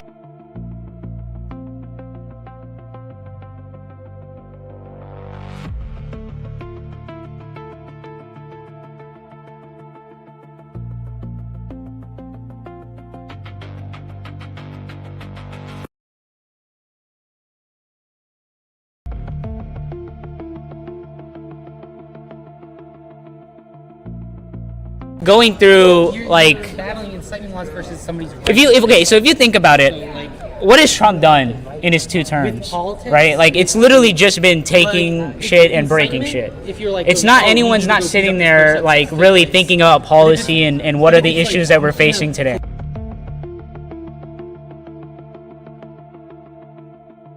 Like the, and plus, Could you strongman a right-wing position? She's not part of Fox News. Like- Steelman? Yeah, Steelman. Which, like any position? But no, like specifically with regards to Trump. Like you just said, there's nothing that he's done in the past. That he did I like? Yeah. Is the only thing he's operational? No, not something you like. Something that you think his base is like seeing and supports. Like you just said, oh, he's done nothing the past 12 years. Oh, the ICE, like the deportations, his base supports that. Yeah.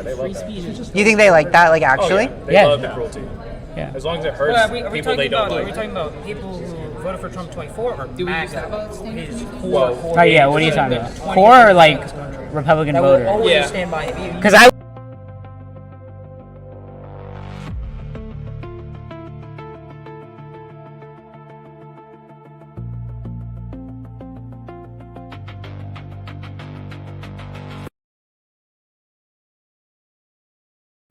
Something like the people that like if their one issue is immigration and they really just don't want any immigration, then Trump is doing great. And then if they like, I'm trying to think what else has he done. The problem is he doesn't do any. Like the tariffs. I don't know why, and this is just like an issue with the electorate where they can just be lied to over and over and over about what tariffs are, and then I'm sure like his MAGA base still loves it, even though they're paying fucking 1.5 2 times as much. And yeah, so like stuff like that. Yeah, I just saw something. Sorry, I want to add on that. I saw something recently that like companies are being refunded for all these tariffs, so all of those costs just ended up passed on to the average person, like the end consumer. Did you watch the?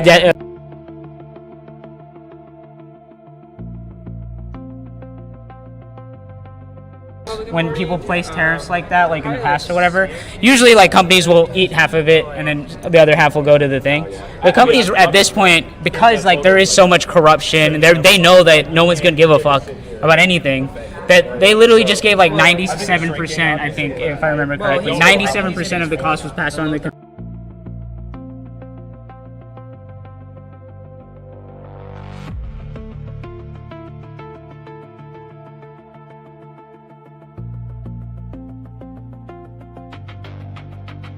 A Republican, and then whenever we live under a Democrat, it's always after Republicans come in and fucked up our country, or even if they're doing really good things, nobody fucking listens.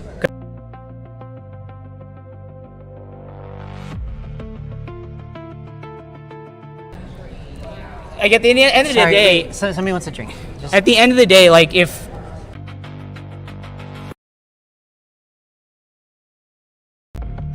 voters don't care about what happens, it's hard to really pinpoint where the Democratic Party is going wrong, or like right now where the Republican. Well, it's not that hard because they just don't listen. But with the Democratic Party, it's like, what can they do, right? Because even if they do good things that does help a majority of Americans, the Republicans will either like just shit talk it on whatever they need to. They'll lie about what the policy is. They'll say like, oh, it's a communist policy, or like socialist policy, whatever. And then on top of that, like half the other times, like what's it called? A Democrat will come in. They will put in the policies. Like Biden, he did the Infrastructure Act. He did all these things. What did Trump do? Within the first I think like the first month I saw this. If you go by like a place where it's got funding from infrastructure, if you go by there's signs that say Donald Trump did that, right? Like at a certain point, like the voters, they need to stop looking for entertainment and whatever makes them feel good, and they need to learn and want to learn and be kind of engaged in politics. That's why, and that's what I'm saying. Like it's never going to happen unless you kind of like fix the First off, you need to fix the education. Like there needs to be a nationwide standard for the education. Okay, I understand Republicans don't like that. I don't care what Republicans like. They clearly don't like America, so they didn't eat my ass. I don't give a fuck. But first you start with education, and then from there you go towards like I said, like that 2-year civic duty, so that people actually feel like they care about their country, and it's not just a place that you live and then you just do what you need to get ahead above everybody else. That's like if I had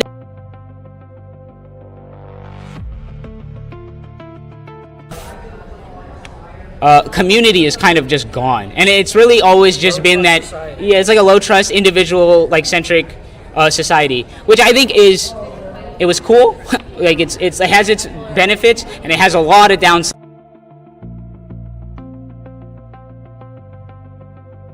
Entire country of 330 million people. Yeah. And like I said, the only way to do it is from the ground up. You have to start with the newest generation, and you have to educate them. You have to make them buy into the country, and you have to make them think that like this isn't just a place where I come and just make a bunch of money and then I don't care what happens at the end of the day. It should be a place where you like to live, you love it as a country, you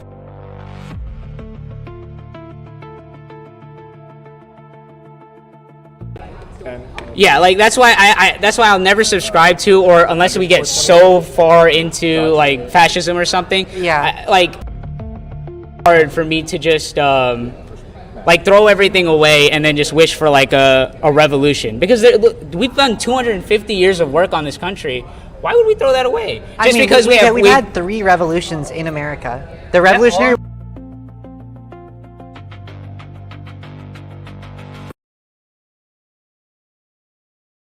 Revolution in thought and revolution in policy. A thought revolution is not a revolution. It was a revolution. MLK is specifically not a revolution. But okay, so when I was saying the word revolution, I meant like political revolution. I don't like the political system. Like a political realignment. Like when, that's fine. That's not a revolution though. You like the system is the same. The system is the same. Like we're not getting rid of the Constitution. We're not getting rid of the Supreme Court. We're not getting rid of I'm not DSA, so I don't want to get rid of the Senate. I don't want to get rid of all of these things. I want to fix them. I want to make them better. And I want to make the country better, and I want to make the people better. I don't want to like if you want to talk about revolution, huh? You think DSA does want to get rid of them? I don't think ever. I always just go onto their website and it says abolish the Senate. So I just take people at their word. When they tell me they are stupid and they have bad ideas, I'll take it at their word. I'm not going to sit there and try to figure out what they actually mean, because if you actually meant what you want to tell me or whatever, how you want to clarify, then don't say stupid shit on your platform, right? Because at the end of the day, nobody's going to sit here, not everyone's going to sit here like me and try to figure out what's really going on in the DSA. I don't care. I care about making my country better, and if all I see is you shitting on Democrats, and all I see is you talking about socialism, and all I see is you hating on capitalism, all I see is hating on Israel, AIPAC, whatever, at a certain point, you don't want power, and you don't want to fix things, you just want to complain. And I'm not here to complain. I'm here to make my country better for my family and my kids, hopefully one day. Right? I think that's the DSA, MAGA, and all these like populist stuff having in common is they're all about destroying. Yeah. They're all about destructive. It's never, and it's been so annoying for the past 10 years.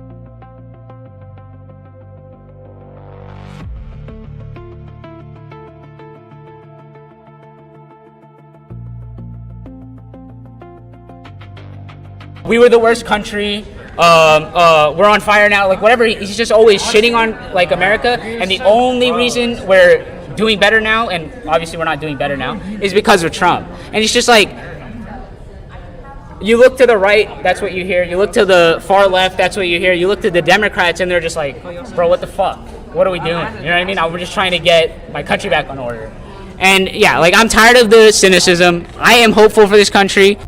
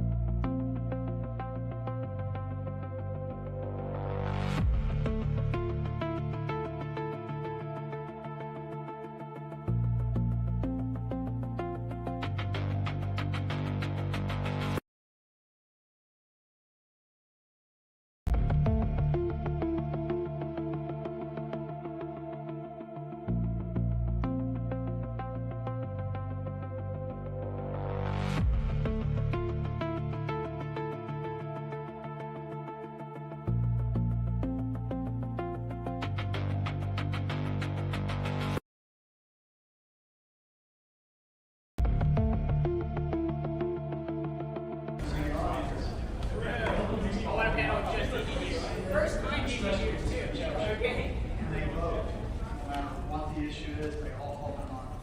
We are always different groups that come together under a big tent. We don't fall in line. And as you were saying, we need to fall in line this time. And so, for your friends that are saying they're not going to fall in line, I don't know what you do to get them to the polls and make sure they vote. Because if we can fall in line, we can begin to right the ship again. If we don't, LBJ used to invoke his mentor, Sam Rayburn, longtime Speaker of the House of Representatives, who said, any jackass can kick down a barn door, but it takes a damn fine carpenter to build one. Hate and destruction are easy, and we see how easy it is. You could light a match and burn down a building. Hope and construction are hard, but we've seen what destruction does. I would ask you to try to be hopeful, to try to be productive, to try to be constructive. Get involved. If we need to build something new, and it's going to be all of us who makes that happen. So I think the very fact that you're here today shows your engagement.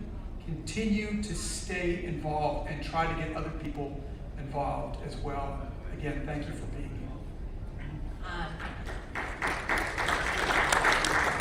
My senior year of high school, Barack Obama was running for president. You can just do the math on that. And I lived in Georgia. Georgia looks very different than it does today.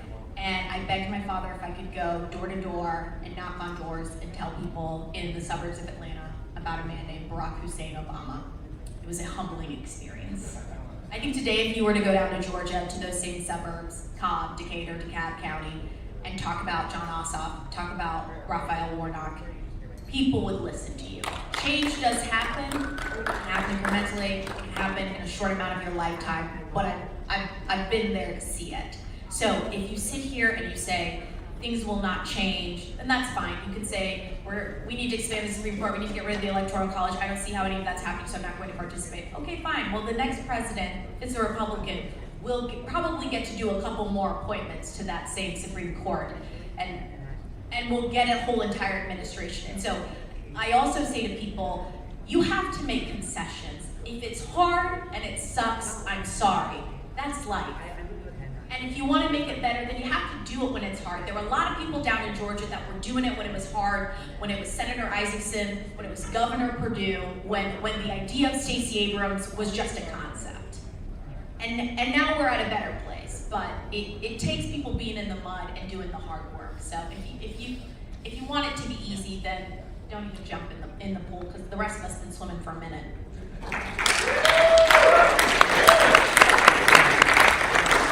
That's going to be a hard one to follow, so I was trying to build up.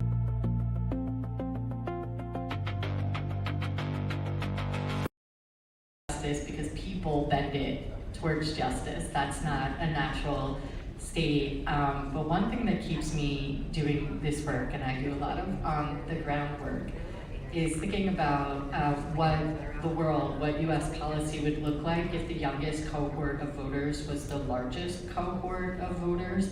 And sometimes we see that. Like, you can see it in New York City right now. Mamdani won because of record high turnout among youth voters. And really, and I know this as someone who has not been a youth in a while, that when the youngest cohort of voters is the largest cohort of voters, we will in fact live in the society that I want to live in.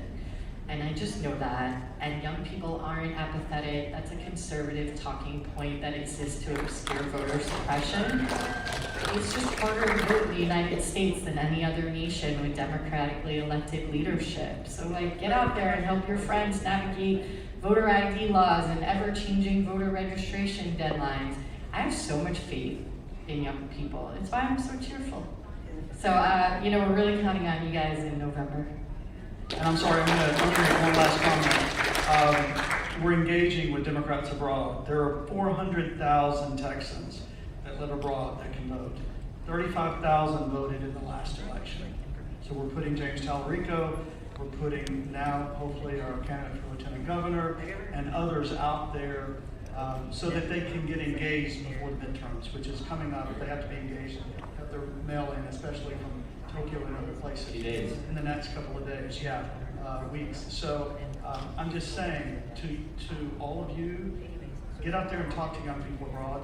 Talk to your counterparts, even if they're in the military and they're young people that are going to school that are Americans. Get out there, and if they're not Americans, talk to them, because they're going to be the ones that influence foreign policy in the future. I'm sorry, I just had to get that in before. With that, let's give a big round of applause to our panelists.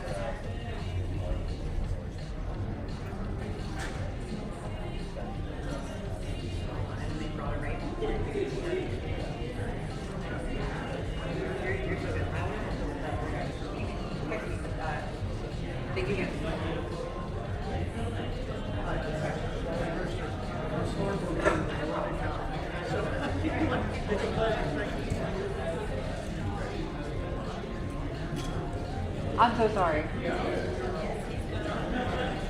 I was talking to that guy and he missed his opportunity to talk with this other guy. Oh. Okay, where's our guy that we're looking for? That's the place.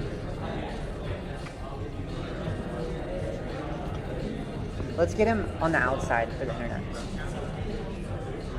What's next? Earl, I'm so glad you asked. What's next?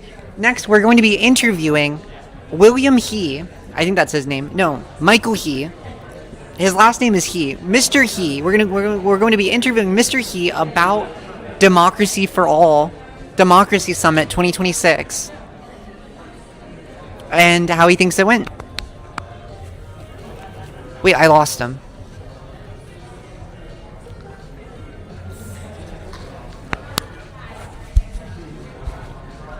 Okay, chat. We're going in. I got my mics. Or we can wait a second.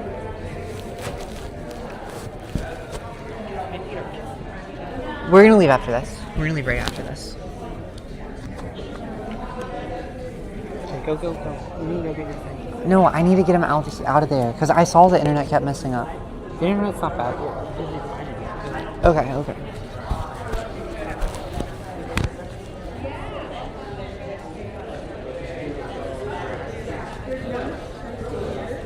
But it's not supposed to come up the best one. Don't let this guy escape. Wait, this is the creator. Do you have a minute? Yes, let me get a photo with You're, him. okay, yeah. I just didn't want you to leave. I saw you like shaving up to run. I'll have it. Thank you.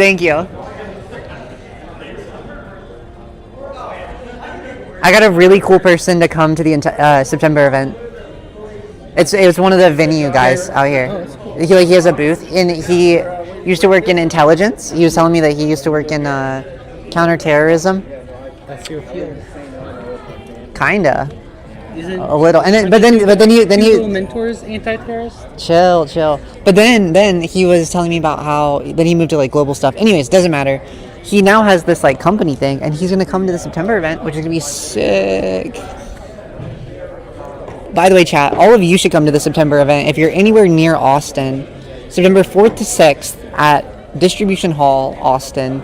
We're running a cognitive warfare convention, also known as the Network Convention, also known as the PSYOP Hackathon. I hope I wasn't too zoomed in for that, or it might have looked a little freaky. Wait, come on. They're going for a picture out here.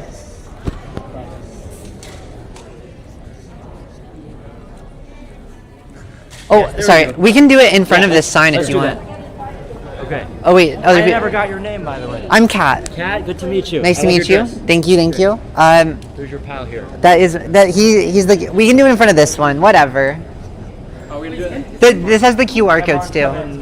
20 minutes. I gotta take a call in about 5 minutes. Who is? Ken Martin. Ken Martin. Okay. Yes. Oh, cool. It's not fired yet. Yeah. Can I give you this mic? Yes.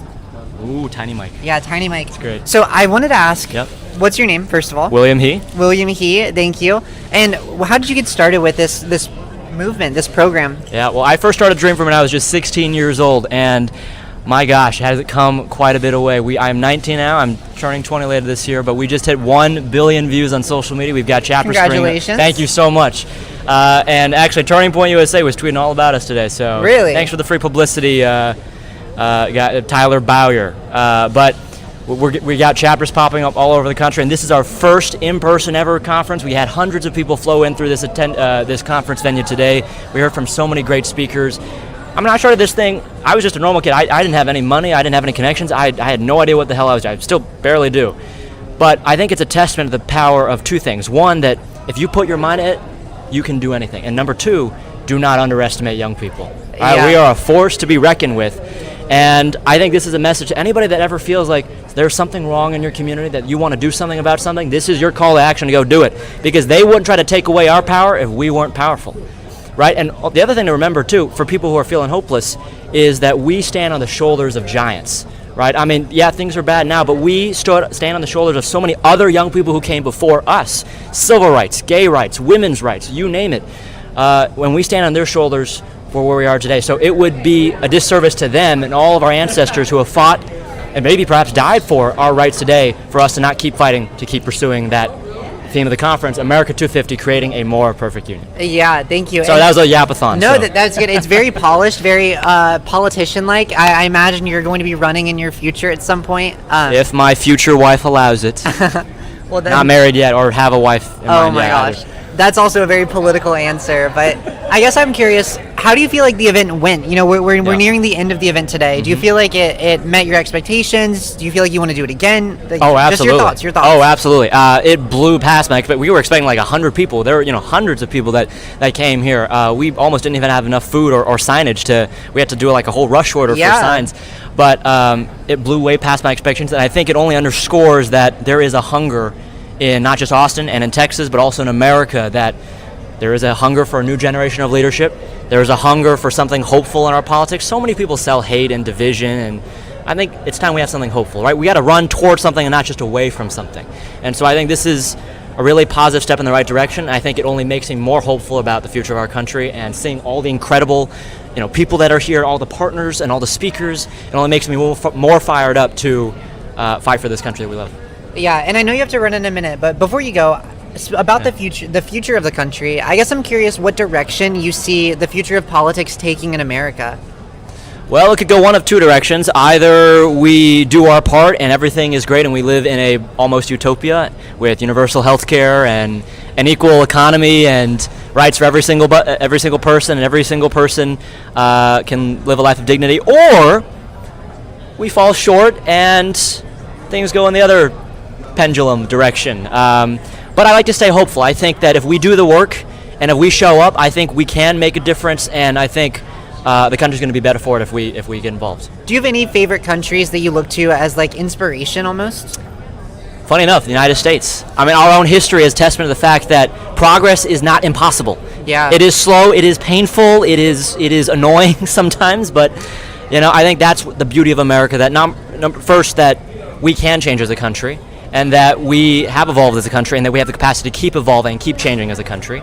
And then secondly, that there are always going to be people who are going to try to do the right thing, and I'm on team do the right thing. Yeah, who is the American GOAT? Like greatest of all time FDR. American? LBJ. FDR? Why? Wait, aren't those different people? Those are different people, but in terms of presidents, FDR transformed our economy, made our government amazing and awesome. Everything we have today, Social Security, winning World War II, all the great American patriotism, that's all FDR. People forget, America was great in the 1900s. No, that's Democrats. That is Democrats. LBJ, by the way, Civil Rights, Voting Rights Act, Medicare, Medicaid, also son of Texas, can't forget that. I would say those are probably two great presidents, but I don't know. Greatest American of all time? I don't know. Wemby from the San Antonio Spurs. Okay. Why not? I have a question. Yes. You got politics when you were 16. What was the moment that made you want to get into politics? Well, I've always been interested in politics. I first learned about politics when I was 9 years old. Other kids are reading, Harry Potter, and I'm reading Politico like a crazy person on Sunday mornings. But I've always thought that there is no subject more important than politics. Thank you. There is no subject more important than politics, because politics dictates and defines everything in our life, from how this tablecloth was made to how these elevators are constructed to whether or not you and I have civil rights. Right? And so I think it is such an important subject that people forget how big of a difference.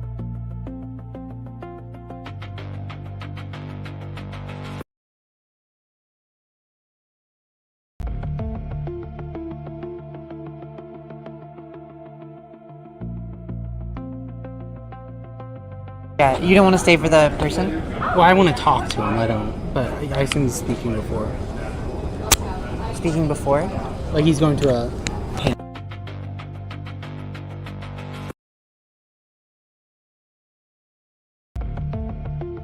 The whole time? It should not. It just did. Okay. Yeah, no. It should be a lot of fun. Okay, you ready? Yeah. Wait, I want to get a picture of this guy because I don't remember what he's from.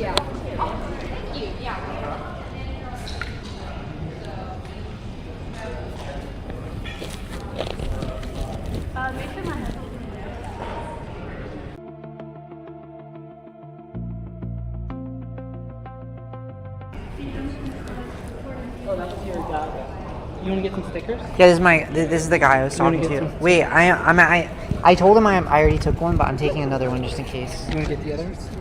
Is it mean to take a bunch of stickers? I mean, this is the end of the event. So okay, don't take more. I'm just taking a few.